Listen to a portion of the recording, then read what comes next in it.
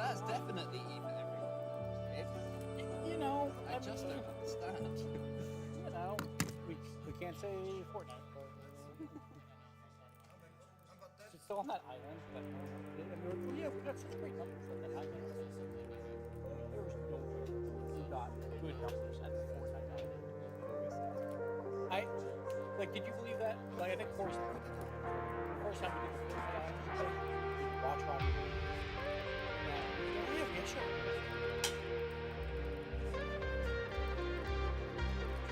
Yeah, that's true. We got 7 people. We go here to get home, so. Yeah, I was like, there's no way.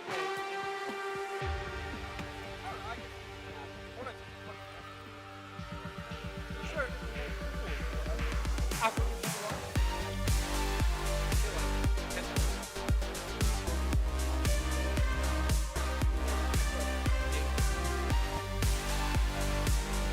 Seemed kind of pointless.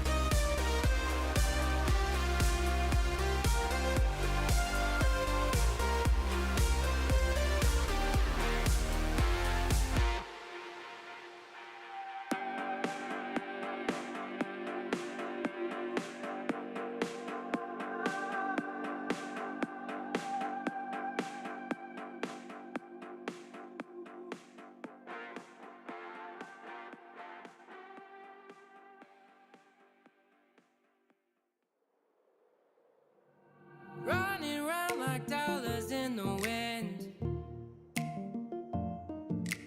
bending over backwards just to let you in. I told you that one day ain't never enough. You tell me I hate you, I still call you up. If we don't got trust, we can never have love. I was putting in the hours, I was. But you were calling me a liar, liar, liar, liar, liar. Yeah, I've been putting in the hours, I was. And it's coming down to now and now and now and now and never.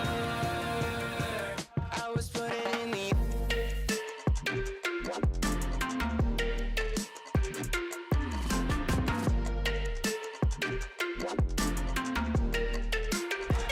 I was putting in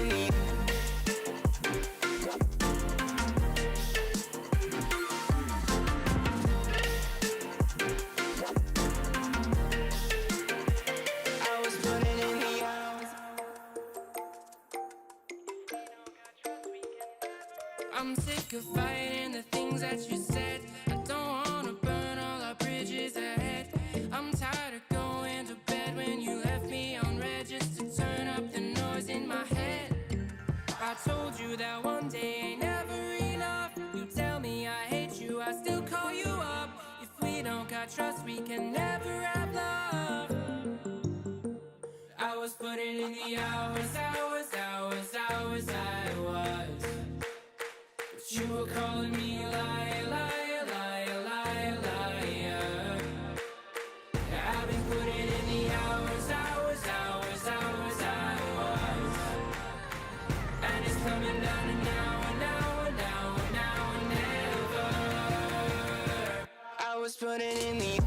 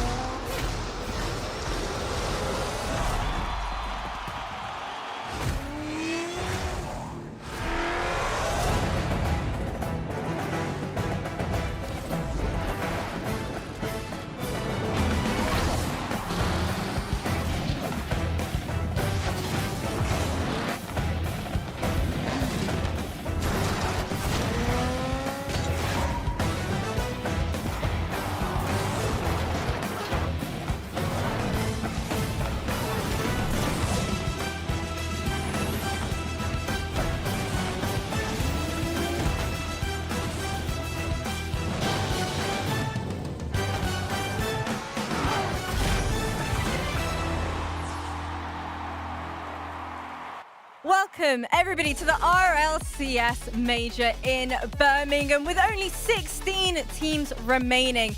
It is finally time for us to dive into our first series. Joined alongside special guests, I've got Rlcs here first and foremost, RLCS LAN debut and moving from EU to now OCE as well. Talk to me, how are you feeling about this? How's the pressure been for you? Obviously we were meant to make the major. So there is a lot of pressure, but I'm just thankful we made it and thankful to be here. Is there anything you want to say to your teammates that have been joining you throughout this entire process? I just trust them a lot. I know their ability and yeah, let's just win everything. Win everything. Speaking of, the energy, the excitement and the good vibes you got in the team, Fiber, you're no stranger to that, right? I've seen some stuff online, okay? You've been hyping up the boys non-stop. So last opportunity before this series, give them your energy. I can't scream right now. I need it to be a Game 7 overtime. But yes, obviously, a lot of energy means it all to me. So definitely ready to win. For context, for everybody watching right now, you've not filled me with a lot of confidence. He did promise that he was going to hype them up and give them his energy. But you know what? I'll let you guys go ahead and work on that while I go ahead and check in with your opposition of Furia.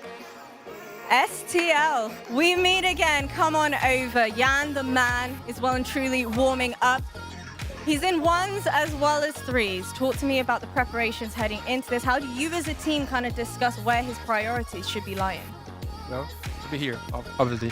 Like threes is much more prestige as ones, and one's just more like a fun mode for him. Okay. So has he done any individual prep gameplay at all in ranked, maybe for once? Just ranked, then he run into Moxie a few times.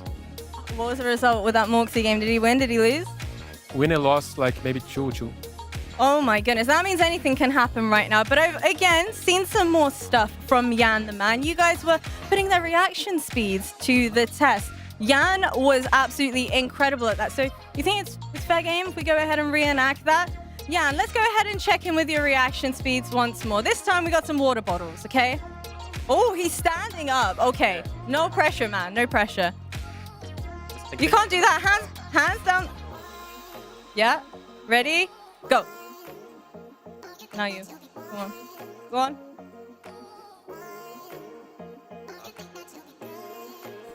Oh. You know what? You weren't kidding. He's been warming up. He's ready for this very moment. Go ahead. Good luck. Have fun, guys. Let's get this show on the road. This is the season where the gap between the major regions, NA and EU, is almost gone. No one is really a pushover here anymore. Two really strong South American teams, two really strong Middle Eastern teams. I think it's gonna be crazy. There's gonna be a lot of upsets. The caliber of players here is like super high. Zen is maybe the best player in the world. We're expecting big things from Rally. Magic is incredibly talented. The talent at this LAN, it's stacked. If I had to pick one team that's the biggest threat, I'd probably say Falcons right now. Vitality is also super good. Carmen Corp, they are probably the best team. NRG, I'm excited to see how they do. Every team that's here, they put in a lot of work, they're talented. Everyone can win the tournament. To be here at the Birmingham Major feels amazing. I'm very excited for it. The crowds in the UK are always really good. It feels great to be part of a tournament like this. Playing in front of a crowd, it's going to add a lot of hype.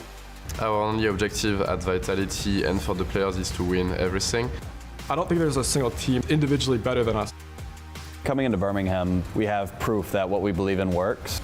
We just came off winning the EU regional. We're ready. I think we're going to take it. Right now we're feeling confident we can go all the way. We want to win every single tournament. The boys are confident we can lift the trophy. We all know that we can beat anyone here. We're ready. Dignitas is taking that trophy. We are not gonna be an easy match. Just told them to be ready for us.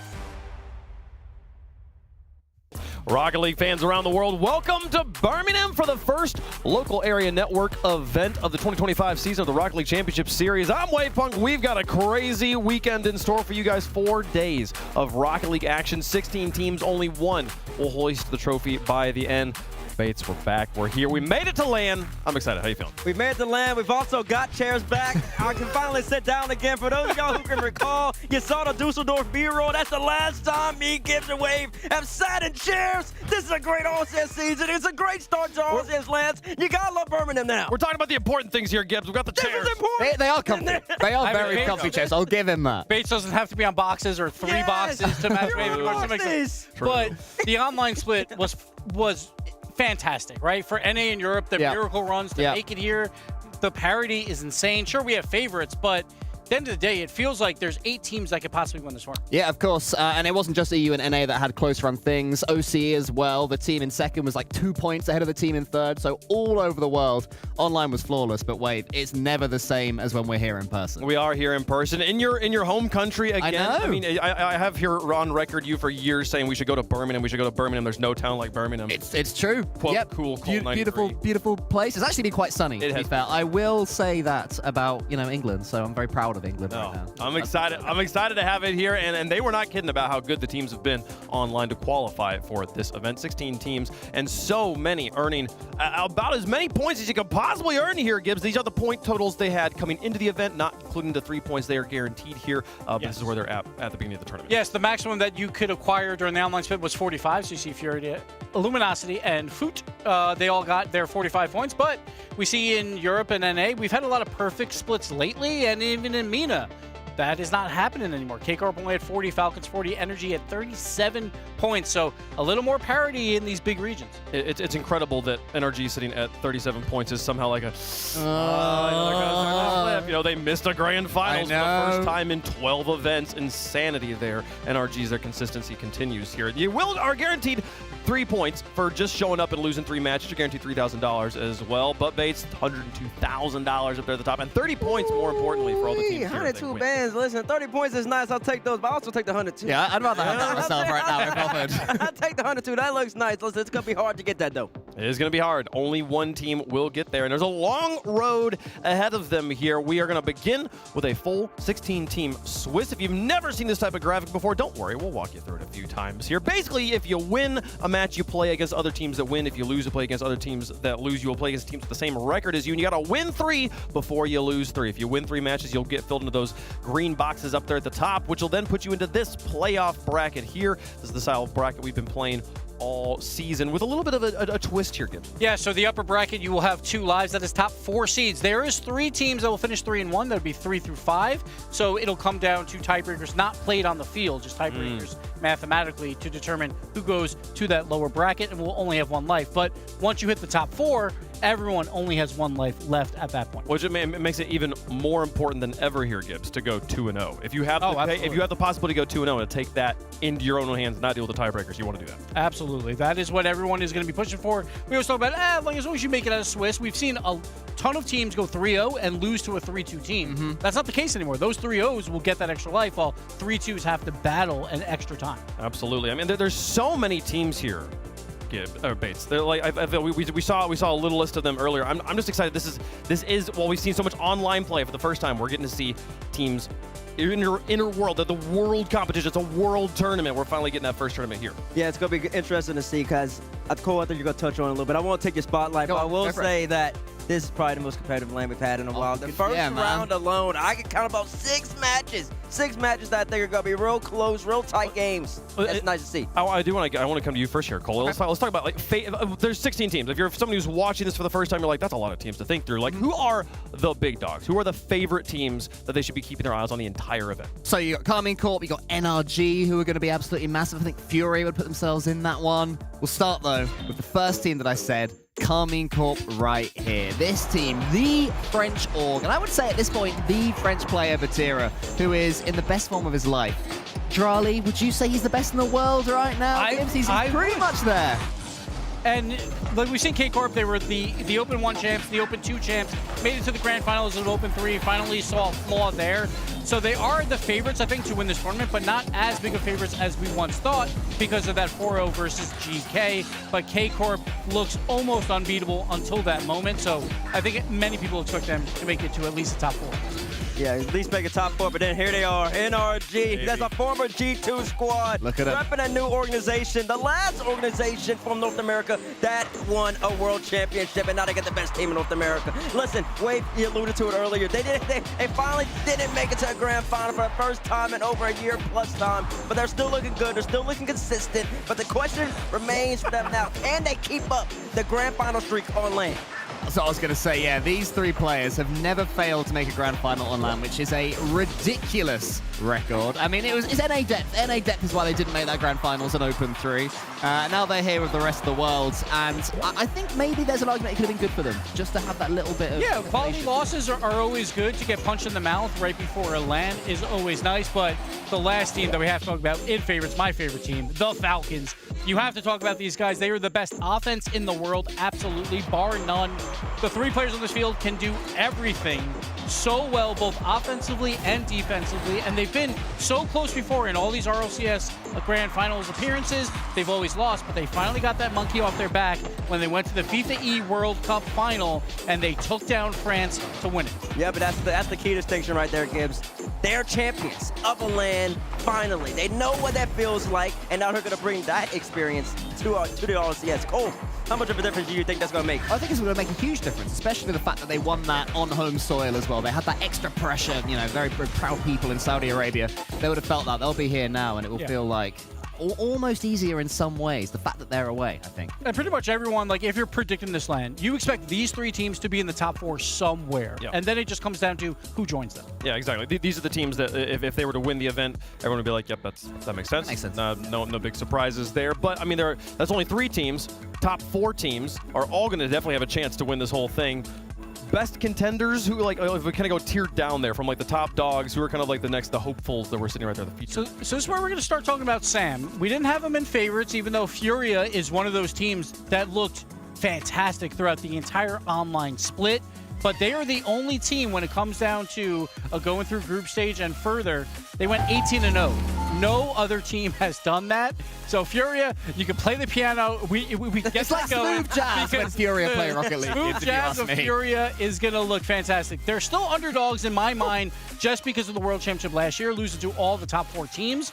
But they haven't looked better than this before Bates Online. 100%. This is the first time they've won all 3 regionals in Sam, which shows just how much informed they are. The question is, we know how much Yan brings to the table. We know how talented he is. I don't think his man has ever had a bad land. Drew lost. We need consistency throughout the entire tournament. When you end up going against Carmine, when you end up going against NRG, get the job done. Yeah, that's Vitality. I mean, when this team were announced, Wavepunk, this was the one that everybody was saying, this is the super team right here. They are bringing in another couple of players, Monkey Moon Exotic, in with Zen. Zen is still there. And Zen is like, he's not quite as clear #1 in the world as he was, but he's still capable at a LAN Gibbs of becoming so again. But it is wild that they're not favorites, right? They have 2 of the world champions from last year with Zen, and they have faltered online, but we've seen this before with Monkey Moon. He kind of falters online at times, but then he shows up when it matters most online. That's why he is the GOAT when we're on LAN. So we'll see how Vitality does. I think everyone expects them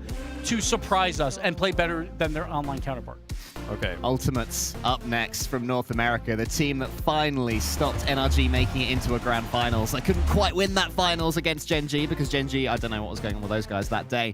But could this Bates be First Killer's time? Is it finally time for him to win a major? I'm going to tell you this. He went and got Mr. Len James. That's what I'm going to call him. LeBron James, LJ. He's looking absolutely great. Lamar Jackson. He got a whole bunch of people at LJ that got great initials. I'll tell you this. Every single time he's on LAN, he's already been off his MVP. Has he been off his MVP 2 times? I think just once. I think just once in the World Championship in Dusseldorf. He's had a claim. He's had a stake. Yes. Back in London, I know that much for sure. So him paired up with FK, with Chronic on the back line, they always got a shot. It's all about potential, though, for the Ultimates. We finally saw that in Open 3, that potential was realized where they took down NRG 4-0. Absolutely. So let's talk now about dark horses. Teams that have a chance of making it. The teams that we would be astonished and very excited if they were to win the whole thing here. Bates, which teams come to mind first? I think the question? Dark horses. Dark horses? Top teams that can possibly win this whole thing, but that I like Twisted Minds. It would be insane. I like Twisted Minds. I think that they have potential to get the job done. You got Rise. You know he's always on Championship Sunday. That's great. Atomic with a K has always been a great player. And then you got Nubo. That's what Rise. Yeah. Right? He told us that Nubo. Naupo, NWPO is pronounced Nubo. And Rise said from his mouth that when he's on, there's not a single player in the game who's as talented mechanically. They're the dark. As we saw in the pre-show, we saw his goal as well, his double flip reset. So we might see that in 4 days' time, where we start talking about the player that is the best in the world. It could be him. Like at the end of this tournament, he could carry them to a grand finals appearance. So Twisted Minds, watch out for that. Okay, but there's 2 teams that qualified through the most insane path we've ever seen in the history of Rocket League here.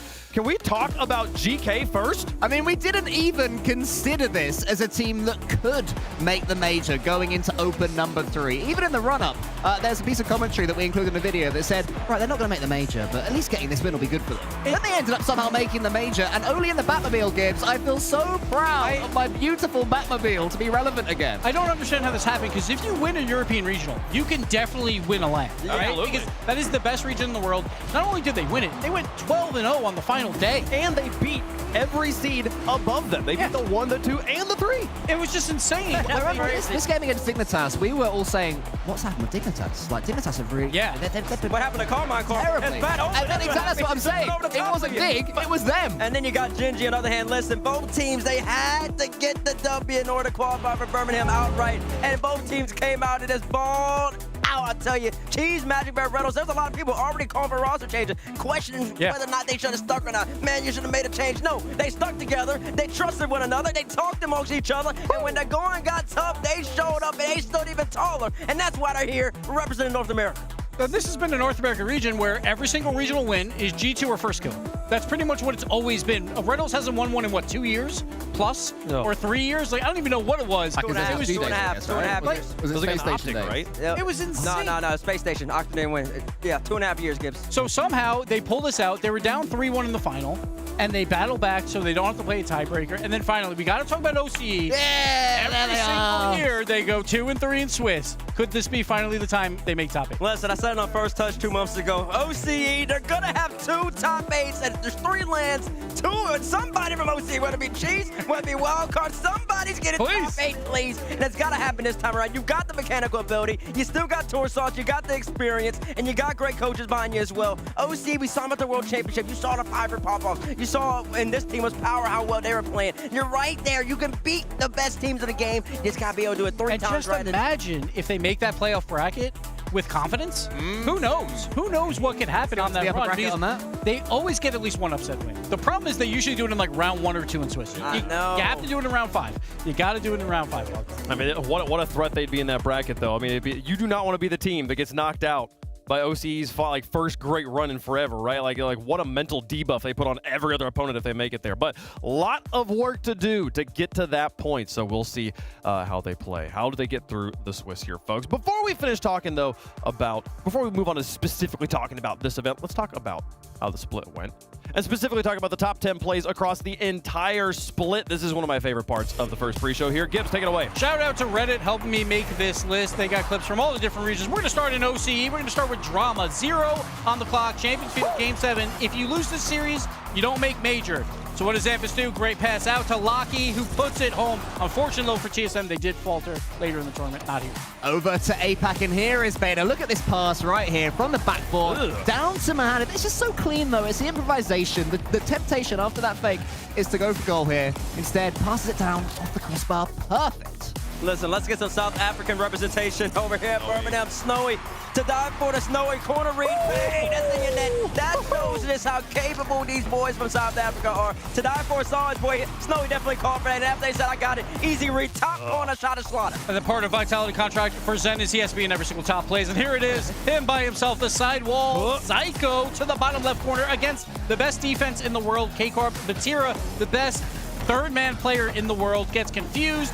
What a shot, bottom left corner by Zen. Now imagine Rocket League, if instead of 6 cars, there were only 2. It would look a little bit like this. This fake flick, using your wheels to prod it into the top corner. Keep an eye on this event because there will be a 1v1 LAN, which is going to be incredible. It looks like that all the time? Close. Yeah. Not like that, but close. I'll tell you this though, 1v1's great, but 3v3 will always be king. And the Bear, when he's on, there's nothing much you can do. Gets the early pass out from Cheese, pops it off the rails, reset, ball off the ceiling. First kill, that's a weak hand. Weak hand down, you're gonna get played. Let's talk about Nubo here, right? That's how you say it. Let's do the air dribble around all 3 Falcons players. And this is what we expect to see on land. The flip reset catch into another air dribble flip reset, top corner shot against Falcons. Look at this play. Absolutely insane. He does it by himself. I expect to see a lot more plays like that from him throughout this weekend. You want to see a redirect, guys? Do you want to see a redirect, guys? Apparently, Jack, he'll set it up to Jarius, falling from the sky like a dagger. It is so clean. This is maximum efficiency from Jarius. Flick at the end there. Perfect. And then number 2, CRR, Psycho. Oh, wait, was he looking to score? No, he was looking to set his boy up. Diaz, the South American wonder kid, North America, catching it off of CRR, Psycho. How is this play not number 1? We're going to have to find out, because that's beautiful. Catches one out, Diaz, reset, soft touch, twirl, world. Sell this next one, Gibbs is being better than that. You've got the floor. Let's talk about fakes. I love fakes. Small ball touches is the way to go. Fake around 1, fake around 2, and the aerial bump as well on Wisty. Swift doing it by himself, confusing the entire defense with small, minute touches into the bump. Swift, unbelievable play. That was an unbelievable play. I don't know. How much did Swift bribe you to make that number 1? Hey, Gibbs? I wanted something a little different. I like fakes. I like fakes, and there was 2 in that, and then the bump play. I know it's cringe sometimes, but I love it. I love it. 1 in chat if you disagree. I'll put it out I'm with you that it's hey, 1 in chat for top play. There you go. I feel like I'm okay with that at number 2. I just thought. Yeah, you know what? In my list, the DS plays like a montage, like a task goal or something like that. Like they're trying to drop the most pretty goal in Rocket League possible. Oh my goodness, what's going on, folks? All right, we got some teams here. We got some players here. We got some. We've been talking about who's going to be the best. We're going to put this into a game format here. I'm going to give you each teams. You have to tell me why the team I give Gibbs is better than the team I give Cole. Okay. So between the 2 of you here. So Gibbs, your team, Vitality. Okay. Cole, Furia. Gibbs, go. Oh, okay. So this is easy. Obviously, you have 2 world champions on Vitality and Zen.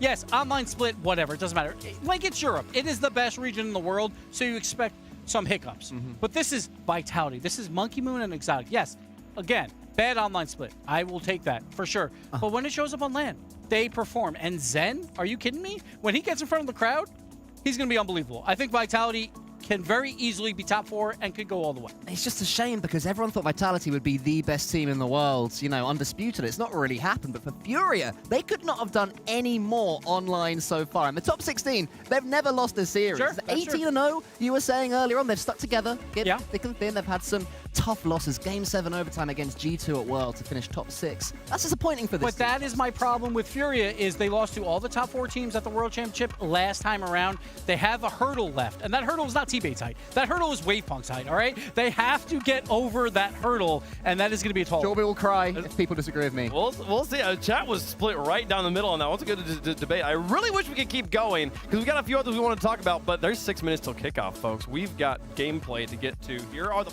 power rankings as determined by the talent team. We could talk about this very quickly here, Bates. Karmine Corp up at number 1, undisputed. Is kind of a surprise given how wide very open those surprising. top 3 is. Very surprising it is that they're up there at number 1. Listen, and yet, mate, and yet somehow they're there. So we're gonna pay undisputed number 1 supposedly by the whole entire talent team. But listen, it's a good top 8. I mean, Karmine Corp, Falcons, NRG, the 3 teams that should be up top, and then you got GK sat there at number 9. Big spot for them. We'll keep you updated on these power rankings as the event goes on, see how the teams move up and down here. This is the Swiss. Again, if you win your first match over here, if Karmine Corp beats Wildcard, they move into the 1-0 portion of the bracket. And the other teams that won will also move into that 1-0 portion of the bracket. While everything else drop into the 0-1. You continue on to play against the teams that have similar records as you. We will play the first 2 rounds in full today across our stream as well as the alternative stream. This is the schedule of matches, or the first matches here for round number 1, Gibbs. A lot of good matches. We talk about. I really am looking at Complexity versus Dignitas. I think that is a very great matchup, and I think that's going to be one of those upsets that have some potential. So, on the alternate stream, twitch.tv/RLEsports, you can catch some of our favorite casters in the world, as well as these 4 matches to start the day, and then they will have 4 matches for round number 2 as well. GK versus FUT going to be getting things started off over there. Meanwhile, over here at twitch.tv/Rocket League, as well as on the main YouTube channel, you can catch these 4 matches, as well as the first 4 matches of round number 2 as well. Complexity versus Dignitas will close things out for round number 1 for us. We'll see Twisted Minds take on Vitality. Very pumped about that one. We got a lot of close matches here. Gen.G going to be taking on NRG as well. But to kick things off, let's talk about the Healthy Chiefs taking on the team you were just speaking about, just defending, Furia. Going to start things off for the Birmingham Major. I always love these OCE teams. I think whenever there's been a team sent from that region, they've been enjoyable to watch. They've been fun, they've been likable people, and they've had so much energy as well. Fiber didn't quite go for it, Gibbs, with Veracity in our cold open. Because he's waiting. He will. Well, he said he wanted a Game 7 overtime. He won't have those today. Hopefully Game 5 OT. He's confused on the format. That's fine. Everyone is. So, but the Chiefs have accolades behind them. Fiber, let's not forget, he was on Pioneers last year at the World Championship, went 2-3, took out the NA number 2 seed as well. One of those big upset victories. Then you got Hunter. He was on the Chiefs last year at EWC. They made top 8 with the help of Jorius, but still, he was on that team. With the help of the European. So now they come back with a European and Raziers. Exactly, and Raziers, he was on a team last year in Europe with the Resolve, and they, through 2 opens, were looking like a top 4 team. They fell apart a little bit like in that final open, but they were in the conversation to make it to the major. Now he's finally here for his first RLCS LAN, so he's excited, but these guys have accolades. They can definitely get the Shout out Cash, by the way, recently retired, mentioned Resolve, just as a side note. Bates, sorry, over to you, but I wanted to shout out the man. Nah, shout out Big Cash Cannon. Come on now, give me some Cash Cannons in chat, but I'll tell you this, you can also give me some fibers as well, because you saw what this young man can bring to the table. In Fort Worth at the World Championship, he was put on display a mechanical ability. They have a chance to do one of the unthinkable things and beat a Furia squad that's looking great. That is true. On the other side, it will be the team that has not lost in bracket this season, looking stronger than they ever have. Furia here, Gibbs, going to try and start their tournament off on the right foot. And they've looked fantastic. They are number 1 in goals for, in of course, their region, but number 2 overall globally behind only Wildcard. Like, if we don't count SSA and APAC, because those numbers get a little skewed. So, number 2 there. They're also the number 1 defense in SAM, number 2 globally, only behind K-Corp as well. So, Furia dominated their region Now they just got to do it on LAN, which they normally do. They look better on LAN than online pretty much all the time. More importantly, we now know that Lost can do at least 2 keepy uppies. And when you're in the UK, that's impressive stuff. Video evidence. It's like the slow motion helps. You know, it's like you're training, you know, you whack on slow mo, but that certainly helps. But no, I just adore this team. You know, we were talking about Fiber being loud for Healthy Chiefs. You've got the same in Drufinho as well. When he gets going, he cannot be stopped. And mechanically, you would say the same about Yan. I think it's been a while, really, since we've seen a true Yan masterclass because the rest of his teammates have been catching up to him. I've got a feeling we're going to see it at this event. Something about his just demeanor at the moment says that he is ready to explode. If they want to become LAN champions, he has to be the best player on his team. He also has to be a top 5 player at the LAN. He's definitely capable of doing that, but it really falls on the other two. Lost, Drufinho, Lost. He's had moments, especially in Swiss. He looks great. Drew, you don't know what Drew. He can be up and down, right? You got to be consistent. It starts now with the Chiefs squad. And that's the problem is they've looked hot like at the beginning, but when we got to crowd days last year, they kind of fell apart. But it was against, again, the top 4 teams in the world. But that is that hurdle that they want to get over and become one of those favorite teams. Well, chat, let us know who you think is going to win the progressive fan vote. Hashtag CHF for the Chiefs. Hashtag FUR here for Furia. First match of the day, always an honor here, Bates. Love seeing which teams get selected there. So we will be giving the chat's votes here. Let's make our predictions as well up on the desk of who we think is going to win. Furia, we seem to be talking about them as if they're favorites, but that doesn't mean that we think they're actually going to win it here. Cole, who you got? I do think they're going to win it. Yeah, no, I'd love to say, oh yeah, this will be Chiefs' event and this will be their time. But I think Furia are going to win this one pretty comfortably. But, you know, best of 5, Swiss, day 1, strange things have happened. I'm going Furia as well. I can't pick underdogs just yet. I got to see how this unfolds. I have to go with Furia because of what they've done throughout their online split. Unlike Gibbs, I can always go with underdogs, and I'm going to go with the Chiefs right now. I just believe that on paper, this Chiefs team is too mechanical, or the most mechanical team in OC, I should say, and I think they'll be able to match up nicely against Furia. I've been hearing good things in scrims. I like what I'm hearing. Chiefs are going to beat them right now. I really hope you're right, by the way. I'd love it. I think Furia's got this one. How does the coin feel about it? We'll be battling against the coin in predictions as well. The coin also has the Chiefs, so you and the coin on the same side of the team. All the optimism goes away. Age-old tradition. While the players get into the server here, I mean, what is there a thing? Is there a player? Is there like a certain circumstance that makes you think that this that makes you pick this upset over like other upsets you could pick? I mean, I got a lot of upsets. I got picked up. I don't know if y'all checked my predictions, but I will say that like I said, I think this LAN, it's close. I think that OC have shown that mechanically they are on par with anybody else's world class. The question then becomes, can you then take your mechanics and then actually implement them in a 3v3 setting? And not get sad if you concede a couple of games. Exactly. So it's all about the thing mental. That's chased OC for a while, where they came along and they were all sort of, aha, we lost, and they'd sort of enjoy it almost. That then became a self-fulfilling prophecy, I think. And when your hype man is the best player on the field, that does wonders for a team morale. Fiber at the World Championship was lights out. He looked awesome throughout. So if he brings that here, they definitely have a chance to win it. We're split on the desk, 2 and 3 if you include the coin there. Chat, not nearly as split, 82% favoring the Panthers here. We'll see if they can get the job done. Folks, it's time to kick off the Birmingham Major. We've got 2 days of crazy Swiss action coming at you before we invite the fans into the building to play through the bracket. Let's kick things off with the Chiefs versus the Panthers. Folks, get up and get loud. It's game day. Furia versus Chiefs. A new year leads to new hope for both of these regions, with some of them trying to break through to the finals and some of them looking to finally get through the Swiss. CJ, let's get to game 1, brought to you by Progressive, and see whether or not expectations can be met. Doesn't matter what year it is, Shogi. We love an OCE versus Sam matchup. First up, 2025. And, I mean, there's a lot in store. Every team coming into this major feels like they're scrimming well. I don't know how it's possible, but whoever you talk to, they're all on fire. So let's see if the Chiefs will know. It's got to be Yan the man, the MVP of South America, striking first. Oh, from this play from Lost, everyone expected he was out of the play, but no, stuck with it incredibly well. But Yan has really been the story of South America, a player that, you know, everyone's sort of expecting, everyone's going to catch up to him, he's going to get overtaken, he had his chance over in that first Dallas event. And all of a sudden, is playing the best Rocket League of his career. Wants to try and convert it at this event with a major victory. Yeah, he's had his best split statistically ever, which is insane to say from Yan, who has, you know, previously been a top 5, top 3 player in the world, perhaps. Can he reach those heights again? We'll have to wait and see, but straight stuff for Furia. You can see Yan coming through. Lost this time. Repays the favor. 2 goals for Furia. They're looking good. Oh, it's a mauling to this point. Yan gets the pass off. Watch this. I've got you covered. Shoulder block on the defender. And Yan, who has got 2 events to play at this event, he's the only person that can say that. We'll be participating in that 1v1 final over on the Saturday. Viber. Isn't it? Oh, I'm very interested to see how he's going to take through it all, but... Look at him go right now, though. Nice touch from Hunter with the clear. Chiefs haven't found their footing yet.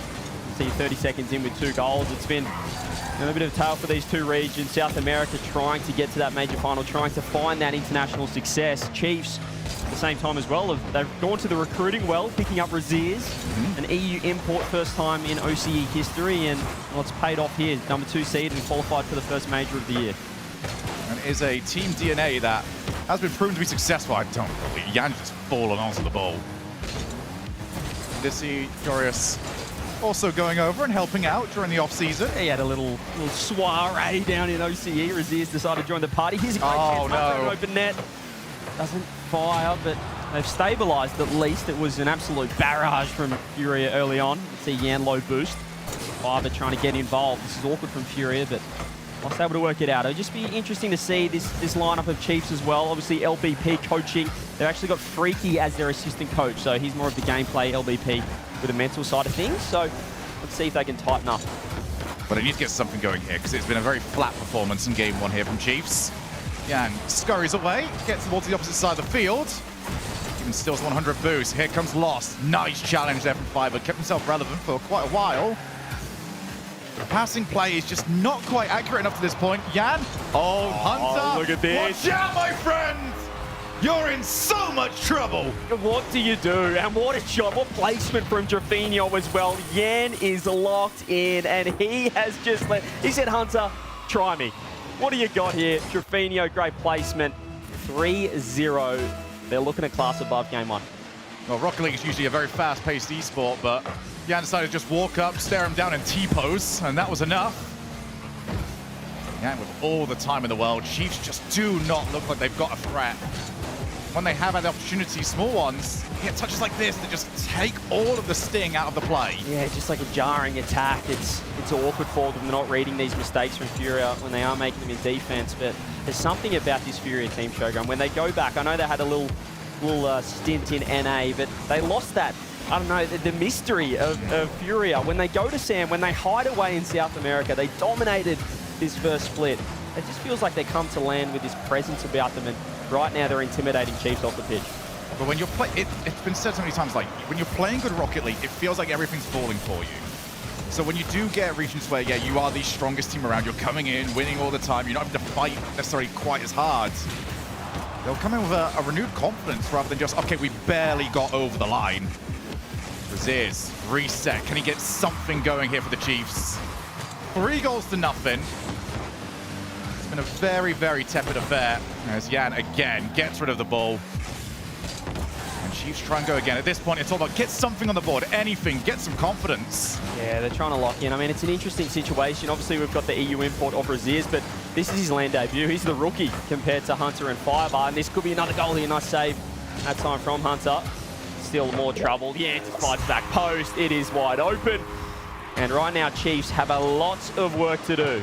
And this is the big tell for me as to how they expect this to go down, because Yan is already aware that the mistake is happening. He's not trying to get in front of the player in net. He just knows, you've got it wrong. I can take my time here. And if you put that on the opposite side, I would say Chiefs would do the same thing. They would rush it immediately and probably make a mistake based on that. They're just chasing the game. Yeah, Furia just looking clinical right now, and you can see Lost. So much time to catch. Even then, Fiverr finds a bump, but Drafinho's first on the scene. Fake coming through. Yan doesn't get the touch. Chiefs, as you said, if they can just find 1 goal, can certainly turn things around quickly, but not looking like so far. You can see more pressure. The demo's coming through. Raziz through the smoke screen. 45 seconds left. Still 4 goals to the good Furia. Chiefs not finding any sustainable offense. Raziz over to the wall. Drafinho, 0 boost. Tries to get it to Yan, who would love to add yet another one, but taken away. Lost incredibly aggressive with that challenge. And this game has been gone for quite some time now. Chiefs looking for something. This might be their best chance as, well, I was going to say if Yan makes a mistouch, maybe not the split. So we're hoping for that one. As Fiverr now off the ceiling. Lost immediately on him. for the bombs, looking for the demos, looking to just haunt the nightmares of the Chiefs. Oh, we can add number 5. No, we're not. But they are full to the goods. And for the Chiefs, well, they haven't got access to timeouts, but I hope they've been talking for the last few minutes. This was as one-sided as they come. I mean, they just came out of the gates absolutely motoring Furia. 4 goals. Game number 1, Chiefs. You said it felt like they couldn't get out of net. They looked stagnant, and when the demos are coming through, they needed to get mobile. They needed to move around the pitch, and really they were sitting ducks for those bumps. Led by Yan, who we're kind of expecting to be right at the top of the stats. We look at the fantasy stuff like that. He's MVP performance already. 2 goals, 2 assists, 538 score in the first. Just looks like he expects it these days. The Chiefs, I mean, for me, it's one of those ones where you can't really point to, oh, you need to do this one thing better. Like, that was, I mean, just all rhythm. They're completely out of their usual rhythm right now. And sometimes you get this where you are, by quite some distance, one of the better teams in the region, and suddenly you come up against a team that is faster than you, and you go, oh, we're so not used to this. Yeah, and if you're Chiefs, you don't want to be overthinking things. I know that perhaps previously OCE might have had a pretty good record against South America, but I think that narrative, I don't know what T-Bates is talking about on the desk, so that could be in the past, the OCE versus Sam domination. But so far, recent history says that Sam are looking pretty good. They're the better region at the moment. Game 1 suggesting that Furia are just that, too good. I mean, yeah, it's all got to change here in game number 2 because these series will go very, very quickly past you, especially in the best of 5.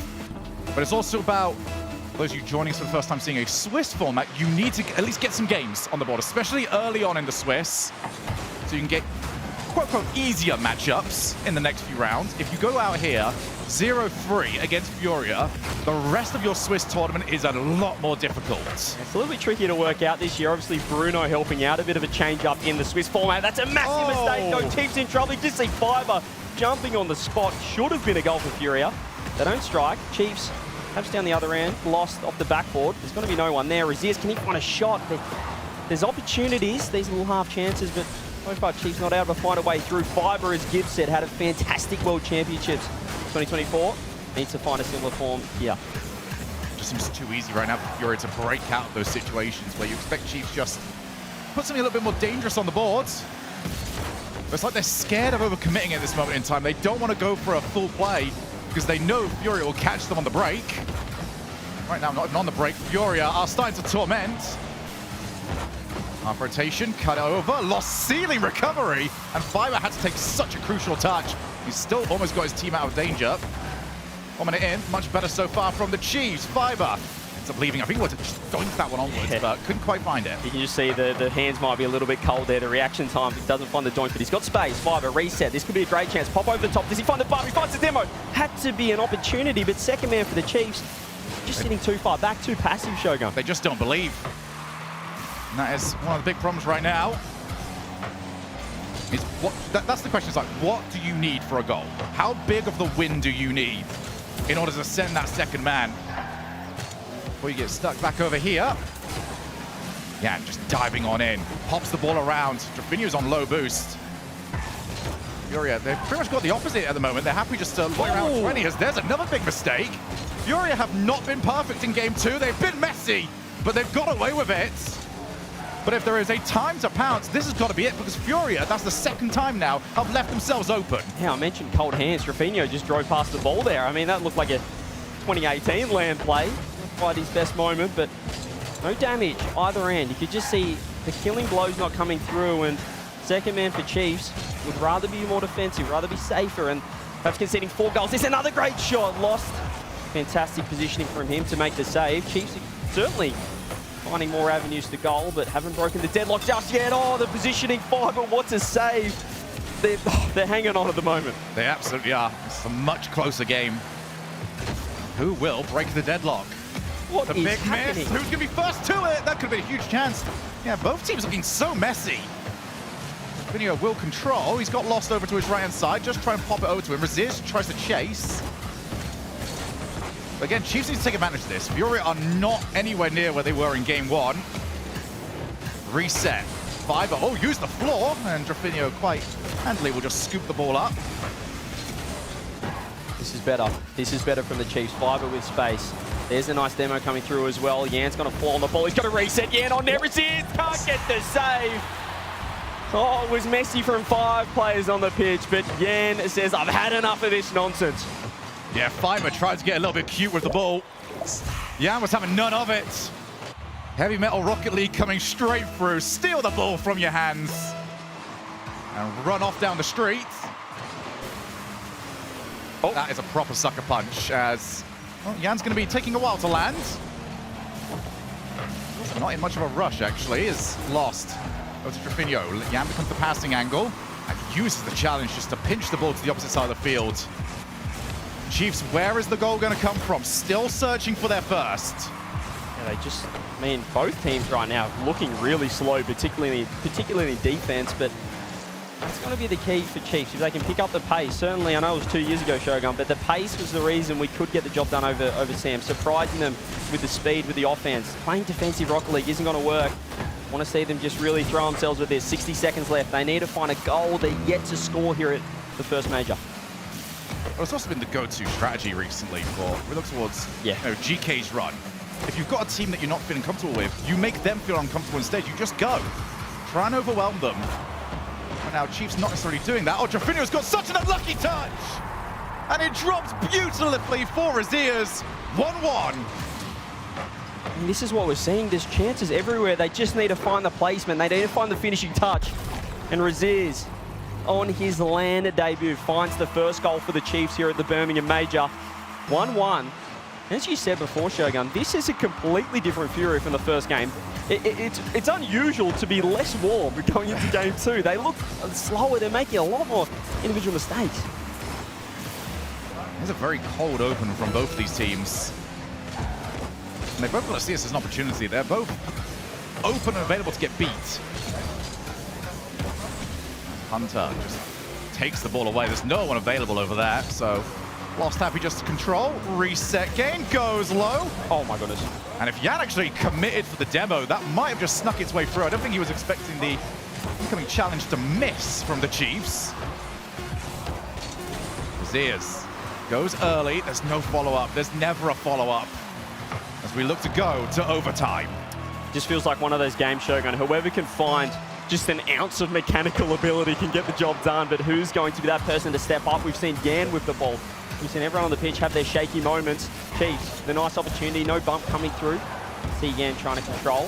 Let's scoop up that corner boost. Fire, but that's better pace. I like the challenge game from Chiefs. Has let Yan a brief moment for Raziz. Beautiful catch. Giving time for the Chiefs to set up. Looking for the infield pass.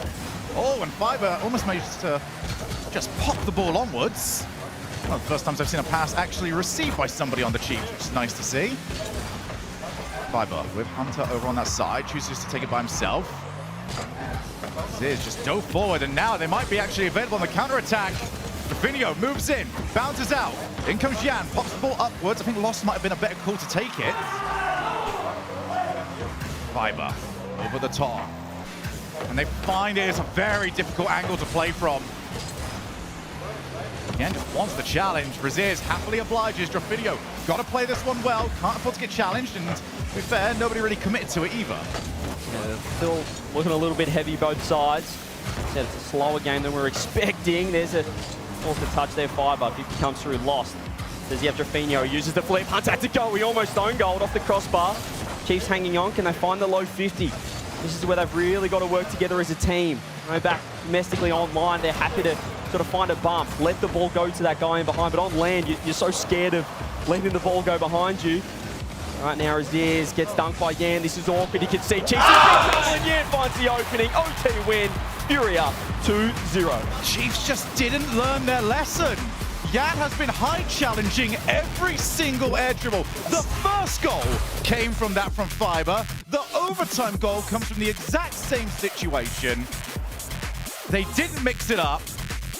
So Yan will happily mix them down and put them 2-0 down in this series. 11 shots to 9. It was a better performance from the Chiefs. They found their first goal of the series through Raziz, but you said it was a funny old game. It was certainly had a far different look to it than the first, where Furia just looked on.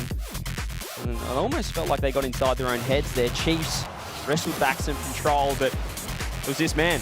It was. The only 2 goals and unassisted by his teammates there. Just 2 individual solo plays getting the job done for Furia. Yeah, I think Jan's the whole reason why Furia held on to that one, because I think he just got bored at one point. The game was just so slow. I'm just going to go. I'm going to challenge. We'll figure it out from there. And they didn't really have to do much figuring out, actually, after that. Every time he challenged, he pretty much had a shot on net. Much, much needed. And now, triple match point to the South American #1 seed. For the Chiefs, unfortunately, it looks like the same story as always. We look back to the first major of last season as well. Furia coming out of the Swiss 3-0. They love this stage of the tournament. Right now, they're staring down the barrel of a sweep in their first round, but Chiefs, do they have other ideas? We saw Rlcs come online. That was certainly a better game too than the dominant first game. Can they find their footing here? To me, it's all about second man. Yeah. The fact that the second man is almost as far back as the third man at all times, there's just no belief. They're in no man's land, aren't they? They are. They're either too far back or not close enough, and has hurt them here. Jafina, that's a nice pass. Getting dunked. It's risky, so but it's scared. Every time Chiefs get that ball, they're popping it. And Fury have had that red for about 3 minutes at this point. Rlcs back to the corner. Jan controls. Lost hasn't got the boost, but he's going to just try and chase forward and steal the middle 100. And actually, that will come into effect now. Vinio back forward. Good save. That was so awkward. Yeah, but you don't want too many of those moments for Chiefs defensively. They haven't looked too tight on that end of things. They just look a little bit slow on their rotations, but Hunt just found an open net out of nowhere. Where have Furia gone? Let's have a look. Vinio takes it. Lost is looking for bumps, and there's the demo. Okay. So, aggressive second man positioning. Go and take out a player and just loiter. And that little bit of just let's not be as structured worked brilliantly. And that is what we have seen from Chiefs back in OCE. But as I said, on land, it's so easy to not think about those things and just want to rotate back. You want to get in behind, you're panicking. But Hunter, recognizing that his teammates are in a comfortable position, turns around, finds a demo. Furia, just not expecting it at all. First goal, first lead for the Chiefs this series. Hunter is over on the wall, but Dravinio's used all of his boost to try and take that one off. Now Fiber is waiting down the field. This is so much better from Chiefs. Leaving somebody in a dangerous spot. Oh, now they've left nobody in a good spot to defend. 1-1. 1-1 and 2 open nets in game 3. Drafinio, you can see Hunter getting caught out. It's that midfield game. Both teams making the same mistake. They're just too far forward up the pitch, and 90 seconds gone. It has been certainly a very round 1 type of series so far. It has. One thing that I have been seeing quite a bit of here is the 100-0 plays from a lot of people just to get to the ball. Leaves you very little to try and get that recovery. You know, you need about 20 or 12 just to try and speed flip into Supersonic. Nobody's really got that right now, so if you're in, you are in, and almost the ball managed to find its way into the net. Actually, there's no one left in a good spot, so Drafinio with the doomsy dish. He just found the opening. I can see Chiefs again, 3-men front post. It is big trouble, and a beautiful touch from Yan. He throws it across. He actually scored himself. That ball was going in. That is a Drafinio, back post. Could have been Yan's 5th goal. Trying to maintain the 2 goals per game he's done so far this series. And that kickoff, just disaster. Furia throw the double and get the dunk in the 3rd. Threw them in the trash compactor, get it over the top. And we get the bot kickoff, double-sided. And doubling up that lead, Furia 3, Chiefs 1. You can see Lost just laughing in the player cams as well. I mean, they're just better at the double kickoff. We sent the quadruple there. 4 cars on ball. Furia come out on top. Yeah, and again, this one wide. Hunter doesn't recover though. Rlcs in big trouble. And that is wide open. And the floodgates are also wide open, Shogun. So it's like game 2 didn't happen at this point. This is what we thought game 2 would look like after the way Furia played in game 1. And this is going to leave so many questions to, all right, what form is Furia actually in this tournament? They are running roughshot. It has been pretty impressive. A sweep in the first round against anyone in this stage of this esports history, where it's just getting more and more competitive. The 16 teams we're sending to each major just get better and better each time. And 2 minutes 30 away from the perfect start here at Birmingham. Ziz, and he wants to have other ideas here. They've still got to find 3. There's a lot of time on the clock, but as we said, it feels a lot like that game 1 where Furia have stepped it up. There's lost. That's a beautiful 50. Oh! Resist! Well, we just heard our first ding bonk. Oh dear. Well, if he wasn't tilted, now he's tilted. That was almost a double ding as well off the corner. You're hitting the post and the crossbar at the same time. It's the fact that the second one is always like less powerful sounding. There we go, 5-1. It's a victory lap at this point for Furia. Hunter just tried to get to it. He's doing everything he could with zero boost, Shogun. He had to pre-flip onto the backboard. Razier's doing the right thing, wanting to follow up his teammate's touch, but so easy to read for Furia, and this is the Furia we come to know and love. They are just capitalizing on every mistake Chiefs make at this point, and just defensively, it hasn't looked fantastic. It's been a very slow start. That's a beautiful pass. Fiber makes a nice save, though. Furia perhaps have overcommitted, but when you are 5 goals up, you can, I guess, afford 1. Yeah, that's the most like positive tilt I've ever seen. Furia, they definitely believe they've got this in the bag. It is throwable from here, and it would be very funny if it happened. It would be. But I imagine Furia will still play like this until they concede 1 more, and then they'd probably lock back in. I think so. Minute 46. 5-2. There's the demo kickoff strats coming through. Graffinho, does he find the flick? Oh my goodness! Launches it off the backboard. Look how quick Yan's on the scene. Gets dusted by Fiber. Razier's finding the path downfield. Hunter's just going for every demo he can now, but unfortunately Fiber has 0 boost to work on it. I do like the change up. They're really throwing everything at this last 90 seconds, the Chiefs. I can sometimes be that annoying thing where once you know the game is kind of gone, you start playing a lot looser, and then you realize, well, why are we not doing this originally? This is how we actually usually play. Yeah, sometimes it takes absolute despair and zero hope to start playing some normal Rocket League. We are seeing the Chiefs getting more aggressive. Oh, Love to see it in the third. Graffinho's whipped, and Fiber has brought the margin back to 2. And suddenly, you get a little bit more worried. Graffinho is so far forward, cannot react at all to that ball popping above him. All right, Chiefs, have you got a kickoff for us? Can you make us believe? Give us something. Minute 4. Bot kickoff? Bot kickoff off the corner. It's nice. Graffinho this time launches downfield. They just didn't have anybody with momentum coming out of the kickoff. Nice little infield. Just in such awkward spots in defense. How many times have Chiefs been just sitting there, almost trying to cover something, but they're flat-footed and they get caught back. They're arriving early. Exactly, having to jump on the spot. They're just a little bit too quick to get to that position. Razier's 50. Here is lost. Looking for the controlled touch. Hunter waiting underneath. Leaves it to Fiber. Oh. There's the demo. And there's the opening. Game over. Oh, that might be one of the most disrespectful things I've seen. That was unnecessary. Yeah, no. That was mean. And it was the right play from the Chiefs. You could see Hunter waiting on the wall for the pass, but, well, Yan, there's a little bit of Hunter's own medicine there. Look at Hunter go for a demo and lost. He's angry now off the sideball. 30 seconds left. Certainly game over. Hunter 0 boost. Here's your 7th goal right here. Oh, shot offline. But Furia, it hasn't been their strongest performance, but it's round 1. You can't ask for much more than the 3-0 Shogun. I do also think that they will play better against a team that will play them faster. Yeah. This one has been, I think they've had to sort of force the pace against a dance partner that's not been quite willing. For the Chiefs, we know they can do better than this.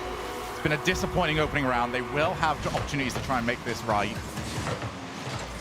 But 7-3, a bit of an anomaly for game number 2. Outside of that, Furia purely dominant.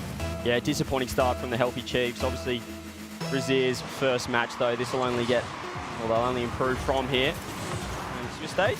Long way to go, but it has been Furia's day, or at least round 1 for them has been super strong. They might actually get another one here. Lost has got an open net. Chiefs have just decided to abandon ship. 8 goals in the final game. They're padding the stats, Furia. They couldn't have done much more. 3-0 will help their standings going into round 2. An opportunity later on today to put themselves through to the 2-0 round. They've already managed to secure 1-0. Theoretically, with that 3-0 in this round, that they will get an easier opponent, but as it ends up happening, you'll see a 3-2 match happen later on. You go, okay, thank goodness for that. We've got KC in the next round, for example. It always happens. Can't really control your own destiny sometimes in this Swiss, especially with Bruno just throwing his own ratings around with the new format. So we'll have to wait and see. You can see LBP, coach of Chiefs, just trying to recompose the boys, make sure they don't lose their heads. It's a long Swiss stage, but Furia, I mean, you have to be pretty happy with that. It was scrappy, but when you're playing poorly and still scoring 8 goals in a game, you can't complain too much, Shogun. I mean, Jan was just always top of the board all 3 games, MVP in every single one of them. So, rare occasion where we hype someone up as the player to watch, and the player to watch was always in the spotlight. His stats are going to be disgusting after the first round. He has to be leading the competition. Obviously, we've got a lot of games still to play, but really strong performance. I think game 2 was a little bit of a wake-up call from Furia. That's kind of bonked themselves on the head a couple of times to lock back in, but I mean, it was regular programming in game number 3. They stepped up, 8 goals on the board. Chiefs need to find their footing in the 0-1 stage, but Sam number 1 looking good. And Furia will march on to the 1-0 round. And standing over with them is Veracity for the interview. Drafinho, that was a snowball of a performance. Furia winning that 3-0. Coming into this series, did you boys know it was going to be easy game, easy life? I think we knew if we played our game, it would be a little easy. So we played our game and it was a little easy. So, yeah. Well, for you guys coming into this, winning 3 of the South American Open tournaments, how does it feel for you playing against all of these other regions? Is there anything that changes in your play style or your approach coming into events like this? I think winning 3 regionals, we just came here more confident than the other lands we played. So I think that's it, just confidence, and yeah, that's it. So do you change anything in your play style when you play in South America versus playing against European teams, now OCE teams? Oh, I think just try to not respect them because they had a big name, you know, the European teams. I think that's it. What's the name of the game when you are disrespecting them? Go on, tell me about that disrespect. How do you pour some salt on the wound? I think we just think that we are better than them and play our game, and that's it. Yeah. Well, my final question for you is, what are you and the team going to do to make sure that that consistency in South America carries over for the rest of this event?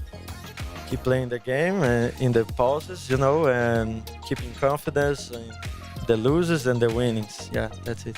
Well, congratulations again on that epic victory. This is the RLCS Birmingham Major. And my oh my, is our first round of games certainly delivered. The action, however, it's not over yet, because next up we have Gen.G taking on NRG.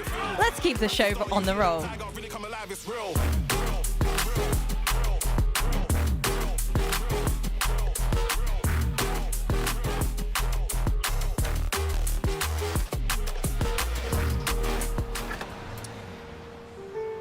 There's a reason they don't call them clean bikes, am I right? Yeah. Because it's dirt bike. Gas stations. Whew. You gotta start at the top and work your way down. You want me to do yours next? Oh, you're from Oklahoma. They have to fill the silence. The bathroom code's 9914. Progressive can't protect you from becoming your parents, but we can protect your home and auto when you bundle with us. Look at this hot rodder!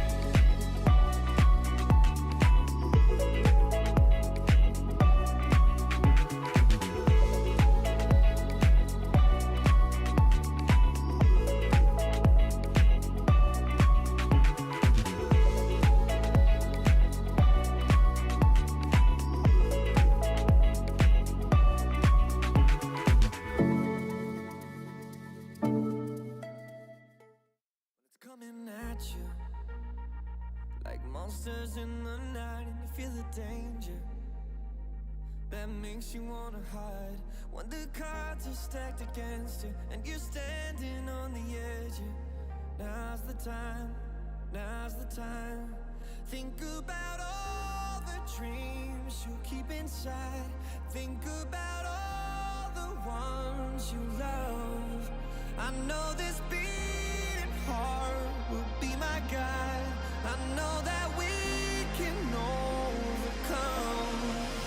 When the world's so cold and we're losing hope, I need her, I need her. When the darkness comes and we're overrun, yeah, I need her. That's when we need each other. That's when we need each other. That's when we need each other. That's when we need each other. That's when we need each other. When you're falling faster and don't know where you are, you feel the danger closer than your heart. When the weight is getting heavy and the future is unsteady, close your eyes, close your eyes. Think about all the dreams you keep inside. Think about all the ones you love. I know this beating heart will be my guide. I know that we can overcome. When the world's so cold and we're losing hope, I need her, I need her. When the darkness comes and we're overrun, yeah, I need her.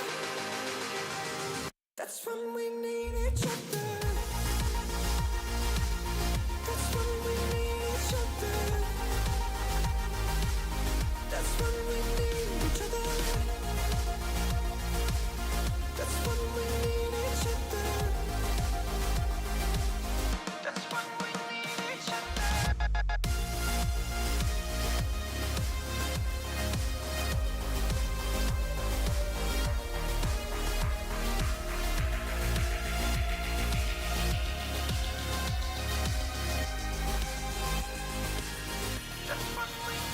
That's when we need each other.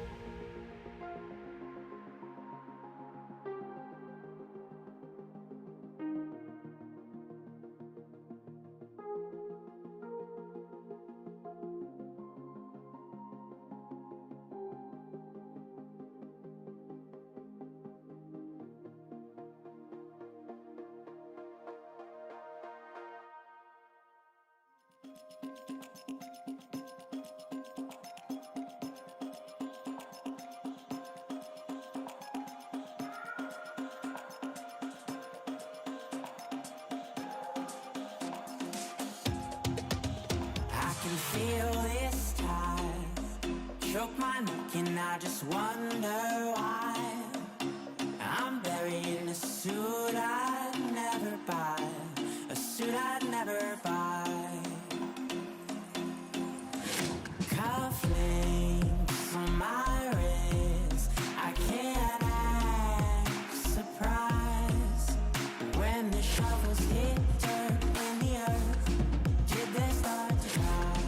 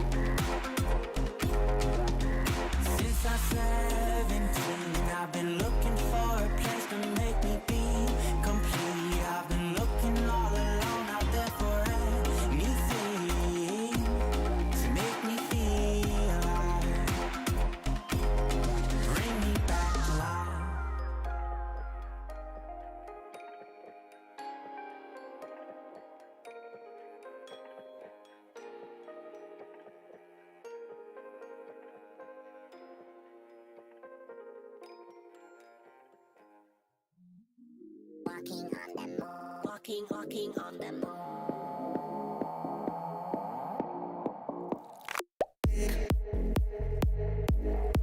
One moment to escape. Walking on the moon.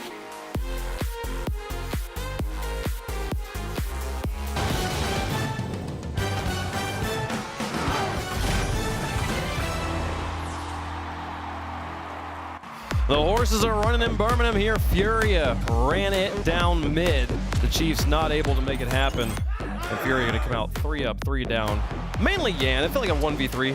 Yeah, it's also a problem when the other team feeds the ball to Yan. And that happened multiple times where Yan has a lot of open space, a lot of mistakes on defense by Chiefs, and you can't do that versus Furia. You know they're going to put up some crooked numbers when they have a chance, and they did so in that final game. You said running it down mid. I thought that meant throwing.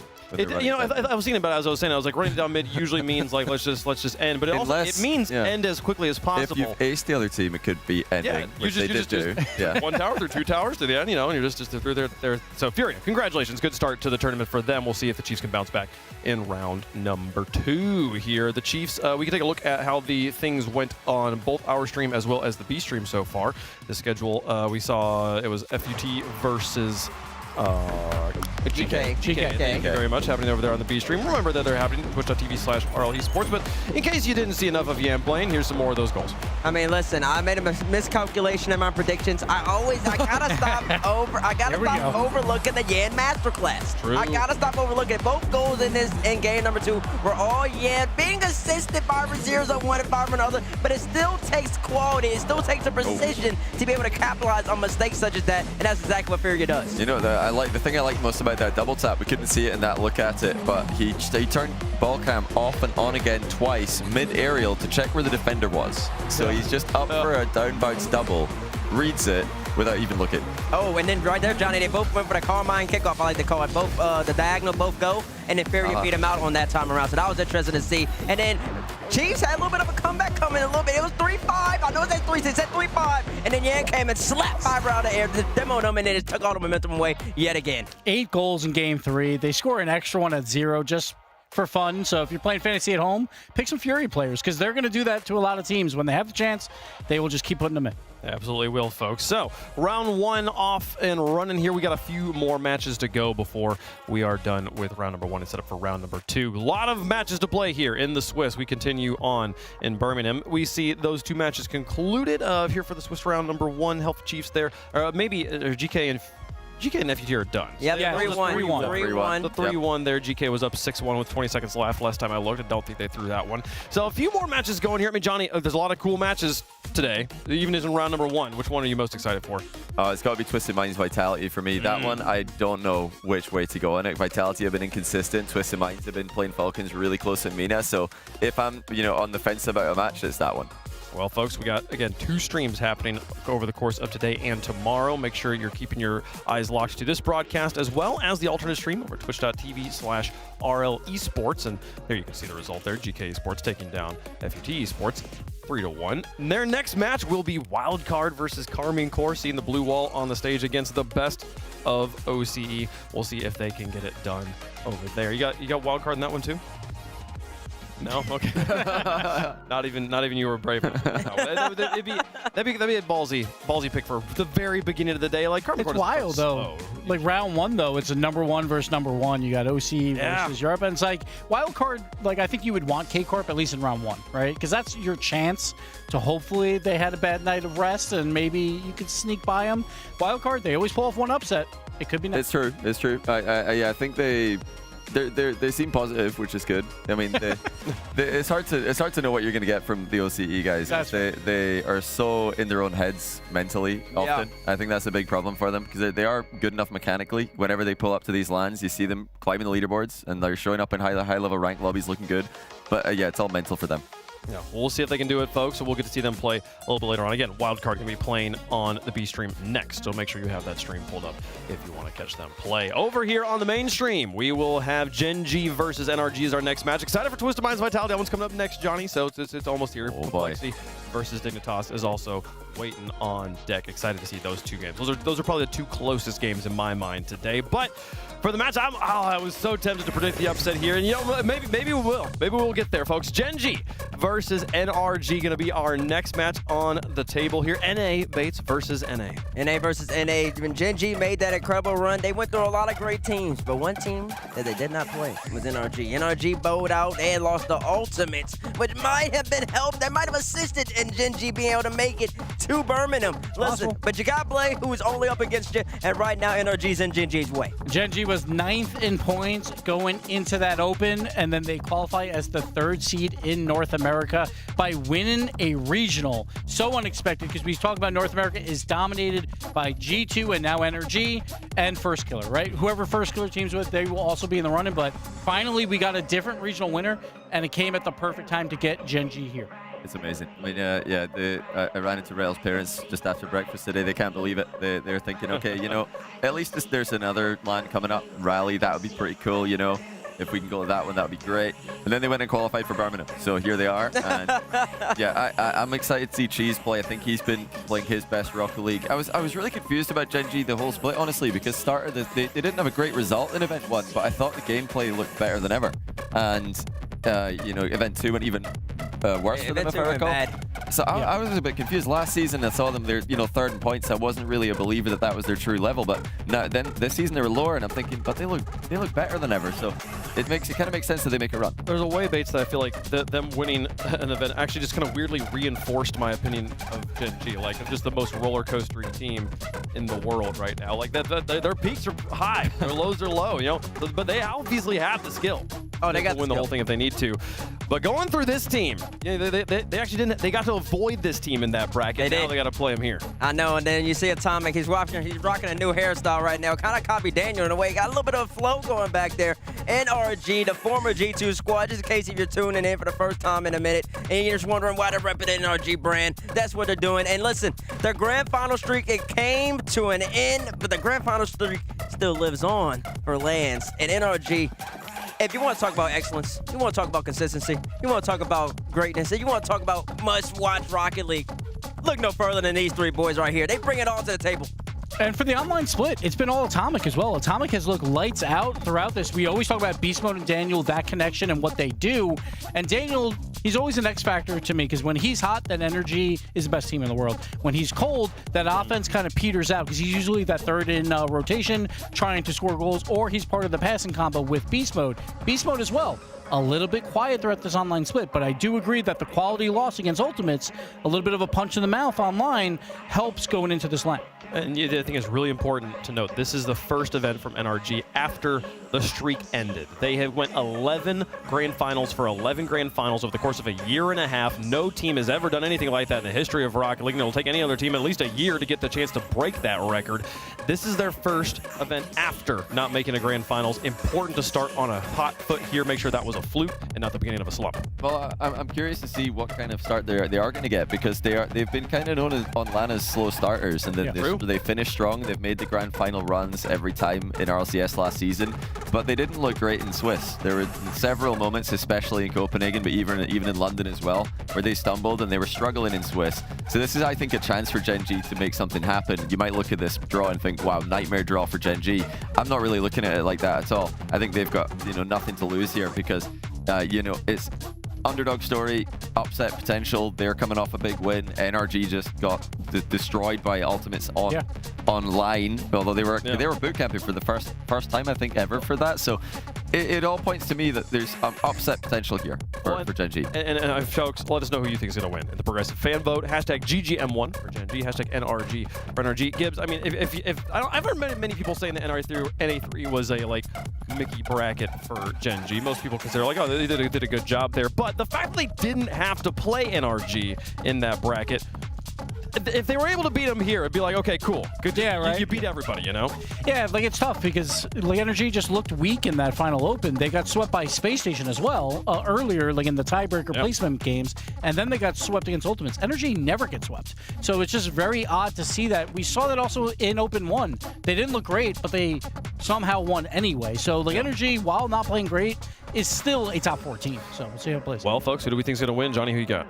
Yo, I said upset potential, but I'm not going to predict that far. I'm not, you know, completely confident in NRG's ability to win this. Well, their ability, yes, but I think they are going to win it. I think they're going to do enough.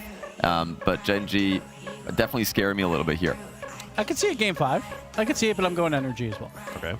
It's going to be NRG, I believe, but I will say the Gen.G preparation and just the mental strength and fortitude that they're going to bring to the series, I think that gives them a good chance. But NRG is just simply too good. I think they'll handle business. Like one insane run through a tournament is not enough for me to predict you to beat the team that made 11 grand finals in a row here. I'm going to go with NRG on this one as well. We'll see if the coin keeps it from being a sweep on the desk. They do not. The NRG going to be even favored. Not even the coin was willing to go for the underdog in this one. So huge favorites up here on the desk. I'm excited to see how chat feels about it, though, because chat loves their underdogs. They didn't love him last match. It was 82% to 18%. Whoa, that's pretty closer strong. than I thought. That's pretty much straight down the middle there. So I'm excited to see you. But you see, that's what chat does. They do that percentage thing, but I guarantee you the channel points is definitely nowhere near that ratio. Hey, you know, this is about heart. This is about heart for them here, folks. We are ready to get into the match. Let's get the teams on the field and see, can they make that upset happen? Does NRG have some problems to deal with here in Swiss? We're about to find out. North America taking on North America, folks. Gen.G, Mobile One Racing versus NRG. In round 1, North America gets to cannibalize itself. Someone will get their first loss here going into what has been the Swiss abyss at these lands. NRG and Gen.G, they haven't met since January. Now they'll meet here on land. Game 1 at the iconic Manfield Stadium, brought to you by Progressive as we kick off this all-American showdown. And you know what? I think both these teams are going to be pretty happy with the draw that they've got. Gen.G will think that NRG are a team from their own region. Very happy that they know, okay, we know how to beat them. Maybe technically we've not got their ability, but we know how to beat them. NRG, of course, they're thinking, well, we are the best team in North America. We want to have that known enemy. Both sides, I think, going into this first round are going to be pretty pleased with what they've come up with. Yeah, no secrets here between either of these teams, and both very well scouted. We know quite a bit about the preparation of a team like Gen.G, having a guy like Raw Greg there at the helm, Kempfert as well, so that's going to be dropped down in front. Magic Bear missing on that opportunity, and it's off to the wayside. And of course, Sathu going back to the G2 days as the flip reset from G sent away. Well defended as well. Again, so much familiarity between these two squads. Another opportunity denied. I mean, when all these other teams had so many issues through qualifying in other regions, G2 never did, and that's continued here with NRG, thanks to, in large part, Sathu. And bear in mind, we're looking at the current reigning champions of North America, Gen.G. It's not NRG right now. Gen.G are the #1 team, obviously going through from the last regional event that we saw through their last open qualifier. NRG trailed somewhat. Rare for them, still of course in points in NRG in that #1 position, but it so far Stacks has been pressure right on the NRG half. I think Gen.G, they barely had a whiff in the blue side with that ball having any threats on their net. Kind of the hallmark of this team, even going back to previous seasons, all these players, consistency has been kind of a commodity they haven't been afforded. That one's off the bar, it pings around, and Daniel just barely cleans up the mess. The accuracy betraying Gen.G just a little bit as we remain scoreless. Here goes Rlcs, and beaten from behind by Beast Mode, but he's still in the play. Drop down in front, nobody else over there. And you know what? It's so satisfying here in the crossbar. Yes. Ding! Like here on land, when we then get to the arena and we can hear everybody, I'm sure, shout "ting" when it smashes the crossbar, it's going to be quite a sight to behold. little clip as well for whoever manages to get that on social media. It's great to hear it now, but you know, after the teams won't like it. After about a month of hearing it on all of my shots, it's going to get real tiring. That's that one's off the bar, and Atomic will take it away. Nobody crashing towards the net to clean up the rebound. And Cheese will have to take this from his own back line into the second half. It's a great bump flow on that mid defender. Atomic can clean it up in the backside with Beastmode getting a demo. Atomic from his own backboard does get that pinch along with Rettel straight down to the floor. Still very even, only 3 minutes elapsed. The Magic Bear working it past 2 of them. Beastmode from his own backboard. We've seen how dangerous he can be historically from that position with no one challenging as well. He'll get it very far down the pitch. Cheese so locked in on this camera. Has to keep this ball close. He's Magic Bear as an option, but will be shut down by NRG. It's the chemistry that has kind of lifted this Gen.G squad to where they're at, but especially NRG. I mean, you've got elite talent, and all the chemistry is staying together. When everybody else is making changes around them, they're all changing to try and keep up with this absolute juggernaut of a roster. Daniel all the way across.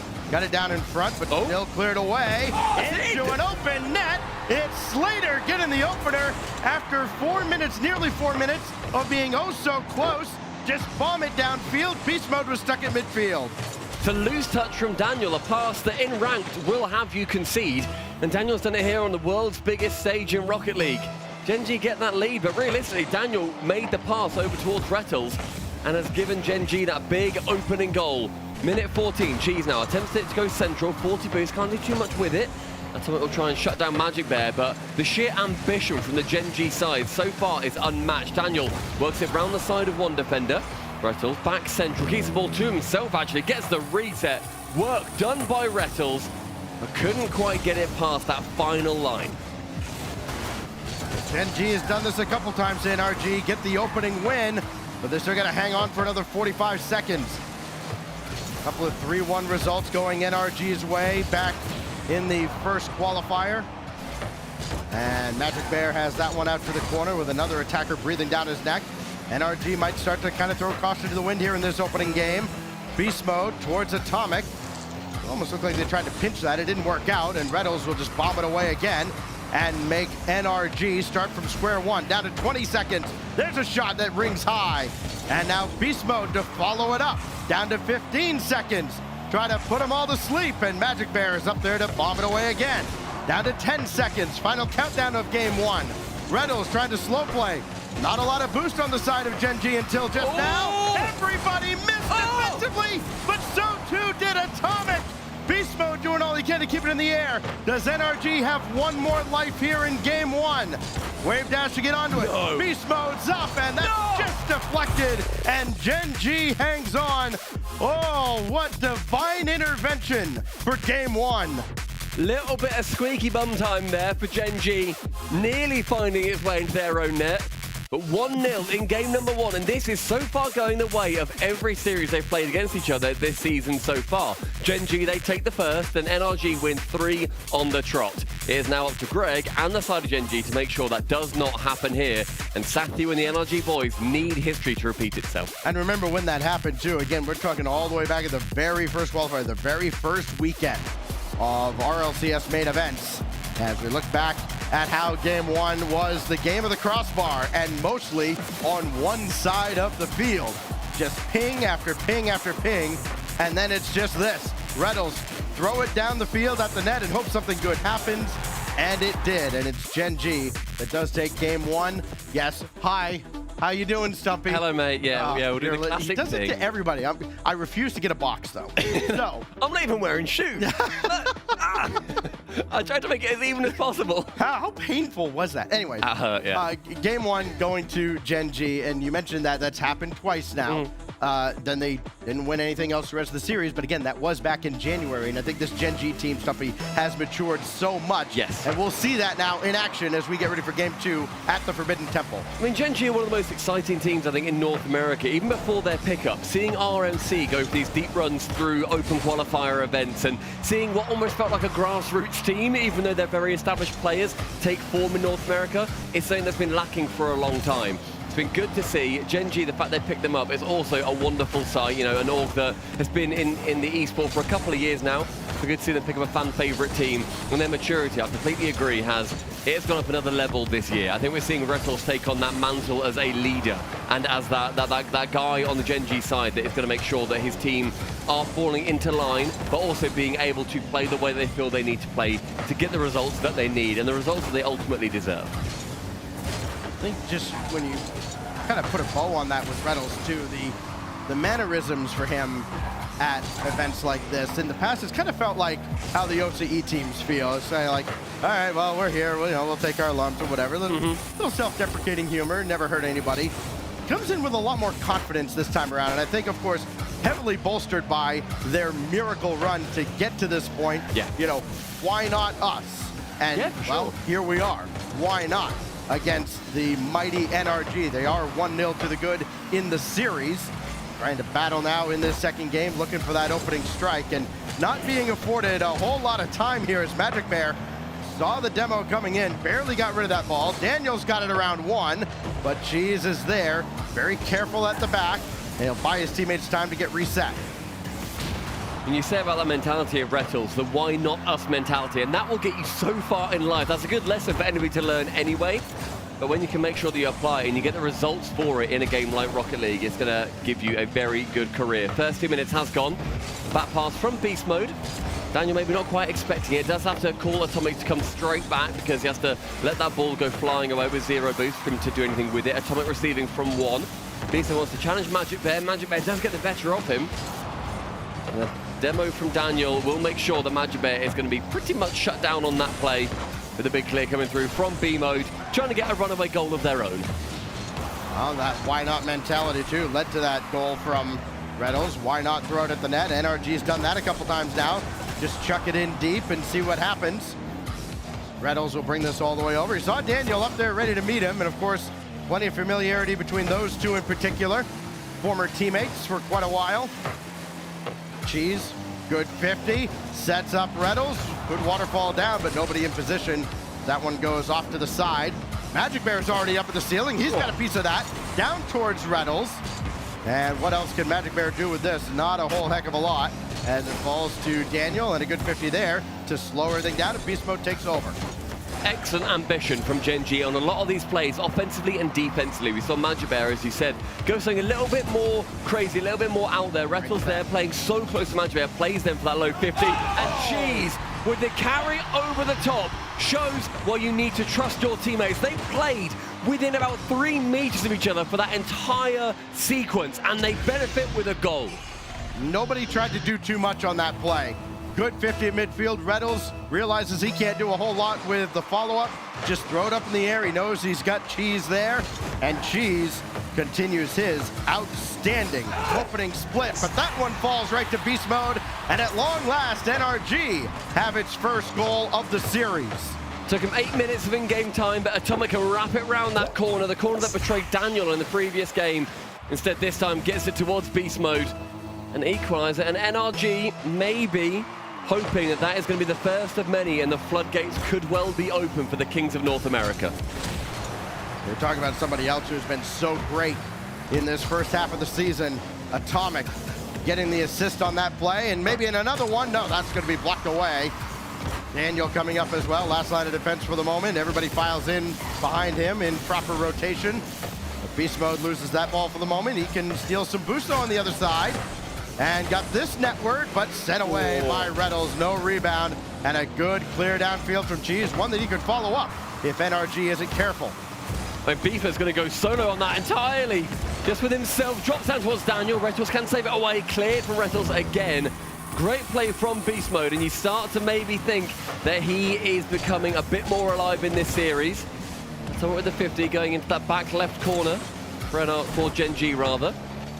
Sent long Daniel with a little bit of time, but Rlcs is straight on his case. Dan takes it to the skies. Cheese there to challenge, and that was an excellent fake challenge there from Rlcs. Make sure they get the pressure, but NRG, they maintain on the other side. Cheese with a free jump at the absolute nth degree of his flip. He can use it to keep this one level. And a great job not biting on the double there by Beast Mode as well. Realized that was not going to be a shot, so he didn't waste all his effort trying to get in position for a save. Led to him making a critical save that keeps us tied. Now down to the final 15 seconds. Magic Bear very patient as well. From the heavens, can he get to this? No, Beast Mode has it away. Now down to 8 seconds. Second touch to get by Rlcs. Can NRG break their hearts in the closing seconds? Cheese, Rlcs both up, and will they have a look at this? No, they will not. Overtime in game 2. Gen.G 1 goal, they then force NRG to need to reverse sweep this best of 5 series. NRG do not want it to come to that, and Daniel and Rlcs going to face up in the midfield to make sure that their teams come out the better. It'll be interesting to see how NRG do approach this series, or rather this overtime, because they have been the team that's been second to a lot of these plays, starting to make sure they become first to a few more. A good mid-air demo, and Atomic gets a dunk as well. Keeps that ball in the blue half. Beast Mode up very early to the ceiling, has the reset, goes low. Magic Bear does not fall for his tricks.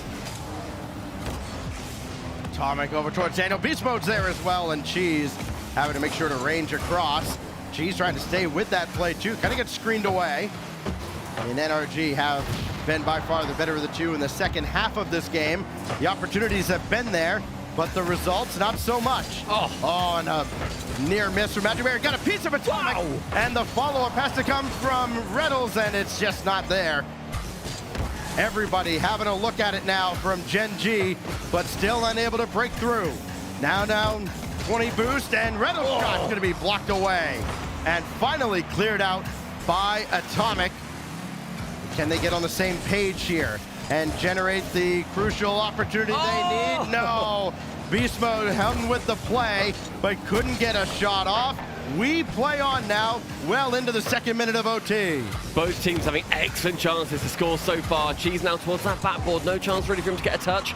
Daniel instead works his way out with a low 50. Cheese going to be the first man to it. Crossbar down, tings away, and that is now a sound that Gen.G do not want to be hearing. It's going to be haunting them if they don't come away with this series. It nearly cost them in game 1.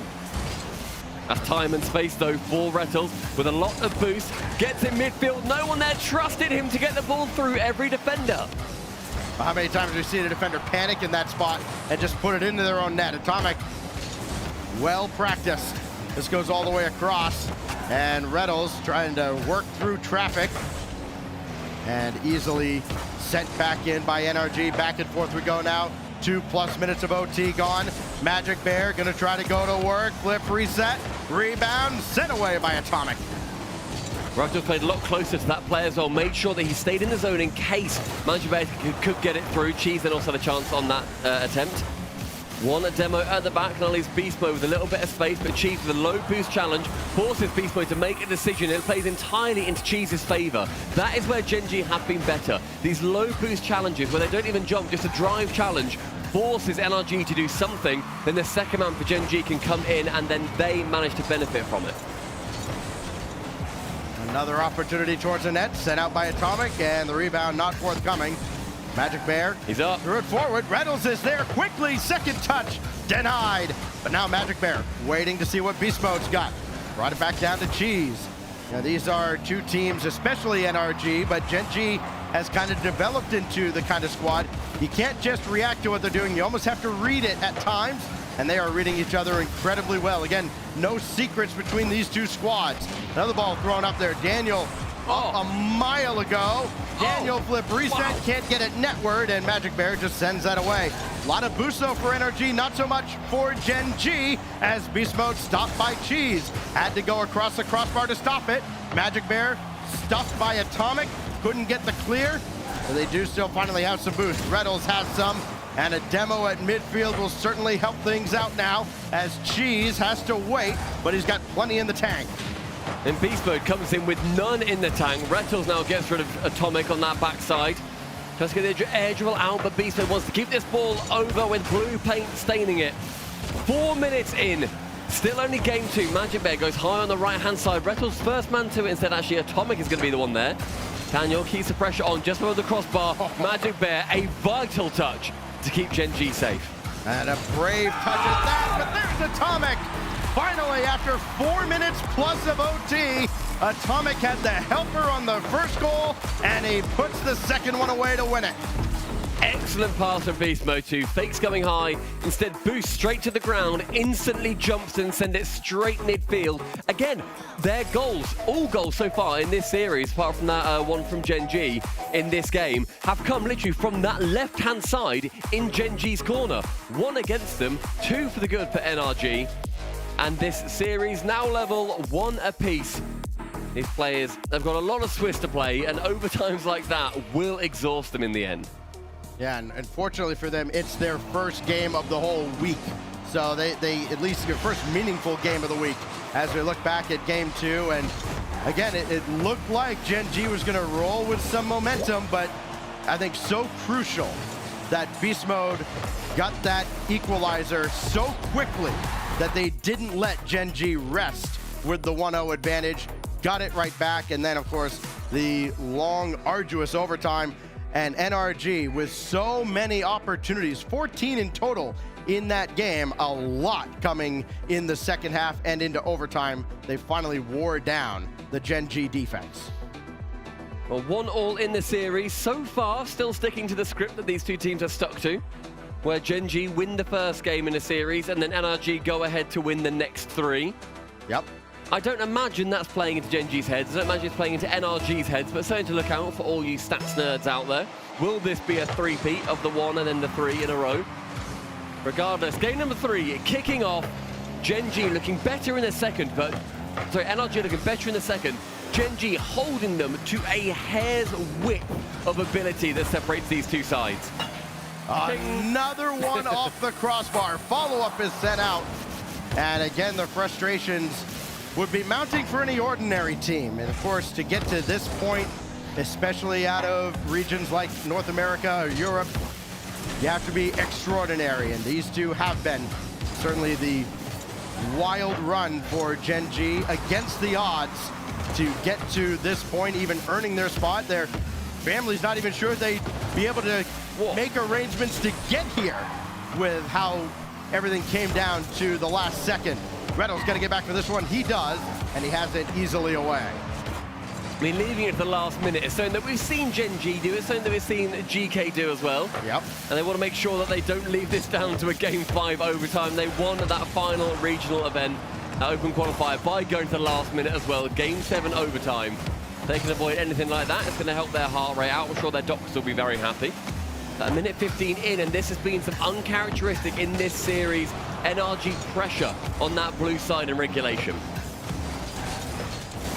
Oh, geez, got around 1. Still got a whole field in front of him.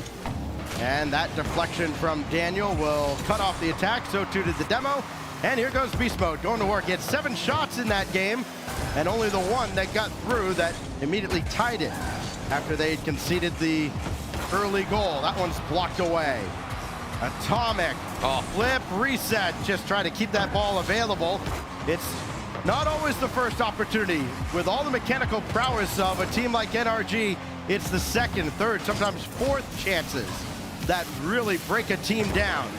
And Gen.G have done an excellent job of limiting those types of opportunities. Yeah, all their opportunities so far haven't been clear-cut. It's not been an obvious chance where they should have scored. Gen.G, on the other hand, they could have scored, especially on that cheese shot before, whenever it is absolutely smashed the crossbar. NRG, they bide their time a little bit more. That's how they won out in the overtime in game number 2. They played the war of attrition. They came out the good. Magic Bear sets up a goal on a platter for cheese, and it does not get converted. Another near miss out of Gen.G, and I'm sure, you know, when NRG looks back at this series, one way or another, they're going to be counting their lucky stars that some of these opportunities weren't converted. And on the other side, Gen.G's going to be like, well, I mean, we did sell our souls to the devil to get here, but we'd like a little bit of luck to remain, as G's going to have to retreat and couldn't grab the boost, and that's going to lead to a goal. Atomic with the quick counterattack from NRG.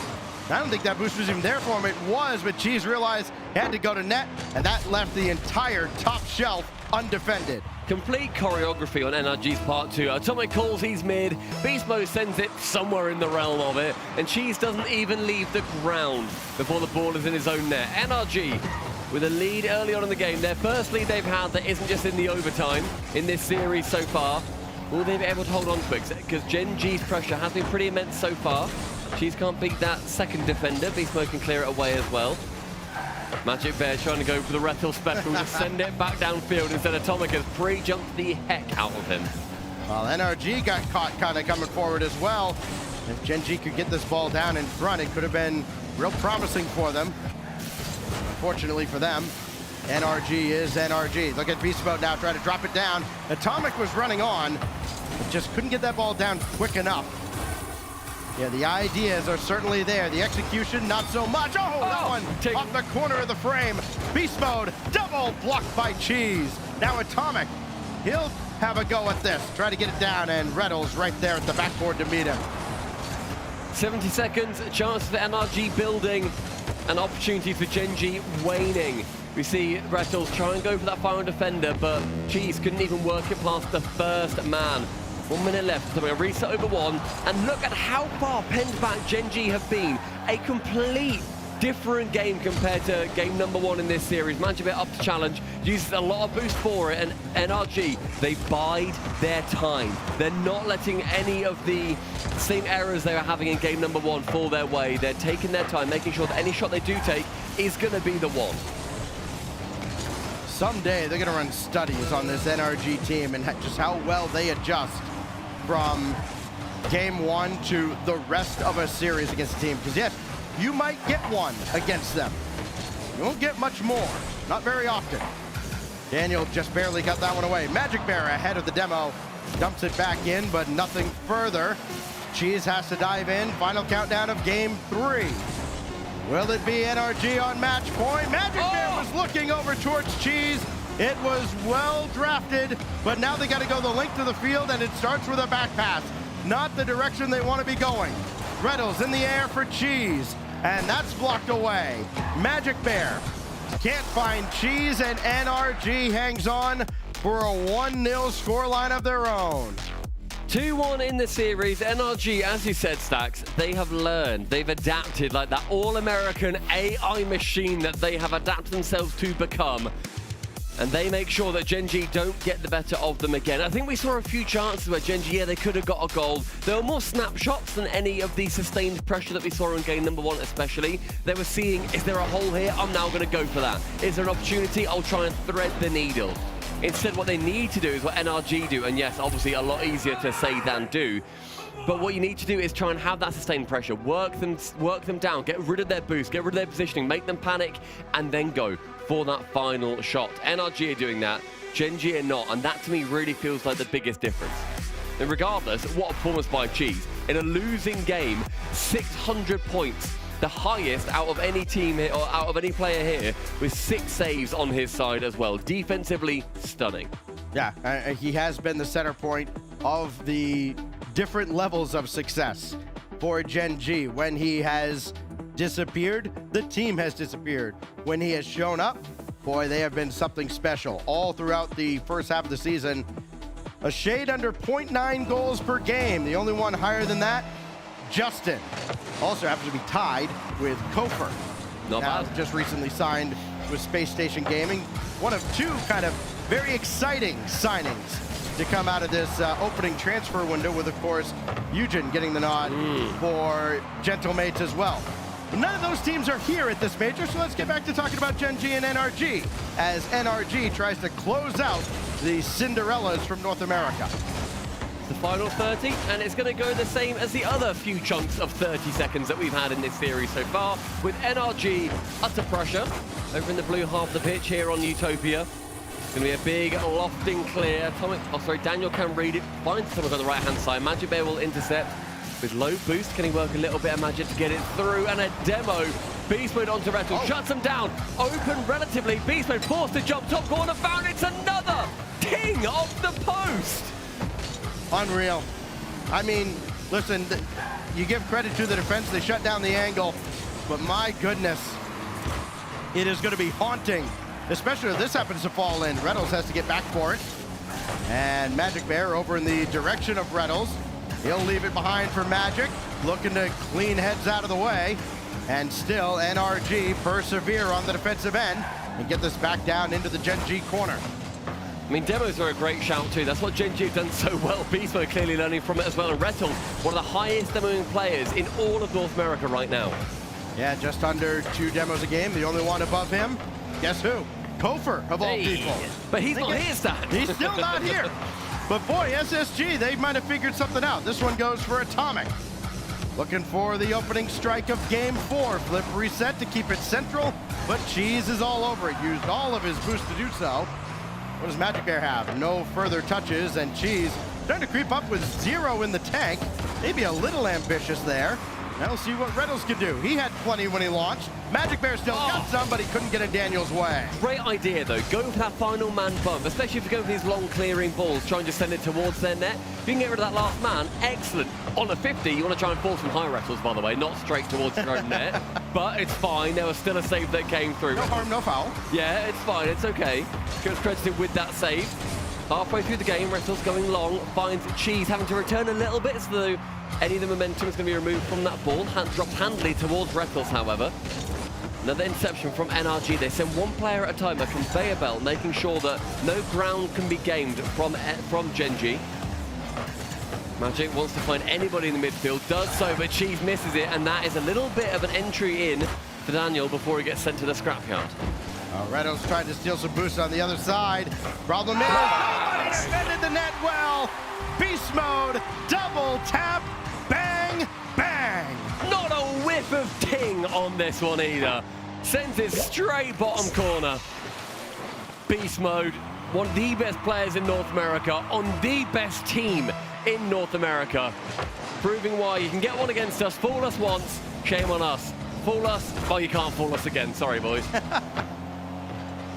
2 minutes now remaining in this series, unless Magic Bear and Gen.G have an answer. Got a bump in the air, but 2 defenders up and nobody else in the shot for Gen.G. And you feel like maybe they've been just a little more hesitant than they were at the start of the series, but Rlcs avoids the demo. He could cook something up here. Try to get the flip reset. I don't think he had it. Magic Bear shot. That's off the post and in. And you can see it from Rlcs POV. Just watching this like, please, dear God, don't hit me. I mean, Magic Bear, they're thinking, please, dear God, don't hit the post and then bounce out as well. Does do so. We hear the same ting off the side. 100 seconds. Gen.G draw at level. The ambition for them is to beat the best in North America. But for that, it's going to require a lot of hard work as they stand directly in your way. First goal in a hot minute for Gen.G. They took the lead in game 2. Immediately conceded a goal, and they hadn't scored since. Until that one for Magic Bear goes post and in. But watch on the other side. Oh, the crossbar and sent away by Rlcs. Had to cover the very top. Oh, he couldn't cover that. Atomic with an absolute snipe. And look at the fake as well. Beast mode. Fake's going in here. Leaves it for Atomic. Cheese has jumped for it. Rlcs then thinks, oh my God, no one's there for it. They panic. The top corner is smashed.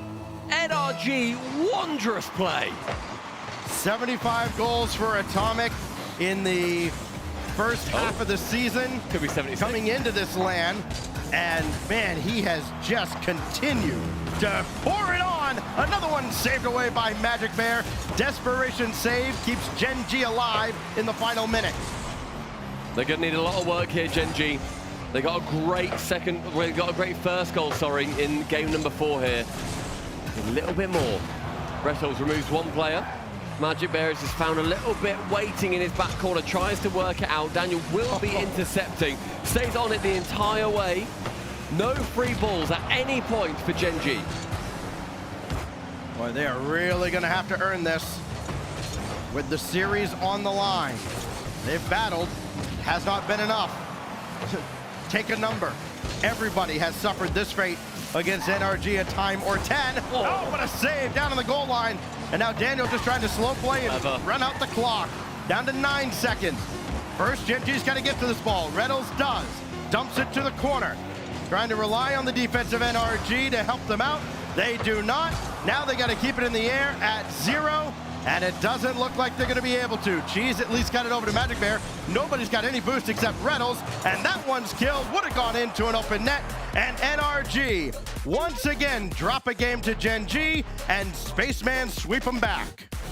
Deja vu here in Birmingham. It's our first time here for the RLCS, but that is not the first time that Gen.G have been put to the sword by this team. A good performance, I think, overall by both sides. NRG coming out the better. Gen.G, a lot to learn from. They can look at this tape, they can review it all as much as they want. They're going to know their pitfalls, they're going to know their errors, they're going to know at various points NRG just outplayed them straight up. It's Series 1, Round 1. You can learn from it. You got 2 more lives here in the Swiss before you really get knocked out. Oh, the combat in this game was quite challenging for NRG, but they managed to still get another 3-1 over NRG. And again, they had to earn it every step of the way. Every single game, either 1-0 or 2-1. It was a battle all throughout, but I think from the second half of Game 2 onward, then it became very clear who the alpha was in this series. Yeah, I think looking towards NRG, they had that composure going through into games 3, 4, and 5. I think Gen.G, they still play a little bit rabid at times, where they end up losing that form. That will work against a huge swathe of teams. When you play against a team that's a lot more coherent and a lot more centered almost, and they aren't going to fall for your sheer panic that you put amongst them, they're going to fall for a cat amongst the pigeons, then you are going to run into those problems where you're not necessarily going to be having the same results. And NRG, you can see it just on their faces. When they win, especially early on in these tournaments, they know how it goes. They know there's a lot more games to come. They're not going to expel themselves too much more than they need to. They get 3 goals out of Atomic, who for my money has been the MVP of this North American first half. And now, Jasmine standing by with the victorious NRG. GG's, I'm joined alongside the Beast himself. Now, Beast Mode coming into this event as the #1 ranked team in NA for the major. Do you feel like the performance that you boys put up was reflective of that? I wouldn't say definitely is not what we wanted to be. I think we played solid, but I think we could play a lot better. I think we're playing a little bit scared. I think just getting to the major field game, because it's been a while since our first major back and stuff like that. So I think we're going to improve as time goes on, but I think it can definitely be better for sure. Well, looking back on that Game 1, as you did mention, you boys were playing pretty slow. It was a back and forth affair, missing out on securing some of those goals as well. What do you think it was that went wrong for you boys in Game 1? I think it was just a confidence level, and I also think that it was unexpected because they were playing really well. It was just unexpected. They were doing well, challenging well, and it's just we weren't expecting them to play as good as we were. And I think our energy level and our confidence level just needed to be higher. And it started to become higher as we won those games. And I think that's all we needed, really. Heading into Game 2, though, I think it's safe to say it was Demo City, left, right, and center. So what was the discussions that took place amongst you and the boys? Were you focusing a lot more on demoing? I would say so. Yeah, I think demoing is a lot really well on LAN. I think especially since nerves, if you're gonna die, it's only 2 people on the pitch at that point, so it's very nerve-wracking. When they're demoing us as well, we gotta play slower and take 50-50s and stuff like that. So I think that was kind of our game plan, going into that when they started demoing and when we started demoing. Well, I spoke to you before we got on camera. I was stood here listening to your comms, and for everybody that's joining us from the comfort of their home, the comms were getting a lot more hectic, progressively louder throughout as well. Was that because you felt the intensity and the pressure mounting? Do you feel like there was a world in which that game and that series could have got away from you? Yeah, for sure. I think as time goes on, especially when the series is closer, our energy is going to be much higher. And like you said, when the series, when we feel like the series can be taken away from us, I think we kind of need to step it up in that sense. When we have low energy, it's not going to, help, and it's definitely going to make us lose at the end of the day. So I think you're definitely right in that aspect. We just need that energy to be higher, and that's what happened as the series went on. And having an overarching opinion of that series, why do you think it was that Gen.G was able to put you through your paces? Do you think it might have been a case of we weren't playing with the confidence that we normally would and should, or is there anything special that they brought out the bag? It's definitely both. I think all of them were playing individually great. I think that's the best I've seen them play, at least on LAN. I think that's what I'm saying. It was pretty unexpected. And I also think it's the confidence level. Once you see that, and once you see they're playing, oh wow, this is not going to be easy, your confidence does go lower. But you just have to talk to each other as a team and bring that energy back and bring that confidence back within each other. Do you have a go-to hype man amongst the team that's in charge of doing that, or are you now taking on that role for yourself? I think it's all of us. Combined, I think when we crack jokes, Daniel's pretty funny, or just just saying anything like that, and just kind of bringing ourselves back as a team. It used to be ourselves, just one person, maybe like Sathy or something like that. But I think since we all got been teaming for so long. It's kind of all of us, and we're all like really close now. So it's definitely all of us. Well, my final question for you is, what is the plan now to make sure that you prove the worth of being ranked #1 at NA as this tournament and event continues? I definitely think, honestly, just keep playing our game. I think as the series went on, it got better. I think we're just getting those, first, series out is the most important thing. You just gotta get used to the feeling of the land. So I think just, remember who we are and just playing our game. Well, thank you so much for joining me. GG's and congratulations again. But the fun is not over yet. Next up, we've got Twisted Minds taking on Team Vitality in yet another Best of 5 series. Let's keep this show going.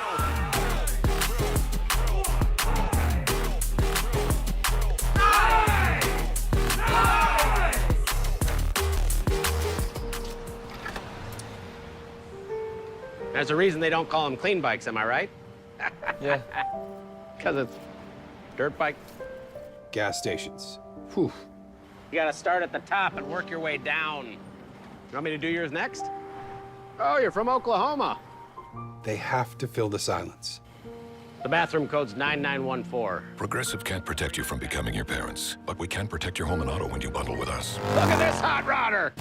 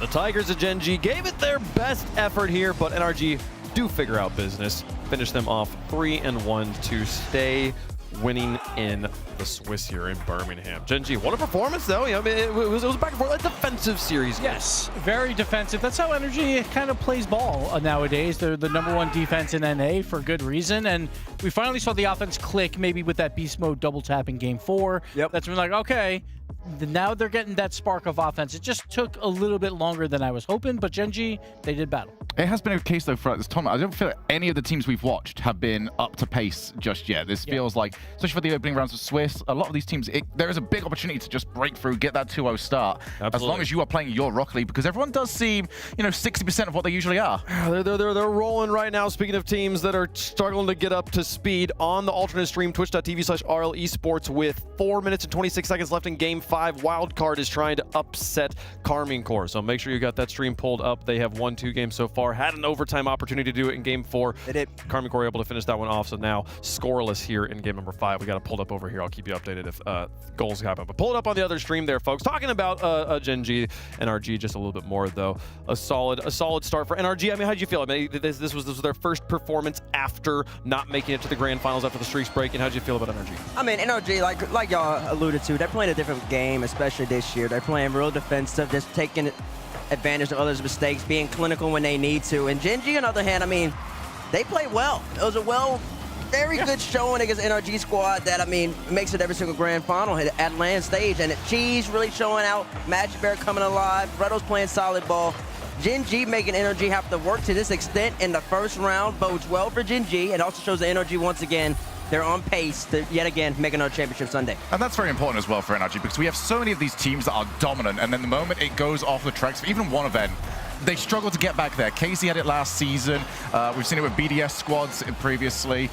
You need to just get back to where you were previously, and to do it against the team that is the most recent winners of an event is very, very good for them. And also, if you don't know the new crossbar sound, you heard it a lot throughout the series. Yeah. Gen.G hit crossbar like 5 times in Game 1, so that could have been a blowout game as well. And really quick update, Wildcard K-Corp 1-1 now with 3 minutes left. 3:20 left to go. They're keeping it close. Carmine's Corps scored first. Banana Head, I believe, with the Rubik's Cube goal explosion there, tying it back up. A close one happening on the B stream, folks. We got a few more matches to go before we are done with round number 1. We'll be playing 2 whole rounds of the Swiss, though, today, so keep it locked right here, folks. Got lots more action coming down the pipe. You can see the matches as they're starting to roll in. We're still waiting on the final conclusion there of that Karmine Corp wildcard, but you can see them there at 2-2. Again, twitch.tv/Rlcs. You want to see that match happening live right now. We got a few more, though, that I'm excited for. Falcons versus Team Secret. I feel like Shogun could possibly be much more exciting than most people would at first glance give it. Oh, absolutely, especially considering, Falcons do sometimes, they either start incredibly slowly or they just blow their way straight through the Swiss and have no issues whatsoever. So for Secret, I mean, they're going to be the litmus test for that. We're going to see, are they going to get annihilated or are they going to make that one legit? But I think that one is down to Falcons more than it's down to Secret. Absolutely. Okay, I think we're actually going to be able to pull up the stream for you guys here. Ooh. Just for the people who are like, I've only got one monitor here. A little bit of a viewing party. What a time to do it. Oh, you're the bad guy now to all of OCE Wave. It was not my decision. It was not my decision. Also, I've been watching the match the whole time. I'm just saying, every time I've sat down in this chair, Wildcard has done better. If I'm standing up over there, Karmine Corp is doing better. I'm doing my part. Do you want to move over now? Oh, wait. Oh, you said when you sat down, Wildcard does better? Yes. So you right now are being biased to EU. If you want the full experience with commentary, with people, dedicated commentators going on, I remember who's specifically casting this match right now. I think Achieves is on this one. Mr. Achieves. Yeah. Achieves and Lemon casting this game. Oh, go on. Twitch.tv/RLesports for that one. We'll see here. Are we supposed to talk at this bit? Because I'm enthralled at this point in time. I just want to see a wild card goal. Oh, you want to talk over this? That's what you want me to do. I'll go on Torsos. I mean, it's a nice good pop by him. And that is a lovely header.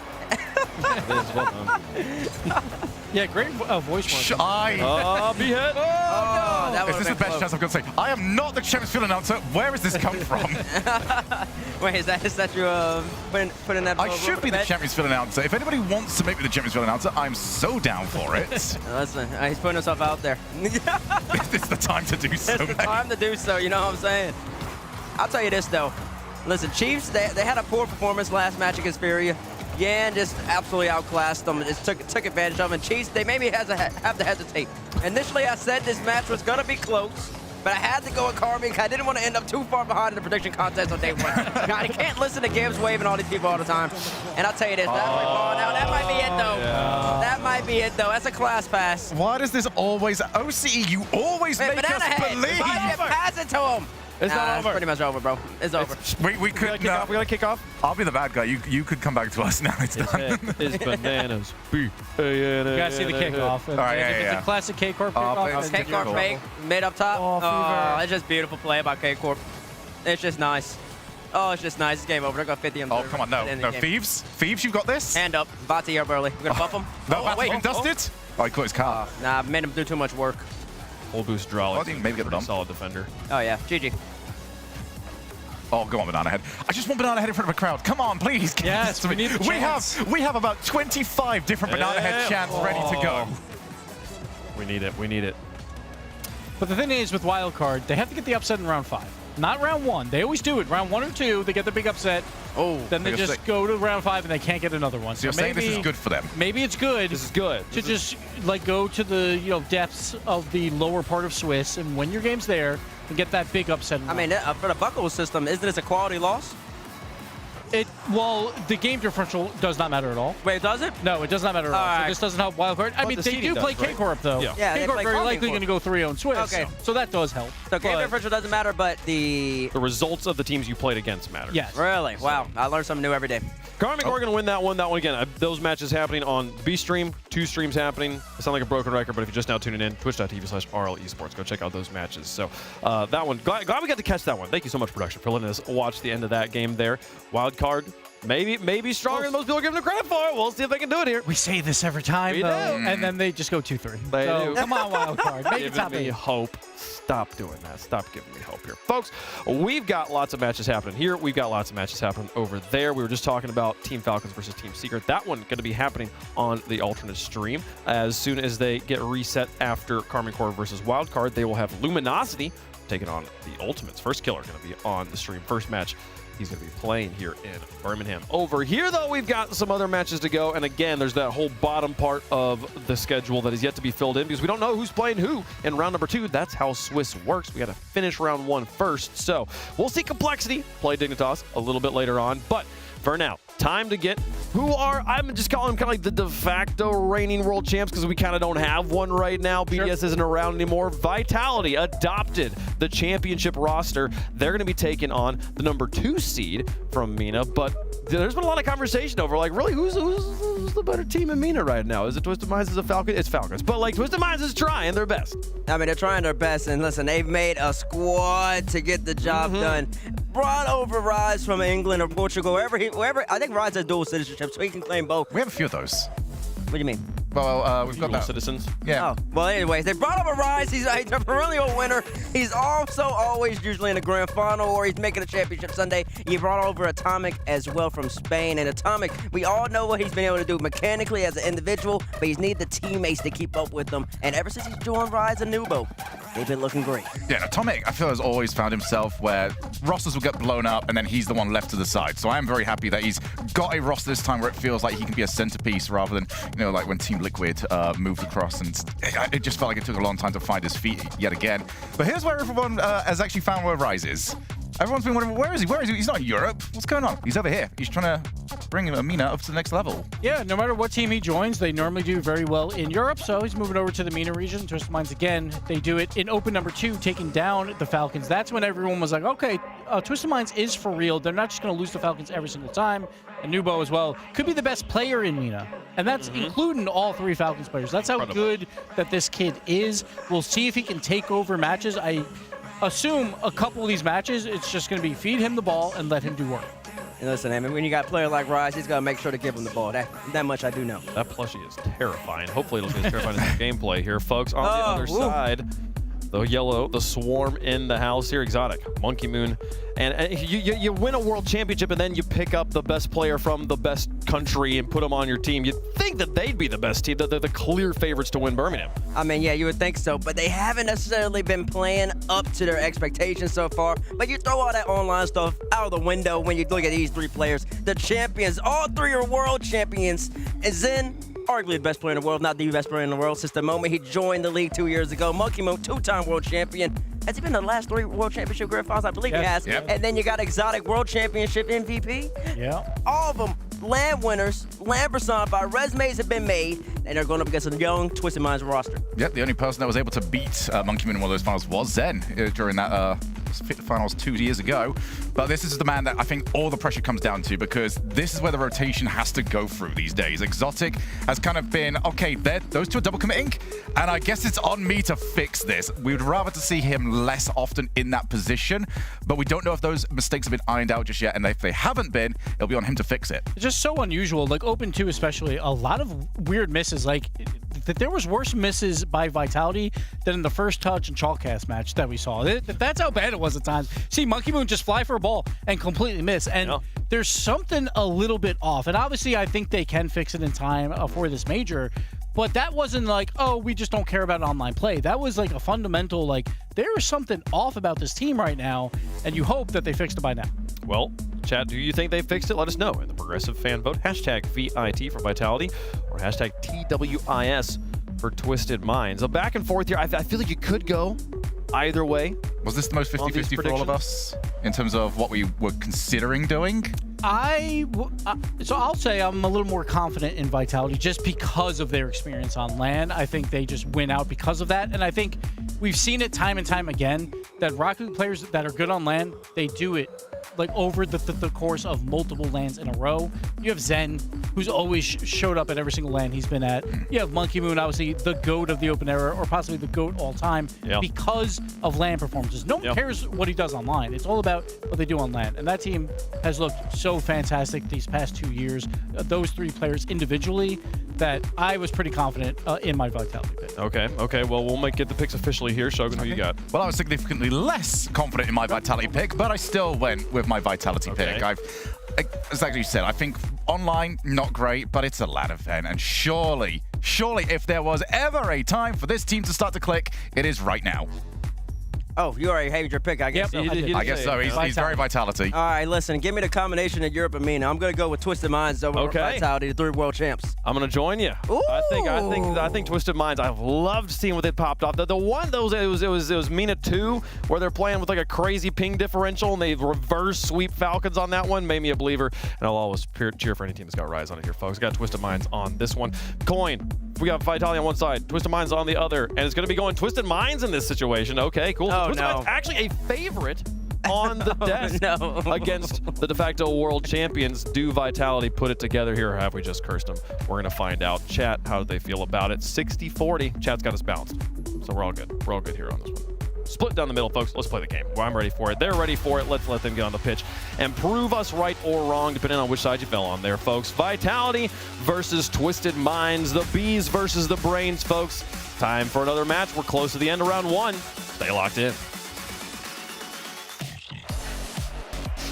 3 world champions finally come together at an RLCS LAN for the first time. But Johnny, they'll be up against a team that took down Falcons regionally. How will this one shake up in Game 1, brought to you by Progressive?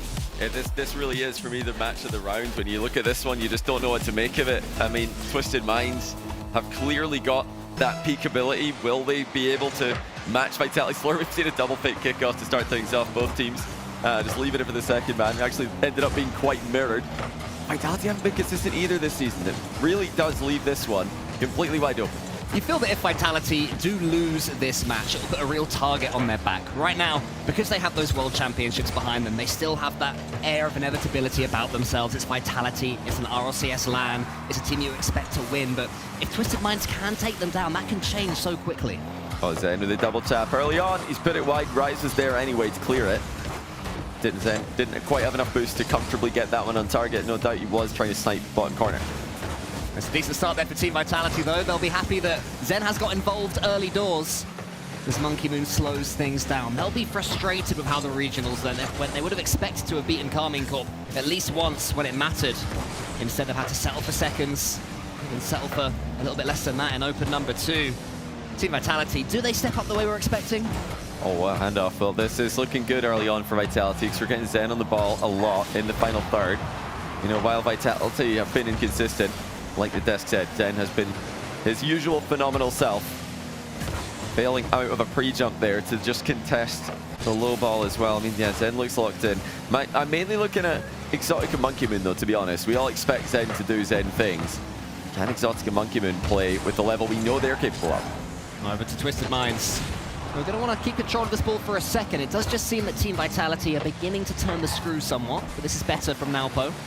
That ball down to the Vitality half and allowing Atomic in. Atomic, who had such a high level of form towards the end of last season. In my opinion, one of the best players in EU for at least 1 or 2 of those regionals. Rise gets almost over the top of Exotic. Nalpo's rotating back, so Zen just sends it to the side. Only sign of danger there from Twisted Minds, but here comes Monkey Moon. Flip reset is on. Ball's rolling around and Atomic can take it away. Twisted Minds seem to be weathering the Vitality storm for now. Yeah, it's a good lead there. It's, you know, the Twisted Mind roster all trying to get their one Middle East, one Saudi player online as early as possible. He has played LANs before for RLCS and other LANs too, but he's the least experienced on this match. That's a great save. It's wide open. Atomic should have this, and he does. Slots the opening goal. Vitality overextending. Vitality would have thought they had this one. Monkey Moon was there, but Rise used all of his experience to just prod it forwards to Atomic for the easiest goal he will score all tournaments. Now, teammates tonight, when we were walking to the arena, we were chatting with Rise, and he was saying that even if they are to lose to Team Vitality, they're happy that they're up against Team Vitality first off in the Swiss to really get a challenging matchup at first. And if they do lose, it'll give them confidence, because he's confident that at the very least, it's going to be a close one, and that will bring them so much belief, especially, as you say, Johnny, with the relative inexperience of Nalpo. You know, Atomic going way back to RLCS Season X in EU, but, you know, talking about LANs, he's kind of one of the less experienced players as well. I mean, we're talking about a pitch containing all of Vitality plus Rise, 4 of the most experienced LAN players, but, you know, Atomic is another one of those players who we've been waiting to see him land on the right team and just play at the class we know he can. Finally getting an opportunity to do it now in a powerhouse multinational squad over there in the Middle East. Risky play there by Rise. Does get Dunked on hard by Zen. Monkey Moon trying to cut into rotation as well. Vitality are getting everybody involved in the final third, but nothing too dangerous yet for Twisted Minds to worry about. I mean, Twisted Minds used to dealing with Falcons in attack, so Team Vitality are about a similar level. They'll be used to it. Rise. They keep this one down, trying to surprise Team Vitality, but it just falls to Monkey Moon. He's not got too much boost. Still manages to get it as far as Atomic. Goes almost over the top of Zen. Twisted Minds going for this long ball, making Team Vitality stretch for everything defensively. And the passes Vitality aren't really working. Twisted Minds currently cutting down the angles. And it could be another save for Rise. Now poke and clear, and Team Vitality, only a minute left. Time is ticking away, Johnny. Yeah, surprised not to see more physical play out of Vitality right now. They are putting Twisted Minds on the back foot quite often in this matchup. They're not able to get the physical plays to land at the right time. There's a good try there by Twisted Minds going the other way. Final minute, still 1-0. It's been good defense. Oh, until now, Rise with a big miss on the backboard. Well, it was good defense for most of the game, but he misses the tough read off of the team pinch clear. It's unfortunate as well. The power on that clearance was just that little bit more than Rise expected. And out of nothing, the pinch shot or the pinch pass is enough for Team Vitality. Get themselves on the fake, almost backfires there again. Atomic has to be alert. Monkey puts it in the center. Vitality almost complete the turnaround. It remains 1-1 for now. And Rise slows it down, buying some time for his teammates just to take some cooling breaths. Instead, plays it over the top. Monkey Moon saves it out of nothing. I don't think they were expecting him to shoot that one. Rise almost lobbing the goalie. Got it past everybody. Here he comes again with the ground game. 50-50 from Rise. Zen's guiding it clear, but Twisted Minds are applying the pressure in the closing seconds. Can they find a way through? It's on target again. Monkey Moon's awkward. He has to be careful here. Pre-flips into the corner to keep control. Monkey Moon gets it as far as he can. He keeps it going as well towards Exotic. Zen is lingering underneath, praying this ball falls to him. Instead, it's cleared by Atomic, so Zen has to race Rise for the ball. He does that so Vitality can transition. Monkey Moon doesn't quite get the double. Rise can't quite connect either. A couple of nearly moments leads to a Game 1 overtime. Well, that was a phenomenal infield pass. Absolutely perfect at the end of the game there from Twisted Minds. Rise, I don't think he expected it to be as good as it was. Now here comes Zen, looking for the back. Dumped it by Exotic. Vitality, 8 seconds into OT. A shake of the head by Atomic. He'll know that he could have been bigger behind that ball. Got hard dunked on, and it's 2-1 Vitality. Finally, Zen had 100 boost, and the ball under his control. Out pops the signature shot, ends up a signature assist. And Vitality do claim it. I don't think they'll be too pleased with how that first game went, but just getting the win is all that matters as you're working your way into potentially a long old Swiss. Well, you know, there's not really too many big moments in this game. The takeaways really are that Vitality seem to be able to control the midfield for the majority of the game, but they did look a bit overextended at times. One goal against them as they, triple commit to the final third and get countered. But that's your big moment of the game, unfortunately for Rise. Team pinch clear, he misses the downward raid, and even this play at the end of the game as well, Atomic should be able to get behind that. So it's a couple of misplays maybe from Twisted Minds in defense. Well, when you're coming up against Team Vitality, you can't afford anything of the sort. If you are 1 pixel out, Team Vitality are going to punish you 100% of the time, and they do take that first game, and I do think that will be a bit of a relief off the back of their shoulders. I think if they'd have lost that first one, they might have started just to feel a little bit sorry for themselves. Obviously, there's a lot of Swiss Rocket League to play, but you want to come out here and make some statements. And Twisted Minds, maybe Vitality, are the perfect opponents. Because if you win, if you put them to the sword and you do it well, you get that fear back. And as for Twisted Minds and Rise, if it was Rise who's looking a bit cold in that game, I'm not worried about him. I know he's going to be just fine. He's one of the strongest players mentally, especially at these early stages in tournaments. So he should be more than fine to rally individually and help the team rally against the, comeback win there from Vitality. Well, here is Rise, and straight away he gets a flip reset defensively, so not too nervous after the mistake in game number 1.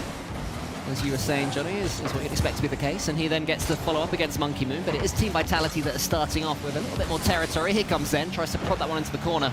Saved well by Atomic. Can Twisted Minds really exert some control? The goal they got in game 1, was a counter-attack. They had a couple of chances beyond that, but this is more what they're after. Actual ball control here, deep in the orange half. Atomic gets a bump on Exotic. Rise finishes with the eyes of the crossbar. Nalpo can't get the angle either. Atomic up against them with a 50-50. And Monkey Moon, boostless himself, is bumped. A pull shot to clear it.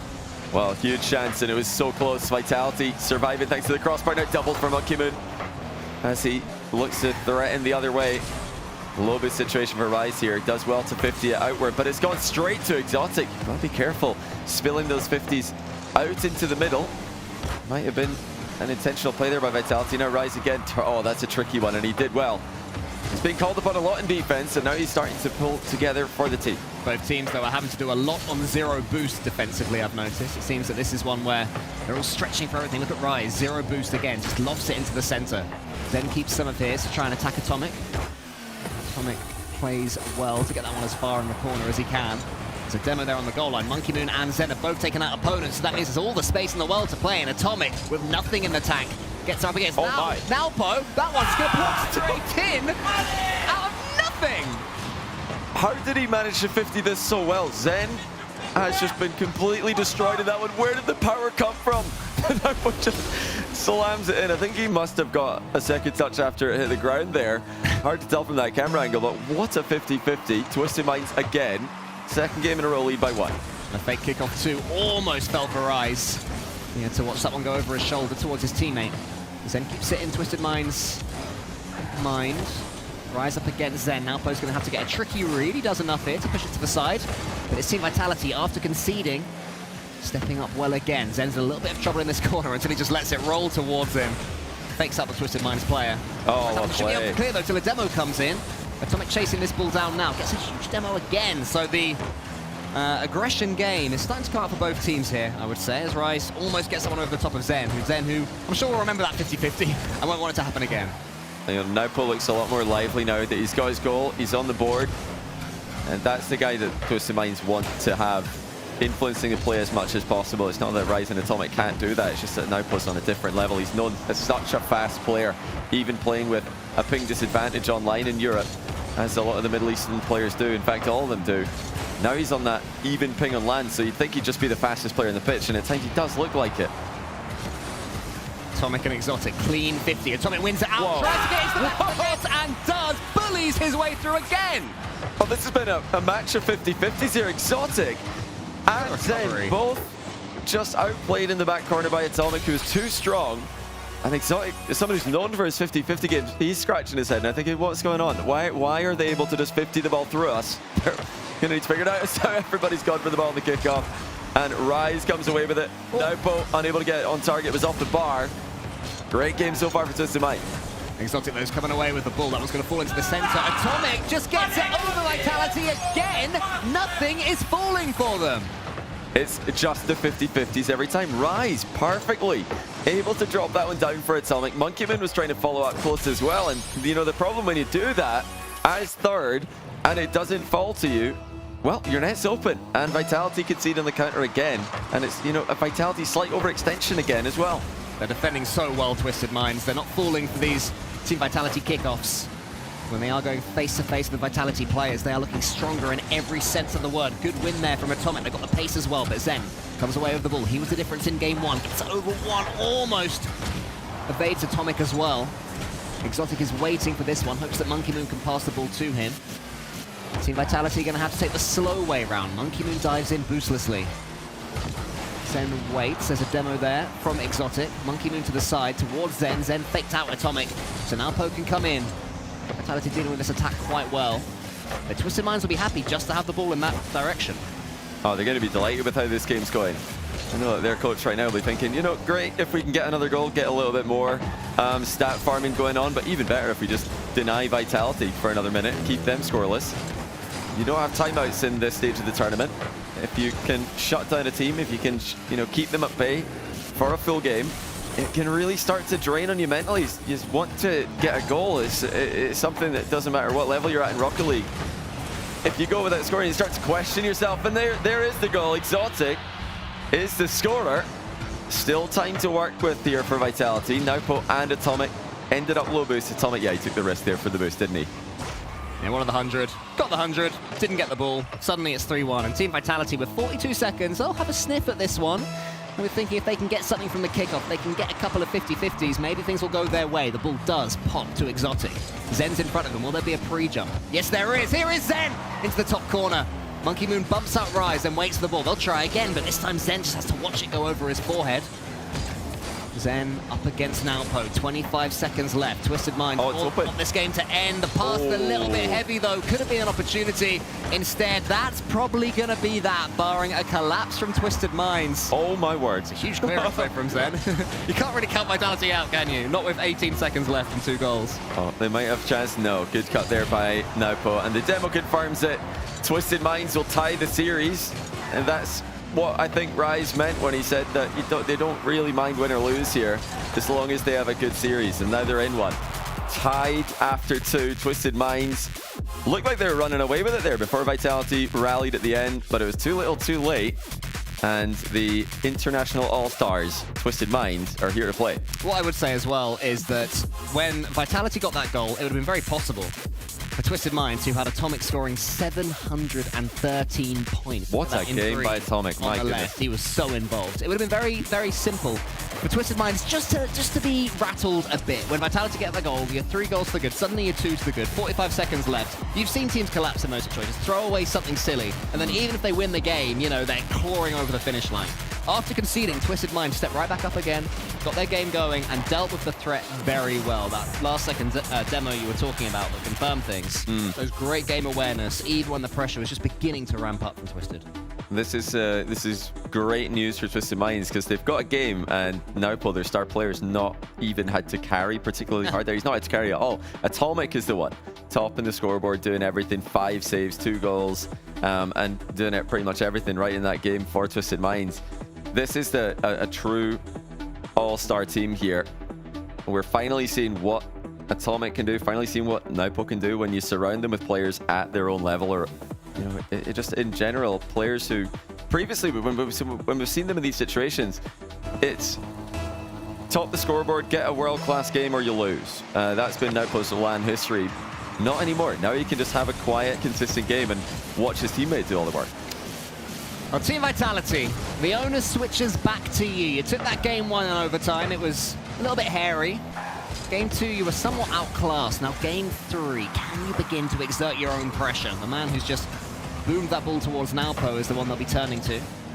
Well, Zen got up his sleeve, but Monkey Moon, as we all know, a serial Worlds winner. Exotic has been a major MVP.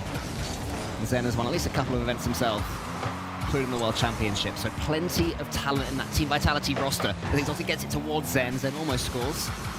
Moon following up, deft touch towards the ceiling. I think he wanted the flip reset there, couldn't quite get it, so tried to turn it into a pass, but again, Twisted deal with it very well.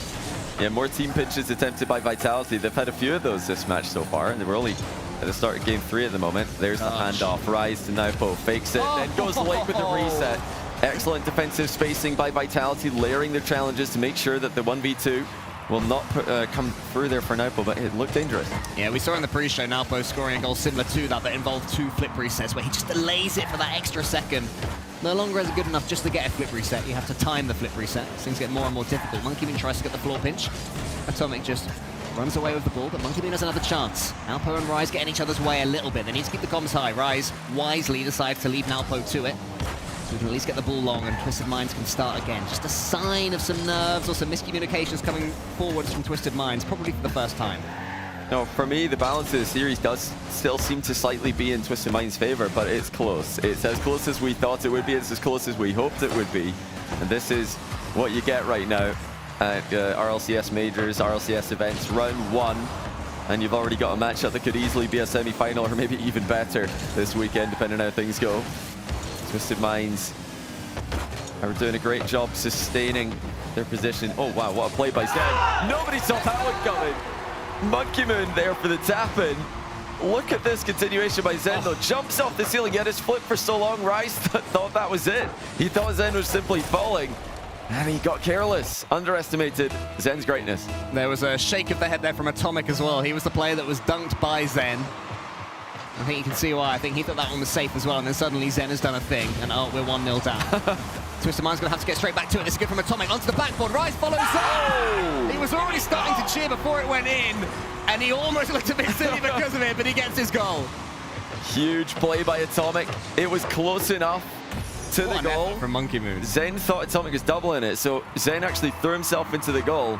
to save what was just a backboard pass, and it was wide open essentially for Rise. There were goalkeepers, but if Rise places that well enough, he's just going to have far too much momentum for anyone to get in his way.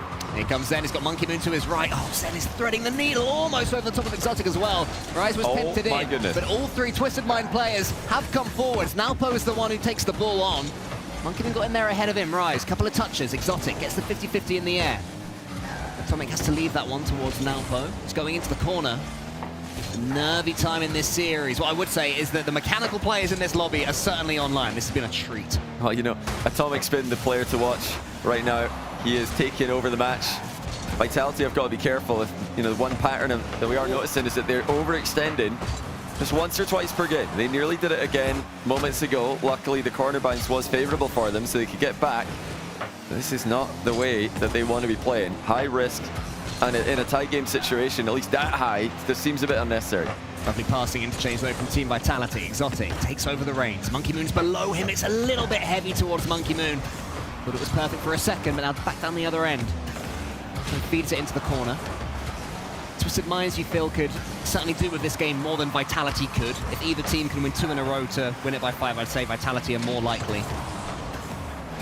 Let's see if that ends up being correct. Rise. Oh, pass. The pass to the left, instead goes straight down the middle, is saved. Well, anyone following it up? No! Huge block by Zen. That's a great pass by Rise. Now what a chance. Now here comes Rise again, doubles it downwards. It's across the box, and Atomic didn't believe. He thought Monkey Moon had the clear. Then pitches it into the center. Rise with another shot. Is this one going to trickle home? No, again! Saved by Exotic. Team Vitality living a charmed life. And now can they counter? Exotic to the backboard. Leaves it for Monkey Moon, but Rise should sweep up easily. Well, multiple chances for Twisted Minds. Maybe the best chances we've seen all game. They all went begging. And it's Atomic going over the ball. Rise actually just going to leave it for Naupo. Great fake to bring him into the play. And so much speed. Naupo to the back post. Atomic wasn't there for it. Rise hadn't completed his rotation to come back in yet. Twisted Minds still, for me, by far the better team here. But the game remains tight. Then sends that one as high as he can. There's a big demo on the goalkeeper. So Rise can just push it forward. Monkey Moon was getting back in his tracks. Got there in the end. 25 seconds left. Next goal could well win this one. It's been a tight series. Atomic to the ceiling. Nalpo, he's going to shoot. Nalpo's going to score. There's no one else there. And look at the reactions of the players. Exotic and Zen with a really bad double commit there. The recoveries are not coming through on that one. They just did not have the communication. They did not have the trust in defense. The Twisted Minds pressure finally got to them. It's all 2s and 1s on the scoreboard. Final 20 seconds for Vitality. Team Vitality needs something right now, and they've got the ball in the worst possible place, their own corner. Nalpo to the ceiling, wants to follow this one up, he gets there! Exotic with the save. Rise keeps the pressure up though. Twisted Minds refusing to let this ball leave until the demo. Zen up against Nalpo, can't win it cleanly. The ball's gonna go high though. Monkey Moon fakes it. Anyone there to help him out? It's Exotic. He goes as far and as long as he can. It's not gonna be enough because Rise, with one touch, pushes it back to Team Vitality territory. Zen gets the catch, follows it himself. Atomic won't let him, but then keeps it up somehow. Nalpo, though, surely is going to kill it, and he does. Twisted Minds go within 1 of winning this series. What a game. Atomic started off with the huge play to assist the first goal, and then it was really Rise who had Vitality under so much pressure. The playmaking that the Rise just showed in the end, the tail end of that game, was world class. Leaving the ball for his teammates, creatively passing it to his teammates, just putting the ball in positions that really Vitality didn't want to have to deal with.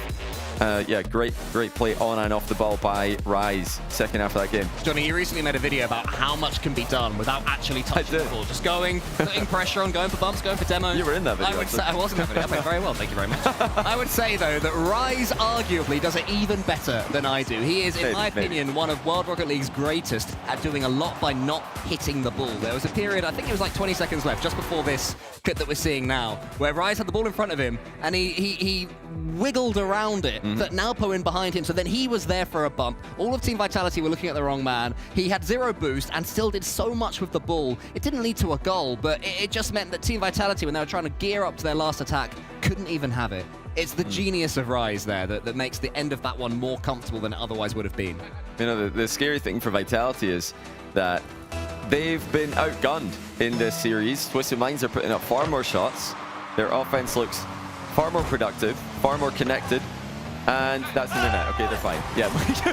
I mean, 50 makes it 1-0. They're back. I did say at the end of the last game that I feel that if either of these teams is able to win the last 2 games instead of sort of winning that one and going on to win the series, yeah, true. it would be Team Vitality. They still, to me, just about have that little bit of plot armor. They have players that can suddenly come alive and conjure up 3-4 goals in the rest of the series. And apparently, they've got the kickoff game themselves now as well. They read the fake. Twisted Minds faked it with their diagonal spawning player, trying to get a quick hit on the ball with Atomic immediately afterwards.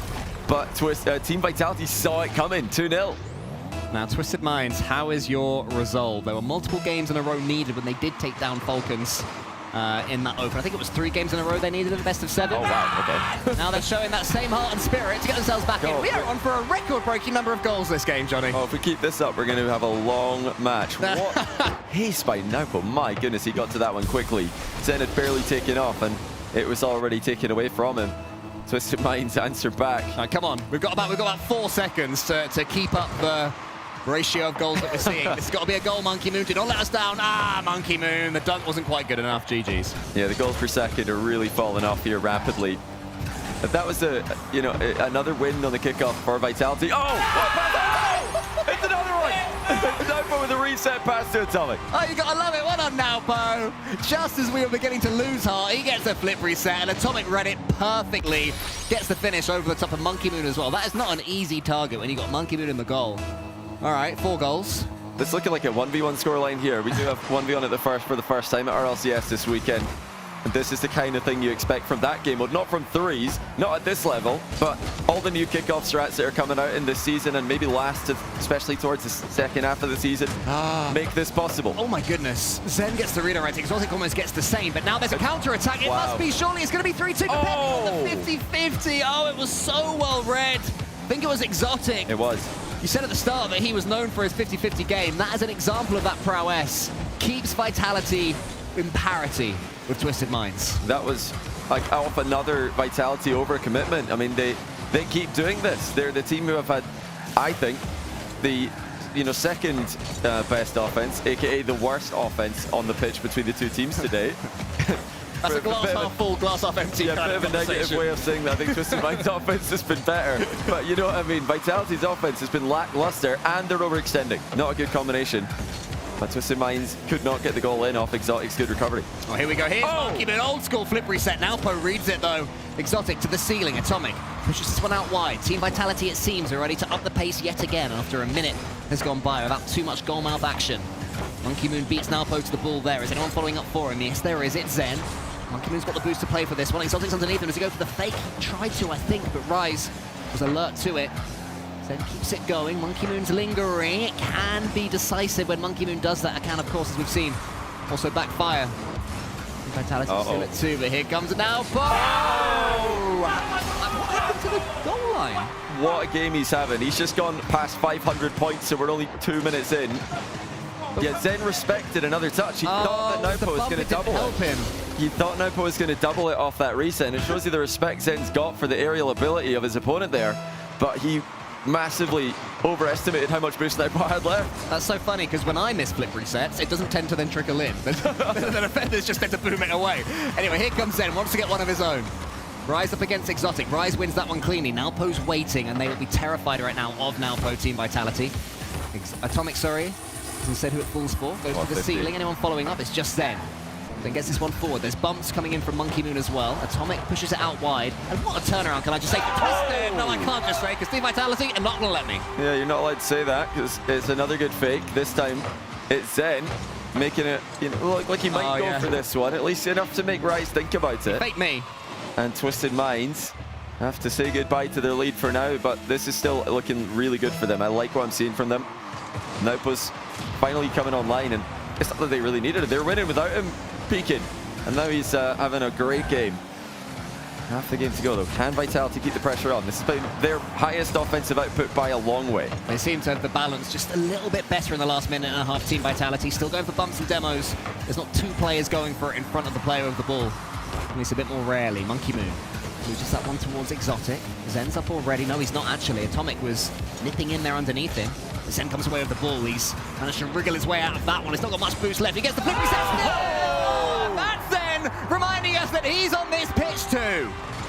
Zen, with barely any boost, somehow gets back for the reset and slots it past 2. Naupo is up forcing. Atomic is back in the goal line. Doesn't matter. It's in the net. 4-3. Vitality have got a long way to go still in this game, though. And what a game it's been. Naupo going the other way. Has he got the double on target? Of course he does! Oh my goodness! Oh, when we saw this one, we said this was going to be the match of the day, and you are seeing why. Perfection from Naupo. Kissed the underside of the crossbar as it snuck its way home. 4-4 threes at its brilliant best. Naupo and Zen, 2 heavyweights just swinging right now. Slugging. No defense can keep them at bay. Still a long way to go in this game. Vitality looking to force game 5. Twisted Minds trying to advance in 4. And here comes Zen again. What a catch. A catch that, once again, really only he can do these days to the level that he's showing. And that's almost on target. Exotic struggling to get away. He does well to keep it under control. Twisted Minds starting to posture up here, though. 2 Vitality have the boost to contest them. Just. And then away it goes. I can't keep up with this. This is ridiculous. Utterly ridiculous. The plays we're seeing with so many world-class defenders on the pitch. There's still over a minute left of this one. Strap in, everybody. Naupo's got 850 points in 4 minutes. He's on for over 1,000 in regulation. You don't see that very often. Rise is on the ball right now. Tries to get over Zen. Zen gets a prod at it. Monkey Moon shoots. It's just your basic shot. Naupo is ready for it. Exotic up against Naupo. Good 50 from Exotic. Monkey Moon is a double commit, but it's perfectly. Zen gets it in. He scored again. 5-4. Zen from the tight angle does more than enough. It's just clean over Rise, bar down and in. Clang. 52 seconds left. Zen answers once more. I love that as well because I didn't see it to the replay, but Monkey Moon pulled away from that one at the last second. Speed of light communication between the 2 of them, but here comes Rise. Monkey Moon's already up. Atomic has Naupo beneath him. Naupo has to get back quickly here. Rise is trying to help him out, but Zen has the ball once more, gets the bump on Rise. Monkey Moon's already up. Good pace from him. Exotic up against Naupo. Naupo is losing that ball to Exotic. Is there a pass in the center? Not quite. Oh, but he's going to bully his way through almost. That one's to the ceiling. Anyone following up from Vitality? One more goal could kill it, but instead, it's back to their half.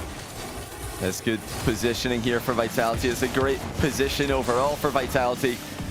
They've got them pinned back. They've got their boost under control. Twisted Minds are looking for the outlet pass. They're looking for the clears. Naupo intentionally hitting that one behind the defenders, but it doesn't materialize. Vitality, for now, look like they're surviving. Exotic, he's already up, wants to finish this on with a plum. It's saved by Atomic. Rise loses it out to Naupo, leaves it to his teammate. Here comes the Saudi Arabia, goes underneath Monkey Moon! Oh, saved by Zen! Just when it seemed there was one more twist in the tail, Vitality take it away and force us to game 5. And can I just say, Johnny, if anyone out there wants to advertise Rocket League to their mates, send them that game. Just send them that 5 minutes. Say, watch this, and you will be hooked. What a game. It's unbelievable. And Naupo's got 992 points. He almost got 1,000 in regulation, which is unbelievable. Zen's almost 700. Was a pretty good 700 as well. What a game from him.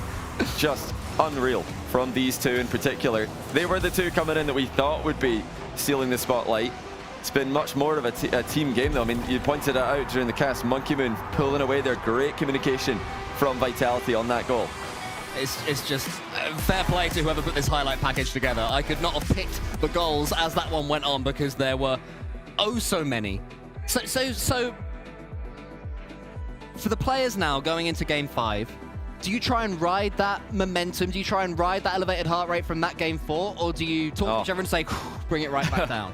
I think they've got to be trying to calm down. A lot of energy's been used there. It could be a long, a long couple of days for these players, depending on how quickly they can get out of Swiss and into the next stage of the competition.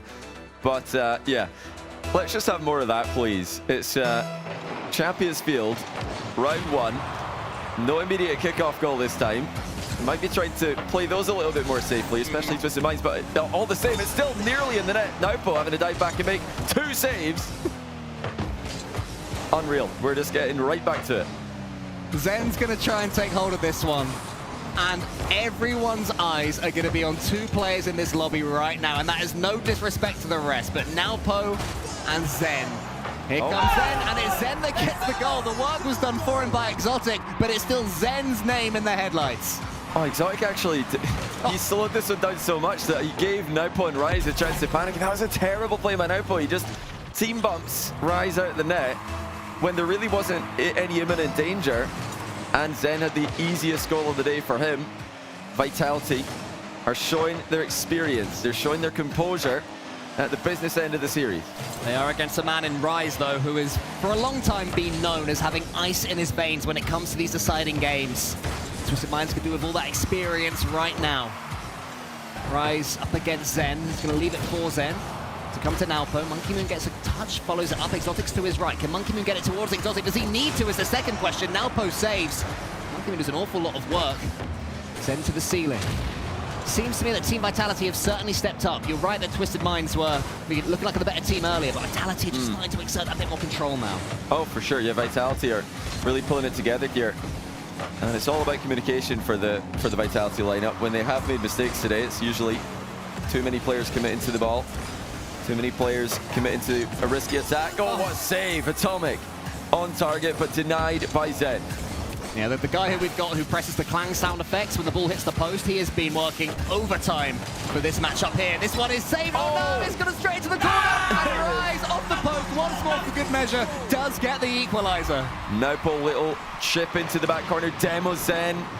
And he won't get too many points. Not that he needs them for that play, but his teammates joined him in the attack. And they do score to tie the game. What a match it's been. We keep having to say it, but this is just round one. And we're already watching a worldie. Now trading blows all the way to the finish line. Exotic is teed up by Zen. Exotic tries to slam it home. Rise tracked it all the way. And now Atomic can send it away. Team Vitality going to have to launch another attack. Can they keep this fear factor they'll be hoping to bring Team Vitality? Or a Twisted Mind's going to make a real statement as mean as second seed. And the team who took down Falcons, but here comes Zen up against them. Naupo not just saves the ball, comes away with it cleanly, sets up Atomic, who can at least get this one to the backboard, and there's so much work that's been done from such an awkward situation. Yeah, you know, he's been stealing the show with his offensive capabilities in the last game, but that was some great defense as well, making up for the mistake earlier on that cost him a goal. Good speed by Rise. Atomic cuts rotation, actually fakes it, brings in Naupo again. So many mind games and kickoffs and in open play today. Will it be a mind game that splits the difference between two evenly matched teams? Naupo's got the follow-up here. Can he get some sort of pinch to get it to a teammate? He can, but Atomic will be met by Monkey Moon. Exotic will win this one cleanly. Zen was thinking about moving forwards, but isn't able to do it. It's another 1-2 between Atomic and Naupo. Naupo just tries to shove it in, and he gets there in the end. One save en route, but there's the shark again, and it's another Naupo goal. Oh, look at the team play, the connection from Naupo and Atomic. And he just battered it on target twice in a row. Eventually, Vitality couldn't keep it out. Twisted Minds with the advantage. We've got to be careful here, though. Vitality have been tricking them. Have been reading them on kickoffs. It looks like they're just playing a little bit more standard now.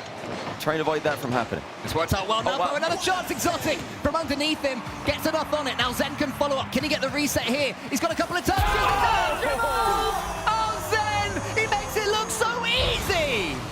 Doesn't even need the reset this time. I think that's what Rise was waiting for, but just one last air roll into the ball, and over it goes.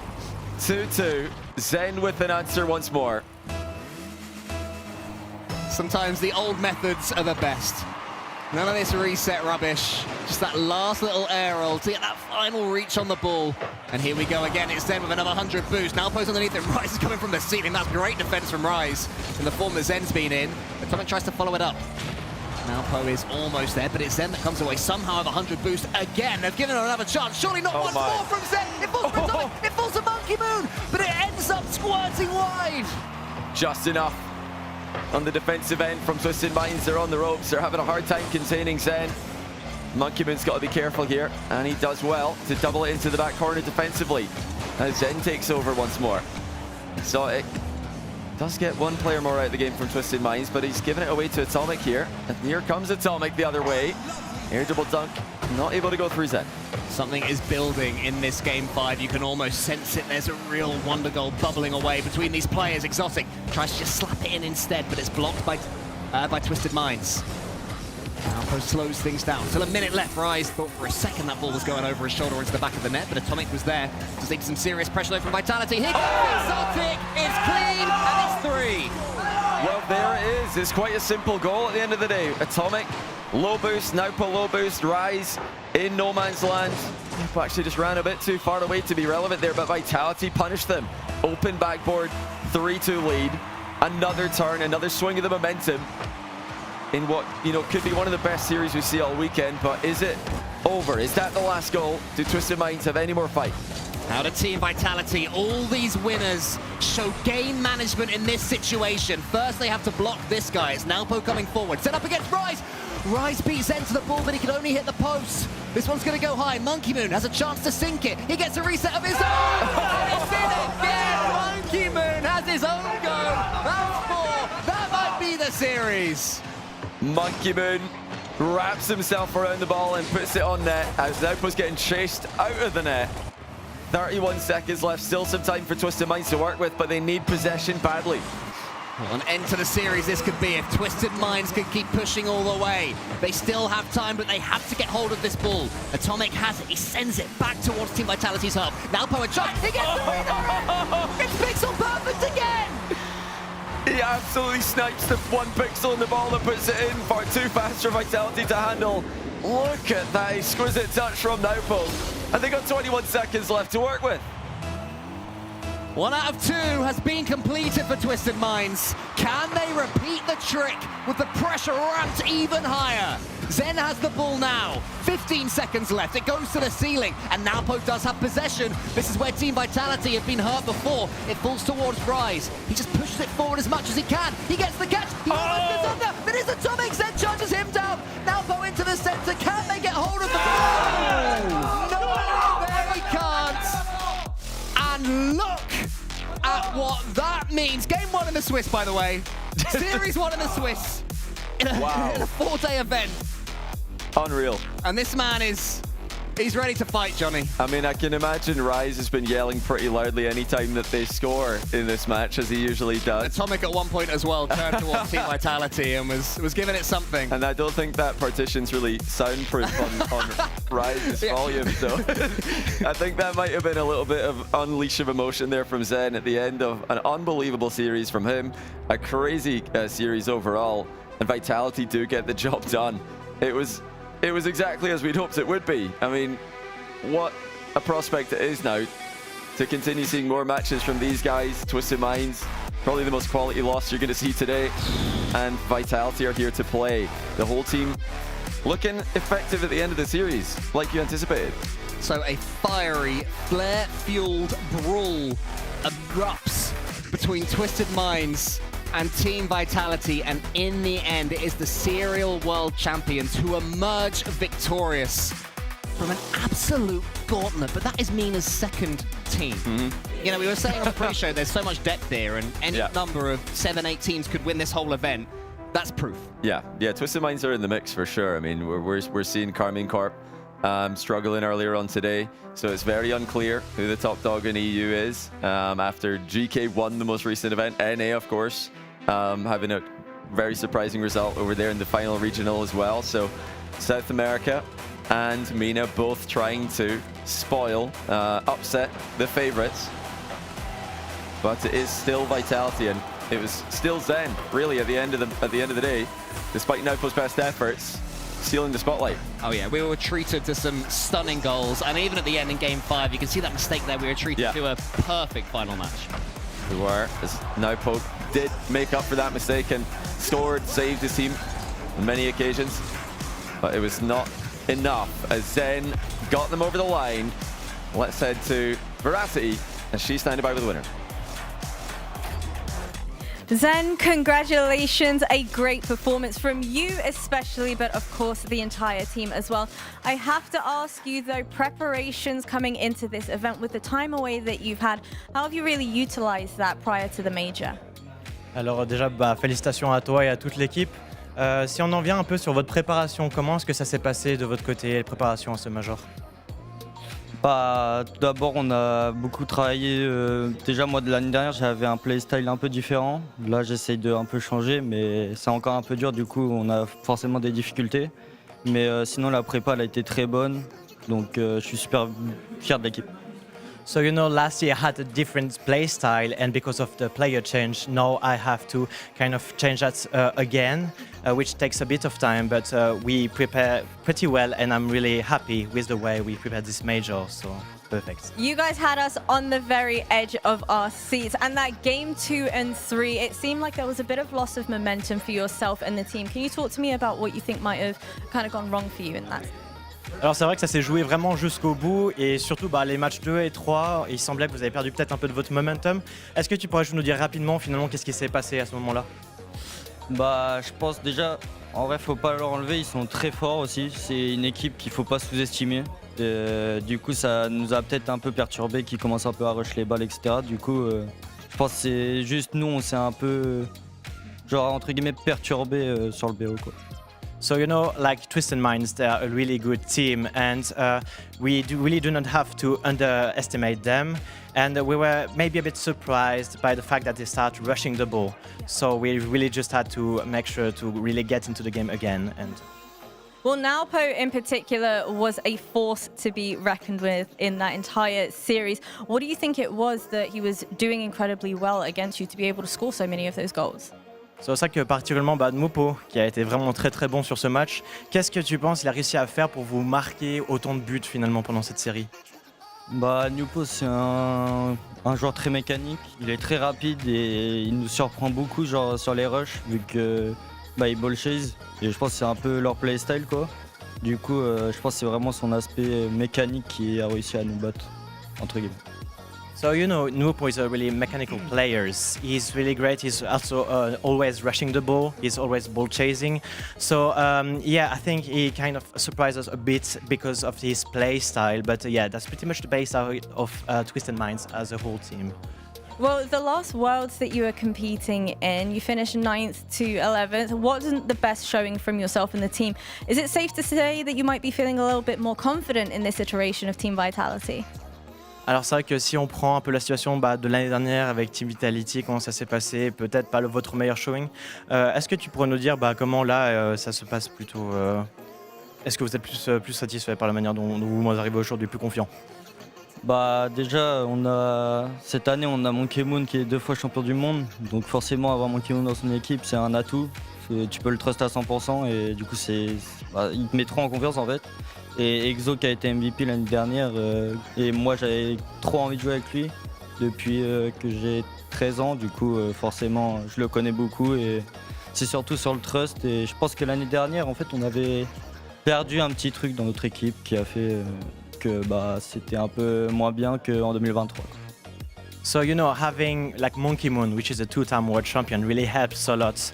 And also Exotic, I really wanted to play with him since I was 13 years old. So being able to play with him is really great. So it's all, I think, about trusting others. And maybe last year we were maybe missing a thing within the team. So we are really much more confident now playing with my teammates. So. What kind of things have you gone on to kind of learn from the likes of Monkey Moon and also Exotic? Qu'est-ce que finalement t'as appris d'avoir Exotic et Monkey Moon à tes côtés? En fait, vu que j'avais commencé à perdre souvent en 2024, j'avais un peu perdu confiance en moi. C'est donc pour ça qu'à chaque fois, j'étais pas trop dans mes meilleures journées. Et là, Cassio, je fais un travail avec lui, que ce soit Cassio ou Dinep, je fais un travail avec eux pour essayer de me sortir le mieux possible. So last year, since we lost quite a lot of games, I started losing my confidence. But now I have been able to work on that with the coach, Cassio, and the manager as well. It's still an ongoing process, but I'm definitely working back on this. One thing is for certain, I was hearing an abundance of confidence when you were yelling with your team. So congratulations again on that victory. The fun is not over yet though, because coming up very shortly, we've got none other than Complexity taking on Dignitas in yet another best of 5. Can we take it the full distance? Let's go ahead and find out.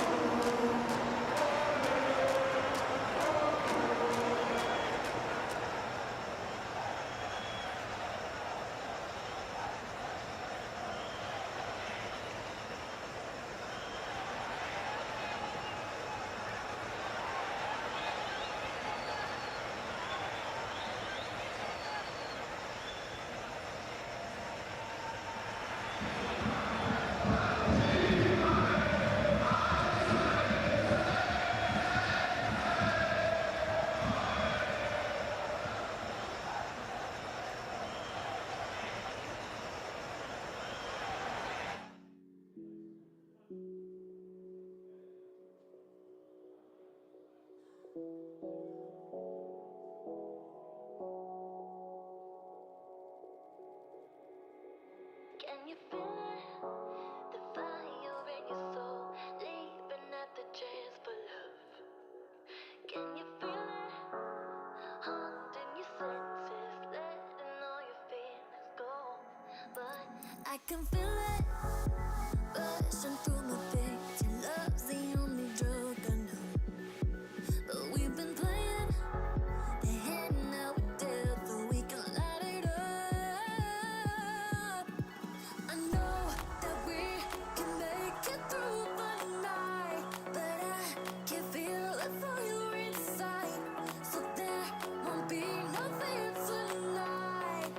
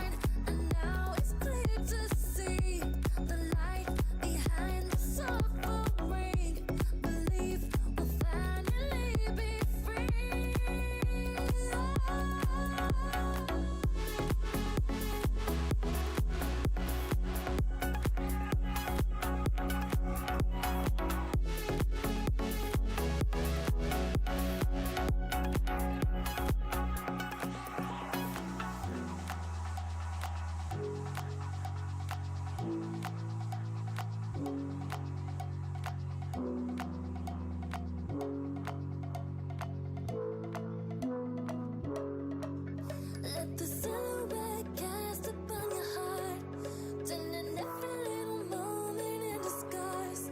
Baby, it's our chance to make a start, so we can fly. I know that we will make it. I know that we will make it. I know that we will make it. I know that we.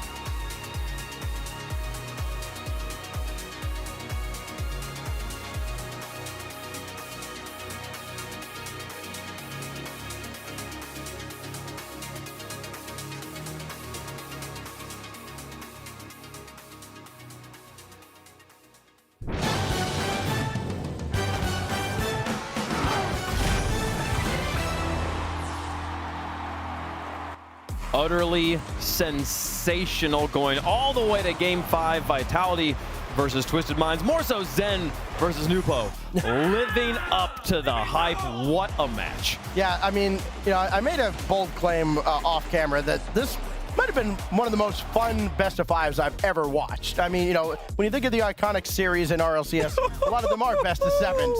But man, just like knowing the history here between Zen and Nupo, like seeing those two go head to head like that, and it was kind of a heavyweight prize fight. Oh, yeah. One would throw a haymaker, one would throw one right back, and they were jawing at each other. That was a fun series to watch. I mean, I was amazed that they got as much time in the air with the ball alone as they did. Like, surely the game plan when you go in is shut down Zen, shut down Nupo, but they found ways to get around those plans. The greats find a way. The greats find a way. You game plan for them, and that is what greatness is. Listen, they game plan for Michael Jordan. Michael Jordan still gonna give you 45, and that's what Zen and Nupo just did to each other. I'll tell you this: when you got Zen getting up after that, his glasses are almost falling off. His veins are coming out of his dang head, and he's got that much passion after the series. That shows you how locked in he was and how much he wanted it. And it was round 1 of Swiss, and this is definitely a battle of teams that should be in the top 8. We should see them on the weekend. Twisted Minds, yes, you did lose this, but play like this for the rest of Swiss, and you're going 3-1. They looked fantastic. Vitality, and mostly Zen, was just a bit better. And a lot of people were questioning, like, is Zen the best player in the world still? We're talking about Rlcs because of K-Corp.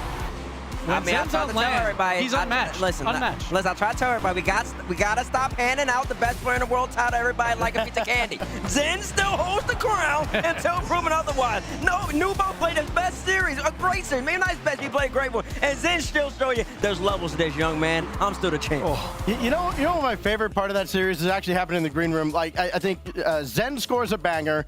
Nupo scores one right after that. Gibbs walks in the room, goes, "Hey guys, any top plays during this series?" Like, oh, we have a story for you. My gosh.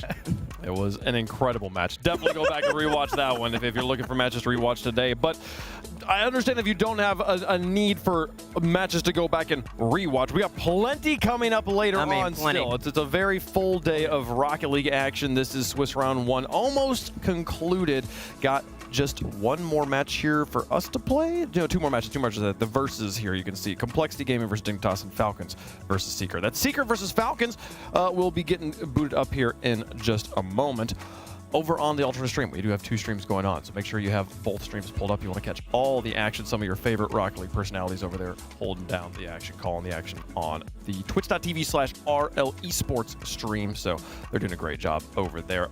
We also have some matches left for us to go to, and then we get to play all of round 2, so it's a nice long day.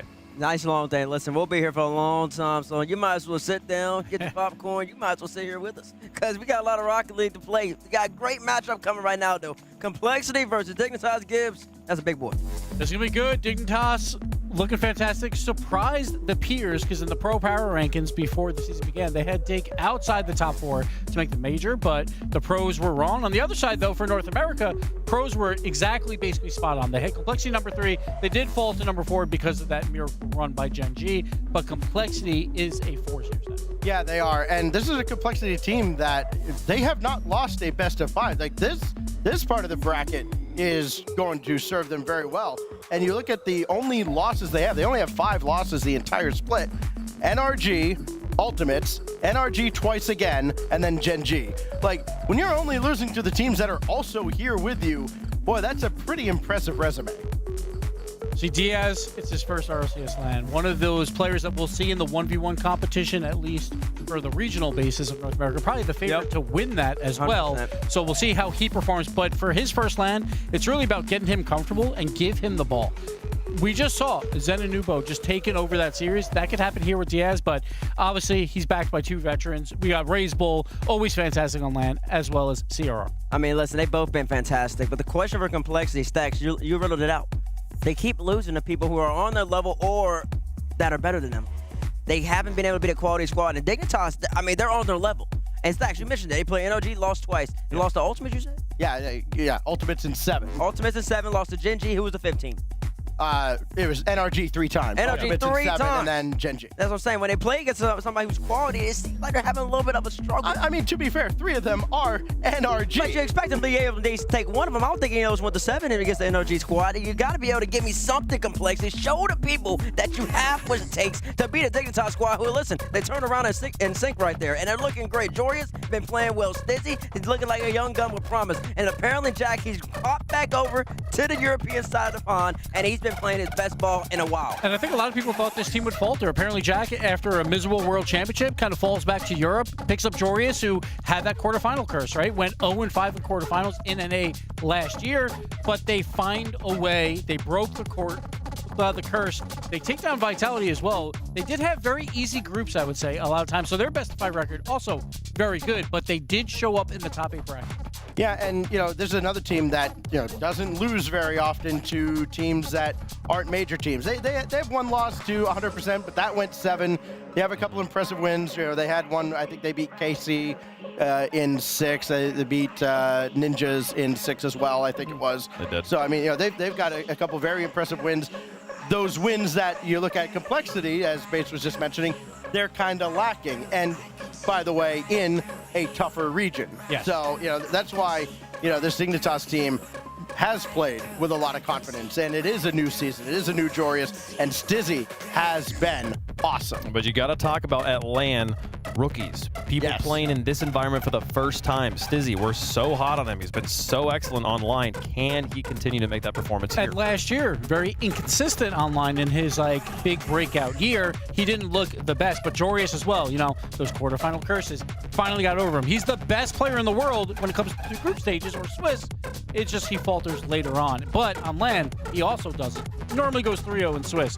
Got more plushies coming out as well for the Digi there. But Jorius is one of those key factors. I think if his offense gets going, he hits those top plays that we saw in the pre-show, then I think they have a really good shot at winning this. I really think that this is a coin flip match. I mean, I'm so excited to watch this particular team play. There is so much firepower from every single one of these players, and we're waiting for that moment with this roster to know, yes, okay, we can take this team very seriously. The one time they beat Vitality, yes, it was the one time Monkey Moon was just having the worst tournament of his life, and clearly Vitality is looking strong at this point. So this is a moment for Dignitas to really prove that they're here to play in Birmingham. Tell us who you think is going to win in the progressive fan vote. #DIG for Dignitas, #COL for Complexity, and we'll make our predictions up here on the disc as well. Who's your pick, Zach? Yeah, I went back and forth on this time and time again, but I look at those key wins for Dignitas where they're able to take out Carmine, they're able to take out Ninjas in Pajamas. I'm like, I got to give them the edge. I got to go with Dignitas here, but man, this felt like a coin flip for me, and they could probably play 10 times. If anybody wins 6, I'd be surprised. Yeah, Dignitas, they looked more comfortable from open to open, and it looked like they found their form. But I'm going to go with the minor upset. I'm going to go with Complexity here. I feel like that's my one upset of this round. I love Raise Bull and CRR, and Diaz, it's his first LAN. Like, if he can get going early, I think they can definitely win this. So I'm going to go with that minor upset with Complexity. You got to listen to Gibbs, man. He emphasized it twice, a minor upset. It's a minor upset. Minor upset. Well, I'm going with Dignitas just because they've shown me that they can beat teams that are better than them in the opens, in a better region. There we go. Complexity didn't get the job done. I can't root for you. I also have Dignitas on this one here. I do think this is going to be a slight favor for them for all the reasons you guys just said. I'm also really excited for the fans to watch the matchup of Diaz versus Stizzy. We're talking about rookies. We got 2 of them in this, one on each side of the pitch. Who's able to hold up to the pressure better here? Coin got 1 on each side, and that flip was I caught it in the middle. We're going to go again here. And, this one's facing the camera, though, so we're just going to go with that. Complexity here going to be the pick for the coin. Look at that. It's interesting that the way that logo pops up on camera. It says Complexity. I don't know. But this is a good logo. You make a great coin, okay, Wave? We already know. Yes, we know. Great coin. Thank you. Great coin, Wave. That's all I really wanted. He's giving himself the medal. It's amazing. All right, Dignitas, the favorites narrowly on the desk. Quite strong in chat, though. Can they live up to the hype, folks? Stizzy versus Diaz. The players to watch. We'll see them take it down here on the pitch. Best of 5 to close out round 1 and get us set up for the second half of the day. The Birmingham Major continues to roll on. It's Dignitas versus Complexity. There is a lot to play for here in round number 1 for both Complexity and Dignitas. Both sides hoping they can start their LAN off just as well as they would like. We've seen a couple of throws previously. We've got a couple of new players on the pitch here. Map 1 brought to you by Progressive. I'm Stumpy, he is Shogun, and we've both gone for a different prediction on this one as well. We have indeed. I have, for the first time this entire season, gone away from Dignitas. Rookie error. Well, we'll find out very soon. It's me and very much the minority out there. I seem to believe in Complexity. I still believe that Diaz has got that extra level that we have not seen. An absolute phenom in the one scene. Has been kept relatively quiet this season as he's moved into threes.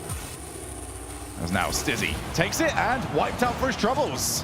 It's going to be interesting to see how different LAN newbies are going to be adapting to this in the RLCS. Great save flying across net is apparently Jack. But very much not a newbie to the RLCS, has been here, has won a LAN previously back in Rotterdam a couple of seasons ago. A good flick from Joris, gets it towards the net. But the man on everybody's minds is going to be Stizzy on the side of Dig. He's had a couple of shocking plays, I would say. We've defended him a few times when casting, but he has had those errors, and we hope they don't translate over towards LAN. I feel like as well, like just with the players that we've got on Dignitas, you can say that for all of them really. They've all had moments in their career, especially very recently, where it just has not clicked. You know, Abjag last at World Championship, Joris trying to get through certain points. They're all overcoming their own struggles with these tournaments. And they've done it as a collective. They've done it so well. There's the pass for Ray's ball, and it's, well, just clattered into the crossbar. And Joris has to try and shepherd the ball away. He's done well with it. Good chances immediately for Complexity. One player down as far as Dignitas are concerned, but immediately flies his way back into the midfield. Space and time for Diaz. Instead, he completely gets rid of that ball. Does manage, thankfully, to go back towards his teammate, but as a one player, you'd expect him to keep a little bit close control, I think. 2 minutes through, however, and still most of the chances falling Complexity's way. All the way back. Dignitas just don't want it in their side of the field. CRR tasked with resuming offense, and Joris with the early challenge gets rid of it. Raiseball powers the ball long. Both teams just trying to settle into this. We've seen this from a lot of teams in this tournament. Game 1 especially can be very tentative as you just try and remember what this is like as. Oh, Raiseball had to stretch for it. It's a nice little play too. The bounce of the post, thankfully hitting a Complexity defender, takes it to the corner. As opposed to hitting the lurking Great White in Jorias. EWC's MVP, earning himself 50 grand for that one. Over on the side of Chiefs, stepping in for OCE, but here is now representing Europe. Raiseball reset down! The ball finds the China shop. And it's got to be said, he's looked like the best player on the server for quite some time. All the defense, you gave him one chance in offense, and he didn't need another look. And that's so good for Complexity fans out there, because we know how good Raiseball can be. He hasn't hit those heights this season, but you know it's just a matter of time. He's off again. And Diaz commit quite heavily, so CRR, he needed to do better than that. They're scrambling to try and get people back, and they've done just so.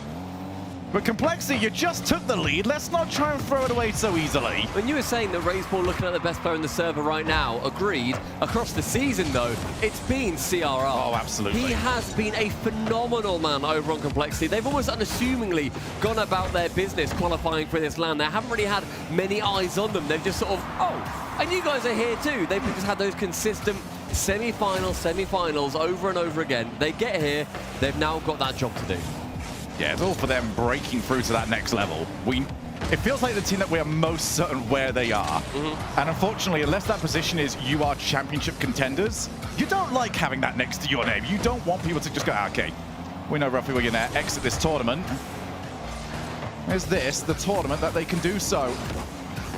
Nice challenge there from Jorius, but Dignitas need this ball out of this side of the field. It's been mostly Complexity with the opportunities.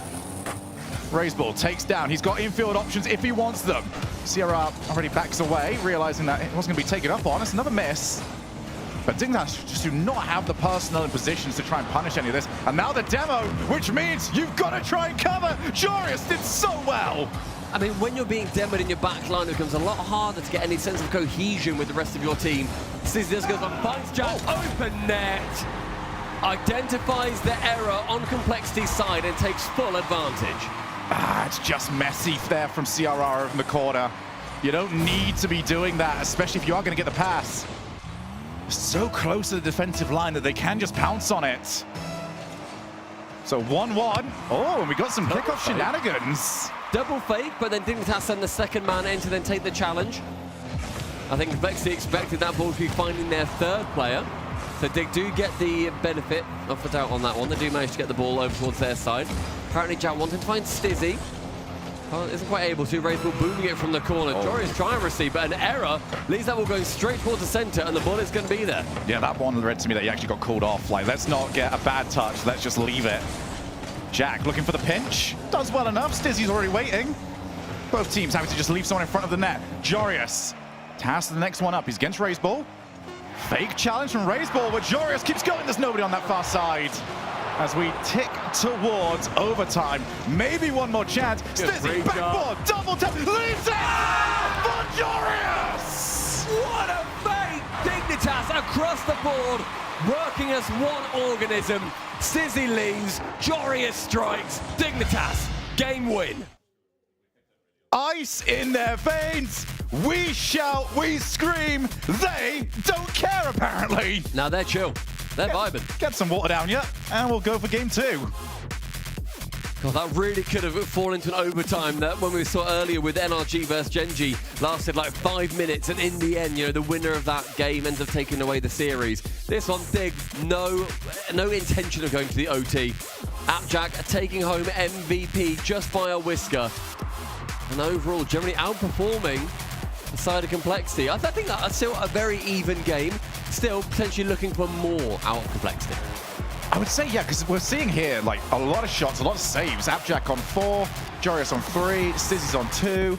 And yeah, I don't remember many of them being actually that dangerous of the offense. Yeah, I feel like Complexity can be a lot more tricky with it. Yeah. And there was a lot of times where we saw, all right, the passing players open and they just, yeah, but we'll just go solo. We're just going to take the 50. We're going to be a little bit more tentative and safe with how we're doing this. I think also if there's one team that you don't necessarily want to be going into one-on-ones with, it would be at least 2/3 of Dignitas. Yeah. Where realistically they're going to be able to, even if they can't get the save, they will force the ball away from your car in a way that's then not going to be advantageous to yourself. That, however, is where Diaz comes a lot more into play. It's where Raiseball himself as well comes more, all of them I suppose on Complexity, they come more into play where they need to maybe work with each other a little bit more. Another double fake kickoff. The time it is going to start without a ball touch. We managed to artificially add 3 seconds to the game. Well done, everybody. There you go. That's the extra added value here at Birmingham Major. Trying to get ourselves back even again with the B stream. Raiseball, reset. Everybody just going immediately, and that was so necessary from Jack because his goalkeeper was demoed. Nice passing play. Jorius off the demo says, happy days. I'll just take the shots. Get my team out of defense, which is the main win for that one. What a pre-jump from Jack, straight back down towards Stizzy. The defender flings himself past, a little bit of aerial acrobatics. Stizzy stays firm on the ground. Yeah, Sierra just completely misreads it. Tries to get himself in position for maybe an Appjack play. Instead, it's been dropped down. He's out in no man's land. 1-0 Dignitas. I mean, Stizzy had no idea CRR was there. And no, they would have been in big trouble, actually, if the defender got anything. Huge misplay from CRR. Yeah, maybe Stizzy was stoic, but he should have been a little bit more aware. They do come out the benefactor of that play in the end, but alas, Dignitas 1-0 up with a minute gone. As we've been saying so far, Complexity, show us what you got. Yeah, Complexity, I feel, can really add a level or two of speed to this game, and it would benefit them. Make Dignitas uncomfortable. It is players still with question marks on them. How do they play under pressure? Especially with the pressure of a LAN. Right now, this is a Dignitas sort of pace. They'll happily play into this. Here comes CRR. Fake challenge. Or fake go there from CRR instead. But that's too easy, and that might just be dangerous. You're leaving yourself open to these. Rule 2 broken, Rule 1, whatever you want to call it, is broken. I think it was Raiseball and Appjack. An easy shot, save from CRR, is going to be kept away. Appjack into the corner, clears it around long. I think we've seen a couple of times where there's the overextension from Complexity on plays that don't necessarily need to be overextended upon. Yeah, it's that third man positioning. They don't arrive at the right time, so they get there and have to stop. Oh, wow, what a tap on! Hello. Well, no more complaints. Let's give you some praise. Raiseball just flings it forward. CRR do the rest of the work. You know what? He didn't make contact on that Stizzy play earlier. He certainly made the perfect amount of contact on that one. Flicks past final defender. It's been 2 minutes. There's been 2 goals, 1 apiece. And we still maintain the rock, paper, scissors of these kickoffs. CRR looks for the 50, does well, but with it rolling up as well. Dignitas will happily take the sting out of this play. Nice there from Stizzy. Glides the ball into the midfield. Raiseball wins the race, but it's just left for Appjack. Very early from CRR. Was required. Players look so much more comfortable at this point. Happy just to control the ball. Jorius backboard. And Raiseball realize we're not letting that happen, but they're all over the place. CRR recovered backboard. And thankful to see the ball just arrive at him, and he's going to get there again, and he can't. That's exactly what happens when your defense gets stretched that thin. They've got boost, they've got a little bit of time, but the balls are set in such awkward places that Complexity need to chuck a hand up for it, land awkwardly, then suddenly another man is called in. Dignitas, they've got them on a string. They're guiding them around the pitch, and it's showing so far in the scoreline. It's just the mistouches. That last one there from Raiseball was far too heavy. Infield! Oh, that's just pure power! Tell you what, let's give them their flowers for a second here, because that demo into the pass, straight back midfield, Diaz, CRR, Stizzy no contact. Gorgeous play, wrapping around the entirety of the Dignitas defense. Complexity, they draw us level. Maybe we're being harsh, they want to see more out. No, this is the most Complexity performance ever, where it's just, why are you doing this, and how did you do that? Chance though as Jorius now finds the sky with a reset, round 1, but no boost, carry on with it. Diaz pumps it back midfield. Raiseball leaves that ball for Stizzy. It's brave, but ends up working out. Jorius back central. Appjack now with that 100 boost grab from the mid. Gets bumped away from the play, and Raiseball is now low. Tries to whip it central. Stizzy's going to be there, and Appjack removing that next threat. Yeah, that 50 really went the way of Complexity. Just need that player up. Oh, that's dropping down. Diaz having to control, who has been left relatively quiet for this game, but now he tries to roar in. Heavy second touch, steals the boost. That from Jorius completely kills the offense for Complexity. Looks for CRR's cut. CRR's doing a lot of heavy lifting, I feel, when it comes to just getting that ball out of defense. And it is a very important game here. This next goal, massive. Complexity really, really need it. And they need this ball to not be where it is. Now Jack's trying to scamper back, and he'll do just fine. Yeah, tracks back via boost intelligently, making sure that he's going to be in a position to take it to the sky if he needs to. 1 minute remaining. One less player for Complexity as he gets sent out. Stizzy now with a challenge on the right-hand side. CRR has to bump them away. Does get that mid-boost. Drawn level with 2 goals apiece. Jorius flings it long, a little bit out of Appjack's reach, and Diaz gets control. Here's the ceiling, though, so Dignitas can control it. That's a lot of boost. Jack's on nothing. Stizzy was on 17, so yeah, probably a good idea just to abandon that play. CRR looks for the pass. Raiseball does not have the boost to try and run onto it. Backboard, Stizzy called into action. Just catches. Is anyone from Complexity going to go and try and meet him? It is Raiseball. A little bit late, but they just want that ball moving somewhere, but again, it's awkward. Now here comes Diaz, looking backboard. Jack will just catch. Lovely and aggressive, though, from Complexity, making sure they're trying to catch out that final man on Dignitas. Up high, does Diaz bite on this one as Stizzy keeps it blocked in the corner. Overtime, game 2. What we're going to get from the kickoff. Jorius just held himself back a little bit, allowed the ball just to run onto him. Jorius meets it early, he's out of boost. Raiseball doesn't know that though, so he has to just try and play a little bit more safe. Does well to get 2. And that touch, oh, that's just so evil. That's horrible to try and defend from. CRR's done an exceptional job. But just as little nonsense touches, Stizzy a reset towards the backboard. Appjack has to try and work his way out of there as soon as he can. He finds himself a bit awkward. Jorius helps, if anything, Complexity on with that ball back towards his own corner.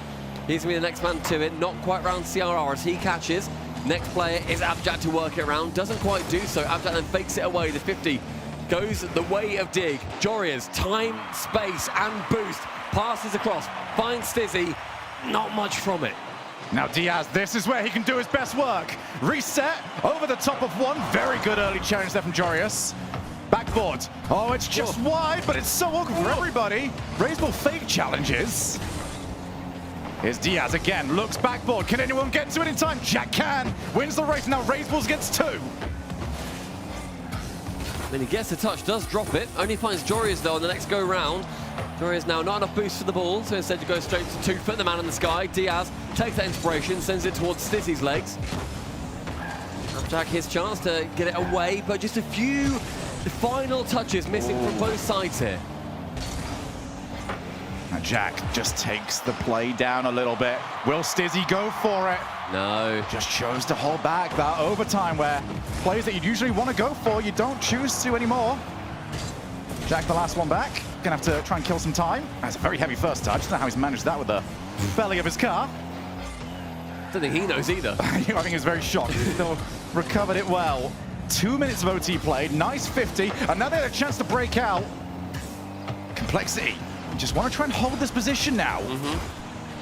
When they're gaining the advantage a few times, over on the boost side of things, it's been quite firmly in Dignitas' possession for a little while. And our Complexity bring that swing back round. Abjack had no intention to go for the ball there, just drive challenges, then gets that corner boost. Wants to try and starve Complexity out just that little bit more. Stizzy goes up high, that's going to be completely open. His shot over the demo is a great opener. Dig could not take advantage, but Jorius finds Jack, drops it down, top corner, not found. But it's the same thing for Complexity. They were really struggling with the positioning of the goalkeepers. Any of those were dangerous. Very likely Complexity wouldn't have been able to get to it.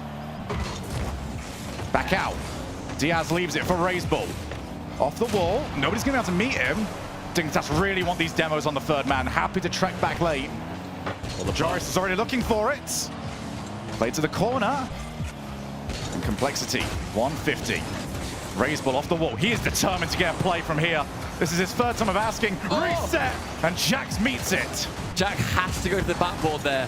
Does so with great time too. Those were the shots when coming in. That one goes above the bar. Pinged away by the defender. Thank you very much. What a hit. Stunning hit. Abjad wants to go for a 50, but Diaz catches, goes high above it. Above Jorius. The reset. Jorius helps him, but Stizzy 2v1 comes out swinging. Diaz just never quite has enough boost left, and also Dignitas doing a very good job forcing the play. But here's Raiseball. It's down the middle. That's where Jorius wanted to see it. Another shot, and Diaz will put the game to bed. There was a chance to send it home here. Raiseball through the smoke. Jorius, great recovery. Diaz, much more awkward, much more composed. Near enough top corner, and Complexity draw this series up. I really like that shot from Diaz. It looks so simple, but that's the old school K-dot shooting mentality. I am not taking this shot unless it is dead on my car, the ball, your car, or your net. Complexity have got us to 3-2, and they did it whilst having to avoid the shoulder tackles that Dignitas was sending their way. Demo's a lot more prevalent on the side of Dignitas, and clearly something that I think Complexity have somewhat struggled to deal with. But then you see the first real time that we see Complexity go for them in this game, they end up getting the goal from it. Yeah, it wasn't directly from the initial demo, but good chances for both teams. Complexity's coming out the better on that one. CRR 640 points, clear by 100 of the next player on the other side. I think he really kept them in this game, actually, in the early/middle stages where he just... He's kept them in the season, mate. Yes, it's just, guys, we need to get out of defense. CRR, here's 40 boost and the ball. Go and do what you do. Boost, ball, dream. Yeah. Off you go, son. And the thing is, he mixes it up. There's some players that you just know, okay, let's challenge early and go high on the ball because we know you're going to go for the outplay. CRR mixes it so well, just going for a 50 on occasion. Let's put somebody in the midfield. 50 will pop out to you. And then we'll be home free. So we get into game number 3. And Diaz off the wall. Yeah, this has been the go-to for Dignitas. They refuse to let anyone Complexity have time on the ball. It's a great way to go for it too, because you don't want them to get too much confidence either. I think we saw that a little bit earlier in the TM versus Vitality match. That ended up being Nupo versus Zen. That was the 1v1s. That was them having time and space on the ball. To an extent, they were also earning it by their own merit. But they don't want to have those same issues. Stizzy now goes up, does block it away as Diaz lurks just about behind him. and the demo is becoming immediately more prevalent. Jack hovering off the ground using boost for the block. Joris straight into the path of Diaz. Complexity have been very happy just to allow Dignitas to hit the ball towards them. Not quite as willing to engage in a midfield like race to the ball.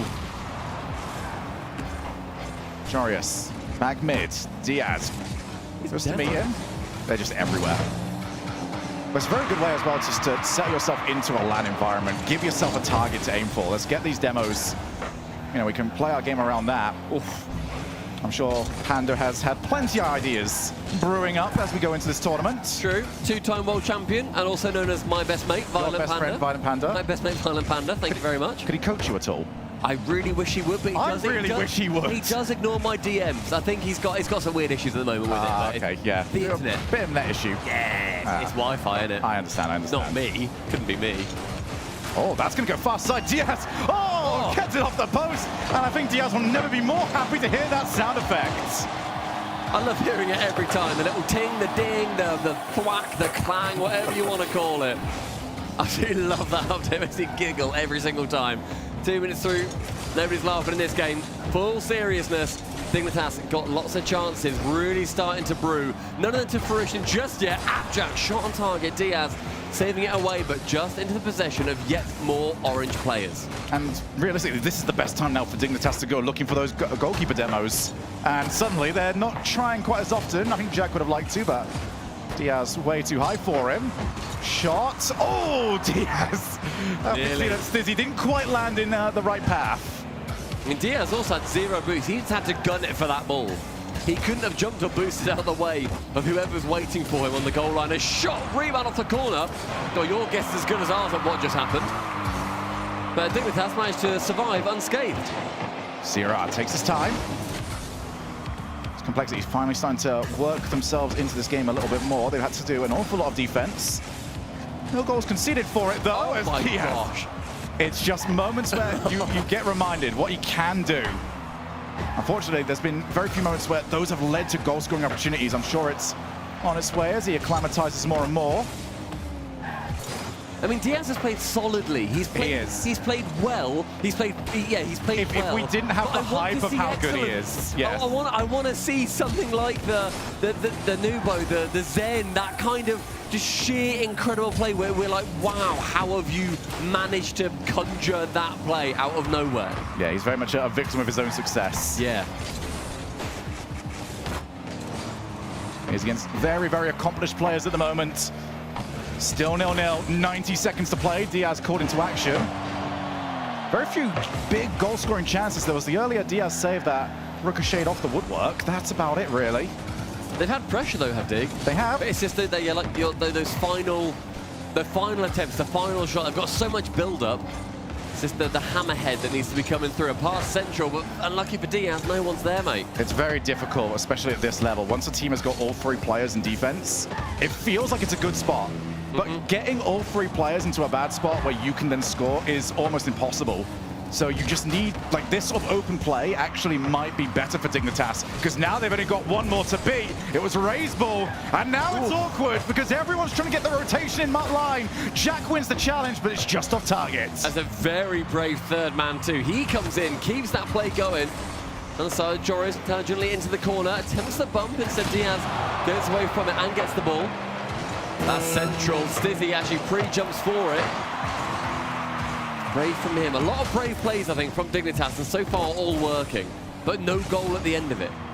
It's been like small mistakes. Even on that one, Jack just hit the ball kind of really hard off the wall. There's Sierra parries the ball out of his own net. Stizzy looking to try and put pressure on Diaz. A 0-0 affair. Maybe Diaz can provide something at the very end. In comes Sierra. Just trying to keep that play alive. Will Complexity, who have played so much defense, steal it? No, they can't. We're going to overtime. I'm so excited to see the stats of this one afterwards. See how many shots and saves he actually had, or is just been all those midfield battles. Stizzy keeps the ball away from Diaz. Sierra with time, space, boost, ambition, goes low with it, goes for the man, but Stizzy again staying grounded. Diaz is reasonably low, so he would have liked to have picked up some more boost on his way through. Raised ball. Oh, unintentional back pass, and Sierra was unhappy to see it. into the midfield. First one up, CRR against Stizzy. Diaz trying to break through. Maybe saw the goal line in his sights.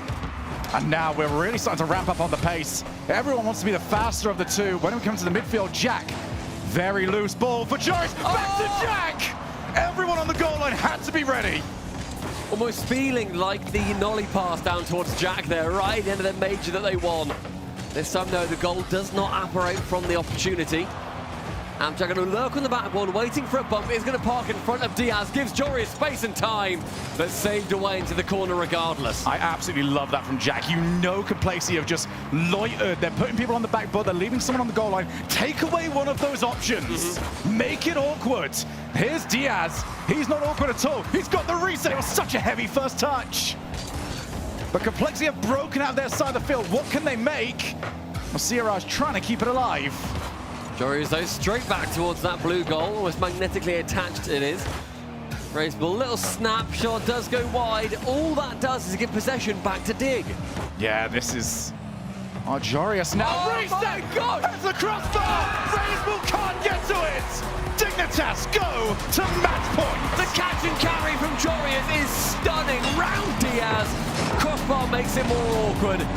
Near enough middle of the net, but shooting it behind a raised ball. Stizzy makes it a goal. 2-1 in the series. One more and Dig. You work your way through round one with that big old W next to your name. And that one does feel deserved. They were playing so much offense, struggling to create much from it. And then suddenly the moment Complexity break away, that's their best opportunity. And, yeah, you've got something you want to point out here, Stumpy. I just pointed to the screen because there's 15 shots on the side of Dignitas. Oh, yeah. I know you passed that to me because you couldn't do the maths quick enough. It's fine, I got you. I got you. 15 shots, mate. I can add up 6, 4, and 5, no problem. 15 on the side of Dig, only 4 on the side of Complexity. They had 13 saves between them. That was a sheer Dignitas onslaught, and yet it still went into overtime for Dignitas to win it. They had so much of the build-up, just that final couple of shots. They weren't able to actually sneak them through because Complexity shut them down too early. That's because you just don't want to overcommit. You're at 0-0, you're not really in a rush for it, so I'm sure whilst we would love to see, more offense, more goals, just go for it, you might score. I go, well, we might not. And there's no point. That's just leaving our third man in a very tricky situation. Dignitas, a very, very composed performance from them to this point. Sort of performance you'd expect with the personnel that they have got on board, but it hasn't always been the case. As we do see the bot kickoff against the delayed kickoff. I haven't seen that one in a while. So many fun kickoffs in this series so far. I'm loving to see it, and it's an immediate chance as well for Dignitas starting this game as they finished their last one, the reset, shut down by Raised Ball. Seeing that more pressure does start to abate somewhat. And bear in mind, there are 2 streams going on. There is here on Rocket League and also on /RL Esports. Make sure you head over there. Falcons are playing Team Secret, currently in game number 2. Falcons leading it, and it is 1-1 in that game with under a minute left. So head over there as well. See what the Swiss has to offer. Oh, that's dropping down so awkwardly. Rachel can't get there in time. Dignitas starting to stretch their legs. It's a lovely play up from Stizzy, straight to the ceiling, and then lets Diaz do the rest of the work. Speeds the ball away from his teammate Raised Ball entirely, and Joris, he can end up getting that little old toe punt home. Dignitas, 1-0. Now Joris is where he feels most comfortable, in the Swiss stage. Now Jack, good challenge. Another shot, 2-0, and Jack steals it. You see as well, normally Jack's pretty chill about this. He does smile and laugh a little bit as Joris has that completely dead to rights, and Jack's like, nah, I'll take. Yeah, I'll have that. So you know what would have been the most annoying thing about that? Is because Jack's the IGL, he would have gone, that was really good, all right, lock in.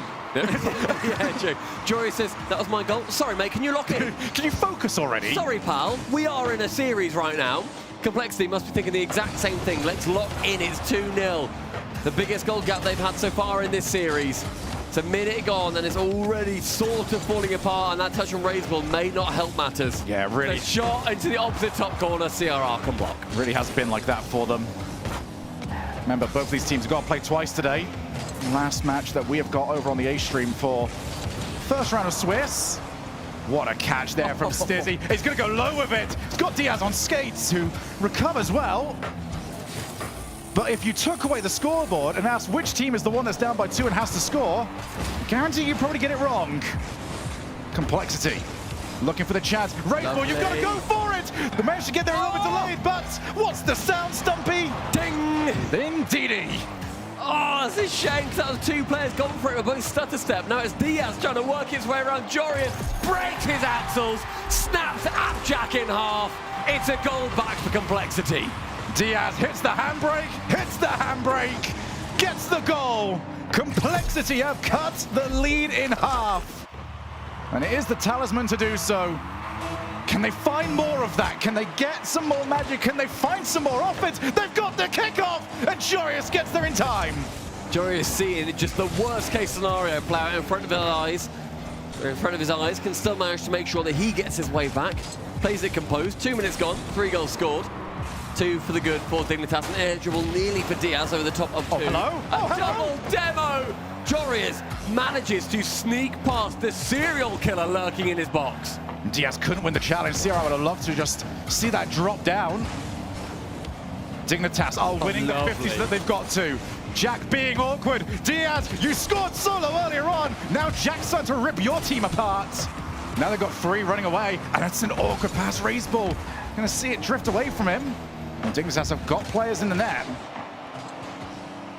Halfway through the game, Jorius now from his own half to go for the 50. That ball smashes into his driver's side door.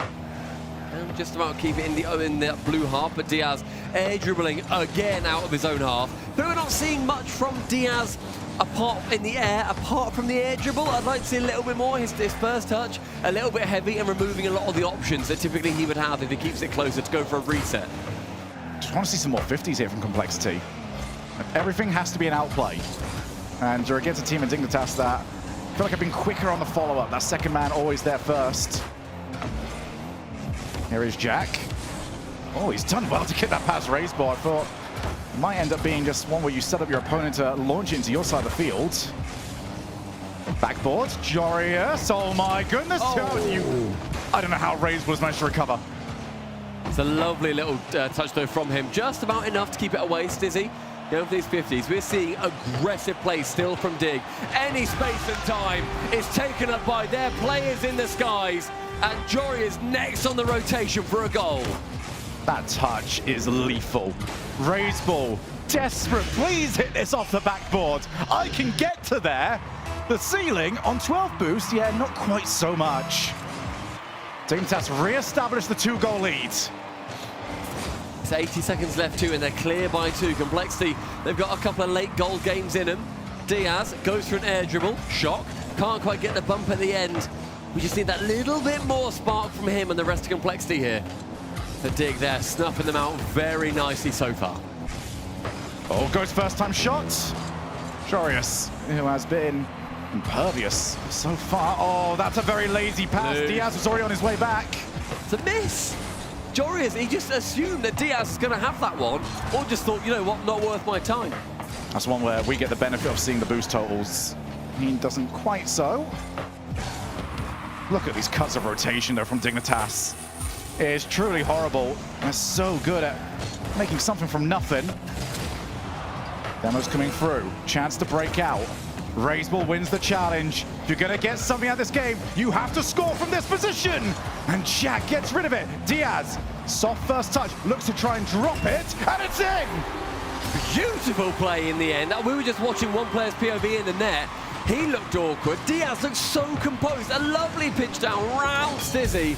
Raceball shoves it home. He hasn't been there for a couple of the passes that Diaz has put central. He now knows Diaz, more than likely, he's going to get the ball in the center. I need to be there to finish his hard work. But 15 seconds left. It all has to happen now. And Diaz is up early. CRR, fake challenge there from Jorius. The good bump. Next there! Oh, it hits the crossbar! And the sound it makes is heartbreak for Complexity. Can they get it ball to someone else? Another bump, but it's too little, too late. Dignitas improved to 1-0 in the Swiss. It's a ting, it's a clang, it's a bang, it's whatever you want to call it. It's devastation for COL right at the end. They don't get the goal. Complexity, they fall in round number 1. Dignitas go through with that dub by their name. And that is going to be a wonderful start for Stizzy's first RLCS LAN, and he played exactly how he needed to in that one. Confidently, powerfully, and with his team. I think that's the best part I can really point out for Dignitas in this one, is that we see sometimes performances, we've seen a lot of pop-off performances actually today, but that might be the performance I've seen the most, which is, okay, you can just replicate that for the rest of this tournament. You're not after anything specific from one player. Everyone is doing their job and they're doing it well. It's a sort of performance for Dignitas fans out there be very, very happy. Yes, for sure. It was. I think it's that confidence-inspiring play where, like you say, that wasn't just because I'm going to use him again as an example, a Zen, a Nupo. Yes. They didn't. That wasn't one pop-off thing that can't be replicated. Having all three players on the same page playing together in ultimately such a suffocating manner. That seems to be how you win series nowadays. Suffocate your opponents. Get all the challenges going in your favor. If they start going in the opponent's favor, cool, go to them even harder. Make sure they can't play the game. That's what Dig did.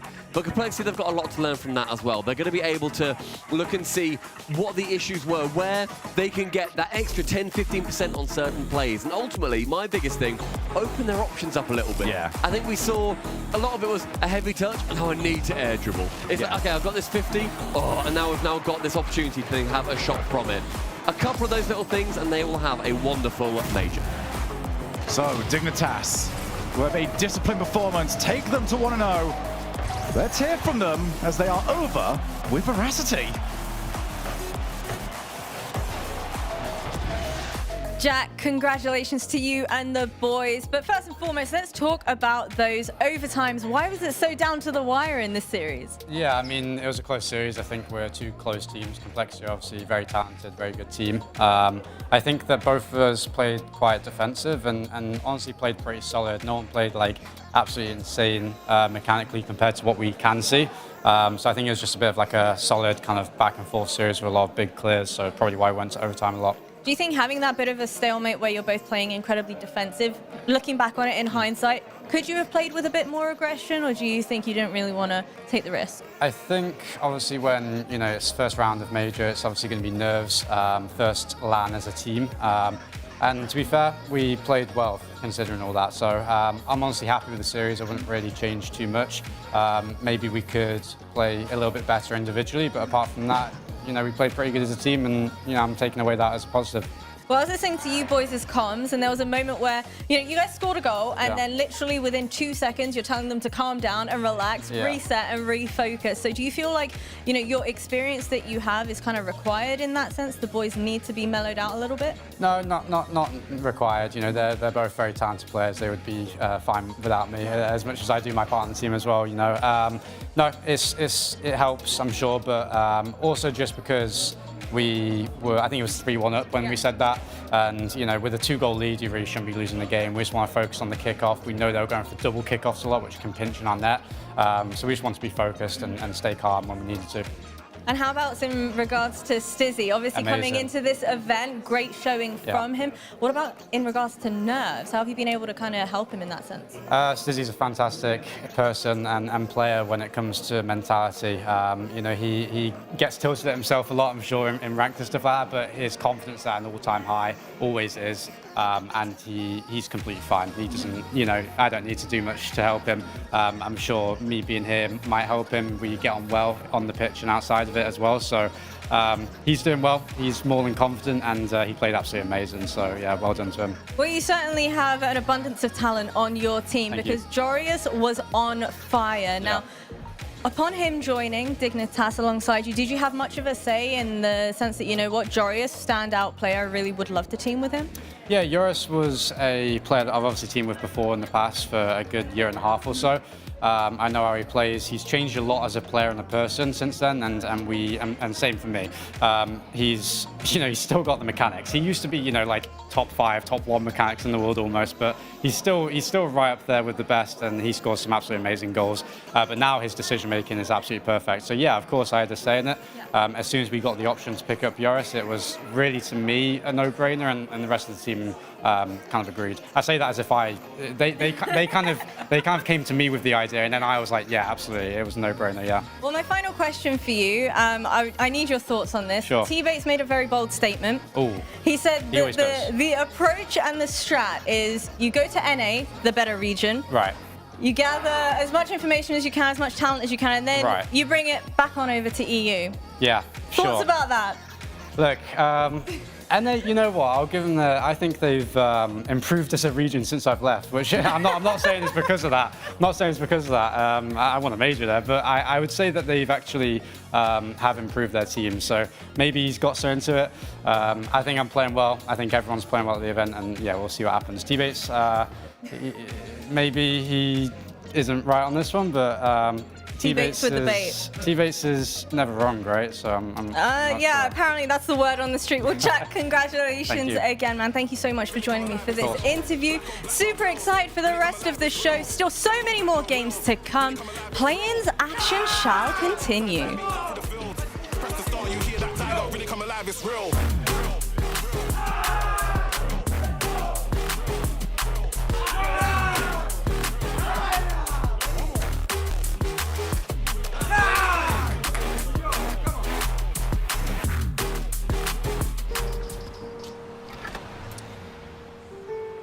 There's a reason they don't call them clean bikes, am I right? Yeah. Because it's dirt bike. Gas stations. Whew. You gotta start at the top and work your way down. You want me to do yours next? Oh, you're from Oklahoma. They have to fill the silence. The bathroom code's 9914. Progressive can't protect you from becoming your parents, but we can protect your home and auto when you bundle with us. Look at this hot rodder!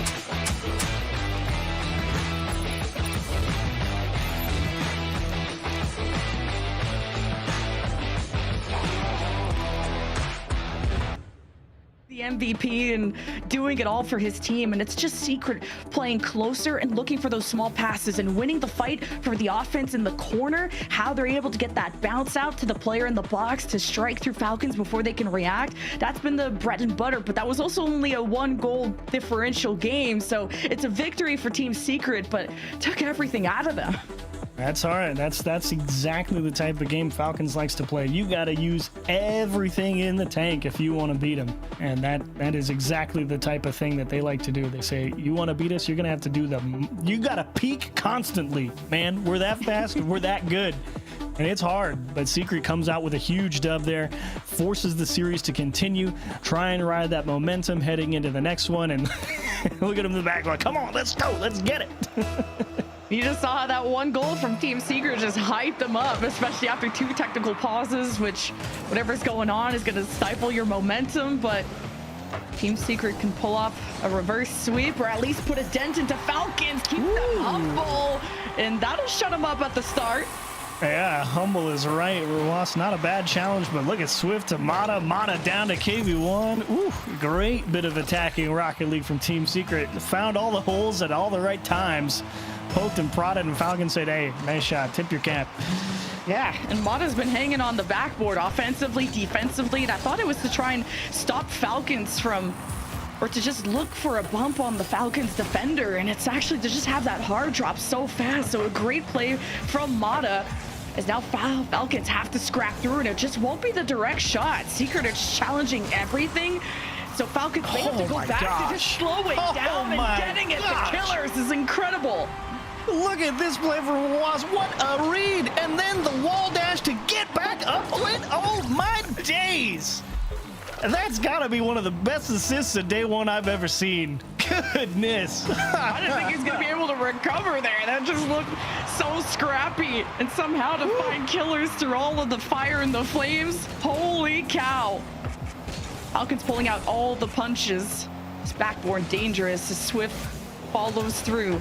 Falcons will be tested here on defense for the first time this game, and with Secret having more boost, they can try to shove this, but Killers just has this red carpet down. It's enough. It's enough to beat Secret. It's enough by a footstep and a hair. What a clear from Killers. And KV1, he was like, wait, you didn't go up the sidewall? But I thought, all right, fine, good shot. Okay.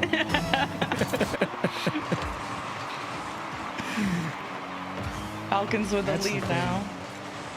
I mean, they just make you think so fast. You got to react so instantaneously. There's no time to sit there and consider.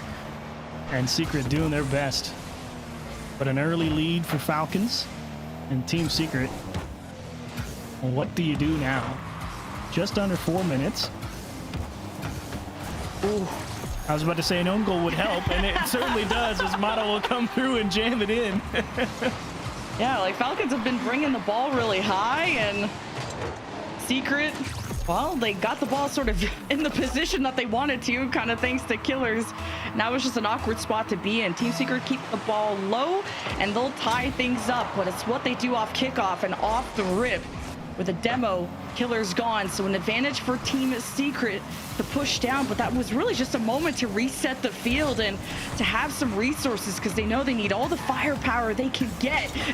Just getting that to Swift, and just fires one off downfield, and it gets blocked off. Nice 2 blocks from Rlcs as Killers now just forcing Team Secret out of the shooting corridor. TRK with 0 boost, just that's the fun part about Falcons. They see you fly so often that you can kind of go for whatever, even if you can never get there, and people will just stop because they assume you're going to hit it. You earn a lot of respect when you play as fast as these guys do. Now Killers and Rlcs, look at these challenges. They're not even letting Team Secret organize and rally through as TRK with the additional touch. Rlcs, wait, how is this not in? That was a beautiful attempt from TRK. The crossbar had other plans as a great shot denied. Rlcs with 0 boost, and Falcons getting pummeled in their own net. Killers needs a big clear here. Team Secret really trying to step on the gas at the right time. Look at this read attempt. TRK comes up empty, but Rlcs with a nice easy backboard follow through. All of Team Secret, the attention focused on the blade of TRK. Let it slip by, and Swift no chance to get back to the second strike. And KV1 just hunting TRK down, but then who was trying to go up for the ball?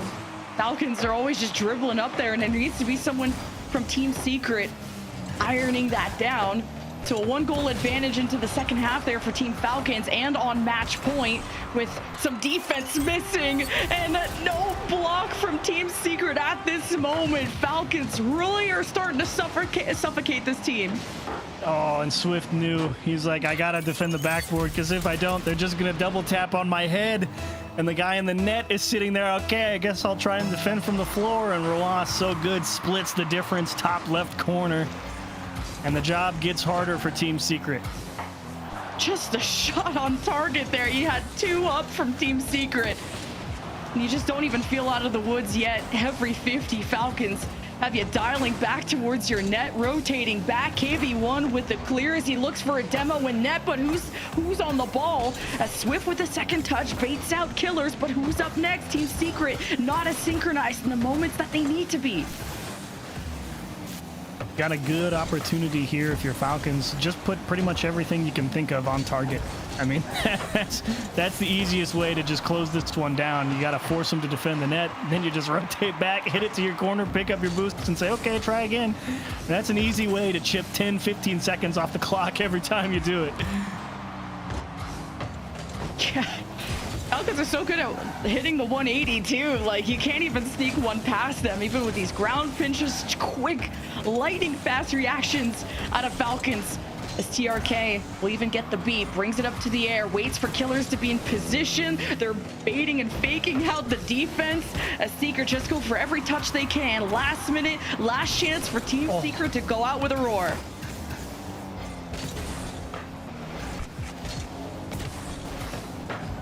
Nice. KV1. Oh, baby. Bar down. It's not over, it Chiefs.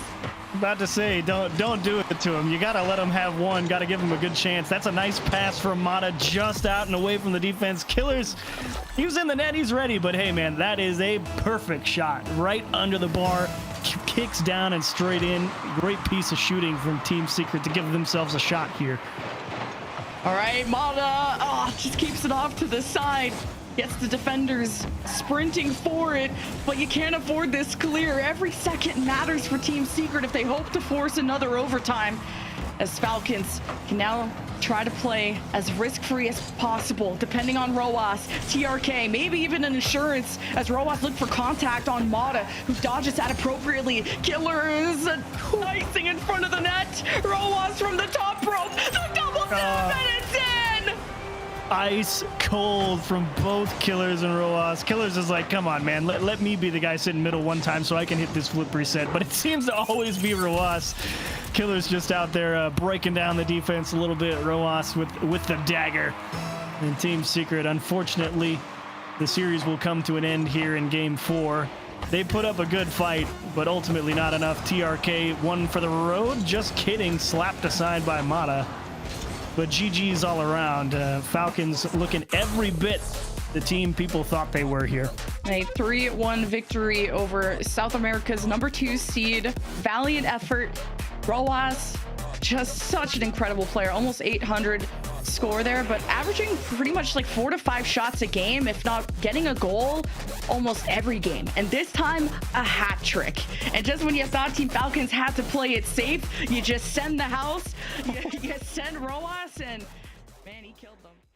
Across Europe, teams battle to qualify for Birmingham. Here are the 4 best of the best who made it and how they did it.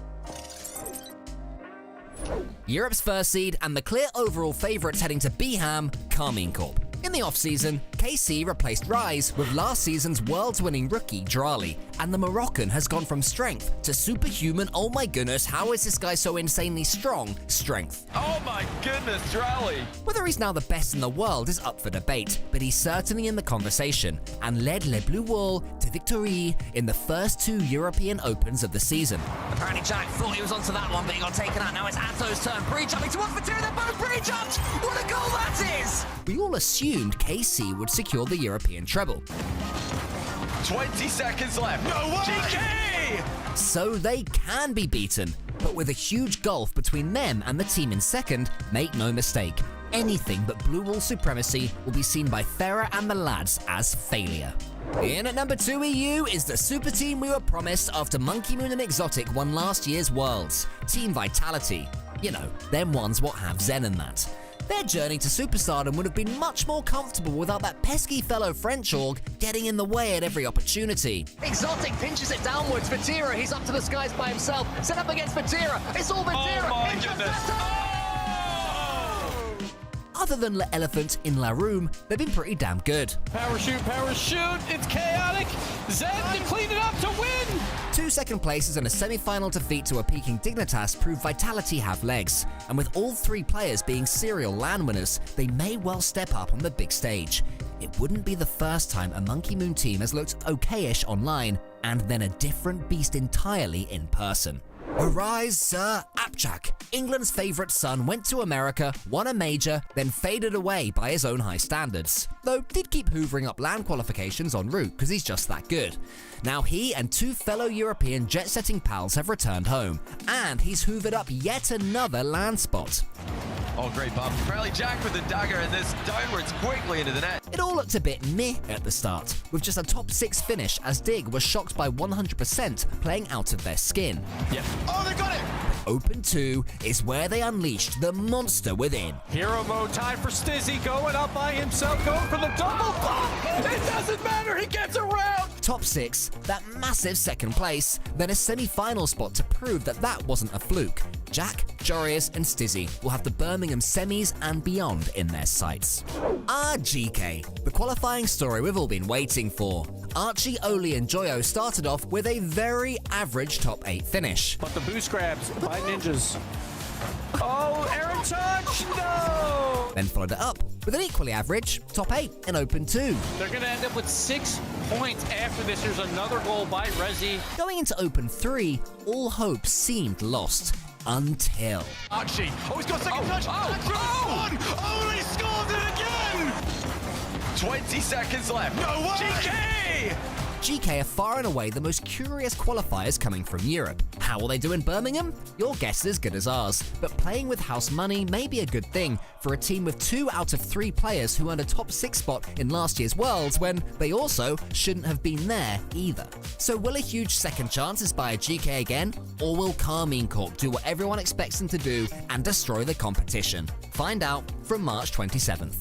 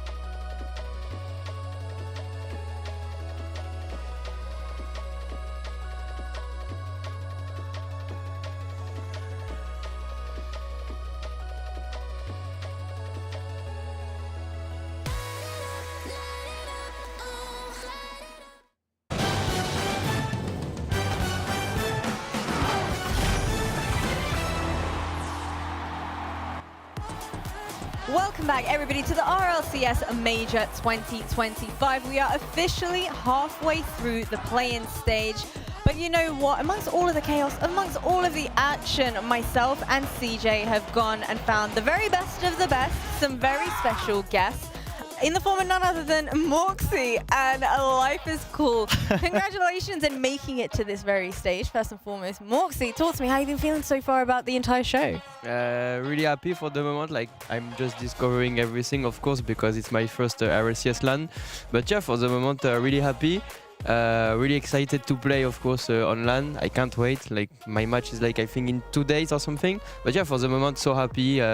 Can't wait to play and just everything is good, so good here. French takeover. We've been taken over by the French. I mean, live talk to me. First time, obviously, the world champs as well in France. How special is that to be going home for a LAN? I mean, finally. It's finally there. We were waiting for this for so long now. So, yeah, we kind of wanted it in Paris, but, you know, Lyon is fine. Mini Paris? Is it mini Paris? Maybe? It's kind of a mini Paris. It's fine. Yeah, we're so happy to have it there. You guys are not ready with what's going to happen. There is going to be so much fans, so much going on in it. It's going to be insane. Well, you know what? Speaking of the fact that it is going to be in Lyon, for you in particular, Moxie, is that an added level of pressure now? Because you have to perform in order to make it to the World Championships in France. Like, I mean, of course I will have pressure like even if it was like everywhere in the world. Yeah.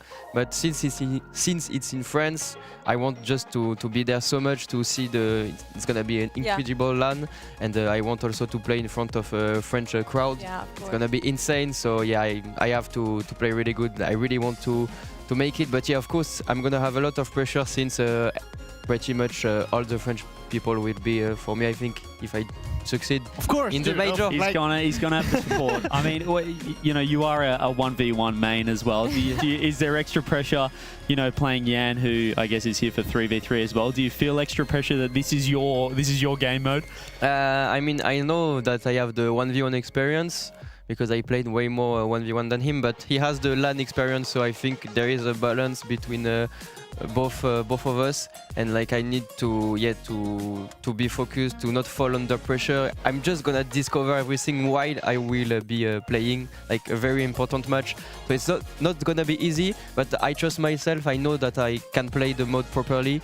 It's just gonna be a battle between me and me, really. Figuring out on the fly, basically, is what you've told us in a very beautiful way. But you know what, for anybody that's joining us right now, let's go ahead and revisit your journey so far throughout the process of the 1v1s. Now, I remember during the interview I had with you online, as soon as this event was announced, you were like, I cannot retire. There's no way I can give up now. This tournament was made for me.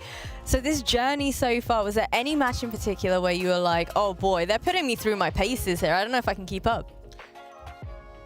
What was the tough Could you match? repeat The toughest game, the I mean, like toughest the grand final. Yeah, of course, the grand final. Like you mean like every match wasn't easy? Like I didn't really understand. So which one was the most difficult for you? I think the most difficult was like maybe, yeah, of course the final, because it was really stressful, but also the semi-final was really hard because Atto was really good, and it started to be like really important match, and really like it's like elimination match, so you don't have the choice, you just need to win. And Atto was I know that he was a really strong player, so I had to be confident. I told myself just play your game, have pleasure, because if I started to be like, you know, nervous, it wouldn't go my way, of course. So yeah, both the last match was really hard, the two last was really hard and stressful. And you were streaming as well the matches in the tournament. It was crazy. You were having nearly 40,000 viewers or something at one stage. Were you aware of like how big it was, your stream? To be honest, no, I wasn't focused on my stream. It was I was really just focused on Rlcs. But then after I won, I came directly to my stream because I wanted to see my community. I know they were happy, so I wanted to thank them. And I just saw like 40k viewers. I was like, what's happening? What's going on? Like I was ready for maybe 15,000, 20,000, but when I saw 40,000, I was like, wow, okay. So yeah, my community was really ready for this tournament, so I'm so happy to represent them well by winning. And what about you, Life? Watching Morxie's performance throughout the duration of the 1v1s, what was the kind of community feedback like? Yeah, of course, there's a huge link between Moxie and his community at first. So yeah, he was talking about his stream. It works too with like the French-speaking scene, of course. And there's something like when RCS 1v1 was announced, it was kind of a destiny, like a fate for him to be there and to represent France, of course, but himself too, against the other like French really good players or French-speaking players, as Rally in the grand final, for example. So yeah, we were waiting for him to be there and to qualify. For us, it's like the best case scenario, having Moxie here. Will he have all the French support? Because in the qualifiers, he did take down 2 of KC. He took down Atto and Drali. Is everyone behind him now? Because, you know, there was a bit of rivalry. Yeah, of course. I mean, I feel like for, you know, Carmine Corp fans and Vitality fans, it's kind of different when we talk about 1v1s. Yeah. Because it's more like the players playing more than the organizations. And K-Corp lost already because Atto and Drali, thanks to Moxie. So I think that now they will have Carmine in the 3v3. They're gonna have Moxie in the 1v1 because they like friends too. Yeah. Win-win. Win-win situation for all of you. What I was saying. Yeah. But Moxie, for you, obviously we've already spoken about the fact that Yan has that experience performing in front of a crowd, but you have the experience performing in ones. The real question is, who do you think who's at a better advantage?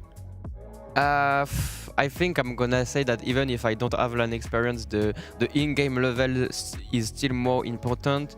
I just need, you know, like to lock in, and I think I can do it clearly. It's not impossible. I think I made the hardest by doing the Europe tournament. But like Jan is really good, but I will just need to lock in, and I just think that in-game level is more important than just experience overall, like LAN experience. Yeah, you can see here taking a look at Jan to run through the SAM playoffs. He had a slower start, I guess. He wasn't in the upper bracket. Swift was kind of the favourite heading through, but yeah, I think it is that the experience of Jan that he lost to Swift, if I remember correctly. But then, yeah, the lower bracket run was really insane. I'm gonna put you all on the spot.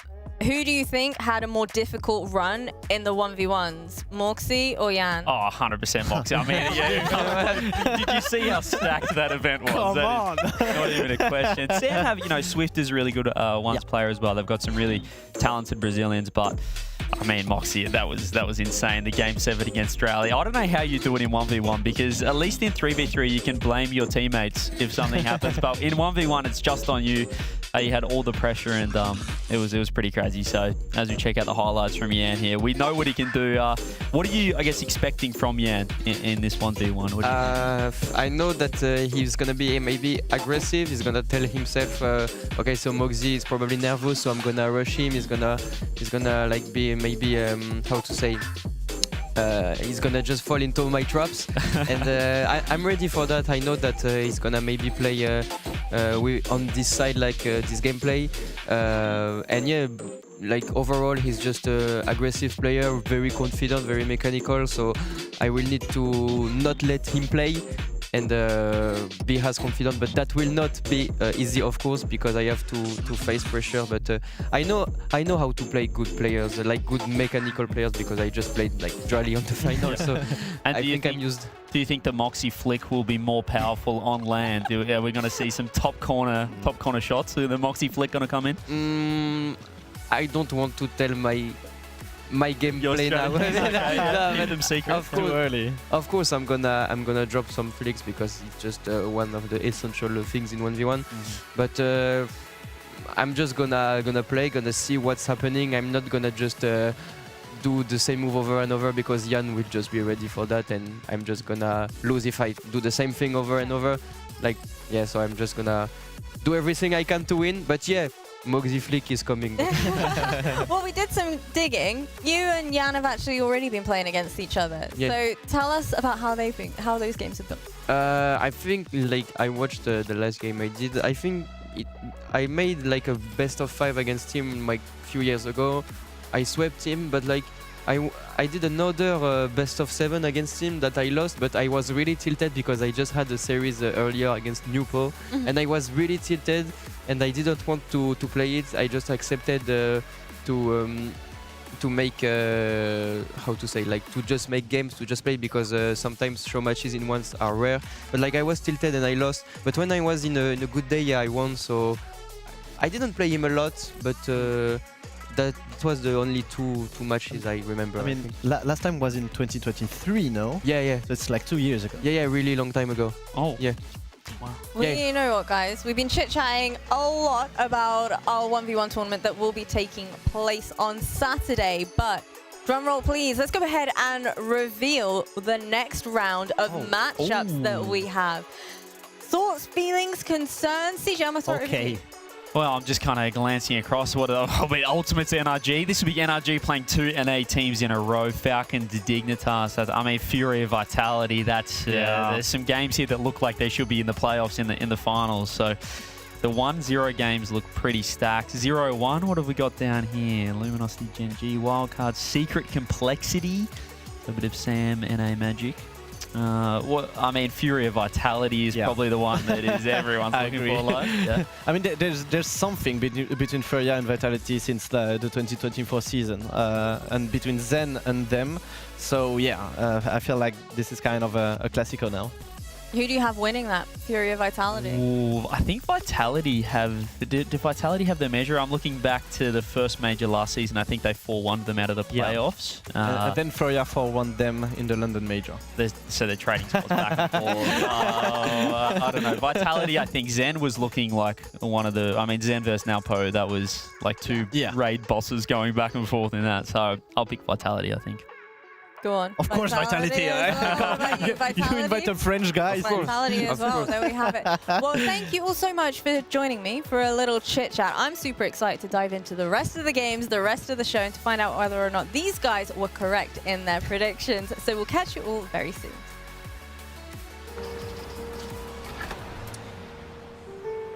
There's a reason they don't call them clean bikes, am I right? Yeah. Because it's dirt bike. Gas stations. Whew. You gotta start at the top and work your way down. You want me to do yours next? Oh, you're from Oklahoma. They have to fill the silence. The bathroom code's 9914. Progressive can't protect you from becoming your parents, but we can protect your home and auto when you bundle with us. Look at this hot rodder!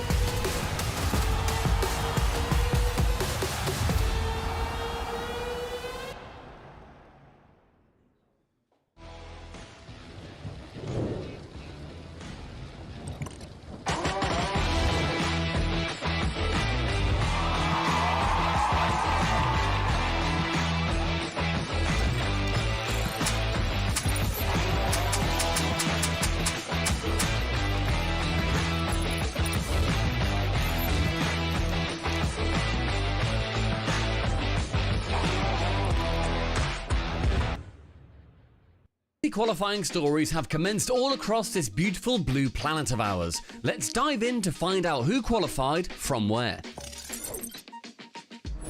No surprises here for guessing South America's first seed. The Brazilian boys stuck together after a top 6 at Worlds and a top 4 at the FIFA E Rocket League World Cup, and so far it's paid off pretty handsomely. 3 South American 2025 Opens, 3 glorious victories, though Team Secret have been pushing them close. Oh, and in case you need more of this guy and his cool hat in your life, Jan also won the SAM 1v1 qualifiers. He'll be going head to brilliantly capped head against Moxie to see who'll compete at Worlds in the 1v1 finals. While traditionally a clear SAM second, Secret have been pushing Furia all the way this season, forcing them to 2 deciding games in best of 7 series, one in the Open 1 Grand Final, the other in Open 3 semis. In fact, that Open 1 nail-biter went to a Game 7 overtime. It seems like this is Secret's best chance in years to recreate their 2022 full major semi-final run. Wait a sec, Power in 5th.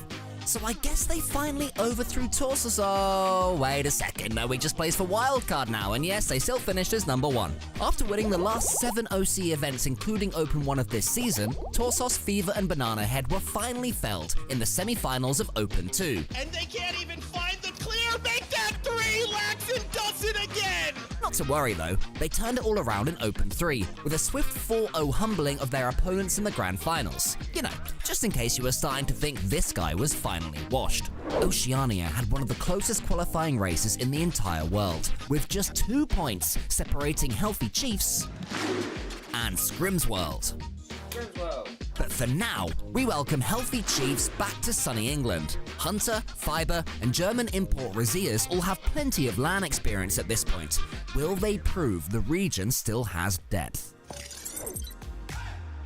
Alright, let's get it out the way now. FIFA E Rocket League World Cup winners Falcons are, of course, the Almina first seed. But for once, they didn't have it all their own way. Sandwiched between classic Open 1 and Open 3 victories, Roas, TRK, and Killers finished second after winning the last 8 MENA events prior to that first Open. A rising tide does lift all ships, yada yada yada. MENA is stronger than ever, and Falcons are still winning. Birmingham. Be very afraid. Rise has rotated around the Rocket League block a few times at this point, and next on his regional hit list was the Middle East. He teamed up with Spain's Atomic and Saudi Arabia's Naupo, and to be honest, they've been jolly consistent. 3 grand finals out of 3, pushing Falcons to 6 games in 2 of them, and finally breaking their regional winning streak in Open 2. Rise has won majors. Atomic looked like the best player in EU at times last season, and Naupo is seriously scary, especially now he has some RLCS LAN experience. It all results in a genuine dark horse for Birmingham. Just one team, Luminosity Gaming, has dominated APAC this season from top to bottom. Malaysian Wonderkid Sphinx teamed up with a couple of imports, Canada's Sosa and the most solid Rocket Leaguer in Deutschland, Catalysm. LG winning 3 out of 3 sets them as the clear rep of a region that's seen the esport massively growing in popularity in recent months, thanks in no small part to the legend that is Rlcs. Hopefully his new fans will cheer LG on to cause a few upsets. Nicking a series or 2 would be massive for the region. The Spanish FUT esports duo of VK Salen and Leoro, now with Torres instead of Rubix, once more won all 3 events in SSA. At their last major in London last year, they were only able to win 1 game across the Swiss stage, going home in 16th. This time around, they'll be hoping to improve on that with their brand new shiny teammate. Rocket League still awaits an RLCS LAN winner outside of Europe or North America, but South America's won a game as 8 and Falcons just won the Rocket League World Cup under the Saudi Arabian banner, so it may finally be time. Find out in Birmingham from March 27th.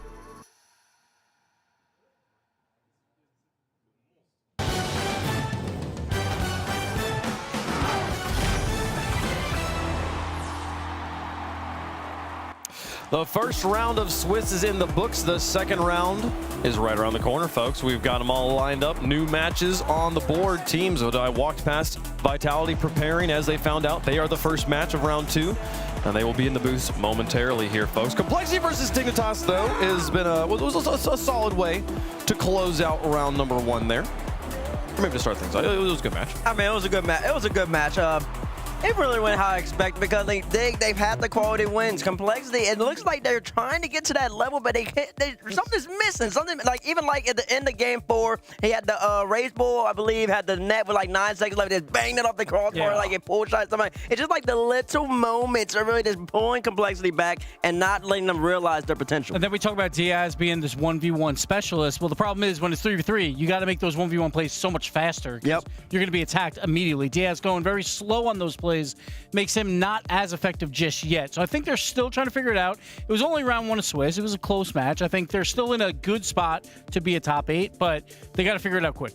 For sure, for sure. So, there's a long day. We've gotten through the first round. It's time to get into round number 2. Lots of matches here between our stream as well as the alternate stream. 2 different broadcasts happening, covering matches all across the day. We saw Falcons getting the win there at the end of the alternate streams for round number 1. Here are the matchups, Cole. We got so many of them. And again, now the teams that won will be playing against each other in the 1-0, and the teams that lost will be playing against each other in the 0-1s there. I mean, there's some really strong 1-0 matches already here. Yeah, I mean, it's going to be absolutely massive. I'm already looking at Furia versus Team Vitality. These are 2 teams that have plenty of history against each other. They've taken lumps out of each other in the past. It's fun seeing Carmine Court versus GK and Ultimates versus NRG. They come all this way, and it's like, oh, it's you guys again. But it's interesting because the 2 favorites of those 1 seeds both got swept 4-0 by the underdog the last time they played, so who knows? We'll see, folks, as we continue on. These are the games that are going to be played on our alternate stream, twitch.tv/RL Esports. They're going to start things off there with Carmine Court versus GK. GK, hey, congratulations. You beat Carmine Court. Can you do it again, though? I mean, listen, I just passed them up. They were saying, listen, they told me, I asked them, who you about to play? He said, Carmine. And I said, oh, I had a reaction. Nick and them said, I'll be happy. Didn't you already see it before? You already know what happened. Hey, that'll be pleased. It was a 4-0. It was a 4-0. It was dominant. It was dominant. And also, K-Corp didn't look that great yet today, so it's possible. Absolutely, folks. So again, that's what's going to be happening over on the alternative stream. Here for our broadcast, though, we have 4 more matches to go. We'll close out the day on our broadcast here with Team Secret versus Complexity Gaming. Complexity, congratulations on your match you just had there. You got a long time, though, to wait and to recover from that loss there. Luminosity will be on the broadcast before the day closes out. They'll be taking on Gen.G. We'll see the Falcons play Dignitas and kick off round number 2 for our main broadcast here.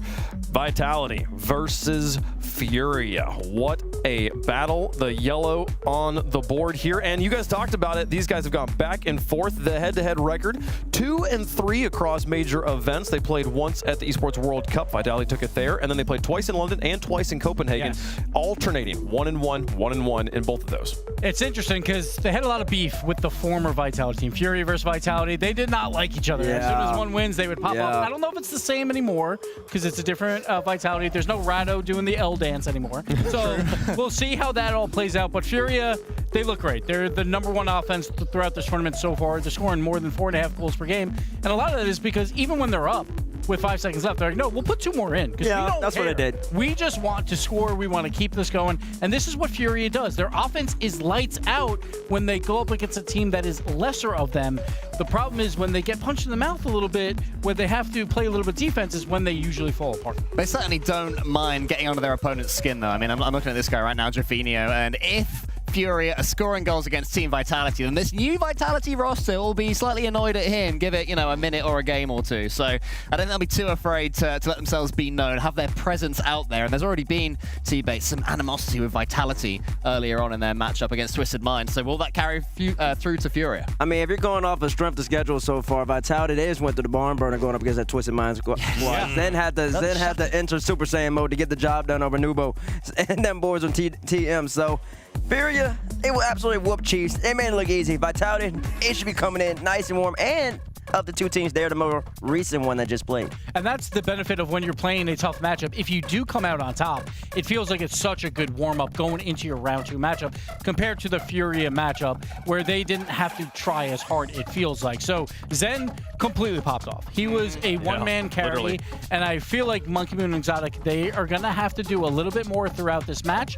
I think Vitality looked great, but now you're going up against Furia, and I think you're going to have to do that again with just a little bit more support for Zen, and they'll be fine. It's different as well because they were coming up against a team that, at least in Nalpo, had very minimal RLCS LAN experience. Now they're up against Furia, and they, as a trio, have been to various LANs together, so there's no advantages in that sense, but the main advantage they do have is Zen. Zen is looking up there with his sort of top form, which is a very exciting thing, if you ask me.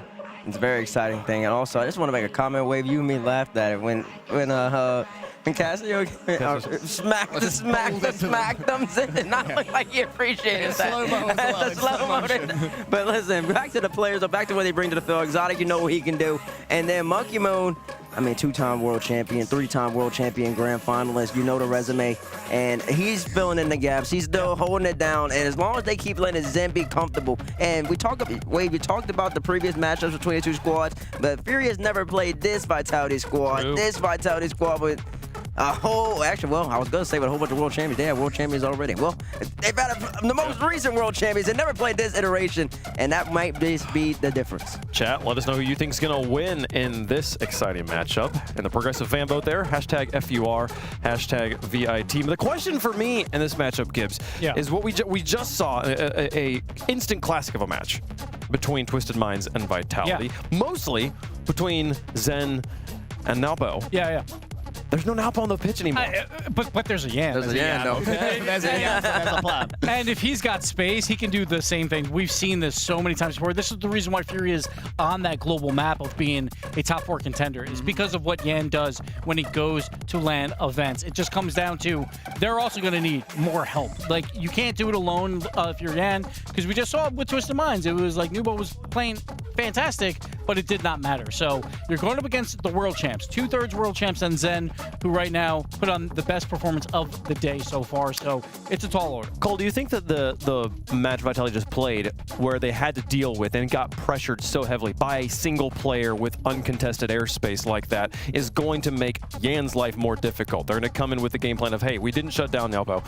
let's shut down Yan. Let's make sure he doesn't do what Naopo was doing. I certainly feel that they, as the series went on, were learning to deal with it as well as they possibly could. Game 5 was better than Game 4 in that sense. So yeah, they'll certainly take some lessons through, but there's subtle differences between these players. So while they might have learned to squeeze out Naopo, Yan's very different. Yeah, I understand that they ran up the score against Chiefs, but right now, Yan, he's got the highest score per game out of anybody in the tournament. A whopping 654.67. That is a massive amount. But Zen, on the other hand, has averaging over 500 in a 5-game set against that Twisted Mind squad. I think the 500s get a little more quality, but also shows just if you're even averaging above 600, no matter who you play, it also shows that you're that consistent every single game that you're playing in. So both these two juggernaut of players going up against each other, these two great teams. Sam, number 1, going up against EU, number 2. Reigning world champions, 2/3 of the roster. It's going to be a great match. And we talked about, we know 3 of the top 4, or at least we expected 3 of the top 4 to make it there, right? That's right. We're talking about KC, NRG, and Falcons. That number 4 spot mostly is between Furia and Vitality. That's what many people thought coming into this tournament. So this really feels like, are you a top 4 worthy team or not? Plus, it's so important because top 4 gets 2 lives after Swiss. Yeah. If you begin 2-0, you're in a great spot for it. This would be a great spot. You see STL leading their pregame ritual. They did this all last year, and they continue the tradition on here, keeping their mentality. The difficult part of playing on LAN is that you are in a new environment, so having traditions like this so important for helping get players into a similar headspace, a similar rhythm here, and they are ready to take on the pitch. Chat, you've been letting us know who you think is going to win. We're going to let you know who we think is going to win, or at least who we hope is going to win here. Cole, who's your pick? I'm going to go with Team Vitality. The big question is, will the match they had earlier make them tired and exhausted or inspired? I'm going to go with inspired. It could very easily go the other way, though. We argued this on the pre-show. I went Vitality then. I'm going to be with Vitality now. I think Vitality is a top 4 team. I'm picking them. Everybody, Sam knows that I don't really pick Sam that often, so I'm going to go Vitality again. Just prove him right, I guess. Double down on it. I mean, this just feels insulting here because I also went for Vitality, I believe. What I saw from Zen was just transcendent. I mean, yes, what we saw from Yan was great as well, but the quality of competition just a little bit different there. I feel like Vitality, man, I want to pick him, and I'm so excited that I get to here. So we'll see. Does Furia make us look silly? How does the coin feel about Surely it, folks? Furia for the On coin. both sides. It is going to be Furia for the coin. The coin believes, folks. We'll see if it does South America proud there. How does chat feel about it on this one? Close to the middle, though, but this is about what I would expect at this point. Everyone's awake. Everyone is going for it, folks. It's time to play round 2 of the Birmingham Major Swiss. Let's get into it, folks. A battle, an old one that currently favors Vitality 3-2. Can Furia tie up the series? The Swarm taking on the Panthers here to kick off round 2 in Birmingham. In what is quickly becoming the best international rivalry we have here in Rocket League, it is Furia, it is Vitality, and after facing one of his very talented rivals, now Zen gets to take on Yan and Graffinho. Game 1 brought to you by Progressive here on Manfield Night as we kick off round 2. It's just boss fight after boss fight, but Zen being a bit of a boss himself. Oh, and he's got Monkey been all excited. He's almost scored a banger in the opening seconds. We don't have any time to settle into this one, apparently. They're already sending shots top shelf for the Furia net, but Furia defend them. Keep it 0-0. And you know that they're going to try to score early and often. They were able to do that against Twisted Minds back in the previous round, but Twisted Minds matched them blow for blow. Another one near the goal line, saved away. And finally, nobody on hand to send this towards the net, so a very brief reprieve for Furia, though they're right back on the back foot. Yeah, Graffinho there looked like he was fiddling about with his headset. Gotta get that thing situated, young man. It's game time. It's all going to be about who can take over the match, who can let themselves be known early. When you give a player like Yan a foothold in a series, he absolutely takes over, and he's got a great supporting cast now as well. Furia coming off their first perfect sweep of Sam. Form has never been better, at least regionally. I think a lot has been made of Yan, of course, having kind of double duty here at the Major, and I think a few of us are correct in assuming it's kind of a non-factor. Like, I think Yan is a talented enough player and a smart enough player that you can kind of turn that off and on if that one's near the net. But sent away, and Graffinho nothing in the tank, but Lost has enough to at least get back onto the play and send this downfield. It didn't spawn for him at midfield, though, and Vitality holds the advantage. Well, that's a good idea there by Exotic. Drafinho saw it coming. Such an emotional match as well here, Stacks. It's not just about the mechanics, it's not just about the strategy, it's also about keeping the right headspace. We can see how much energy's in unleashed when they finally got the win over Twisted Minds earlier. I imagine we're going to get to see a similar reaction after this match, even if it's not a close one. Decent shot there from deep, but it is going to be swatted away by Vitality. You can keep an eye on the player cams. Every chance we get to see a reaction at the end of a game after a goal. Actually, almost saw one there. Drafinho is in position.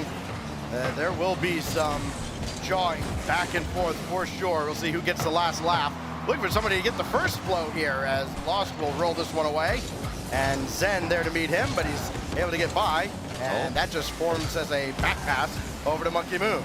Yeah, as long as you say it's a back pass, then it counts as a back pass. Yeah, exactly. Sure, he would have been the first to let teammates know there. Quiet game one, at least when it comes to offense and the goal scoring opportunities. The floodgates can easily open in a matchup like this, though. And here comes Zen. Jan makes sure to not just challenge him, but also safely deflect the ball to the back corner.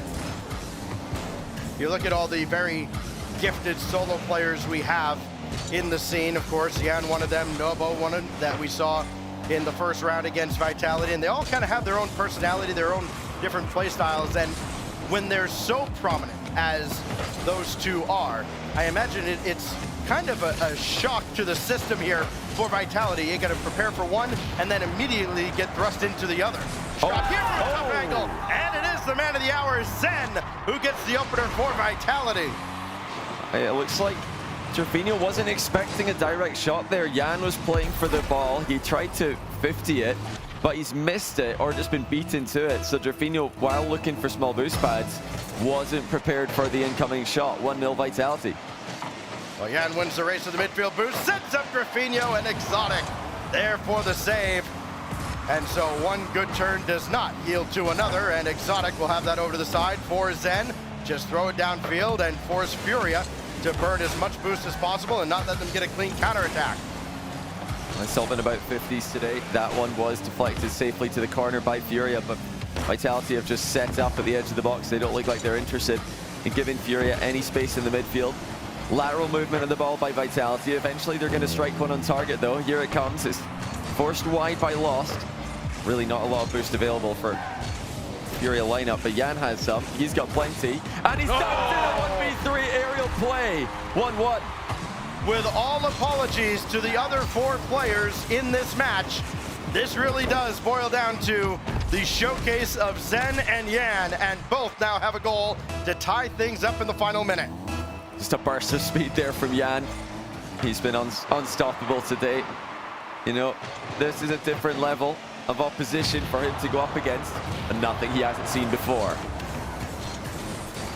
There's some talented players on this pitch that you're not used to saying second fiddle. The likes of Monkey Moon with multiple world championships under his belt. Jan's got this one right at Exotic, and he'll play that across to Monkey Moon. For Exotic, to Zen, has the slow play, but it's what a save by Lost! Oh, they had the lead blocker running forward and everything, and still not enough. Unreal. The shot came in low. They saw it trying an in and out save, but he's ground pitched it anyway. Vitality's still coming forward, though. It's just Jan with boosted defense, and he's backflipped. It doesn't go on target, though, so they're going to be fine for now. But for how long? Exotic scores! They just could not stabilize. Yeah, they never recovered. Drafinho and Jan kind of got tied up. The demo there, and then it leads to Exotic right on the doorstep. Only 2 seconds left. We know about the individual prowess, though, here of all these players. What do they have cooked up? Oh, they get it up in the air. This is playable. Oh, well played though by Monkey Moon. Good read. Down it goes. I like the idea there by Furia at the end. The double kickoff, slight delay with their player on the right, trying to get a big win of Vitality with a disciplined finish, control the game. And it did look like their game for the most part. Yeah, it was their game for the most part. You look at the numbers here, 11 shots against just 4. But the shots came from exactly who you'd expect. Zen had 7 of them, but the one that counted got through. as he had the opening goal, and it would hold until this from Yan. The dunk on Zen. Tried to send a message.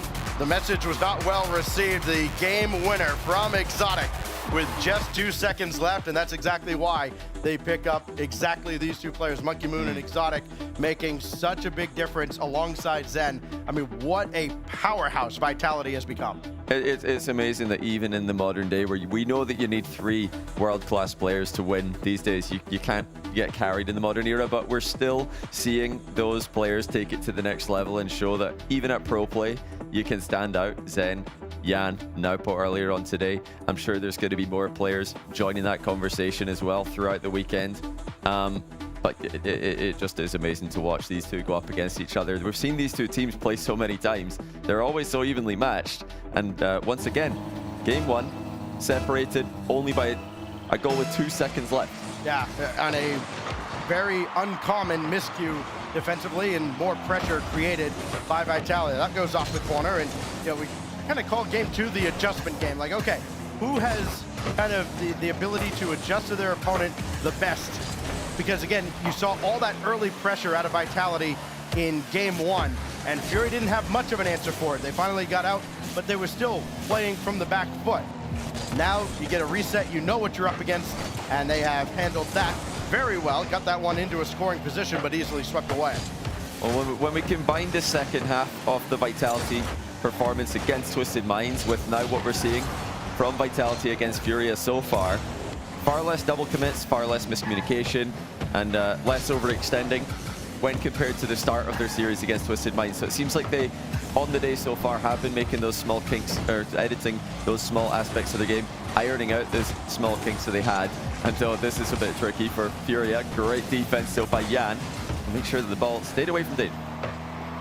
Just the elite teams, the passing always on point. Then though, not passing there. It's a rebound though for Exotic.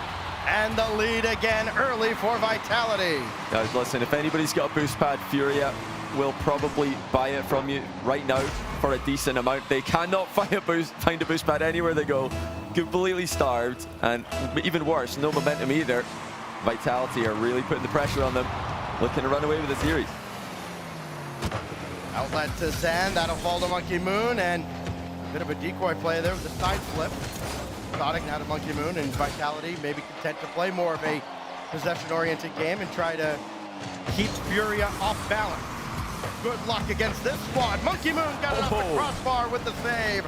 Oh, he was staring down the barrel of a double team out of Furia and managed to at least keep them off the scoreboard for now. And then Monkey Moon adds one of his own, his first tally of the series, as Furia just had completely lost by that slow play from Exotic. God, so smart from Exotic, such a selfless play. He saw Lost dive in again, in and out of his own net. Didn't hit the ball into him, just lets it go through to the back post. We've seen a quad kickoff. Oh my goodness. It's a double kickoff from both sides, and now Furia have got to rush back and get into defense, because here come Vitality again. It's all Vitality right now. But Furia need to do something. They've got to, I think, just get a little bit more aggressive, take some more risks. Vitality are comfortable.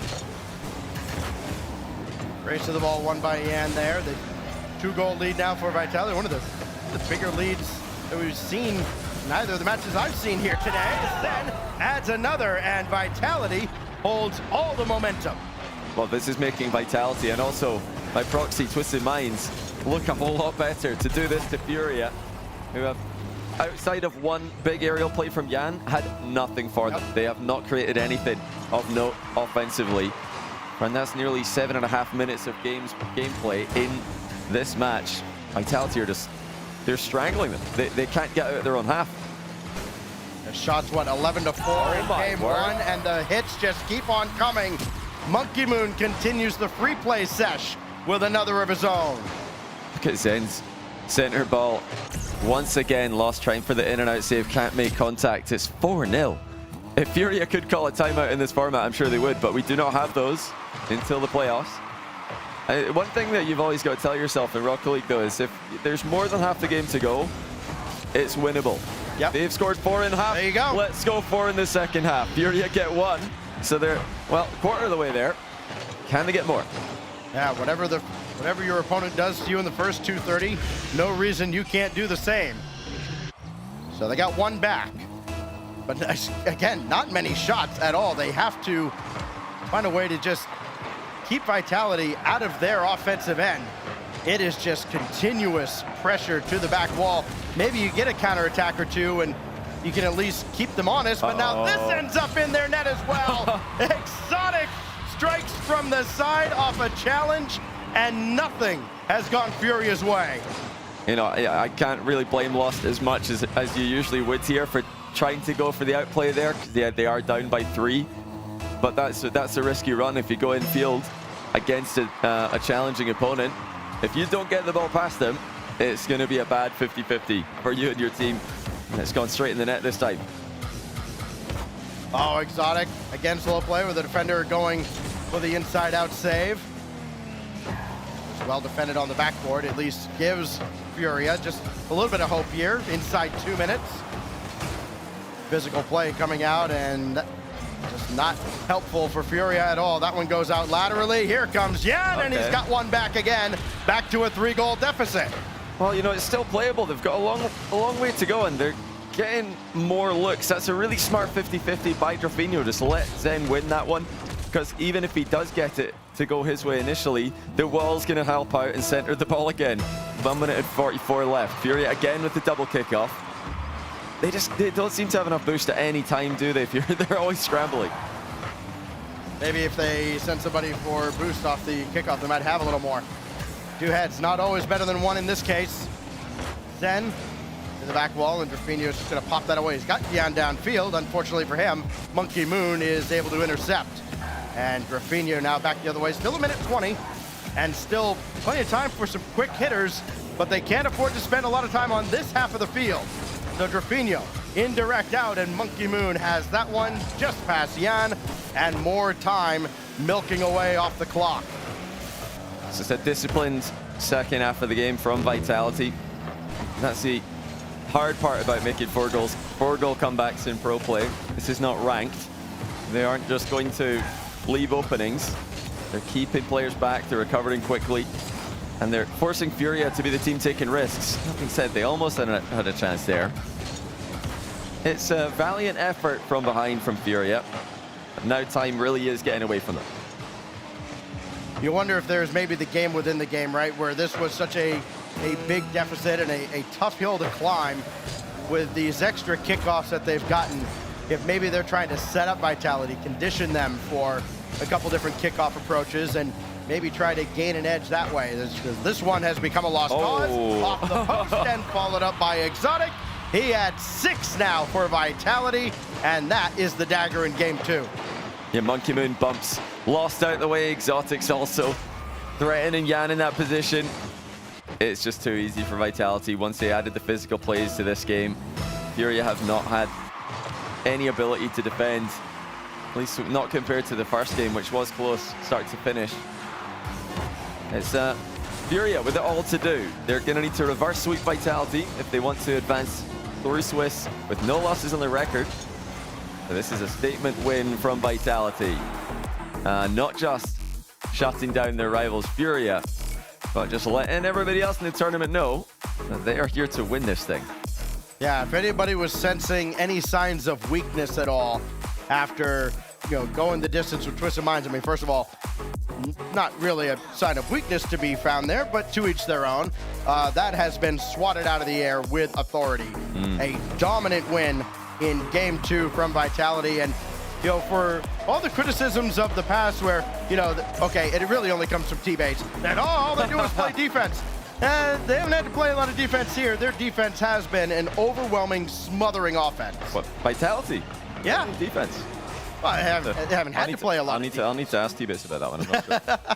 I'm not sure about that. But yeah, Vitality, they've got the whole team here for this one as well. If we looked at, the match earlier against Twisted Minds as, kind of Zen against Atomic at the start of the series, and Zen against Nauput at the end, and then we're talking about maybe Zen versus Jan. He's not had to do that. It's, Monkey Moon and Exotic just as much as it is Zen right now. And you've got to remember, these are players who have done this before. They know what they're up to here. And you're going to get those games from Zen where he just completely takes over, but that's not good enough anymore. You do need the other games where you're just going to get a routine win as a squad, and that's exactly what they've done so far this series. Well, Exotic coming off a hat trick. What else does he have in store for Furia? Trevino's challenge ends up going wayward. Zen has this all to himself, blocked away by Yan. Monkey Moon will bring it right back in, and here is Vitality yet again. Exotic trying to snipe the top left. Trevino wise to it, and then that one kicks away. No open shot for Furia, and Zen will get there in time to keep Furia off the board even longer. Oh, chance for Lost to get an early goal, trying a fancy flick. It's been deflected into the post by Zen. Don't think Lost got the exact play he was going for there. And Monkey Moon finds his, dunks it low. Vitality just look like they're following up on the second ball. Overall, a little bit faster than Furia today. Furia aren't reading the game as quickly as we're used to seeing from them. And once again, loose ball, Vitality are all over it. Monkey Moon with a goal. It just continues. Right, that is perfectly placed, and Monkey Moon can't put it direct on. He's got to find an angle, and he did exactly that. 50 seconds in, it is Vitality who, through 2 games, have outshot Furia 20-8. Just ridiculous. I mean, the desk talked about most of these rankings, most of the power rankings we've seen from the community, from casters, putting these teams at 4 or 5. You wouldn't know it, because Vitality are making them look like there's a gulf of class between them. Monkey Moon back to Zen, Zen to himself. Top bins, 2-0. You look at the difference between how these teams have played just this first minute plus. You saw Lost try to get real fancy, try to go deep into the bag of tricks, and still get denied. And what have Vitality done? Just solid mechanics all the way down the field. Just good fundamental Rocket League. There goes Trevino, though. He's got a chance. Try to get to the side away from Exotic, and still Exotic with only 10 in the tank. Able to get possession. Yen gets that down, and that is where the play dies. Yan to Trevino. Big shot, bigger save. What a save from Exotic. That looked like a surefire goal, but not this time. And at the other end, he scores to make it 3-0. That has got to demoralize Furia. Monkey Moon's laughing at him. Oh my god, I mean, just look at this. Pinpoint accuracy. I mean, we've seen some teams today where, you know, their accuracy, which was very good in the regional play, had kind of betrayed them in round 1. Not the case with Team Vitality. Big bump in the air there, and Lost denied right at the goal line by Exotic. And look at this, Zen smells blood, but nothing there. Oh, Vitality find themselves again with a massive advantage, but so much of the game to play. Now Furia need the comeback, but this series is over. It looks more like Vitality are ready to run up the score, though. Furia continue to struggle to simply get the ball out of their half. Here's a chance. Yan has to do something here to lift Furia's spirits. That is something. Not quite enough. You know, they've got plenty of tricks up their sleeve. The problem is, eventually you got to throw caution to the wind, and you're going to get punished for it right at the goal line. Big save twice there by Lost, and that gives Furia some hope now as we have reached that magical halfway point of the game, and where Furia now has to turn it on, else they're looking down the barrel of a 3-0 sweep at the hands of their rivals Vitality. That's going to be my goodness. Yeah, if they could forfeit, they might think about it, because this one's as good as over. Yeah, unfortunately, you got to play out this final 2-17. Wow, I mean, coming out of the first round, Yan, top score per game, you know, top fantasy points, and now just nothing to write home about. Vitality have completely stolen the momentum from Furia. And this is, you know, not the end of the world for Furia. They're just going to be going to the 1-1 round at this rate. But what a match for Vitality. What a way to defeat their, well, the last season and a half, probably biggest rivals on the world stage.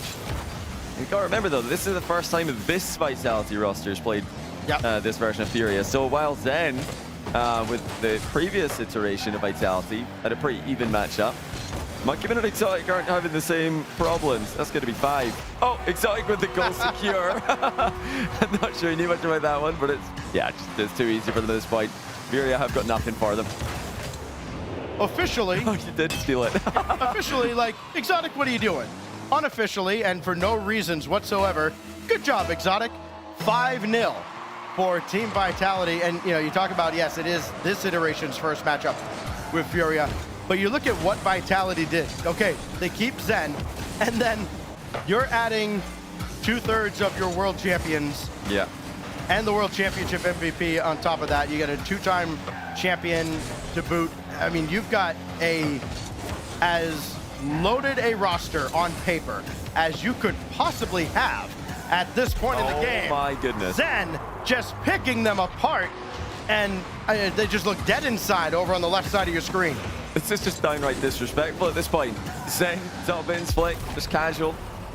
What is going on? We really did think that this would have been one of those matches today that if we see it, it's going to be one of the closer ones. They're dead even in the power rankings across the board.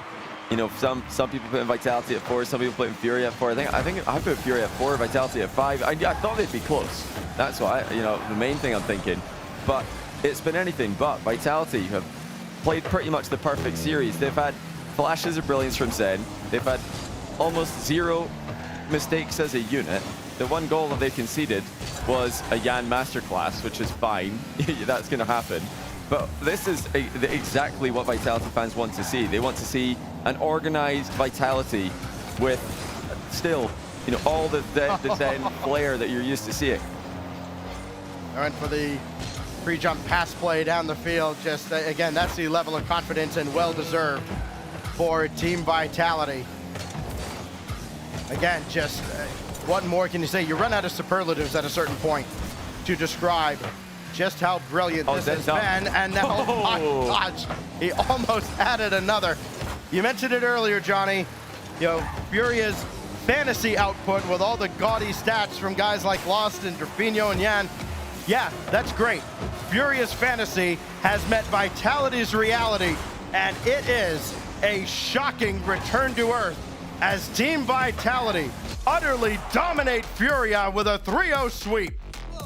What a day for Vitality. They come out on top in the close series, and they also dominate one of their biggest rivals. That's going to feel particularly good for Zen. You know, I thought we were going to get another close series and maybe another roar from Zen at the end of the series. Actually, you know, that one, it was such a long, drawn-out celebration because they won it 2 minutes ago. They've been winning this series. They've been pretty much confirmed winners for as long as the time as you can get. Yeah, Furia back to the drawing board. That's not good enough from them. They are going to be pretty disappointed with that performance. Yeah, but you know who's going to be ecstatic after, again, when you look at their matchups on paper and you think about mentally how tough these matchups were going to be for Vitality, all they do is finish the day 2-0, looking real good to advance to this weekend's top 8. Oh, yeah. No, it's not there yet. They've got to finish the job. 3 tries to do it, though.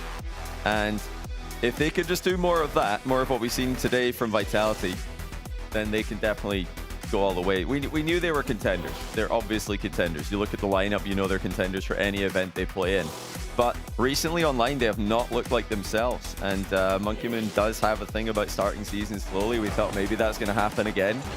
I'm sure he'd love to start this season with a bang. I don't think he enjoys losing. Right. Even if it means winning Worlds at the end, you'd rather win everything the whole way through. Well, they are well on their way. They won everything in this series for sure. Vitality gets 6 goals out of Exotic. They outscore Furia 14-3. And they are, in fact, 2-0 after sweeping Furia. Veracity standing by. Cassio, the most perfect read of how Furia would approach this. Discussions with the team beforehand. How did you expect them to play? We expect them to play really aggressive as every SAM player, kind of. They're a really great team mechanically, but sometimes it's a bit hard for them to be really constructed. Whenever it gets hard for them, then it can go kind of like, it can be tough for them. So if you outspeed them and control the pace, then it can be really hard for them. Well, you mentioned them playing incredibly aggressively, but you boys were dominating on the pitch. How did you kind of combat their typical aggression? I think the first game was like really tough. It was back and forth and they had some good chances.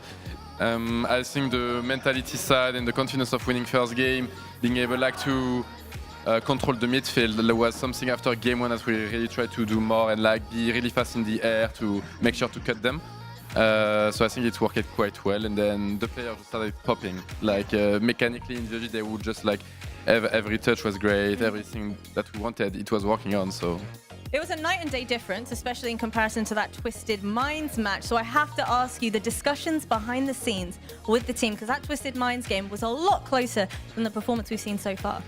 I think it was like quite easy for us to see what was wrong on the Twisted Mind series. Even if we won, we were at Dig 1-2, and there were a lot of like we would score a goal, then they would like make a kickoff goal or put a lot of pressure. We were a bit like hesitating. It's first game of the tournament, so it's always a bit shaky, and you're a bit scared. You don't know exactly what you can do. After this win, it was like we felt really free. Yeah. And that was the focus, like do what we did on the past game on Twisted Mind that worked, and that happened. So how did you end up fostering a lot of that confidence, a lot of that energy? Because you boys were screaming. So how did you manage to channel that into this series? It's something like with the player, for example, like Zen, like past series, he would like score a goal and then say, "Oh, I love you guys" and stuff. It would be like really funny. Like I'd be like, "Come on, guys, let's chill a bit, let's breathe," and then he would just like put a lot of like great energy, and even like Monkey and Exotic, like they are just like they love the game, they want to beat everybody, and they put so much energy into it that makes it the difference. Well, are you boys feeling any pressure to set expectations, assert dominance heading into the Worlds? Kind of, like there is a bit of expansion on us because the three players are LAN players, they won everything. They need to do it again now, so that's the tough one. But yeah, they just like want to. They're eager to win. It's like so big. Like they always want to work really hard to get in those moments and just be better than everybody. My final question for you: how are you utilizing the time that you have now after this series before the next one? What goes on behind the scenes with you and the team? For the next series? Yeah, before the time that you have now. Okay, the time we have now, we chill a bit, go eating as well. It's been a while we didn't eat, so that's part of the project. And yeah, like the player will play a bit again and make sure that they can get that momentum to tomorrow by refreshing it. And yeah, just like a bit of a break between tomorrow, basically. I want to see more of that energy, more of the yelling and the shouting. Thank you so much for taking the time to chat with me. Congratulations on the victory, but the fun is not over yet, because coming up very shortly, we have the Falcons taking on Dignitas next. Let's get the show going.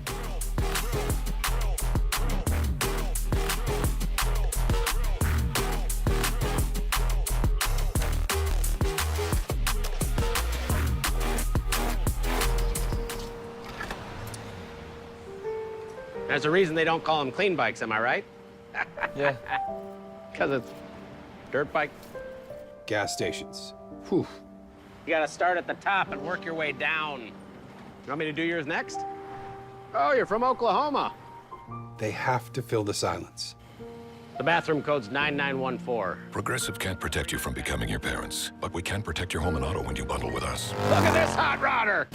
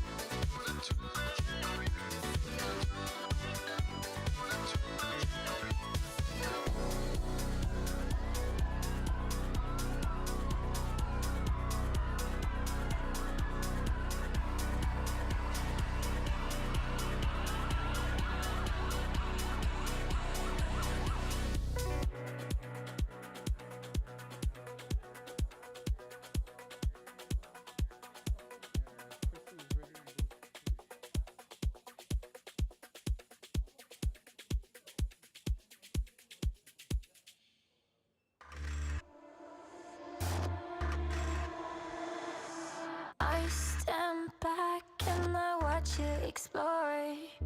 Imperfect visions, like I've been here before. Falling faster, I try to ignore. I see you, I see you.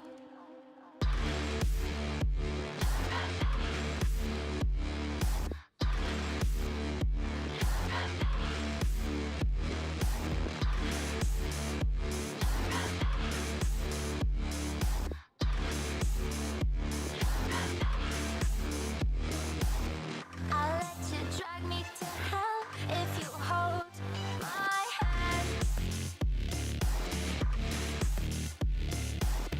Tell me this is real and it will never end.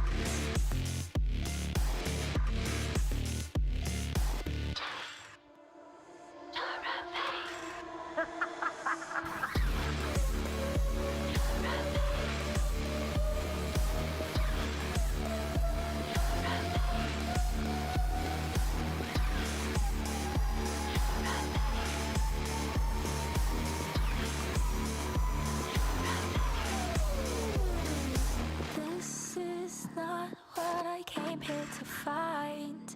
Memories show that I'm out of time.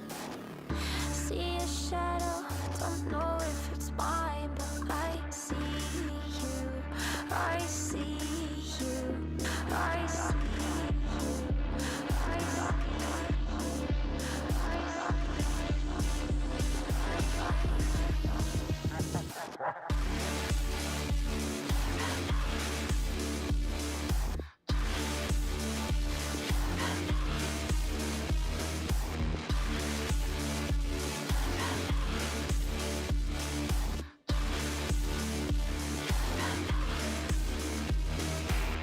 I'll let you drag me to hell if you hold my hand. Tell me this is real and it will never end.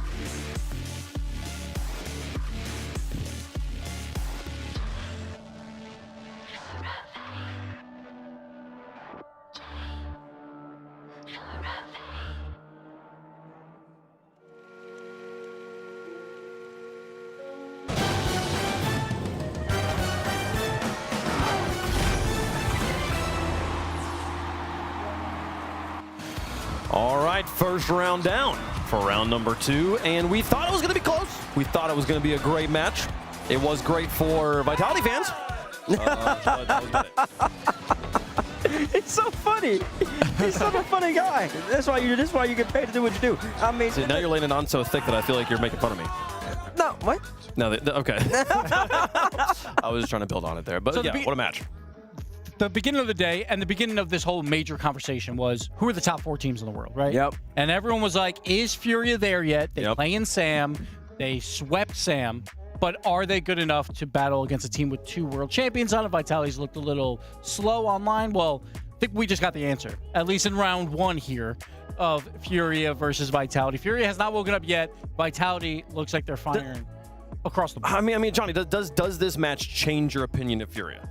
Well, right now it's enough for me to rank Vitality above them, but that's because they were pretty close going in. I think in my personal power rankings I had Furia 4, Vitality 5. So yeah, that match is a good enough win to flip that to put Vitality 4. But as I think it was mentioned earlier, Vitality beat Furia in this way in London, in the Swiss. Then they lost in playoffs, and then at Copenhagen is the other way around. Furia beat them in Swiss, lost in the playoffs. So it's too soon to jump to conclusions about Furia because they could just use this as motivation to go on a playoff run. Yes. But Vitality, yeah, definitely, really, really impressive. Perfect series from them. But the main difference, though, from back then was all top 8 all had 1 life in the bracket. For this result for Vitality going 2-0 in Swiss, looking very good to get one of those top 4 spots, having 2 lives in the bracket, while Furia now sitting in that 1-1 bubble where you just are not sure, because even if you finish 3-1, one of those teams will only have 1 life. So Furia is kind of in a bad spot right now, and we'll see how they play. Like, they didn't play their best Rocket League throughout that match, but now they get to sit for 24 hours or probably about 18 hours before they play again, and they will figure it out. That's true. And Zen continuing to look strong. I mean, at Vitality overall, do you feel like they started to look more like a more cohesive unit as both those matches have concluded? I mean, listen, Furia, they were not a what'd you call that? A Gibbs, a wave punk. A T-Bates hurdle versus a wave punk hurdle. Furia was not a wave punk hurdle. They were a T-Bates hurdle. Wave punk hurdle. They were a T-Bates hurdle for Vitality. Vitality being Twisted Minds, I think, is a quality W. But now it remains to be seen. The 2-0 matchup, they're going to play either Carmine Corp. I'm already calling it right now. NRG. The NRG's going to beat Ultimates on the other stream. So they're going to play NRG. So that's the real litmus test for Vitality at the moment, Wave. We'll see how they look continuing forward. They will be up there in that 2-0 round in round number 3. But we'll play that tomorrow, so hang around to watch and see how that match goes. Do they punch it through without losing a match in the Swiss? We'll continue on with our Swiss round number 2. 2 matches down, 6 to go. At the Ultimates taking on NRG. I mean, Johnny, I think you literally were timed up with this perfectly last time, too. Which match are you most excited for here in round number 2? Oh, well, I mean, I guess I have to go for Falcons Dig because it's a cross-region match. I mean, Ultimates Energy is obviously very exciting, but we've seen that a few times, twice, 3 times. So, yeah, this version of Falcons versus, well, this Falcons versus this version of Dig, haven't seen that before. So, obviously, very excited about that. Here's the matches you can catch over on the alternate stream, twitch.tv/RLEsports. They are still live right now, covering half of the action today and tomorrow. On the main stream, though, we got 3 more matches to go before we're done for the day here and set up for day number 2. We'll see Secret take on Complexity to close out the day, and Luminosity versus Gen.G will play right before them. But let's get into that match Johnny's hyped for. It's the one we're on the desk for right now. Falcons taking on Dignitas here. Dignitas, man, what a beginning to the day. What a beginning to the day for both these teams, Gibbs. Yeah, I feel like with Falcons, obviously, we expect them to be one of the favorites here. They're one of the best offenses in the entire world. They won the most recent Rocket League LAN. Wasn't the same teams necessarily, but that does give them confidence going into this. But going up against a Dignitas team that I think everyone keeps counting out, but they just keep winning, it could be a spot where they get upset. So Falcons will have to continue playing that high-flying offensive game, John. Was the last time that Falcons played against Jack and Jorius together? Well, it would have been when Jack and Jorius were teaming with Scrub on the previous Dignitas, because they didn't team since then. You're saying all the way back in Sweden? That would, I think, Worlds. Did they play in Sweden? I know they definitely played at Worlds. I don't remember if they played in Sweden, but that was with Senzo. But yeah, Falcons as an org, last time TRK matched up against Jack and Jorius together. They played at Worlds Dallas, I think. And yeah, I'm pretty sure the Falcons destroyed them. But this is brand new. I mean, we've got the twins are in Falcons now. They've got Stizzy with Jack and Jorius, who have been through multiple different rosters since then. But yeah, kind of interesting to see them back together on the pitch with the same org representing them.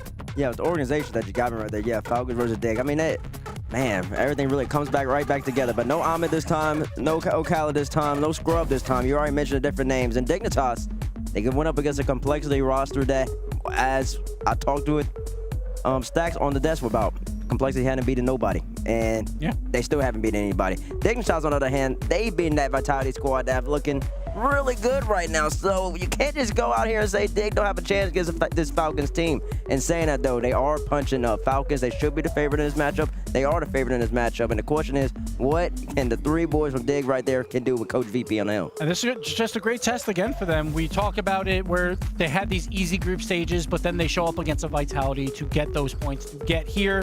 And even their peers did not think they were a top 4 team in the EU, but now they're going up against Falcons. Again, huge favorites in Falcons. They're considered a top 3 team here, but it's a long day, Johnny, and these guys have been practicing all day, and you're going to begin to get a bit tired. Falcons should be more used to it, but Dignitas can definitely pull an upset. Yeah, I'm seeing potential for sure. I mean, this team, they can definitely punch up. Dignitas are good enough to beat anyone, and especially in Swiss, especially on day 1. Johnny, I got a question for you. We're talking about Swiss Jorius right now, though. What is the buff? What is the buff that's going to be given to Jorius against the Falcons squad? What are you thinking? What are you thinking? It's Swiss Jorius, but it's also Swiss Falcons. They're pretty good in Swiss as well. I think their one loss last year in Swiss was against Gentlemates in Copenhagen, and they swept it at the second major. Did we have Swiss at Worlds? No, we didn't. Not for Falcons, did we? Yeah, we did. We had Swiss into. They played the double limb bit. Did we? No, we had Swiss into the. It was this format. Yeah. Oh yeah, we did Swiss into the. Yeah. Yeah. Of course, we had the little tiebreaker as well. Yes. Yep. Yeah, they. And they went 3-0. I think they 3-0'd that one as well, beating Carmen Corp at some point, but. Yeah, they're pretty good. This is it's a tough one for Joria's Swiss.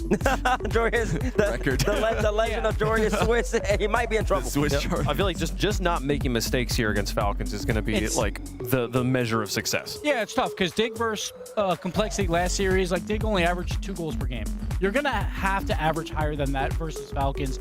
You can't just go into this match and be like, all right, we want a low scoring series. This is the Falcons we're talking about. They're going to put up 3 goals per game, win or lose at this point. So Dignitas gonna have to find a little bit more offense to compete versus Falcons. Chat, let us know who you think is going to win the Progressive Fan Vote. Hashtag FLCN for Falcons. Hashtag DIG. Look at that synergy. The bottle drinking. Wow. All right. 1, 2, 3 sequentially down the line.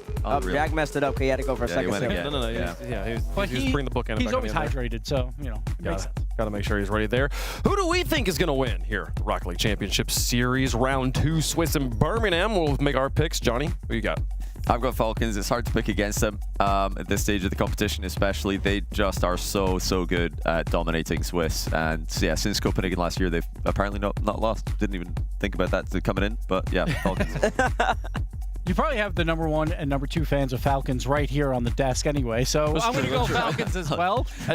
We'll compete on who likes them more, but I think Falcons, that their offense is just unmatched. And I think Dignitas, that first series was slow and plodding, and they got the job done, but they're going to have to pick up the pace versus Falcons because Falcons are going to bring it to them. Is it more about picking up the pace or is it about slowing the Falcons down? I feel like no one can slow them down. Is it possible? Yeah. But that's going to be the tough ask here because it's a different, because all the NA teams so far throughout this tournament have been very defensive, very slow, playing low scoring matches. So when they went up against Complexity, that's how that played out. But now Dignitas coming in against Falcons, you're going to have to find a way to get one of those players hot. And apparently Jack is one of those guys, very aggressive. He's normally the fastest on the field in all of Europe. He's going to have to be aggressive versus Falcons, go for those bump plays, or just get in the face of them to make opportunities open up for Jorius, and we know him. It's going to be Swiss. It's offensive Jorius. We need to see him putting up 1 goal per game plus. Bates? I'll go with the coin. You'll go with the coin. So whatever the coin picks, Bates will win. I like it. Did you really feel like this is a coin flip of a match? I'm sorry, I'm going with the coin. Well, this is unheard of. Okay, all right. I, for the record, am going with Falcons on this one. It hurts my heart. I really want to pick Dignitas here, but I'm going to think with my head here. We'll go for the coin. The coin is going to go Falcons, so that will be a sweet. He's happy. He's very happy. That's when you know your choice is when the coin's in the air. Then you know what you want. So whenever you have a 50-50 in your head about anything, you're like, I'll flip a coin. While it's in the air is when you know which one you want. Is he losing the prediction contest? What's going on? Of course I'm losing the prediction contest. He's either first or last. He's trying to blame the coin. It's not happening to me. That's what I was trying to do. You never know. You never know what I was trying to pull off right there. How important is game number 1 for Dignitas? Big. Yes, it's huge. It's the best 5. They have to win game number 1 because otherwise Falcons are going to run away. Like any game that Dignitas can take is one closer to being trying to take this match. A lot of Dig fans out there, 51%. My but goodness. Falcons, huge favorites in my opinion. Okay, well, folks, we've got them sweeping on the desk. You guys have this 50-50 in chat. Will it be a civil war, or will we walk away with this in 3 games? About to find out, folks. Dignitas trying to live up to a lifelong Rocket League legacy of excellence. Falcons trying to cement that same legacy here, folks. It starts in round number 2. Falcons versus Dignitas. 2 teams who have made a strong start to their Birmingham major run, but who will get one step closer to the playoffs? Cool Cole, welcome to Game 1 by Progressive. It's going to be another thriller, I can just tell. Team Falcons, we saw them earlier on, take down Team Secret by 3 games to 1. For Dignitas, a decent result, I would say. 3-1 against Complexity. As was said on the desk, though, this will be a very different opponent. Team Falcons compared to Complexity. They are going to fly at you from every single angle as soon as Rlcs referee number 3 unpauses the game. Yeah, I mean, I don't know what that guy's doing. He's been holding that button. Yeah, we're not doing any flying at the moment. We've hit the ground and we have aborted takeoff as we pause game 1 just 8 seconds in. It was a good 8 seconds. It was. I think you can already tell from those 8 seconds. Who would you predict off that 8 seconds? I mean, there was a lot of information you could have gathered from They there. did hit the ball in the middle, so no one's really feeling, you know, like upset with the game. The ball was connected with. Killers has 2 points. I mean, recently I've scored that in an entire game and we won it, so You it's have. not bad to get 2 points. Done that in 8 seconds, so Yeah, that hurts a little bit. yeah, it does. He's better than me. I need to accept that at this point, don't I? You hadn't already accepted that a Falcons player is better than you. Nope. Well, hopefully we can get this one underway. But as we said, it's 1-0 stage. Both teams with a strong start. 3-1 wins for both Falcons and Dig. A sweep for Falcons with the predictions as well. I think T-Bates was that very smile happy when the coin landed. I've never seen him grin more, honestly. But yeah, no, it's lovely to see Dignitas back at a UK RLCS major. The first time this org has been back in the UK, I believe, since they won it in Season 5. I could be wrong. I think the other Landons were missed by Dignitas. But yeah, so it's good to see those guys back, and they're looking pretty good. You know, they're looking better, I think, in EU than I thought they would. Maybe a couple of positions higher than I thought they'd be doing this. Yeah, sort of, you know, you're looking at the likes of an NIP perhaps at the start of the season, being that 3rd or 4th team, but Dig kind of looking like that 3rd team without really knowing too much about how GK are going to perform. It's still an unknown, that 12-0 run, Champ Sunday final event, final open of the split, but yeah, Dig, we know what Joris can do in this stage of the tournament, which is usually go pretty well. So there's a chance for an upset, but I would say Falcons. I mean, look what they did. Look how good Twisted Minds look, and they're handing, you know, they're beating Twisted Minds comfortably back at home. So, as a serial winner yourself, CJ, Yeah, how it's a will great they question. deal with losing against when they lost against Twisted Minds? Finally, their winning streak was ended. How will they deal with that? I think a loss is you don't lose, you learn. Nice. So I think they'll learn from that. I think they, you know, sometimes you need a loss. Just Will to they learn kickstart from the 8 seconds that they played? They will not learn much from that. I don't think the information was not fantastic. But here we go. We're going to restart from game number 1. Let's pretend. Take 2, baby. Let's pretend it never happened. We got Falcons taking on Dignitas. Game 1, 1-0 stage. Who will move into that important 2-0 round one step closer? Welcome to game number 1 by Progressive. Let's hope RLCS referee number 3 keeps their paws off the pause button. Don't you do it. And we can go again. Yeah, it's all serious now. It's all real now. We are diving into this one. And as we were saying, in all serious, Dignitas coming off that 3-1 victory against Complexity, this will be a very different matchup against Falcons, because Team Falcons will not let you rest. They've almost scored straight from the off. Could have been 1-0 in less than 8 seconds this time, but they'll keep it at 0-0. Johnny Boy, the newly named kickoff merchant, would have been happy with that start from Falcons. Really like it. It was a little close cheat by TRK, almost sniping the net for the first goal. As Falcons looking to assert their dominance. Joris, though, with a bit of space. What can he do? Ceiling pinch. That's lovely, but should be handled, well, with relative ease by Kaliers, and does so. Yeah, just an early warning, though, that Joris has got the chops, certainly, to cause some damage to Team Falcons. So, does he again? That little flick from apparently Jack tipped it towards him. And I'd say in the opening 40 seconds of this one, Dignitas have given themselves a couple of real decent shades at this one. Falcons can't allow too many times where a ball bounces onto Joris' card. Dignitas can't allow that either. It's not going to hit that ping sound too many more times. Haven't quite seen TRK get online just yet. After the first round, it was certainly a bit of the Rlcs show against Team Secret. We'll keep close eyes on him as the MVP of the split for Mina. TRK certainly in form back at home, but can he do it here in Birmingham? His Rlcs space off the backboard. Jack's not there in time.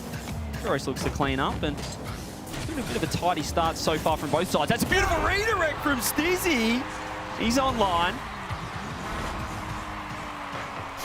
Pretty much similar to the play that Joris and apparently Jack got earlier on. With apparently Jack flicking it on towards Joris, and Joris nearly getting the redirect. This time it was Joris and Stizzy. They removed Jack from the equation, which is harsh because it wasn't Jack's fault earlier, and it did lead to a goal. Dignitas looking very strong against Team Falcons so far. Yeah, anytime you see that, I guess, aggression early is a strong sign on land. Gibbs spoke about it. A lot of teams opting to play that defensive style, second man turning into third man often, but that's a massive mistake. Jack doesn't get a great shot from Kaliers. instant response, instant equalizer. There it is. Kalias looked a little bit awkward in the center. TRK took over, faked the redirect, and there was Kalias, who turned on a sixpence himself and was able to slot that one home. So both teams looking comfortable with their scoring boots on. A minute and a half into this one. I mean, we've seen some thrilling matchups today, especially from MENA teams as well against EU teams. If this could be half as good as Twisted Minds v Vitality earlier, we're in for a treat. Yeah, as we said, it felt like two raid bosses going back and forth, Zen and now Bo. And, well, there's certainly quality on either side of the pitch right here. I think Dig will be disappointed giving that one up. I know it was a great play there from TRK. Nice fake. He's Jorius, he's leading and he's whiffing. Roas open off the bar. No, the post perhaps, but sometimes Stizzy ready. We're seeing some little nervy moments. I don't know about you, but my own goal sensors were tingling. The trajectories just seem to be lining up for a proper redirect into his own net there from Jorius, which is not the Swiss Jorius that we've come to expect in recent years. Here he is again, now clearing a path for apparently Jack, who goes to the ceiling, gets his flip late. Lovely play from Jack, it's saved well by Ruas. So he's going to keep the attack going, and Dignitas are keeping a lot more pressure against Team Falcons than I must admit I was expecting them to have. Yeah, low boost for Ruas, you can see there, just gets the 50. TRK missing, but not read by Dig. They're out now. Stizzy, 100 boost, doesn't find the challenge. He's back in time. Ruas sidewall, met by Stizzy. We've seen a little bit of respite in this one. Jorius finding another 50. Ruas had no business to stay there, 0 boost, but almost catching Dig out. Yeah, those backflips can work out because the opponents aren't expecting them at all. But now, his Jorius down the right side. Ruas missed for a second. He got a late hit on that one. Follows it through himself. Apparently Jack in at the near post, gets the save. End-to-end stuff right now. Both teams having shooting chances. I've got a feeling when we see the scoreboard later on, there'll be plenty of shots for all these players because they're all getting involved. Here's Jack again. Got it to the side there towards TRK. Open things up a bit. I think they're going to be all right. But again, it looks scary for a second. This one's simmering. Yeah, neither side able to maintain any sort of pressure. As you said, it's been end-to-end, back and forth. As you can see, now it's a beautiful pre-flip touch. He gets one more as well, beats Stizzy. Just Jack last, and Lee's gone for a no-nonsense challenge. This redirect could turn out into Dig's favour. But Ruas, beautiful boost timing on the spawn, and he is working that thing down the other end. Jorius goes forward now. I can't believe we've already had 3.5 minutes of this game. It has flown by. The ball is always in movement, always going from one side to the next. As he misses that one, he's certainly one of the players that I've got my eye on for Dignitas. Had a poor open one, and now he's here at his first RLCS LAN. Will that pressure help him? Will it strengthen him, or will it cause him to make 1 or 2 more high-profile mistakes? Here he comes forward. This is where he's been excellent so far this season. Apparently Jack up against Ruas. Turns around via some boosts. Got a real chance here to do something with this ball. Wants to go over TRK. TRK got the read. The other team really keeping the ball right now for my liking, CJ. Yeah, Falcons low boost though. Dig looking fantastic at the moment. TRK the only man with 100 boost. He finds the 50. Ruas just committing. As Dig might still have a chance. They've certainly had the momentum the past minutes. Can they snipe at the death here in game 1? Just 30 seconds. TRK faking. Ruas. He's lost possession of the ball. Jorius looking for the 50. Can he find one more? You can see Falcons, they're hesitant to get in there. Dig not finding the killing blow, but Jorius, that's a beautiful redirect. Trying to keep pressure on. Falcons, I think they want overtime. They need to really reset themselves here. I mean, I think all of them. I think all 6 players do it. It seems to be very tippy-tappy at the moment rather than keeping control of the ball, in my opinion. I think they've settled for overtime, unless that can change last second. TRK's shot, though, is a little bit weak. Sizzy around the corner. That one's just going to roll. And yeah, next goal wins, and we'll just move on to game 2. Funny old game 1, as we said, a back and forth. Both sides really grabbing momentum in their respective times. That's a great play. TRK doesn't find anything on target. Won't be getting a shot for that one. Here is Jack, and he just yonks that thing downfield. And you find a touch. No, going to leave it for Stizzy.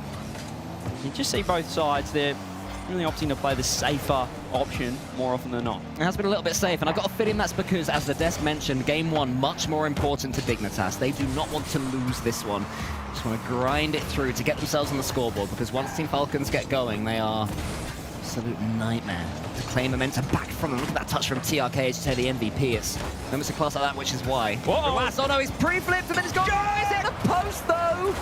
Somehow. Didn't even count as a shot. That's how wide it was. That was wide open. Ruas was completely caught out in net. He had no business getting anywhere near it and didn't. Dig. Will that cost them here? They're still getting pressure. It feels like a Dignitas game. It's very scrappy. Falcons not able to have this pressure, but That could be the one that got away, Cole. TRK, air dribbles it forward. Ruas tries to clear a path for TRK. Apparently Jack was up early enough to not have to deal with him. Killers just go to the backboard.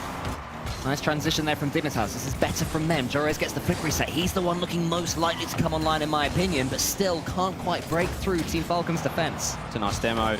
Killers downfield. Can he get a redirect? Jack's there. There is the Great White. Looking to control with 100. Does he fake for Stizzy? He does. Stizzy has looked very aggressive up front. Could be the difference here for Dig. There's the 50 coming through. TRK, no follow-up. Killers gets dusted. Roas with the clear. He's lost possession. Dig certainly in control, but it's one thing to have the momentum against Falcons. It's another to put it in the back of the net. Jorez has this one early shots. TRK was there for it. Dignitas content to just take as many opportunities as they can to get it towards the Team Falcons goal, hoping eventually they'll break through these defenses, hoping eventually they'll steal enough boost to give themselves a chance for that second shot. And that's what's really been missing from this entire game, the follow-up. What is happening? Decision-making, everyone's missing that. Oh my goodness, CJ, what is that? What is this? It's Jorius completely fluffing it. Yep. Apparently Jack trying to save him, but then whiffing it as well. Yep. And Stizzy left to watch his two teammates flail in front of him as the ball sails into the bottom right corner. You can take Stizzy, Jorez, and apparently Jack out of NA, but you can't take the NA out of Stizzy, Jorez, and apparently Jack. I love how I've used that as an opportunity to rip on NA. I don't know about that one, but I mean, we mentioned it going into the overtime. It was a funny game one. It just felt like both sides weren't able to establish their play style, which is a testament to the quality of both teams here. But this is disgusting. This is, I mean, Khalils, it was a nice demo coming in there, but that was gross. That was a gross. It wasn't one that they're going to be putting forward into any highlight reels, and I don't think we will either. But Game 2 is a big opportunity to reset and talk to you about the actual quality of these teams, because for anyone who doesn't know these players and these teams, that wasn't their best, it's fair to say. Yeah, you're looking at Falcons, a team who just took out the FIFA E World Cup. So this team is, you could say, top 2, top 3 in the world. KC, one of the favourites, basically. Falcons coming in. Dig, well, number 3 in Europe, the strongest region that we've got here in Rocket League Esports. So, I mean, both sides with quality, but I mean, both sides getting into each other's head there. You can see Dig just completely losing the plot in that overtime. The pressure got to them. They don't need the crowd to feel the heat of a major. And the Falcons will take that Game 1 win. This is where I hope the coaches would have jumped straight in after that first game and said, look, let's start our game right here, right now. TRK causing fakes, Killers coming in. Apparently Jack was almost there, but this could be a counter-attack. Stizzy wave dashing his way towards that ball. Already a better start to Game 2. Stizzy to the backboard. Jorius slams it downwards, so apparently Jack can try and get hold of that one. A little bit safe from Dignitas. Killers. Apparently Jack, good challenge there from apparently Jack against Killers. Ruas is going to get that 100 though. Should be able to take this one away. Still searching for that spark. Yeah, it just feels like neither team's really in their groove. And we have seen that throughout most teams today. It's, you know, we talk about it. Here we go! Here we go! Apparently, Jack, that has gone 160 kilometers an hour, Cole. How close is that to a record? 160 kph. That's like, that's moving. That's a top tier speed goal, right? That is absolutely humming with a TRK redirect, but Dig will take it. First goal to the good after a really disappointing end to that Game 1 overtime. Here is apparently Jack gets one more. Killers works it out, finds a nice dunk on net. Stizzy has to go with the save. Stories misses the redirect. It could have been anything. Aside from that shot, though, you can already tell that the pace is higher. This one, lovely drop down there from Team Falcons. It was TRK. And now Jorius comes forward, gets another redirect. He is looking the cleanest in this lobby still, if you ask me. But it's trying to change that. The reset to the floor. And apparently Jack's already up, almost bypasses him. But apparently Jack gets enough of his opponent to slow him down. And Dig are doing their game again. Dig will be very happy that they are limiting Team Falcons to few opportunities. They're having plenty of time in the blue half. When the chances come, at least in this game, they're taking them. Yeah, it feels like they're really prohibiting Falcons from playing that offensive pressure, and I can't quite put my finger on it at the moment. It's awkward. Like even this from Jory is backwards. He's just the timing is off from Falcons to challenge because Digger just that step behind, but it is working for them. There's a reset from Rowas. Doesn't find the dunk. Joris with the clear. Jack's downfield. Gonna be trouble for Kaliz. Lands on the 100 boost.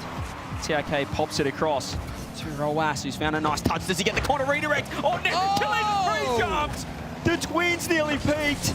Somehow saved by Dig. Yeah, that would have got them going. That could have been the spot, but Team Falcons are nearly there. However, Dignitas back on the counter-attack. Apparently Jack in the corner. Killers puts it towards Ruas. Jory is already in the air. Lovely pre-jump from him. He wants to follow this one up. No, instead he waits. Apparently Jack. And he's going to allow Ruas to push this one forward. Good discipline there from Dignitas. They're not forcing themselves upon Team Falcons. They're giving them plenty of space because they back themselves to defend on the back foot.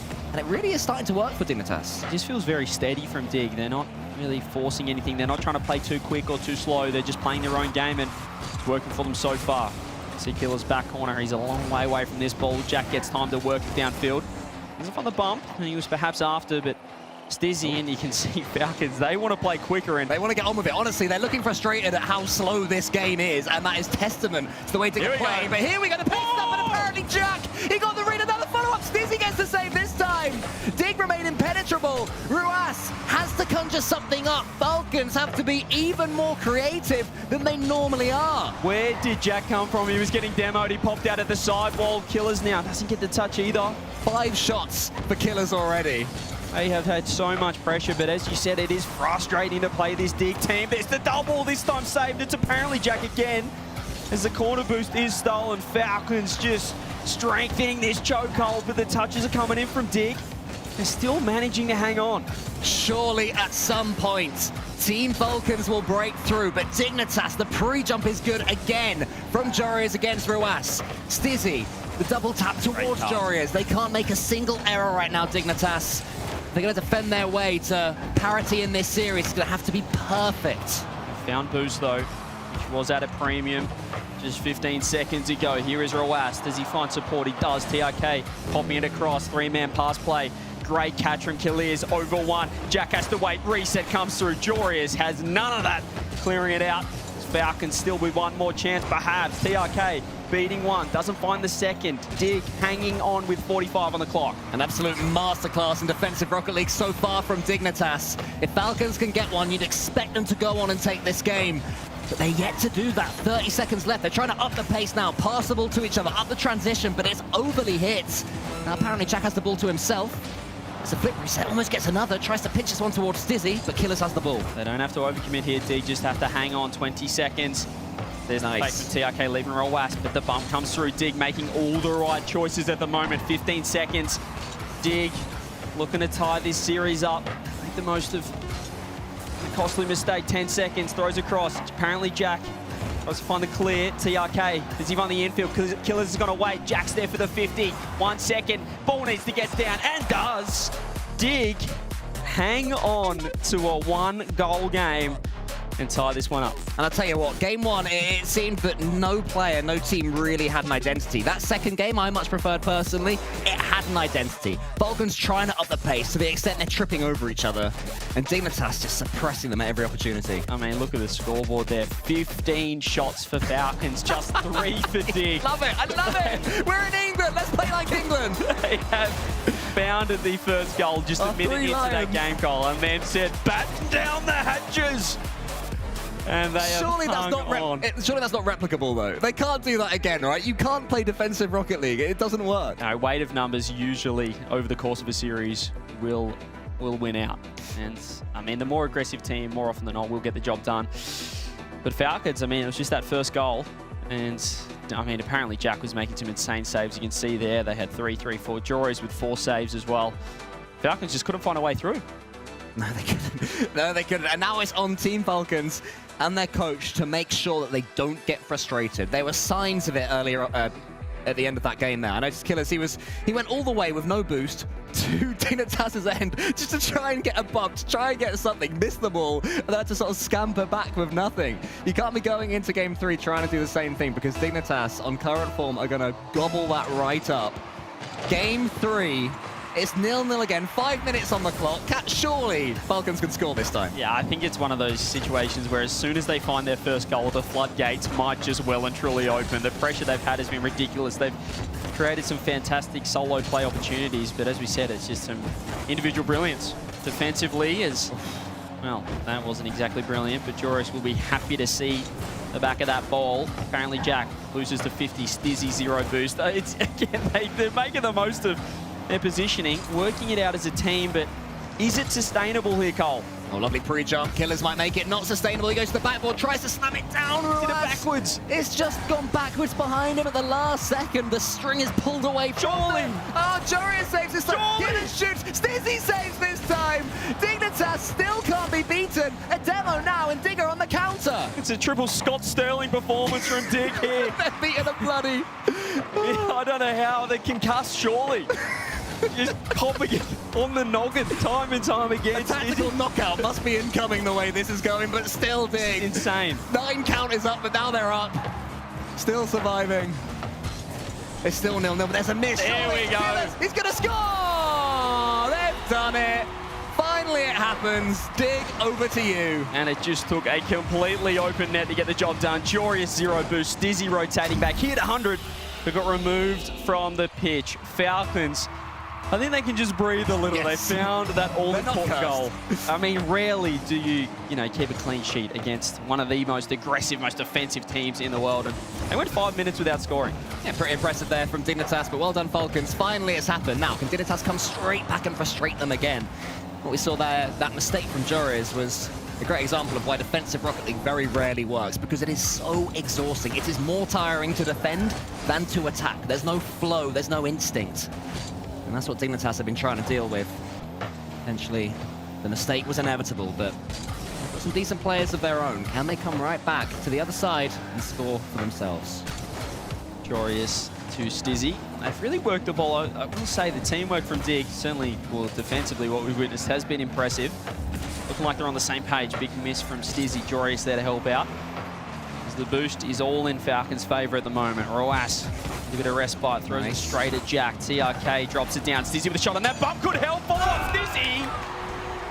They don't need 15 shots like Falcons. They only need one opportunity to strike. Ruthless efficiency from the team in yellow, and Stizzy gets that follow-up after it hit the crossbar. And Falcons are going to have to go right back down to the drawing board and start all over again. Dignitas somewhat have the bit between their teeth. Stizzy's going to get this ball, you know. He's got control of it up at Ruas. Look at the pace that he shows to get there to charge him down. Oh, it's a nice catch from Jack. He's got a reset too. Pop over the top.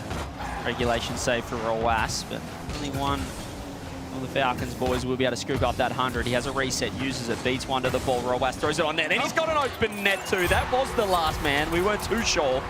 They find the lead once again. Yeah, let's see what happened here. Joris, oh, he just bounced away, and apparently Jack lost that ball to Killers after he showed a bit of improvisation to get that reset from the floor. And again, Falcons have a tenuous lead, so we'll see if Dignitas are able to come right back and claw it back again. It's important for Falcons to not overthink this one, as we saw in the previous game. 15 shots to 3. You're winning those games more often than not. So they haven't changed it up. They're just stuck to their guns. It's worked out here. They found the lead back as Stizzy almost finding some magic. You feel like if that's Zen, I mentioned it to Johnny Boy, there's something about Zen when he's got 0 boost, he can still launch himself towards the ball. I don't know how it works. Stizzy that time couldn't find the touch. Apparently Jack with a 50, TRK backing off with 0, as does Roas, but still forces the ball back to that man TRK. Falcons to wrestle back control. They'll be happy with how this one's gone compared to the previous. Yeah, Digger's certainly playing a bit more with the man in front of the ball now, trying to be more aggressive, trying to get some bumps of their own, which of course can be exactly what Team Falcons want. It probably is, as the pre-flip there is almost met by the Dignitas player, Joris. As he goes around it, upping the pace continually. Apparently Jack to the ceiling as Joris in the center. Killers is charged down by apparently Jack, but Ruas is there waiting. And Team Falcons now showing their own game management. They're doing well not to fall into the trap, as you say, of overcommitting for everything to try and kill this one here. Yeah, you just saw TRK then. He left the ball, grabbed Dignitas' corner boost. And this could work out for a goal down the other end, because now they are low here. There's the shot off the crossbar. Stizzy able to let that one go down to apparently Jack, who fakes it for Stizzy. This time Falcons ready. Huge dunk coming through. No one in net for Dignitas. Here is TRK. Jory's back in time. And in it down the other end, though, with a minute left. Well, apparently Jackie just tries to go for the early shot. I think that one might be going all the way in. It is as well. It is. Team Falcons have overcommitted, and it is 2-2. There it is. Did they need to push that hard? Had the goal, had the lead with a minute left, and they've overcommitted in offense. Bit off more than they could chew. And Dig through apparently Jack, finds that opening. They do not need to hit as many shots as this Falcons lineup. They just need to be clinical and strike when the time is right. There's another bump coming through from apparently Jack. Almost. Surely Dig can't pinch this one. I mean, TRK had to help out Ruas there. I don't think that was the plan. I think that Ruas was beaten. TRK was back there to help him. Here comes Jurius, a man capable of conjuring a goal out of nothing. Sees himself up there and races TRK. Stizzy wants to get this one back from the reverse angle. And a lovely fake from apparently Jack. Tries to do the same to Ruas. Dig is starting to play. Good pass. That could be it. No, it's in the crossbar. Is anybody following up? No! Ruas clears. Oh, that was it. They could have stolen it. Maybe they still will. Stizzy can't reach that one. Was covered partially by Falcons. 15 seconds. Dig have had all the momentum. And Falcons have found a way out. Stizzy with the clear. Apparently Jack gonna let Ruas have this. He's missed the ball. Apparently Jack pinching across TRK with the clear. Oh, Stizzy, get in there. Ruas! Ruas! Team Falcons ride the wave. They had a sense that at some point Dig would overextend, and that's what happened. And who else but Ruas in that situation to sweep up?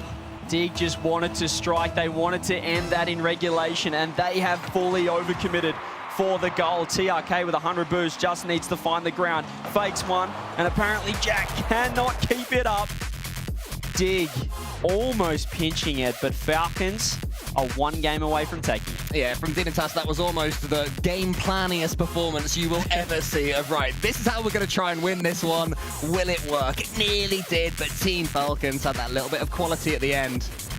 And the composure after a long old slog of Rocket League, just to flick that ball over the top when Ruas was through. Because they are missable, right? If you rush into it, you mess your flick up, you can certainly have that one be saved.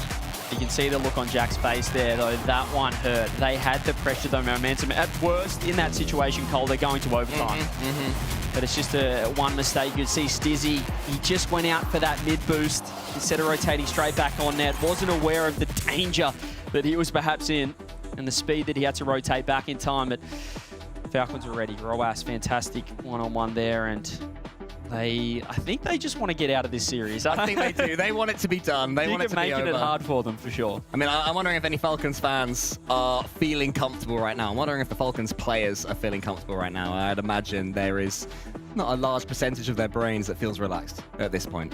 Yeah, I think they'll still be happy with how they're playing in terms of the play style. They're just not really finding their shots, and Dig are making some insane saves. They're almost pinching.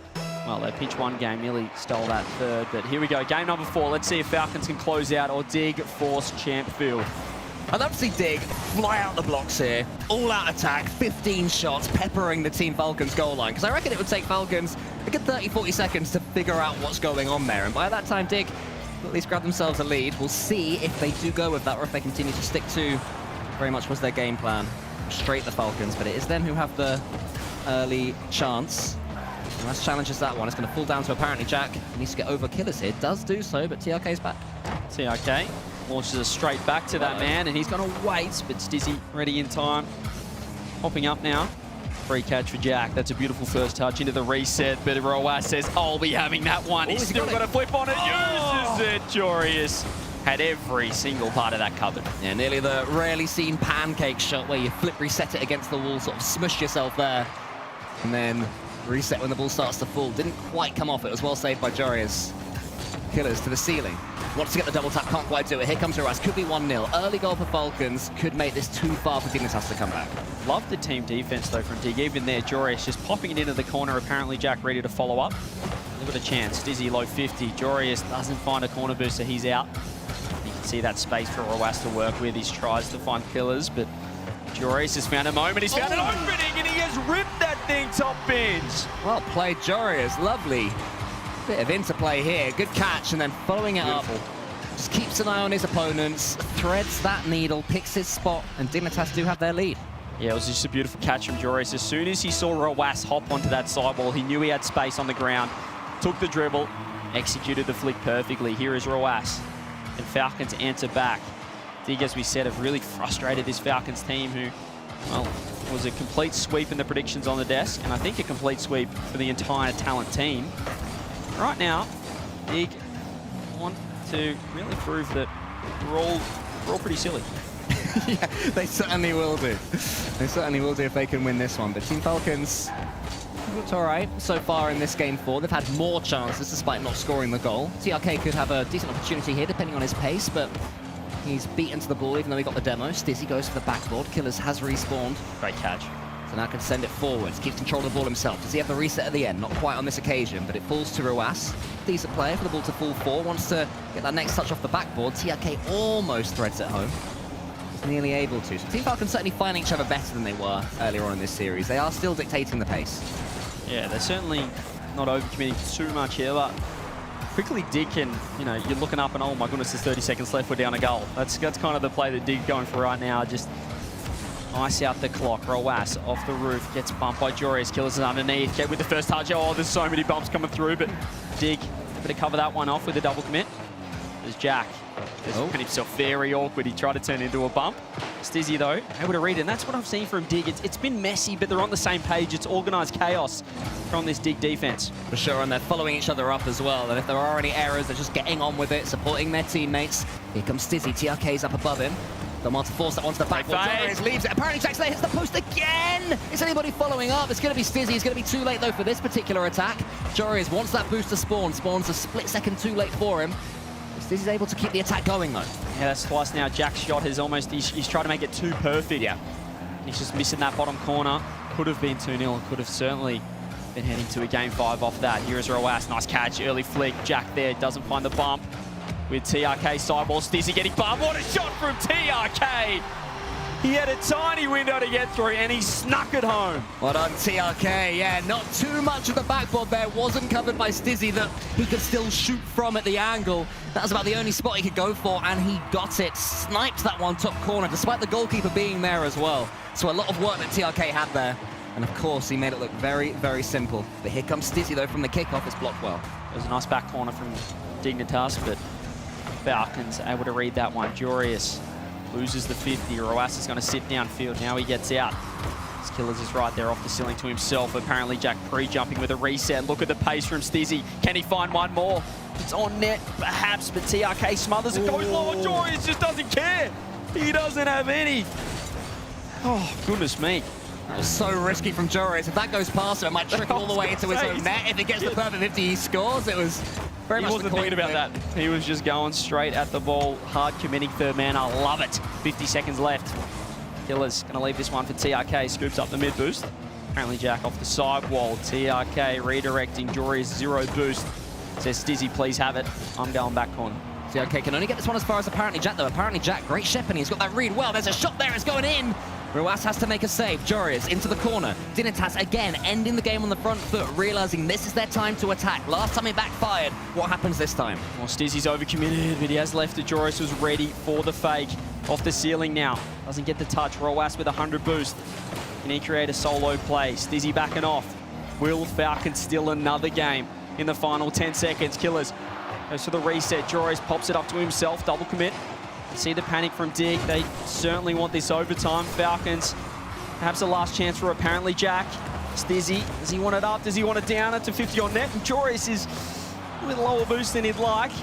Fake out, Roas, Stizzy, double commit. Killers, ball still up here. Now suddenly it's a chance for apparently Jack. No, it's not. Instead, it's TRK in towards the zone in front of the Dignitas net. But it is going to be another overtime. Falcons win this. It's all over. It could have been it. Stizzy backflipped in net. Off the kickoff, Roas throws it on. Jorius, 100 boost. Doesn't keep control of it, but he finds Stizzy. TRK jumps. Roas has it. You can see the panic from both sides. Not on the same page. TRK clears the ball downfield. Low boost. Yeah, Jorius had no momentum there, though. The angle was against him, so his clearance was weak. Works out, though, because apparently Jack has this ball. Stizzy's beneath him. Stizzy's hoping it will fall from TRK, but TRK will provide no such luck. Team Falcons starting the overtime in the ascendancy, and 30 seconds in. Ruas is down the side. Here he is now. He arrives a bit late, but he wasn't there for the shot. Yeah, Dig had that well and truly covered. That's a nice touch, though, to unleash TRK downfield. Stizzy finds the 50 that he needs, beats one, gets demo. Killers with a shot. Apparently Jack has been huge defensively, but he needs to go again. The fake comes through. Ruas downfield, redirected. This time it's Jorius. Can they keep it up? Oh, Jorius! No! Falcons in 4, move to 2-0. Dignitas made it almost impossible, but somehow still Team Falcons found a way. Even at the end there, Jory is inches away from the double save, but goal line technology was against him, and Falcons take the series of a second successive 3-1. Still an impressive performance from Dignitas. It was a series that really challenged Falcons to maintain that play style and not lose their heads with the defense that was being displayed. But Falcons, you just saw the weight of numbers. They had 4 shots there. Joreus was making double saves, triple saves, but in the end, they were too strong and they overpowered that defense. Falcons will be relieved, I think is the key word there. It's one that they're not going to want to watch back again. They'll have to take what they've learned from it, because teams, when they're up against a squad as quality as Falcons, they will defend against them. They will try and frustrate them. There's nothing wrong with that at all. And actually, I love the way, the bravery that Dig showed to be that defensive, because it's a very rarely utilized technique in Rocket League. Yeah, I don't think Falcons will overthink it too much. Sometimes you've just got to take your hat off to good defense. And in the end, that goal line defense was ridiculous. We saw apparently Jack making save after save. Joreus there almost making a triple save on net. Sometimes you just have to say, well done, well played. You almost hung in there, but Falcons too strong and really proving that they are a force to be reckoned with. TRK is pretty happy with how the boys are playing. Yeah, they're all happy. Smiles all around now with the fellas. It's one that Falcons will be, yeah, as you say, relatively pleased about. That first game was the real outlier, because neither team seemed to have much identity. I think that's because Dig was saying, bring it on. Falcons were expecting more of a challenge in the sense of Dignitas trying to dictate the pace. It took Falcons a game to realize that. Once it happened, then we got into this ebb and flow of Falcons attack, Dig defend. I think they've got themselves some goals, and if they play like that against other teams, they are going to take games. Yeah, they're looking in sync. I think, you know, synergistically, they're on right now, Dignitas, but I think Falcons just might be a better side. They've proved their strength there, but in the end, they'll take that 2-0. One away from a lovely little Swiss stage. Well, Team Falcons get their second series win in a row. Not gone all their own way there, but they've managed, as they tend to do, to find a way. And down on the stage is Veracity with the winning team. Well, there we have it. Falcons with the dominant play style, the aggression throughout. Was that the mentality and the approach from the very start of this series? أول شيء ألف مبروك، حققتوا فوزين في اليوم الأول من البطولة. هل هاي هي العقلية اللي أنتم كنتوا حابين تفوتوا فيها في البطولة؟ ويعني عن جد كانت شراسة من أول يوم، فهل هذا كان الأداء اللي أنتم متوقعينه؟ ايه دائما اي بطولة في السويس ستيج نحاول نبدأ بداية كويسة عشان نشيل الضغط عندنا في دي 2، فهذه دائما العقلية في السويس ستيج. Yeah, that's the kind of mentality we go in. We want to try and go in as strong and as hard as possible in day 1 to kind of relieve the pressure going into day 2. Well, talk to me about those overtimes then. Was that kind of expected with the aggression that you were showing? Where do you think you started to take your foot off the gas? هل توقعت انه هاي الشراسه برضه تكون موجوده من فريق ديجنيتاس؟ هل توقعت توصل اوفر تايم اكثر، يعني مرتين 3 مرات في السيريز؟ هاي النتائج كانت كثير قريبه لانها. ايه ضد ديجنيتاس لعبنا معهم اكثر من سكرم. دائما فريق نفسه طويل ونحاول احنا نكون مثلهم نفسنا طويل، والحمد لله نفسنا كان طويل قدرنا نفوز.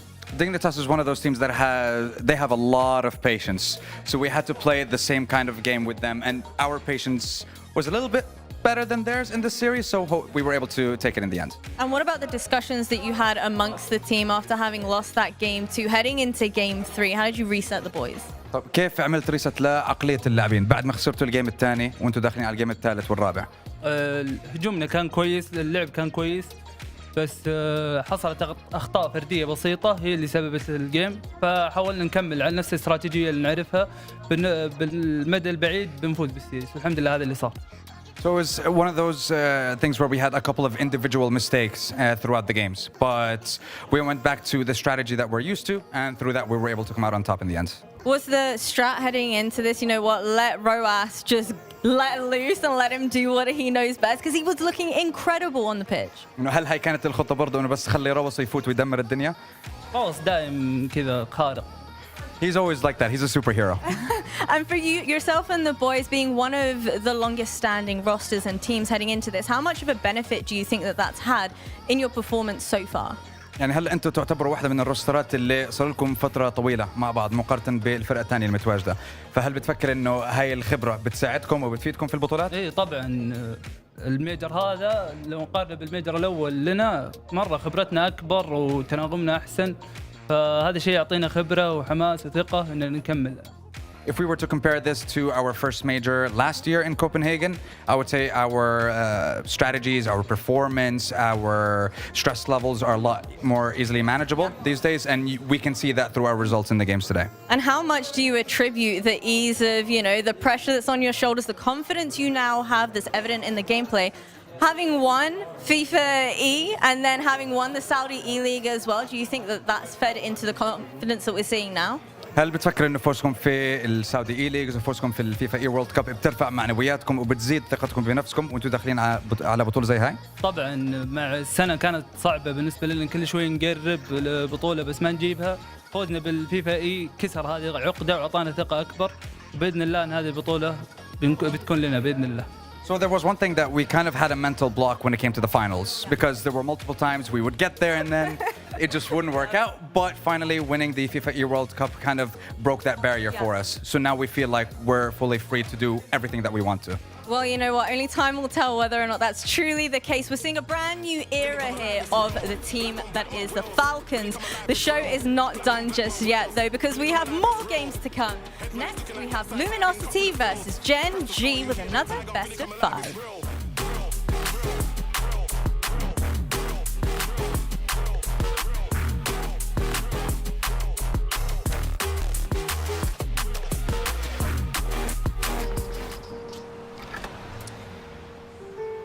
There's a reason they don't call them clean bikes, am I right?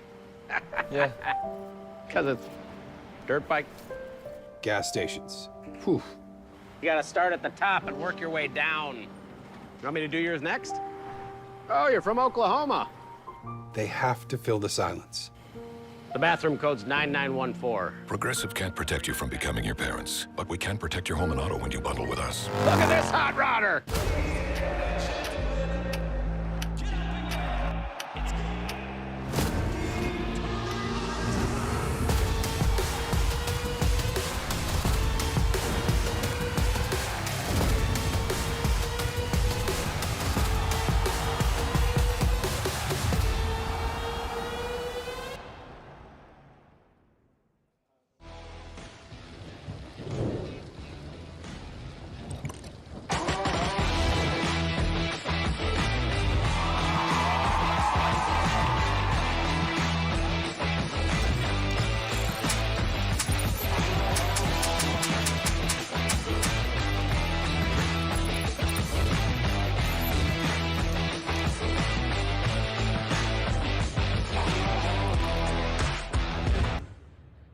North America has selected the 4 champions that will represent its shores in Birmingham, England. Sorry, Alabama, maybe next time. Beast Mode, Atomic and Daniel qualified for their 487th and 488th Grand Finals in a row in North America's opening opens. Those finals went just about as expected. Plays the 50 against Beast Mode, Chronic off the back wall, and LJ, no, he gets beat. Beast Mode with a chance for a counter, and is it going in? It is! And then, in Open 3, their incredible Grand Final streak came to an unfortunate end. First killer doesn't matter! It's a sweep for the Ultimates! Poor NRG. That defeat, as well as meaning we're still yet to have a North American team win all 3 regional events in a single split, means they head to Birmingham a mere 12 laughable points ahead of the team in second. Disaster. Here's some copium though. When playing together, B-Mode, A-Dog and D-Town have never failed to reach an RLCS LAN final. Hooey! The much hyped First Killer, Chronic and LJ trio always had hands. LJ drops it down into the bucket! But in Open 1, some bruising results robbed something of the shine from their boxing gloves. Now Atomic for Beast Mode again. This time First Killer got a piece. But Atomic, quick shot! Not to worry, Ultimates would take their anger out on everyone, except NRG of course, in Open 2, and they'd get much closer even to them. Despite a close best of 5 loss to NRG in Open 3, they finally got their knockout against North America's favourite immovable object in the semis. First Killer doesn't matter! It's a sweep for the Ultimates! And utterly possessed, Gen.G had too much for them in the end, but going into Birmingham off the back of 2 grand finals in a row will give Ultimates hope that they could finally claim that elusive first major win for previous silver medalist First Killer. In Open 3, Gen.G shot up 6 places. After USA's very own Rlcs, Magic Bear and Cheese had a shocker in Open 1, Chicago's just going to work with what he's got. Oh, what a flick! and a double-decker mega shocker with extra dip and large fries and a big old dollop of barbecue sauce in Open 2. Oh, you gotta go faster. Why did you jump? There's nobody back. There's nobody back. They entered Open 3 5 places behind the major spots. Gen.G, they have to win the event. They're not winning the event, dude. So chat, 3 guesses what happened next, considering they're literally featuring in this video. Do they have to wish for the victory at this point? Gen.G's the bear! Gen.G-K! These guys just love doing things the hard way, so keep a close eye on them in Birmingham to see just how complicated they'll inevitably make their lives. It's just not North America without a few imports, and CRR, Razebull and former One's Main Diaz have lit the region up since their off-season arrival. Instead, it's Razebull and CRR beating all the space in the world to make that double 2. Whilst their goal-scoring prowess is never in question, results-wise, they've got under the radar, taking advantage of Space Station's Open 2 mishap to get here with consistency, rather than wander runs. 2 semi-final spots prove they can swat aside the non-NRGs and Ultimates of this world, and that coolness under pressure should serve them well on LAN. So, will complexity, consistency catch underperformers cold, or will NRG just win like usual, lol? Find out from March 27th.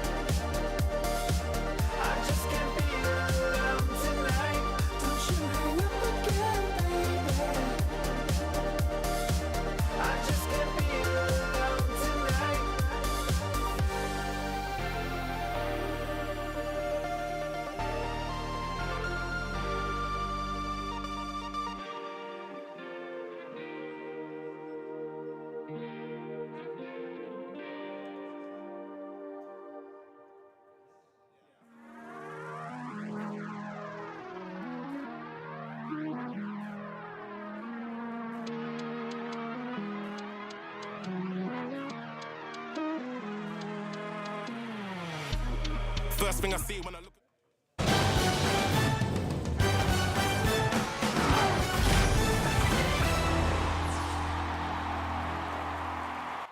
Dignitas give it their best shot, but TRK and the boys just a little bit too fast, a little bit too speedy, a little bit too high flying for the Dignitas aliens there. And Falcons will advance to 2-0. We'll see them play tomorrow in the top undefeated round. A win there will punch their ticket straight to the bracket.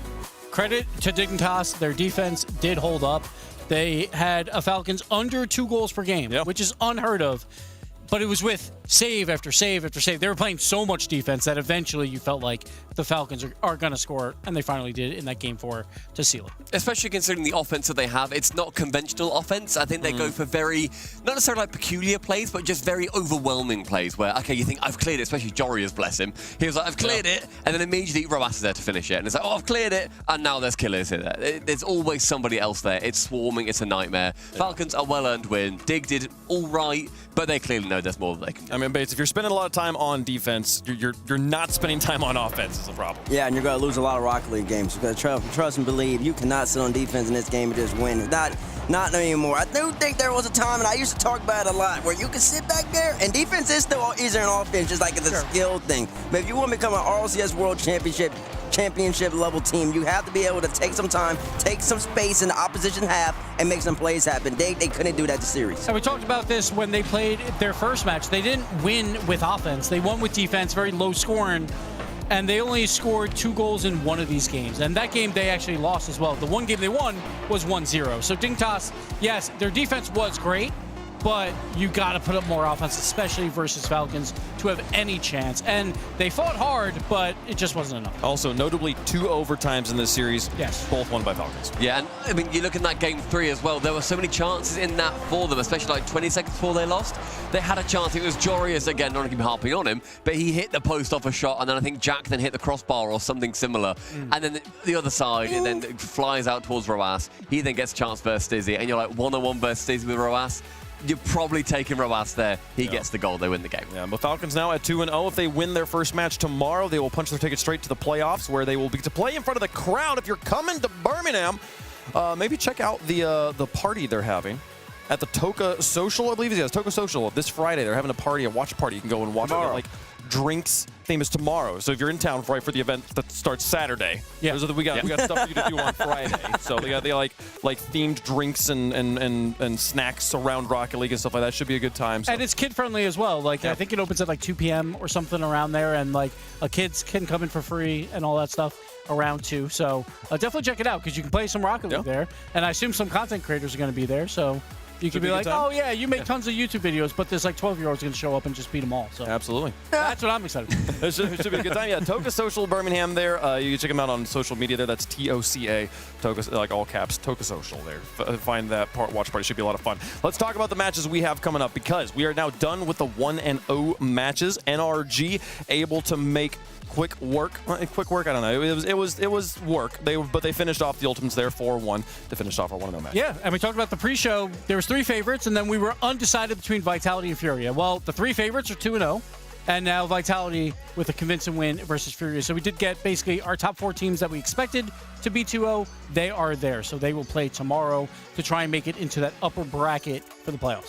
They're on the top 4 there, Bates, but it's getting 2 wins in Swiss. Not that hard. It's that third one that'll get you. That's the third one. Listen, if you're an OC fan, they really do feel that because they're still looking for their third one. And we're going to see some great matches at a 2-0 spot at the moment.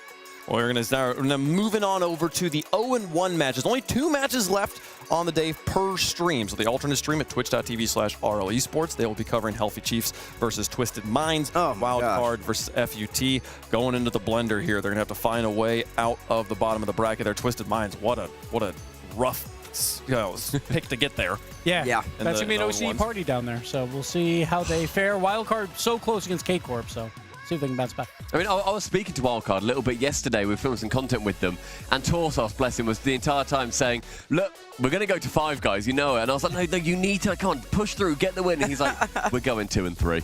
You know we're going 2 and 3." Why I was is he like, saying "Come on, out loud? believe it, come on." He's like, "We're going 2 and 3. Listen, there are few players in the history of Rocket League that have lost more than Torsauce. That guy is. Okay, we don't need to harp on a young man. I'm not saying let's go to mainstream. That's a compliment. It just shows up. Earned this many L's, man. And not many people get that many opportunities. Not more than me. So let's take a look at the mainstream here. Only 2 more matches to go on the day for us as well. We'll close things out with Team Secret versus Complexity Gaming. But moving on, we have APAC in the house, and on the mainstream for the first time, Luminosity going to be taking on the surprise Cinderella story from North America. Gen.G here, taking on Luminosity. Gen.G, the former Luminosity roster. That's true. They were rep by Luminosity last year. Now they're going up against their old organization. Loom, they got some skill coming from APAC. They got Sosa from America. They got Coach Mektos. They got Catalysm from Europe, and they got Spinks representing the APAC region. And listen, they got some sauce in them. Sosa has been a bubble player. Zero, I want to say world champion. He has been world champion. He's a Zero national champion. And then Catalysm, he's also been already at Rlcs lands in the open era. So they are no slouches. This isn't just going to be a walk in the park for Gen.G. They're going to have to earn it. Yeah, I mean, Sphinx, obviously, we saw him a previous LAN. He's not yet managed to win any of these series out. It's going to be exciting to see him, but he is the player in APAC that is taking over the helm for Realize. He is that new guy coming through. And that APAC tournament for the 1v1 scene as well, he was in the grand final, so to show his prowess. But Sosa, it's his first RLCS LAN. He made the move to APAC to try and make it here. He has done so. Now it's trying to prove it against the world. Yeah, he's playing his first RLCS LAN, but he's playing in CRL. So, you know, he knows what the LAN experience is like. And then Catalysm, what's the last time Catalysm been in LAN? Was that all the way back in LA? It might have been because he got a top 8 at that LAN as well with Evil Geniuses. With Ivan and the boys. Yes, with Ivan and the boys. And it's like, it was always like Ivan and Catalysm. Oh, you're at a LAN. Cool.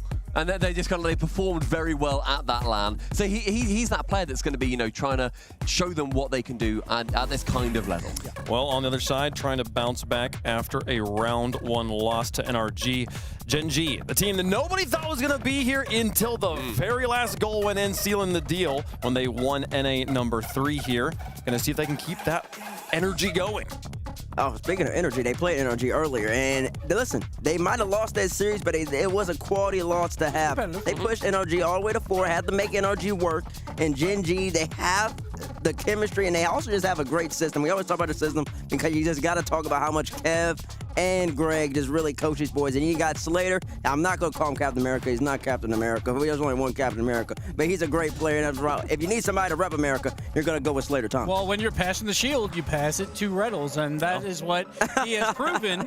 So Captain America, to me, at the very least. But their performances on LAN have not been exceptional, right? They usually go out 1 and 3 in Swiss, or like at the FIFA E-World Cup, didn't even make top 8 when they were expected to make it there. So they still are waiting for that LAN pop-off compared to what he used to do, Rlcs, on Space Station way back in the day. But it seems like those times are past him, but maybe they're not, because they got the regional win, so anything is possible. And look, you've got players alongside Rlcs that are phenomenal. Cheese and Magic Bear have so come into their own, going from that RMC roster into Luminosity, Gen.G, wherever they are such a dream to watch. Like, I've adored seeing how those two guys have managed to grow up in this game alongside Rlcs, now on this roster. The coaching that they get, you mentioned T-Bates, but the guys, the work they all put in together, the friendship they've got, the bond that those guys all have, it will make them go far. I hope that they can prove it here at this LAN. It feels like it's that kind of time where you want that underdog character who only just skimmed in, they only just made it at the end. I'd love to see them use their position and really excel. Chat, let us know who you think is going to win in the progressive fan vote. Hashtag LG for Luminosity. Hashtag GGM1 for Gen.G Mobile 1 Racing. Now, historically, Bates, we have looked at the teams from APAC and been like, any win is a big win. Does that story continue here, now with a more international roster? I mean, yeah, it's still a big win. It's still a big win because you still got to show that they can compete no matter who comes from the APAC. But I'm in saying that, though, it's not as big of a win because you want all 3 players to be representing the APAC region. So, and Sosa and Calism already have experience. So it's the big win, but not as big of a win. It's a big win for Sphinx, I suppose, as an individual. Sure. Where, you know, he's coming over, a very young player. It's a great time for him to prove what he can do. If he pops off, it's a really good thing to have on the CV. Well, I mean, for Sosa as well, first win or first land here. What a way to get that winning streak started. We'll see if they can do it. Who do we think is going to win, though, gentlemen? We'll start with you, Mr. Stumpy. Thank you. Put me down for Gen.G. Yeah, I've got Gen.G here. I think they're clearly from the better region. They are the better team here. They should win this. If they don't, it's a very big upset. Gen.G could do the funniest thing ever, though, by making a miracle run here and then losing to APAC. I expect them to win this. They are big favorites. I'm going Gen.G. Gen.G. Gen.G. I think I've also got Gen.G on this one. Does the coin have a prediction? I've been so excited about the Luminosity coin, though. You have. You've been so excited. The Loom coin. Look at it again. Can it pop up? Come on. Oh, no. it didn't. It didn't pop up again. Not there, but yeah, it is pretty. It's a good one there. Clearly the favorites here, even the coin predicting Gen.G. It would be a substantial upset for Luminosity if they were able to beat Gen.G. here.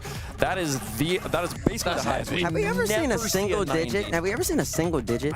We have a couple times, I think. Once or twice. It's been like 91-9. It's been like that close. It's a good metric of just how much everybody expects Gen.G to win this one and just how big of a deal it would be if Luminosity could upset them here. Let's get into the game.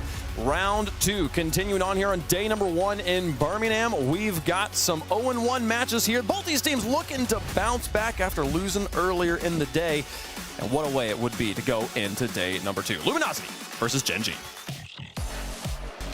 So you desperately want to avoid getting into that 0-2 round. To get through it, Luminosity will have to take down NA's Miracle Run. As we get into game 1, brought to you by Progressive. Johnny Boy, I mean, what is this going to take from Luminosity? Well, you know, they're up against a team who have been accused in the past of playing down to their opponent's level or playing up to their opponent's level, depending on what's in front of them. Now, most people, as we can clearly see by the fan vote and by the desk votes and by our picks, are going Gen.G here. But will Gen.G be able to play up to the level, or will it be? Oh, a save! That's a great save to start things off for Gen.G. Like, I do think there's upset potential here because Luminosity are a solid squad, and Gen.G have been known sometimes get a bit nervous when they're the favorites.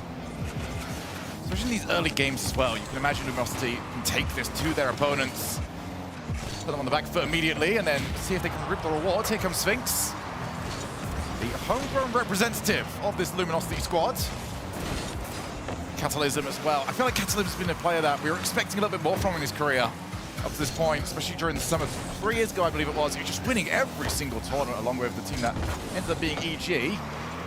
And then they just sort of faltered for a while, so he'll want to try and add a little bit more to himself, get those accolades up and running. It's the first time we've seen Gen.G really escape that defense. Are they going to create something for it? Yeah, Gen.G are looking for a bounce back here after what they'll consider a disappointing start to the day, even though they're up against some tough opposition in NRG round 1. They're rattling the crossbar. But Gen.G will be happy with nothing less than a sweep here. They want to win this. They want to win it emphatically. They want to announce to the rest of the event, and they want to announce to all of you guys watching, that they are ready to make a top 8 push. Something as well that themselves and GK, you know, how much do we believe at this point? Are you here from one really good tournament? Are you here because you are up to that level to be a tournament contender? Gen.G and GK, it's all about getting those results. Here comes Sphinx, good pace, just couldn't quite get the first touch that he was after. Now off the backboard, next one up will be Rlcs. Boost management from Luminosity, not quite good enough for the offense, so they can continue it. Well, that was some consistent, consecutive, crossbar the rescue for LG, by the way. But consecutive beats, clean beats there by LG, so they're definitely up to the pace for this match. Gen.G will need to be a little bit quicker on the race to the ball if they're going to match this with Luminosity team. Catalysm looking for the catch. Not the best follow-up touch, and Sphinx will be called into action against Cheese. Now a couple of demos coming through. Sphinx is low boost, so Sosa's position is going to have to be very good. She's probably going to be called in right now. And they get the clear, and also Sosa got powered into the ball, so they get rid of it. Gets a little team pull shot there by Luminosity. A little fortune, but they did play for that, of course.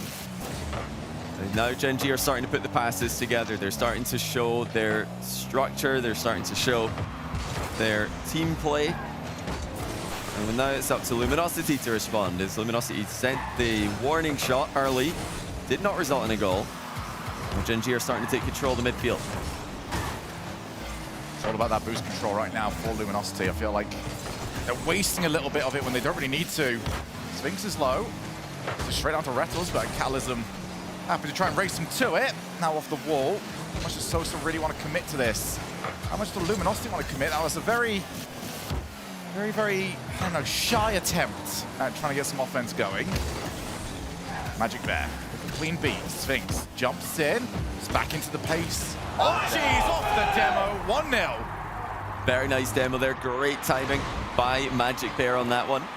Just letting the 50-50 go completely Sphinx way. Sphinx is trying to control the ball there, keep it in the corner. Magic Bear just lets him hit it, back to his teammate, demos the goalie. That's a clean play, easy finish as well for Cheese. Kick off. Oh, Jesus, wow. Absolutely dusted him.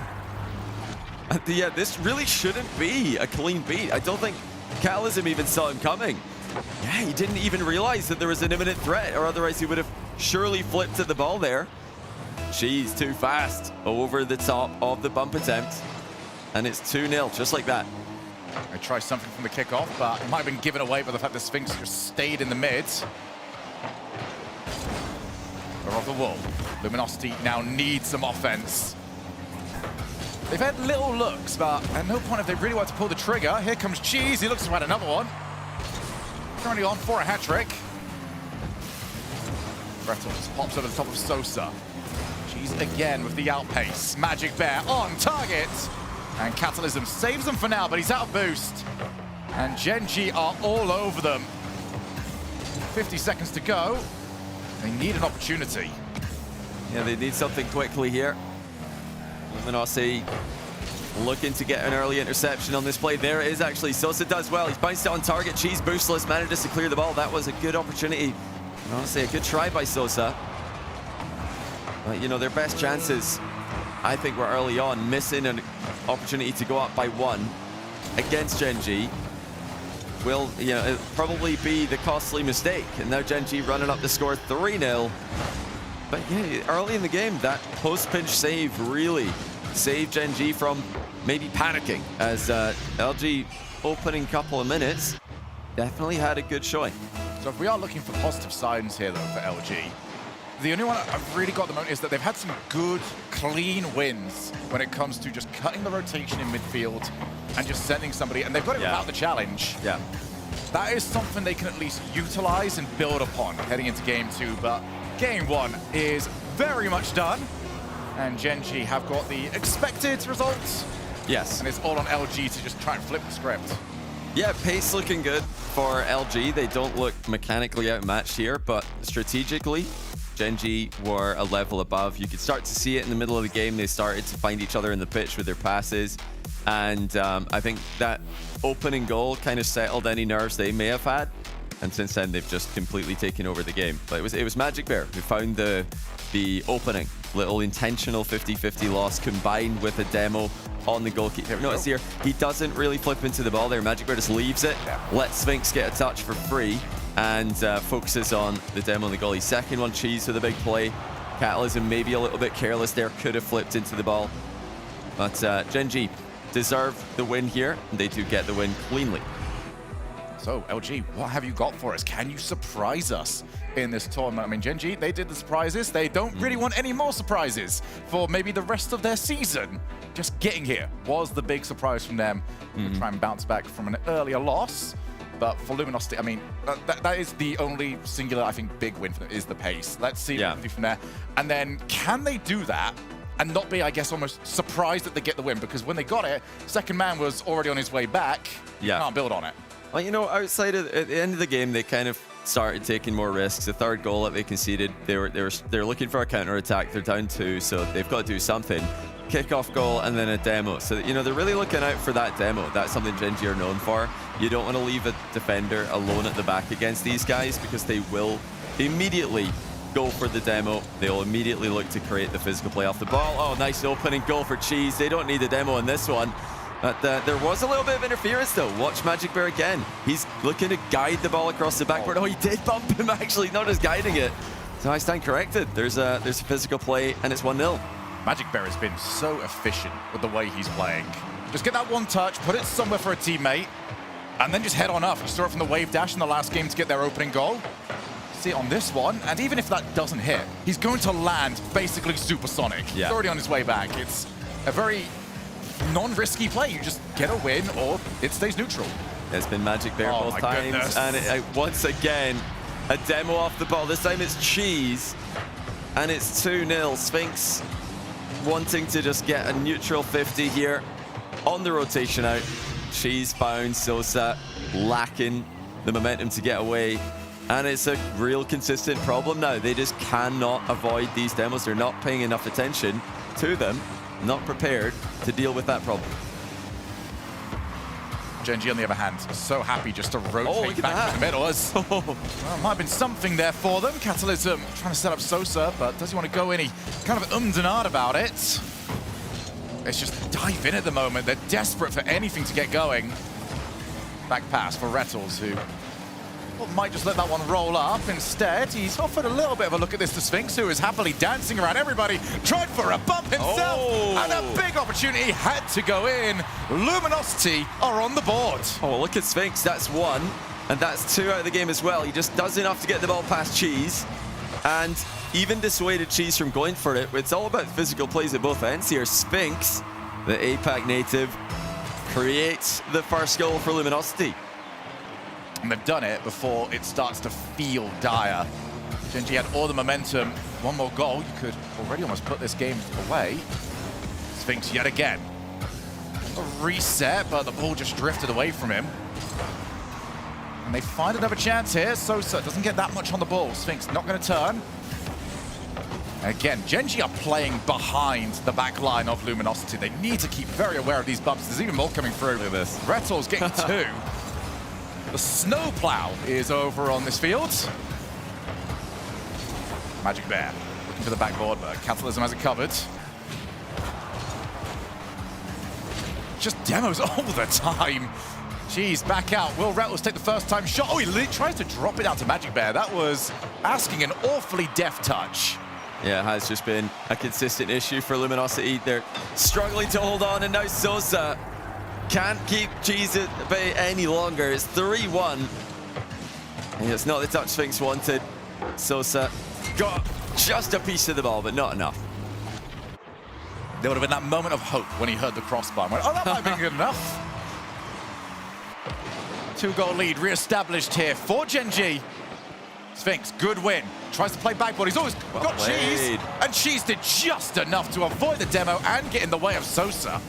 I'll tell you what, Sphinx needs some help here, because he is the only one really creating anything for this Luminosity team.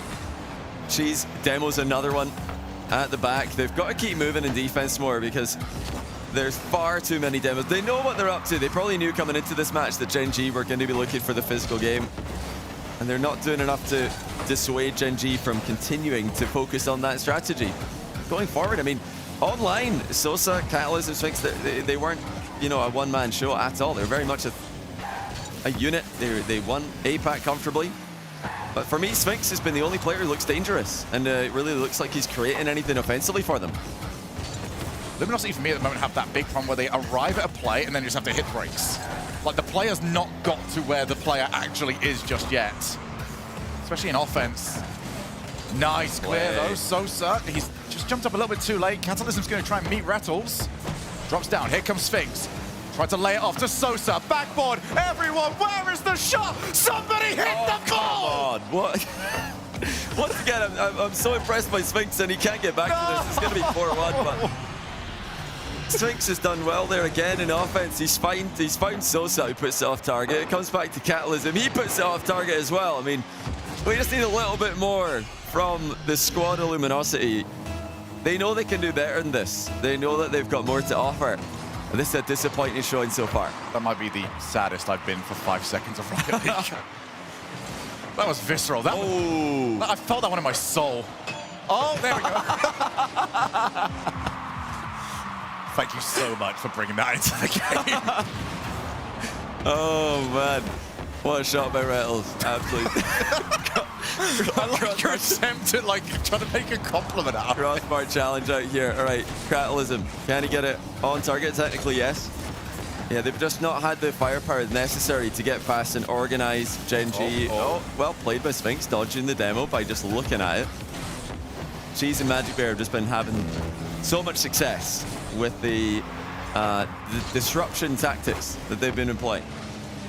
Cheese back out. Here's Rattles, leads it, goes for a demo, another passing. It's been intercepted.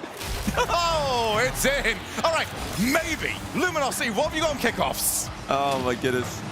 Mid-pass cut off. What a read by Catalysm, to be fair. But, I mean, Gen.G, they just went all in with a 3-goal lead, which is not advisable. They're probably feeling extremely comfortable right now, so if I can Rettles is understand leaving that, yes. I mean, after his crossbar, he probably thought, to be honest, I'm just going to let one of my teammates shoot this time.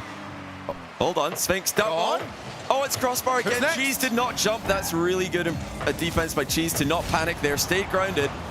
And it's not going to be another goal for Luminosity. Could have been, though. That was an open backboard for Sphinx. He'll regret hitting the bar. That's all I want now, is every shot just to hit the woodwork. I'm actively rooting against our players. Rattles, infield is available. Magic Bear's going to try and get to it, but Rattles certainly gave him an awful lot of work to do. Is there any work left to do for this series? Luminosity needs something off this play. They need some time on the board. But Magic Bear does get rid of it. And I think they're just going to run out of time. Yeah, just about. And Gen.G will stabilize their tournament, go 1-1 in the Swiss. For Luminosity, every match is elimination, or you will continue onwards. They are up against it. Yeah, they are. I mean, Luminosity have got a lot more to offer here. If you've been watching APAC throughout the split, which I'm sure some of you guys are watching have, then you'll know that really, I think their standout player online was Sosa. And, you know, Catalysm was right up there with him. Sphinx, right now, it looks like the best player in the pitch. He's not got the most points, but I think he's the only player who looks confident on this Luminosity team. The shots, the touches, especially in the middle and the start of this game, were just not there for Sosa and Catalysm. They've just got to go for it here. There's no point, you know, sitting back and getting demoed against this Gen.G team. That's a great cut there by Catalysm. He spotted that infield pass a mile away. But Gen.G, they've got to be disciplined as well. Maybe getting a bit too loose at the end of that game. Giving Luminosity a chance. Yeah. Which, if they just continued to defend, or, you know, not go all in. I don't want to see Gen.G go all in. It's not necessary. They don't need to go all in against this Luminosity defense to get goals. They can definitely score with one player in reserve. What on earth was that? So, game number 3, Luminosity. What have you got? We've seen glimpses. But right now, oh, Rettles. Okay. It's the start of every single one of these seconds. Yeah, Catalysm just lost in no man's land there. I mean, he's thinking Sosa's playing the ball. Sosa can't get it in Rettles' way. Catalysm's leaving it. I'd honestly love to see a double commit there, but more than anything, just somebody get rid of the ball. Gen.G are having a good time out there. They're laughing, they're smiling, they're relaxed, and it's good to see that because it's a team who have struggled on LAN, and now they're able to just enjoy the experience. They know how hard it is to qualify for one of these. You might as well have a good time while you're up there. And this is a great start for them once again. Miss on the first touch there by Sosa, couldn't get back to it. And Luminosity are down to in 15 seconds. It's turning into a point where Luminosity just looking for some sort of glimmer, something that they can take into tomorrow. This game's not done just yet, but not really giving us much reason to believe at this moment. Catalysm. The outplay. Is Sphinx around? Oh! Is Rettles fist bumping the teammate? I think he's fist bumping them after that one. Here he comes. Where is he? Way! Perfect timing. That's the, I think they call that the Plat 1 rotation, actually, from Rettles. That's the most turbo pulsar own goal I've ever seen in my life. They're going to be all right, surely, right? Oh, what fake? Okay, hold on. Oh, wait, they're not as happy now. Sosa with the equalizer. Sphinx here. All eyes on him. Yeah, he's faked that. He's called it early. 2-2. Sphinx has shown some very good intuition for the way he plays offense. Very good at trying to make something from nothing. And yeah, this is not the first time today either that we have seen a 2-goal lead disappear within half a minute of it being gained. There's been a bit of a goal frenzy at points today. Magic there, good win. He hasn't got the boost to keep that going, but he does have the boost just to make Sosa believe, who has had a bit of an argument with the ceiling whilst he's at it, off the backboard.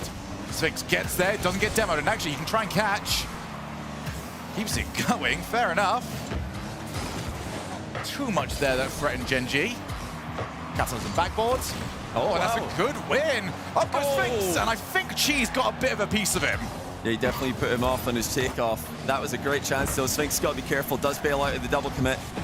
They're all over Gen.G in this play, but Boost is running out, so the attack will most likely fizzle. Catalysm has had to leave to go to get small pads. Actually does well getting the pads, though, sticking around in the midfield.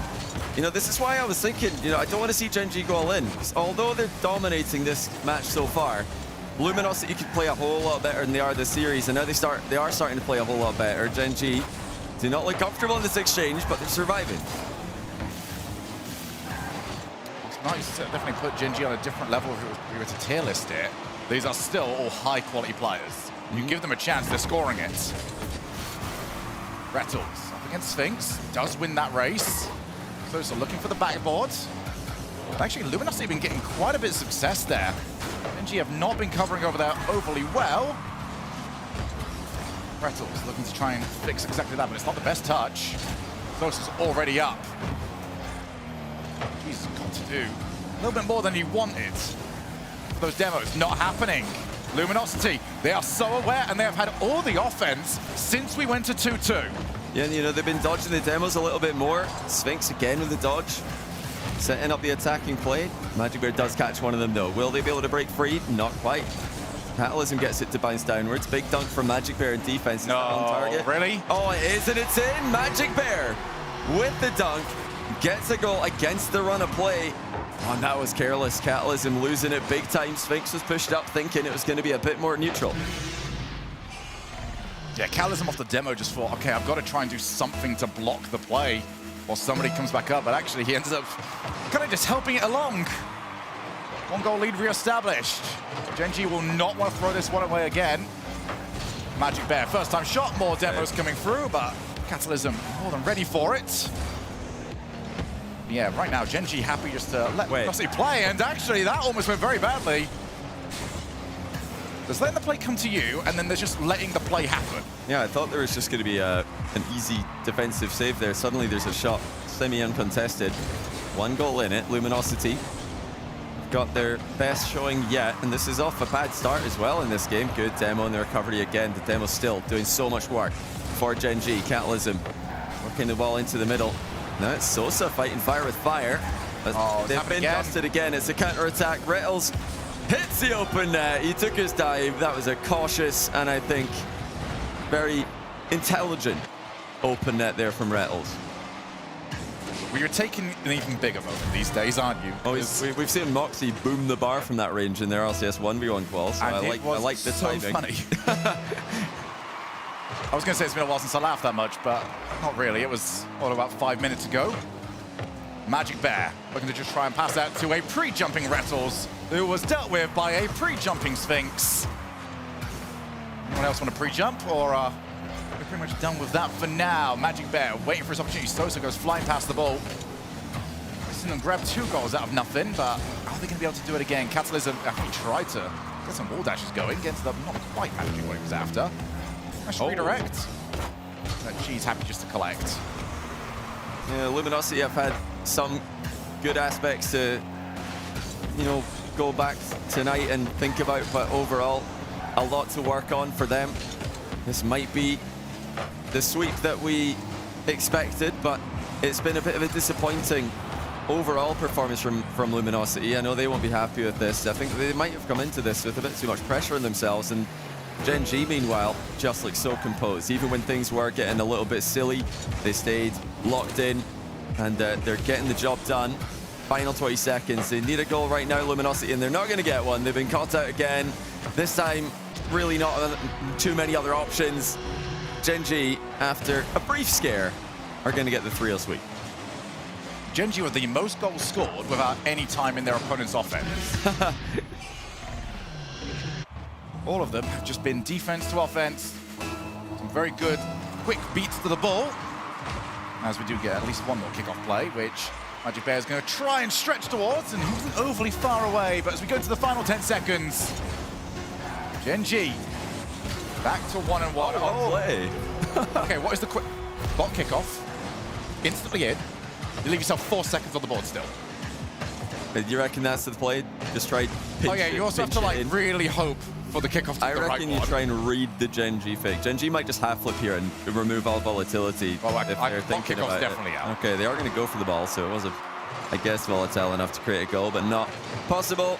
It's going to be Gen.G with a sweep, and a comfortable one at that. I think if this series did get a bit any more difficult, they would have still had more than enough to win it. The physical plays were causing real problems for Luminosity, and Luminosity looked nervous, which kind of makes sense. This is the first time that they've played this on LAN as a squad. Sphinx has played RLCS LANs before, Catalysm as well on other teams.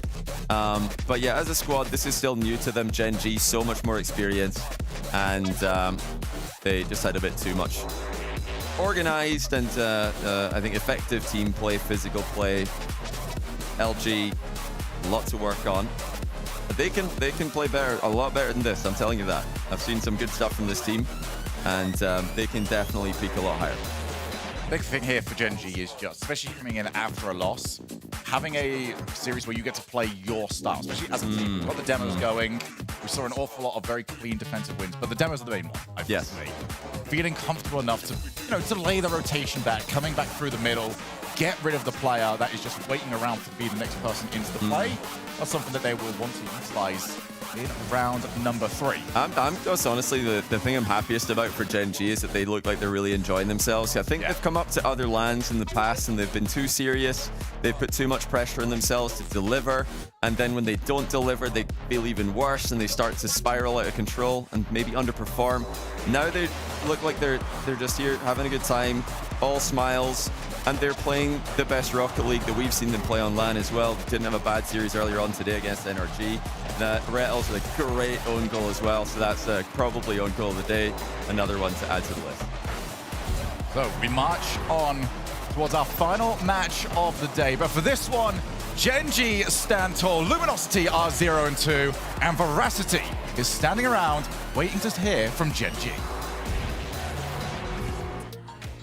Reynolds, talk to me about that own goal. Come on, really? You had to start with it? We're setting the tone. We're setting the tone. Okay, it was one of those where I was at Mach 10 and I saw it and I couldn't stop and I just had to accept it. The fate was accepted at that point. There was no getting out of that one. I'm glad it was in the 2-0. I'm glad we weren't, tie series or something, but yeah, it's unfortunate. Well, one thing is for certain, throughout the duration of that game, the vibes were good, the boys were energetic and pretty happy. At what point did you start having fun in that series and you stopped tryharding? I mean, it's always fun and tryharding. It's RLCS. Every team here, it's pro players, so you can't treat anyone too lightly. But this is a series going in where we were super confident. We knew that as long as we played with our controllers, we would probably be fine to win the series. So I think going into it, just keeping it light.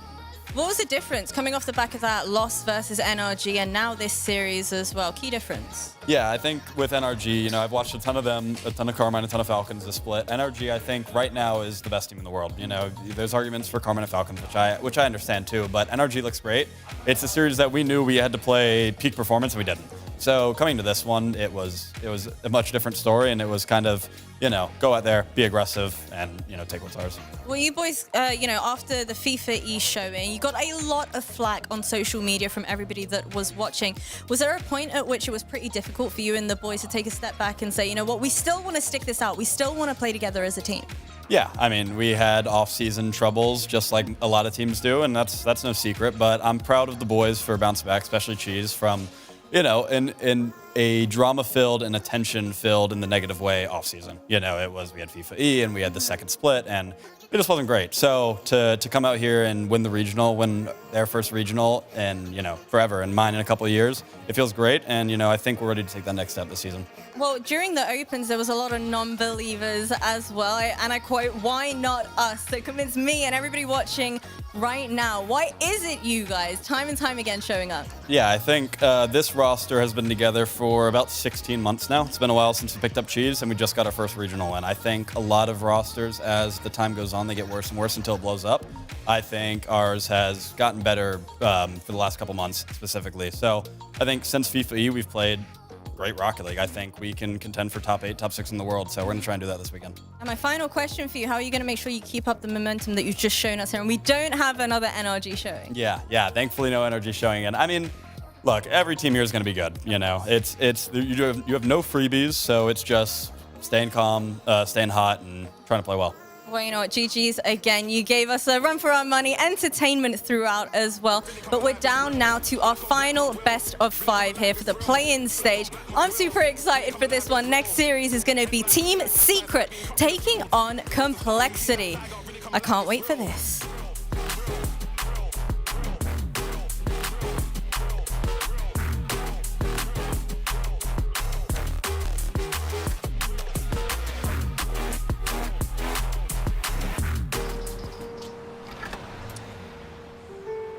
There's a reason they don't call them clean bikes, am I right?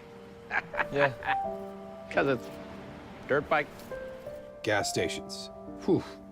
You gotta start at the top and work your way down. You want me to do yours next? Oh, you're from Oklahoma. They have to fill the silence. The bathroom code's 9914. Progressive can't protect you from becoming your parents, but we can protect your home and auto when you bundle with us. Look at this hot rodder!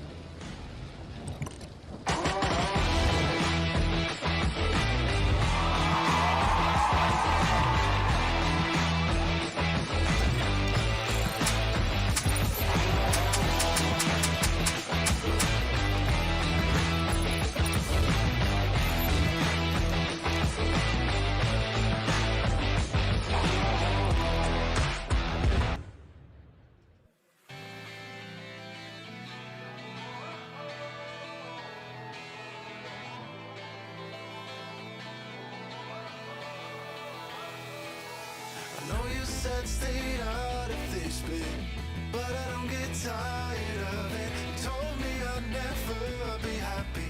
I'm not sad at all.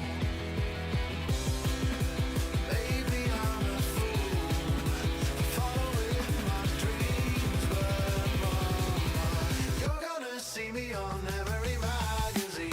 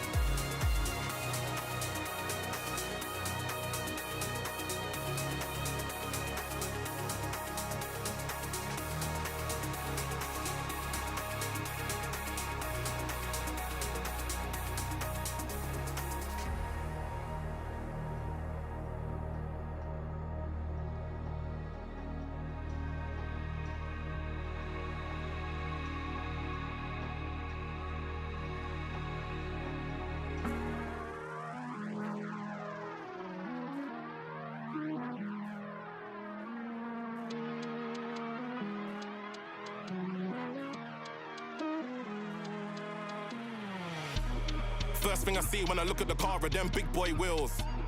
Black on black, gotta coordinate when I get to the grill. Headlights looking like cat's eyes, high being cut through the fields. Press the start when you hear that tiger really come alive, it's real. Open sesame, keyless sky. Jump in, fling on my belt, then drive. Body kit with a wide arch on the side. Nothing but W's, this thing's wide. Takes off like a G6, then glides. Reds in the red, even when the light's red. Nobody ain't got a track with this vibe. Rear wheel drive just so I can slide. Stay focused, slow mo. Got these moves out of Tokyo drift. All on cam so there ain't no miss. We'll be riding low so the car don't flip. I take corners better than stick. I don't work, but who said I don't shift? Paddles in the back, or we can do stick. Even in the moon, my car would stick. First thing I see when I look at the car are them big boy wheels. Black on black, gotta coordinate when I get to the grill. Headlights looking like cat's eyes, high being cut through the fields. Press the start when you hear that tiger really come alive, it's real. 99 octane, I got the juice. I got goals to reach, let me loose. I got horns I can lock with a moose. Every time I turn, I just get a boost. Wheel spinning, rubber spilling, way ahead, boy, I'm proper chilling. If I tried, I'd pop a piston. You don't know what you're doing, you should probably listen. I'm really that guy, spinning that wide. Give me targets, I'll hit him with the backside. Whoa, better move when the backslides. Go wheel to wheel, 2 cars, that's high. And we can keep going all night. We can go 2 wheels, we can even do bikes. Stop for the feds, psych. Left and right, car swings like mine. First thing I see when I look at the car are them big boy wheels. Black on black, gotta coordinate when I get to the grill. Headlights looking like cat's eyes, high being cut through the fields. Press the start when you hear that tiger really come alive, it's real. First thing I see when I look at the car are them big boy wheels. Black on black, gotta coordinate when I get to the grill. Headlights looking like cat's eyes, high being cut through fields. Press the start, you hear it really come alive, it's real. Black on black, my wheels really come alive, it's real. Black on black, my wheels really come alive, it's real. Headlights looking like cat's eyes, high being cut through the fields. Press the start, you hear that tiger really come alive, it's real.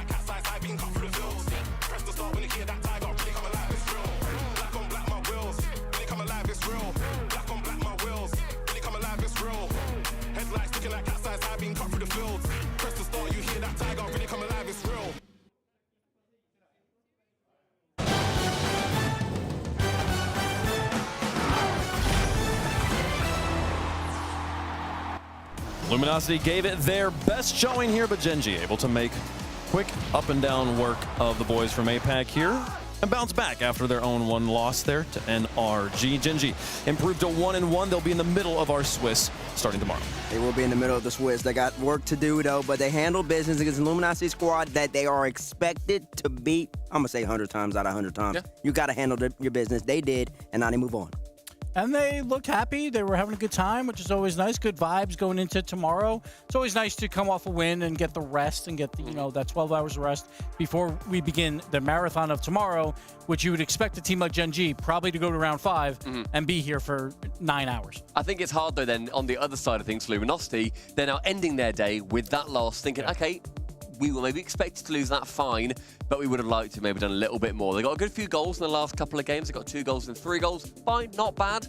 But then now you go into the Norton 2 and you need to get something going. They've still not managed to. It's still that kind of the APAC struggling to really get too much traction.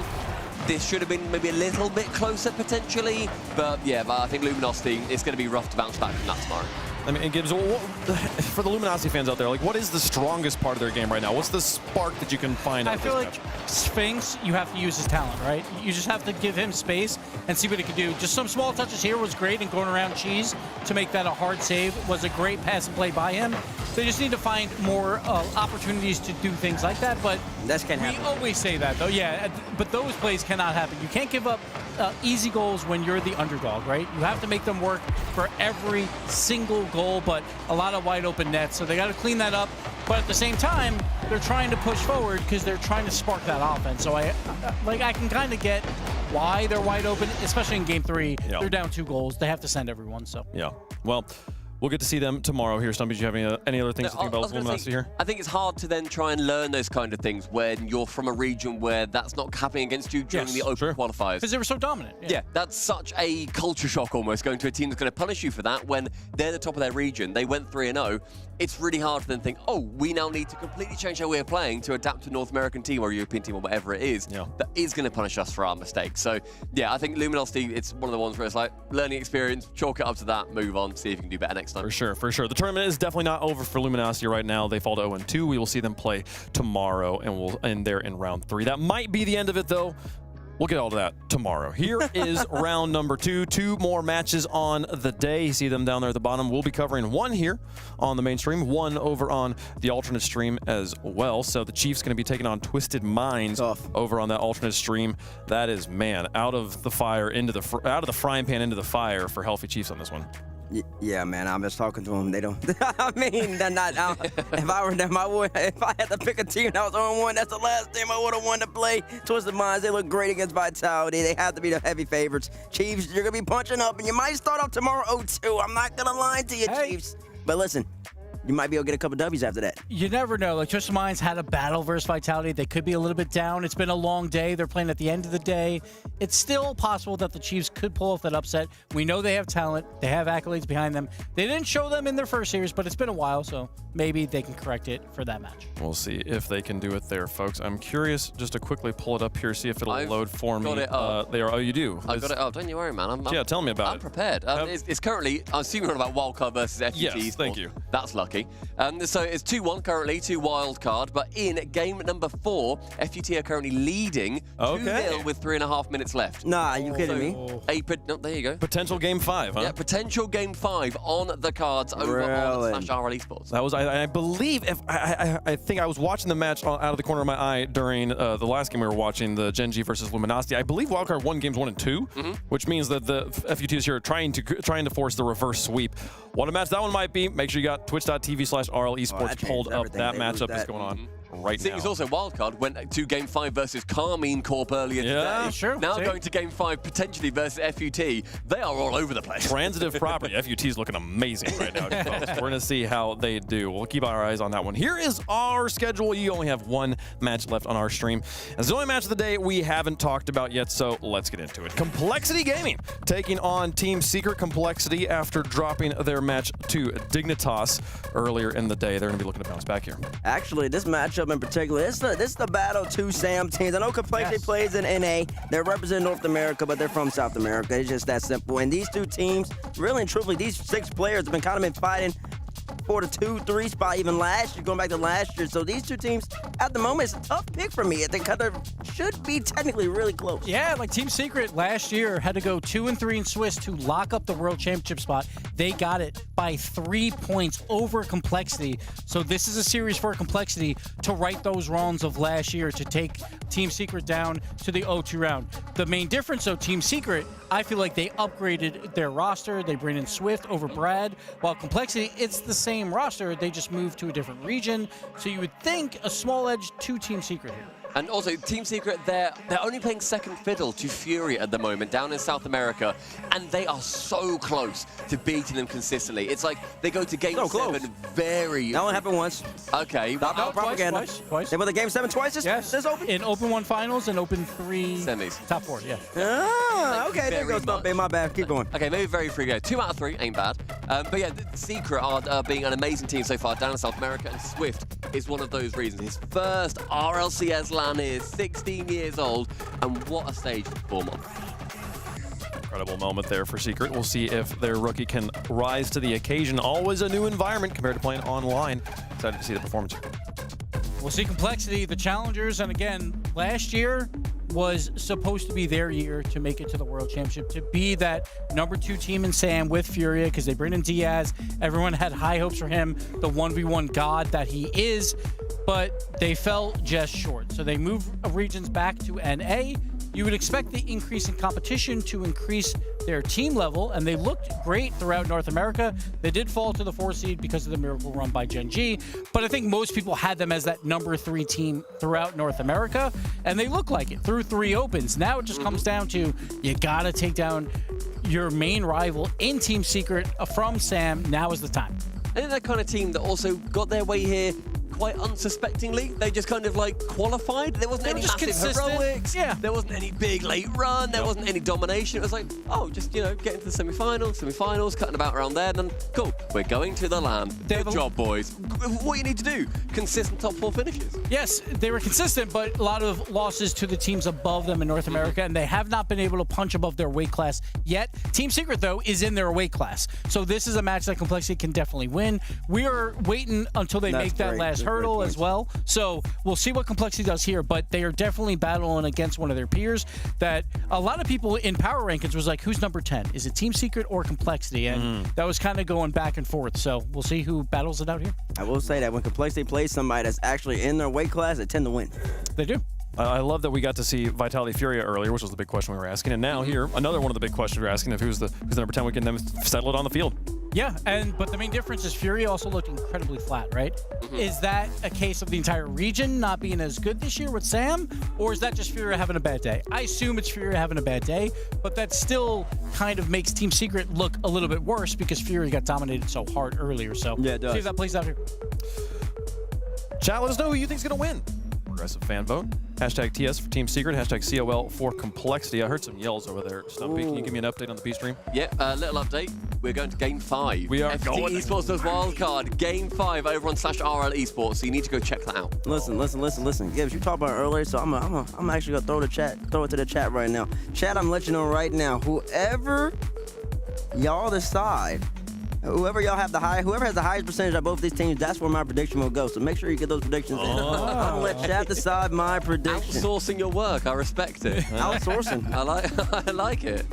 I'll do that more often. Here. Well, we'll see. The players are getting ready to go. They look prepared, well hydrated, and it has been a long day for everybody, especially the players sitting around and waiting for your matchup. Not an easy thing to deal with, and these teams have had to deal with it longer than anybody else. So who do we think has the best mental here, Stumpy? This was close to me, to be completely honest. It feels like one of the 50-50 matches, but then I've also seen a 50-50 match where it went very heavily one way. Vitality pretty much smashed Furia to pieces. Yeah. I'm going to be taking Complexity on this one. For me, I think Team Secret, they play second fiddle to Furia. I think they're going to play second fiddle here again today. They're competing in a harder region of Complexity. So far, North America hasn't looked that good throughout the tournament. Like, NRG's only beaten other North American teams, but Sam also does not look good either. I'm going to go Complexity here. I think it is coin flip as well, but I am going to pick them to narrowly win this in 5.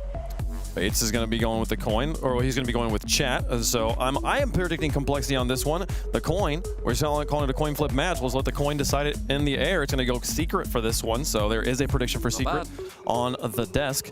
The question is, Bates, which side are you going with? I picked Complexity. I mentioned it right before the coin toss there. We'll see.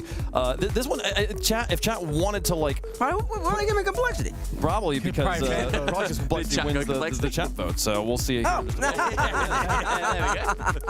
On that one. Complexity fans showing up and getting loud for their team. Gotta love it here. We'll see if they can prove us all right. Those Secret seem to be the underdog, and they're going to look to create the upset here on the final match of day 1.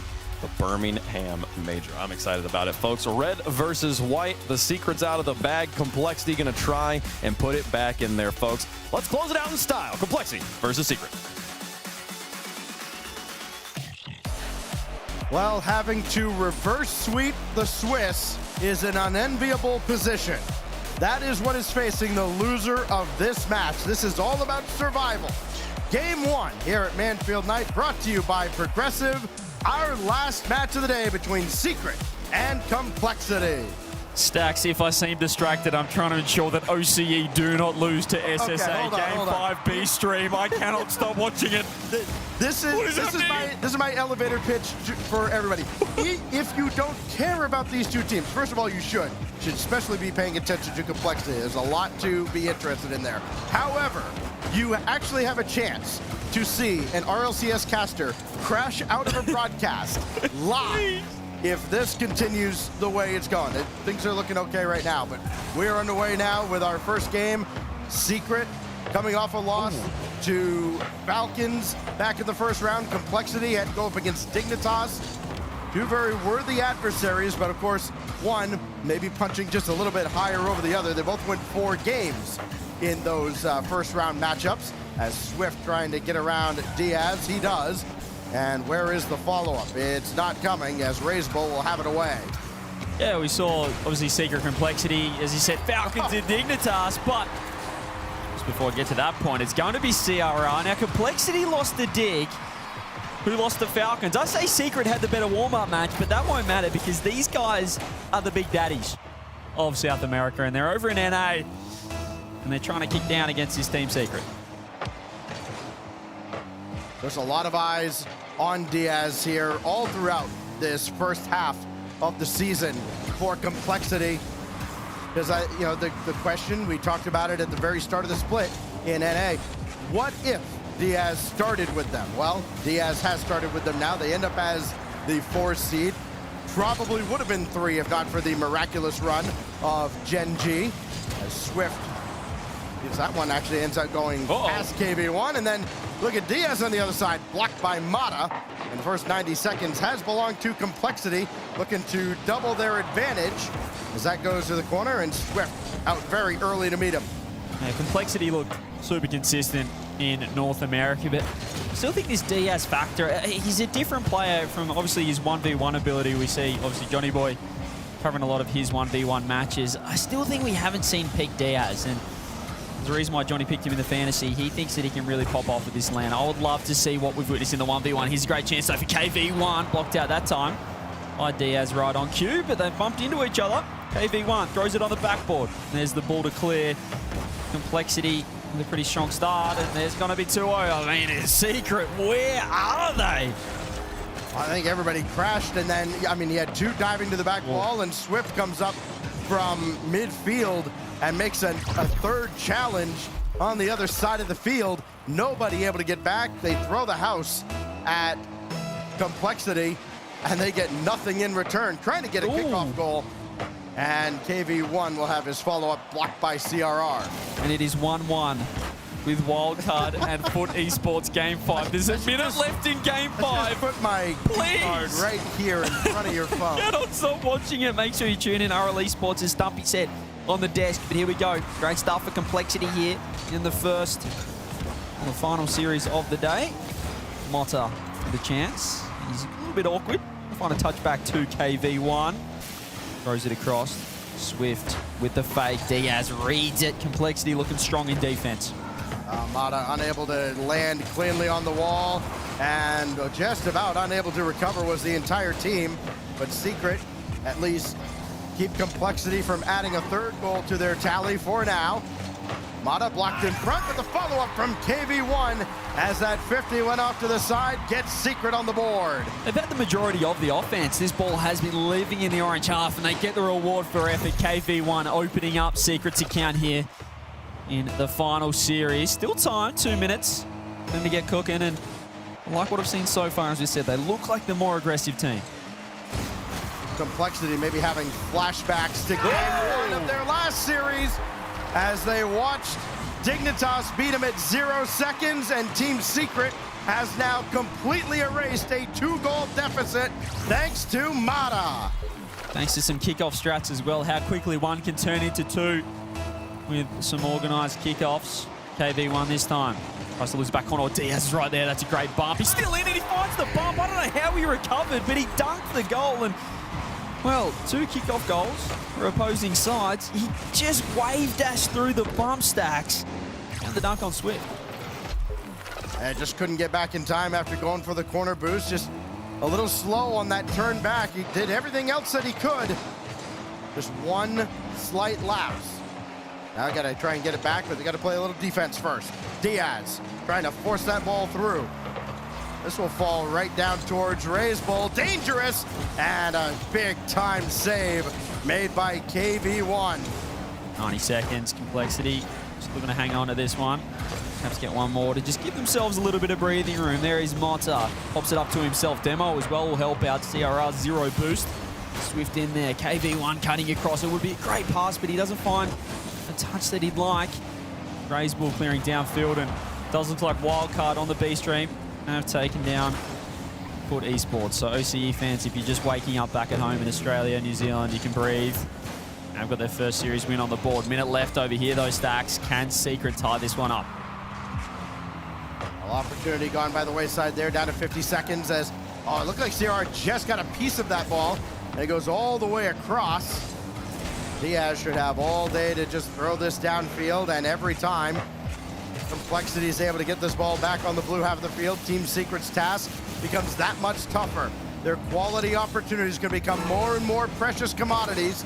As that goes across, you can see Mata trying to kind of chase down the primary defender. It's just a little too slow, and all that time, all that boost becomes a wasted effort, and they can't afford much more. Down to 15 seconds, down in front, and Diaz puts game one away. Beautiful from Diaz. You can see Mata pushing forward. Secret went for it. 15 seconds left, but not to worry about Diaz. Beautiful placement. Swift coming out of the roof of the net. Bottom corner on. Diaz will give Complexity the first. It's a hat trick for Diaz. All eyes on him? Oh, yes, they are. Especially all of Team Secret's eyes are going to be on him, whether they want to or not, as he has led Complexity to a fairly convincing Game 1 win. Secret had some life near the midway point, brought it all the way back from 2-0 down, but the last two belong to Complexity, and they belong to Diaz. Hat-trick, as you said. We were looking for him to step up right on cue. 3 goals in the first. 600 points as well, if you don't mind. Secret, I thought they were still pretty impressive. They had some pressure on, but just a couple of overcommits. They got a little bit too trigger happy in offense and really forgot to leave their third man back. That's going to cost you against Complexity. They're too clinical to be doing that. We mentioned that round 1 defeat at the hands of Dignitas, giving up the 0-second goal to lose that opening game, and he thought, okay, you know, this is the beginning of the end, and sure enough, it was for them there. Give up those 2 goals to Secret, like right back to back, and you're thinking, all right, what else is going to go wrong? Excellent composure from Complexity to battle back in that game and make sure they didn't let things snowball out of control from Team Secret. Yeah, I think this is a mental battle more than anything when you're coming up against, as I said, kind of your big brothers of South America, the guys that left to North America to try and elevate their game, and now having to take down the SAM 2 seed. It's a great start, but can Secret overcome that battle? You think that the best of South America over to Complexity. There's a chance though. KV1 Swift, we mentioned the infamous Secret top 4 run at a major that came out of nowhere. You think this team is equally capable to do just that? Well, CRR with a high bouncer to start things off here at Forbidden Temple on game 2. And we'll see if any adjustments are made by Team Secret. I mean, they gave Complexity a couple of gifts. They just about got one there. It would have been a tough angle to score from. Secret could not. That still dropped down in front, but Mata was already kind of headed to the side. Didn't think the ball was going to just lay right in front of the goal for him. And those opportunities, they will present themselves, but yeah, there's a risk-reward equation to factor in here as well, and Secret is still trying to find their way through that. Yeah, no question they've got the offense, the ability, but do they have the consistency over the course of a series against Complexity? Right now, it has been this lineup, keeping pressure on. You can see the ball now, trying to find a nice 50 on Swift 0 boost. Sierra's actually going to a little 180 fake challenge there, so Diaz can come in. Here is the ball, KV1 up for the challenge, but it's found Sierra off the left wall. Swift 0 boost, they're all low right now. KV1, the only man with 100 boost for Secret. You can see the pressure coming through the ball with the shot. Beautiful defense though from Secret. Well, Complexity doing a good job though, not getting caught out, not getting too aggressive. Able to get back after the full-fledged attack.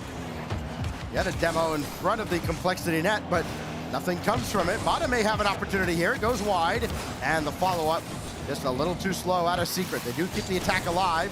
Swift looking for a man in front, looking for KV1, but the connection not quite there, and the defense of Complexity in the way yet again. They had to double commit, but they got the job done. Complexity, Swift with 100 boost.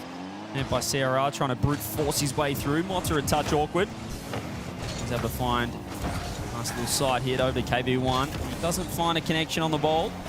Here is Swift. He's going to leave the ball. That's trouble. Shot wide, though. CRR with a chance. Doesn't find top corner. Motta. It's a solo here on Diaz, who tracks back, steals the corner boost. Even though he did have 100. This could hurt Complexity, but it just looked pretty solid. Secret not finding a way through, and the counter-attack down the other end, almost punishing Secret. Now, for a team named Complexity, things are pretty simplistic on the attack. Get a quick counter, get the outlet, throw it in front, see if something good happens. If you get a bump, even better. KV1 shot, blocked away by a raised bull. And here goes the bull. Just throw it at the net. Hope something good happens, and nothing does, as Swift is in the way. That goes all the way across for KV1. And for Secret, I mean, moving side to side, working inside out, outside in as you work down the field, that can throw Complexity off, but you've got to have that finish. You've got to have something on target at the end, and that's what they've been lacking. Yeah, they've had a lot of pressure, but they don't seem to be really worrying Complexity with the touches, the choices that they are making. There is a nice bump, but straight to CRR popping up to Swift. Diaz, shot on it. That's a beautiful bump. KV1 thought he had everything covered, but he forgot about one man. CRR sweeping through the net and just clipping him out of the way. Nobody told him. Incoming. 1-0 with $1:53 to go. Fourth goal of the series for Diaz. The only other goal scorer for Complexity was CRR. KV1 full tank of boost. What can he do with it? Been a pretty comfortable start, as you mentioned. Complexity keeping it simple. Not having to do too much at the moment, just finding the bumps, certainly being more clinical. And this Secret lineup, there is Motta. That's a beautiful pop off the bump. Little pull shot. KV1 tries to control it, but you can just see how quickly Complexity are to deal with this pressure raise ball. Throws it across. CRR looking to control. Much pressure coming through from Secret. Someone needs to challenge eventually. Goal line defense is not going to be fantastic. KV1 up. Finds the save. CRR keeping the pressure on. And just over a minute left. We're yet to see a quality chance so far from Secret until perhaps now, but Raiseball's ready. It just seems like they're very fragile on either end of the field. I mean, one bump, one demo is enough to just completely squander anything they have set up. It's KV1 falling into his own net. There we go. Making a desperation save. There's a demo in midfield. That throws off the defense a little bit, actually, of Complexity, but the shot goes well high. Swift now, pass across to Motta. Nobody's got any boost, and that's a big problem. I mean, great, you get the pass there, and you made contact, but you don't have any ability to create anything. That shot coming in from the wing caught a deflection as well, and then there's no follow-up. You've got to be able to sustain pressure against Complexity here. I mean, you look at what they've been facing all year long. NRG, Ultimates, teams that will sustain pressure. They're used to that. Defending, a one-and-done attack against Secret is kind of easy. KV1 got a bump, but it's still blocked away. Got to have the follow-up now with 8 seconds left. It's Motta. Try to slow play his way through. Swift all the way back for midfield boost. His shot right at the end, blocked by Diaz, and now a last-second effort from Team Secret. They got the demo in the net, but never got a shot off, and Complexity throw a shutout in Game 2.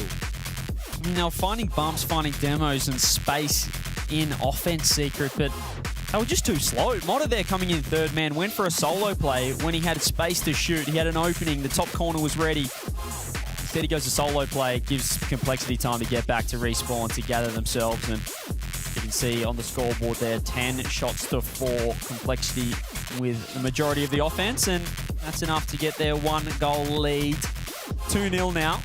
Just feel like Secret are just overcomplicating things a touch. They're getting space, they're just not executing.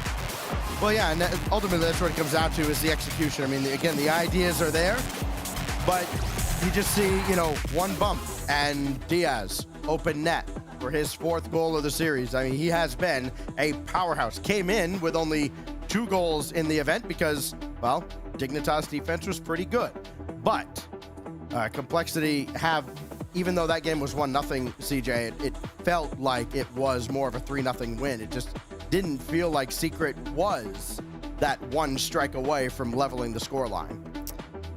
As you said, double the shots for Complexity, and Secret, it feels like they're overcomplicating things. I think, as we said, Complexity keeping it simple. Let's see if Secret can get a game win on the board. It starts off this kickoff Diaz. It's absolute chaos. It's a nice pass, though, to Raiseball. Delays the flip. Gets the 50 on. KV1 been a bit quiet so far this series. There's the reset. Diaz wants to control that one, and just love the way Complexity's linking up and not having to really get out of second gear at the moment, it feels. I like the aggressive play from Swift downfield. He was trying to throw a defender out of the way, but now they've got to play some defense of their own. Mata with the save and the boom downfield that Diaz will collect and control all the way to the backboard, hoping that corner boost would spawn for him. It did not, and it still hasn't. So opportunity here. The window is open for Secret. Mata's starting to creep forward. Can he read this ball? He sure can, and that forces Razebull into action. Going to be looking at Swift to create a little bit of magic for Secret, but they've got to defend this first. The bull gets an open net. It's a double whiff off a beautiful backboard pass. CRR sitting downfield, and that is so difficult to defend. I mean, that's one where, okay, KV1, he has it kind of lined up, but he's got to make an adjustment, and then the last second kind of desperation effort to prevent a wide open shot. Just the perfect storm for failure there. And Mata will try to get a dunk here. That falls right to KV1. He can create from here. Here we go. Got his flip. Can he use it? No. Follow-up shot.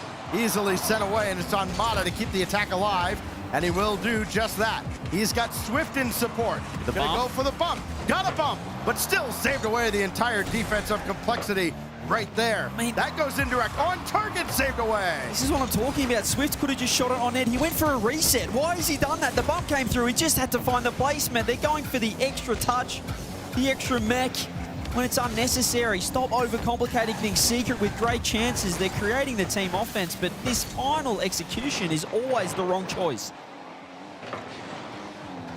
Take it from CJ, a man with no mechs who made it to many world championships. You don't need to be mechanical. Nope. Here goes CRR. Blocked by KV1, and the second stop as well. That sets up Mata. Around one. Here comes Swift, and that's still blocked out to the side. Again, Complexity's defense, you know, for all we've talked about missed opportunities for Secret, the windows have been very, very slim to try and score through here because Complexity have just not given Secret much time or space. Scoreboard pressure is the greatest kind. The one goal to Complexity could be enough. There was a chance. Razebull did not have that one at all. And down the other end off the crossbar. A little bit of a ding. As Razebull has to back off Swift downfield. Both teams with chances. Could have certainly been a tight game by now. Secret have let a few go by. Here is KV1. Mata still landing. Diaz awkward, but really great touch to follow it up himself. Oh, that's a clever touch as well. The Mata's just going to throw it to the side, and KV1 forced to go up the wall. No boost at all in the tank. And it's just been kind of the trademark here for Team Secret, trying to do a lot with nothing in the tank. That team bump there from Complexity slowed down what would have been a promising opportunity. Yet they're still on the attack and forcing Swift into action. And that good second touch relieves a lot of pressure. But can anybody get to the weak side to stop this from Razebull?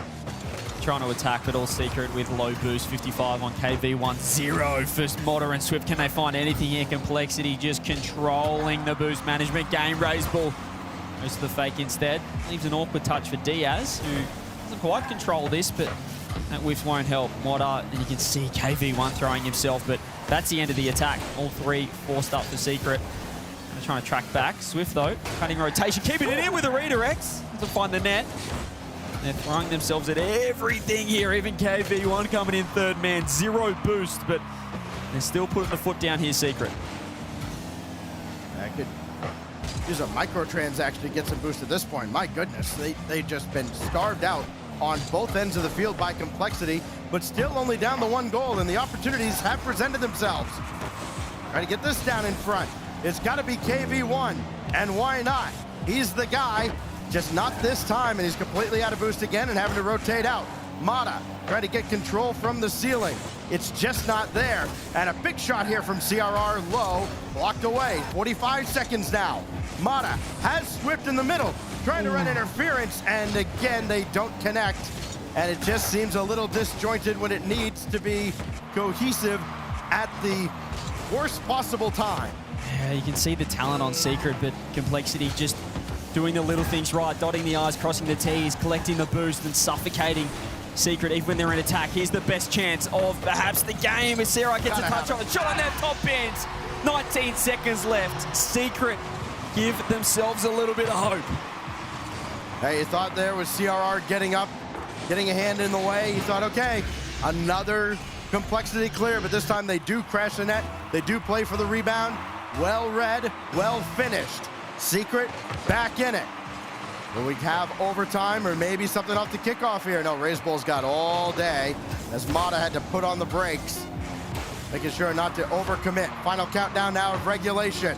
Downfield, there's the defender there, it's Raise Bull. 3 seconds, opportunity now, Swift in front, blocked away. KV1 will have a look at this, but now they got to scramble back to Team Secret, and they do. That will touch down to the ground, and Complexity wiped the sweat off their forehead for a moment and queue it up for OT.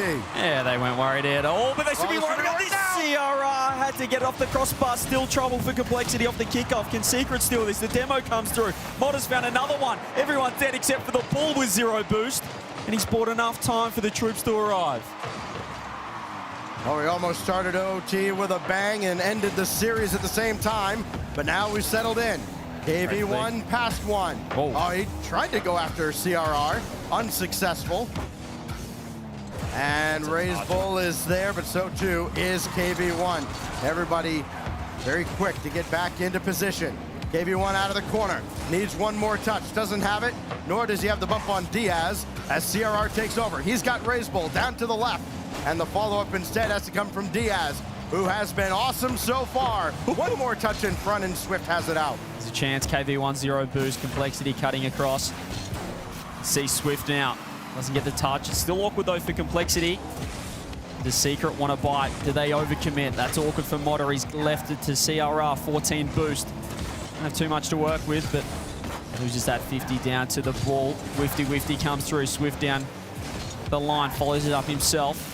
Let's get the touch right, but Secret are looking nice. The demos have been key factor to get this one to overtime. But KV1 too quick for his own good. The Complexity capitalize here, no. Swift, it's a controlled touch around one.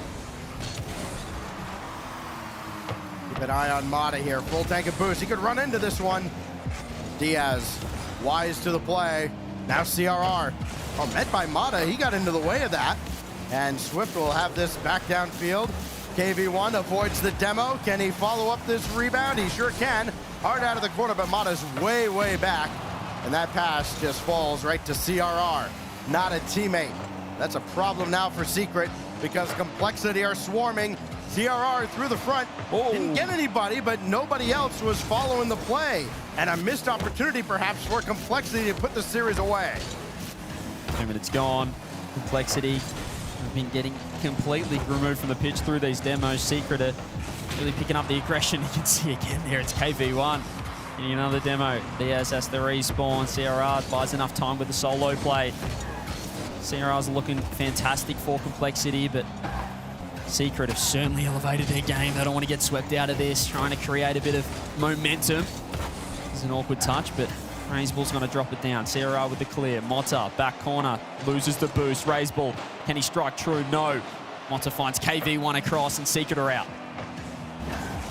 One thing you'll notice for Team Secret, they're not getting starved out nearly as much as they were for the first 12+ minutes of this series. They've got a lot in the tank to play with, and all of a sudden they're generating offensive opportunities. Chance here, blocked out by CRR. Very proactive defense. That's going to be high and wide. Mata taken out. Follow-up goes off the post. And KV1 throws one right at Swift. Dropped it down, and KV1 just couldn't get onto it. Oh, another great opportunity right on the doorstep of Complexity's net, but still turned aside. That one's gone through. Follow-up's not there! He tried to read the dunk, but he didn't get the touch. Secret with chances, 3:30. Have they cost themselves? That's a chance at a comeback. CRR, 100 boost, looking for the solo. Raise Ball with 0, has to get out. CRR doing really well. He's 50 to everyone. And if he gets the bump, could be game. Diaz, Swift back in time. Team Secret hanging on. Can they turn defense into offense? Mota, crossbar, Diaz whiffs. KV1 underneath. CRR has to dodge the bump. He has been crucial for this Complexity defense. They're still in a little bit of trouble. Or are they? They just got out now. Wonder if at some point they do just kind of ramp up the aggression a little bit more. They may not have the opportunity. That's high off the backboard. And it falls all the way out to Raise Bull. Everybody's kind of packed in like sardines as another ball thrown in front. Nobody crashing. I think the first time or the next time anybody gets extra aggressive on a ball anywhere near the other goal, you're going to see this overtime come to a close. Everybody's been super, super conservative. CRR blocked out. Raise Bull and CRR still there. Still available, and Mata's got the clear, only as far as CRR at mid. Yeah, he had no boost, but he did well to just work it around the defender. It's Raise Bull, goes sidewall. Mata trying to clamp down on this complexity defense. Diaz has been bumped. Raise Bull 0. Is this the chance? Swift backboard. How has he got that touch? It's still to Mata though, off the ceiling. Can he get one more? Triple commit complexity. Hanging on. 5 minutes. We play 2 games of rock now in this overtime. Just got to get this overtime winner for Secret, and boy, the momentum. This is it. Massive, and another save way out in front by Raise Bull. Again, with how conservative the teams are playing, it's almost like, yes, obviously afraid to give up the game-winning goal, but, you know, for complexity, hey, you got another couple to play with. Very surprised to see them kind of take the foot off the gas a little bit. Mata to Swift for the win, and that's blocked away from behind. And now watch the counterattack. It is only one man, and Raise Bull's shot easily sent out. Another counter from Secret. KV1 let it get away. Goodness. It wasn't cleared out. And you just don't expect a miss to come out at that point. And again, a fragile attack just kind of crumbles. Secret have had so many chances, but this reeks of an overcommit open net for complexity. Is it right here? Raise Bull with a shot, and there it is! Secret with so many chances, but 6 minutes later, complexity send them down to the 0-2 stage in a sweep. Almost 6 minutes of overtime. Mata had it lined up for a save if Raise Bull was not there. Unfortunately for him, he was, and it's Raise Bull with his second goal of the game and series, and he calls game. Complexity now 1-1 in the Swiss, and what a huge weight off their shoulders. After dropping the first series, you know, they get this Secret team. I mean, they had to be feeling pretty confident coming into this series. But then, in the back of your mind, CJ, right? If you drop this series that you really should win, it almost feels chalked at that point. Yeah, I mean, 1-1 to 0-2 looks a lot different, and Complexity were the better team that series, but that game 3 was Secrets for sure, especially that overtime. They had great pressure, great chances. They looked to be in control, but got to give credit to CRR. I thought he was fantastic, the touches he was making. You could see Diaz on the camera there giving a little fist bump as well. I'll certainly take that one. It's one of those series stacks where it's a 3-0 and you think, oh, it was a clear, convincing victory, but when you watch the game, Secret were right up to Complexity in that final game. And I love the CRR call out too, because if you look at the stats, you know, a layman may look at that and go, oh, you only scored 1 goal. Yeah, sure. In game 1, where they really needed that goal to kind of stretch things against Secret, and his defense was phenomenal. Everything off the ball. He could do almost no wrong throughout the series.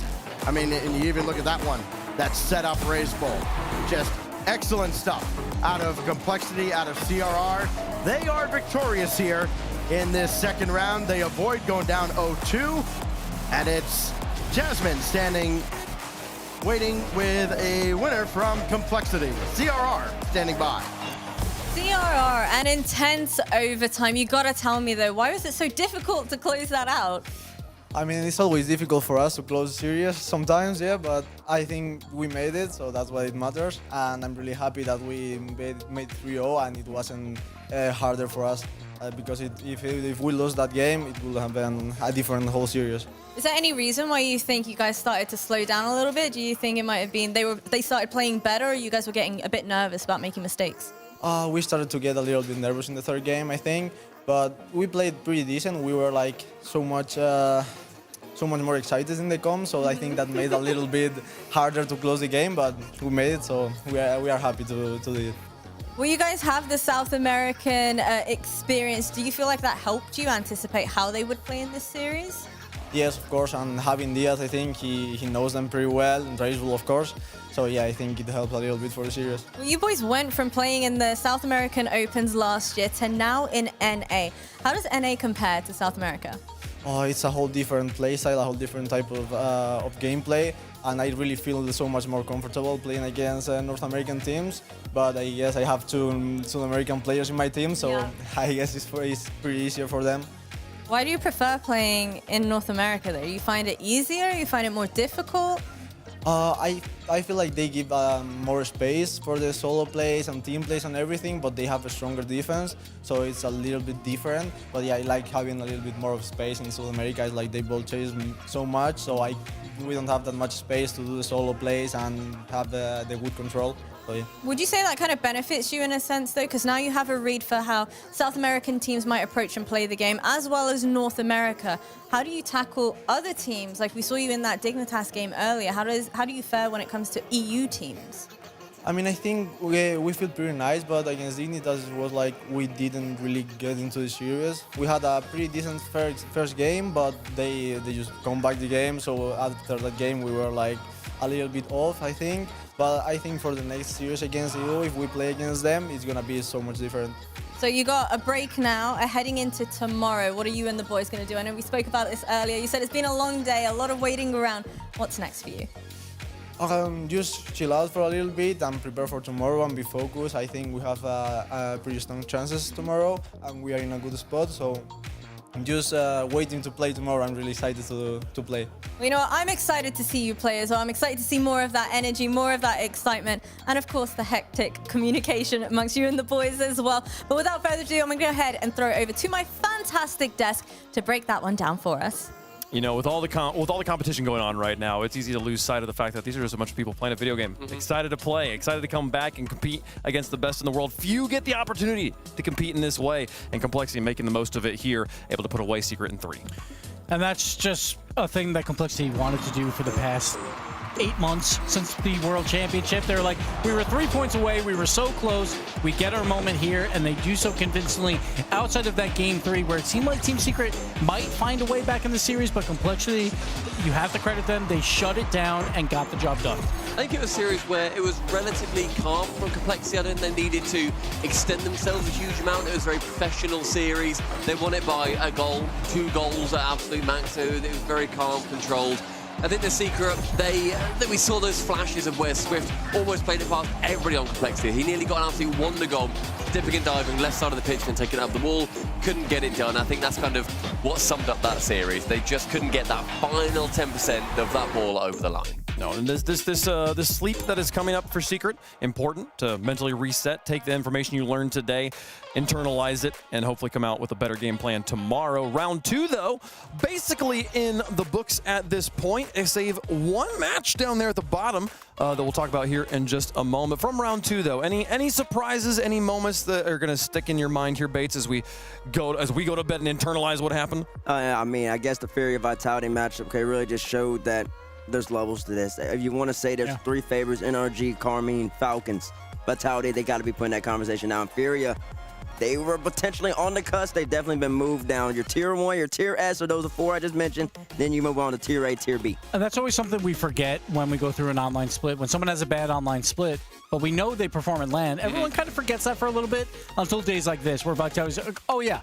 we forgot. When it's Zen on LAN or Monkey Moon on LAN, like they're going to show up because they've always done that. And there's a difference between LAN players versus non-LAN players. Vitality has 3 LAN players for sure. I think on the other side of that, just real quick, Furia, I think they didn't necessarily perform the way that we expected them to as well. They didn't get the level as the SAM #1 team that's normally so dominant in their region. They couldn't quite do it. We'll see if they can do it. Now, you'll notice on that last graphic we were showing you, Chiefs versus Twisted Minds doesn't have a score next to it. That's because they are currently playing on the alternate stream right now. There is 1:36 left to go in game number 1. Twisted Minds up 2-0 in game 1. So the day not quite done yet, which means we can't show you the round 3 matchups just yet. So stay tuned to social media. They will be posted on the social media when the day is done. We, at the end of this broadcast, will be rating the alternate stream so you guys can watch that gameplay. You can head over there now if you want, or you can just wait for the raid to go through here. Tickets still available for all Rocket League events, folks. If you want to go to Birmingham,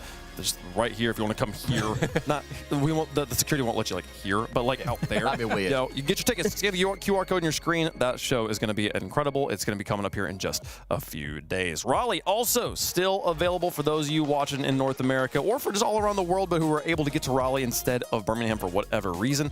Get your tickets there. Scan that QR code on your screen, and you could be joining in on Need the fun Raleigh to sell out. Need Raleigh to sell out, man. Listen, that's the home of Epic Games. We want to show everybody that Rocket League is the premier esport. Everybody needs to get their tickets, book your summer vacation, come on down to North Carolina and have a good time. I'm talking to all the Americans. No excuses for any Rocket League fan as an American. If you haven't been to Atlanta yet, you need to be there. If you haven't been to Atlanta, get there too, because we're going to win that Atlanta as well. Oh, okay. Well, I don't know about that, but it's a hockey arena, and hockey arenas are special when it comes to RLCS. It's a great viewing experience. The crowds are so incredibly loud because they're tightly packed as well, so it's a great time. Folks, the broadcast tomorrow for the pre-show will kick off at 1:30 GMT. That's local time here with the first game hitting at 2 p.m. We don't know what that match is going to be. We're all excited for it. And for the first time in a long time, this is literally Talk It League. We're talking when literal gameplay is happening. So I'm going to throw you guys over to the alternate stream. Say hi to them over there. Have a good time with it, folks. We'll see you guys tomorrow for some more Rocket League.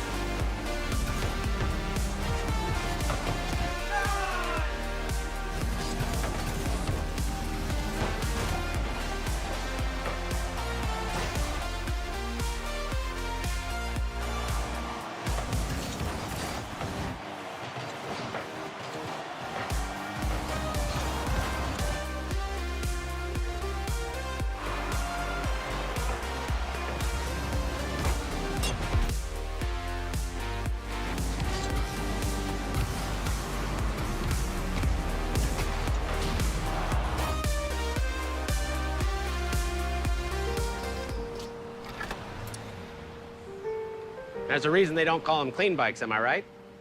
Yeah. Because it's dirt bike. Gas stations. Whew. You gotta start at the top and work your way down. You want me to do yours next? Oh, you're from Oklahoma. They have to fill the silence. The bathroom code's 9914. Progressive can't protect you from becoming your parents, but we can protect your home and auto when you bundle with us. Look at this hot rodder!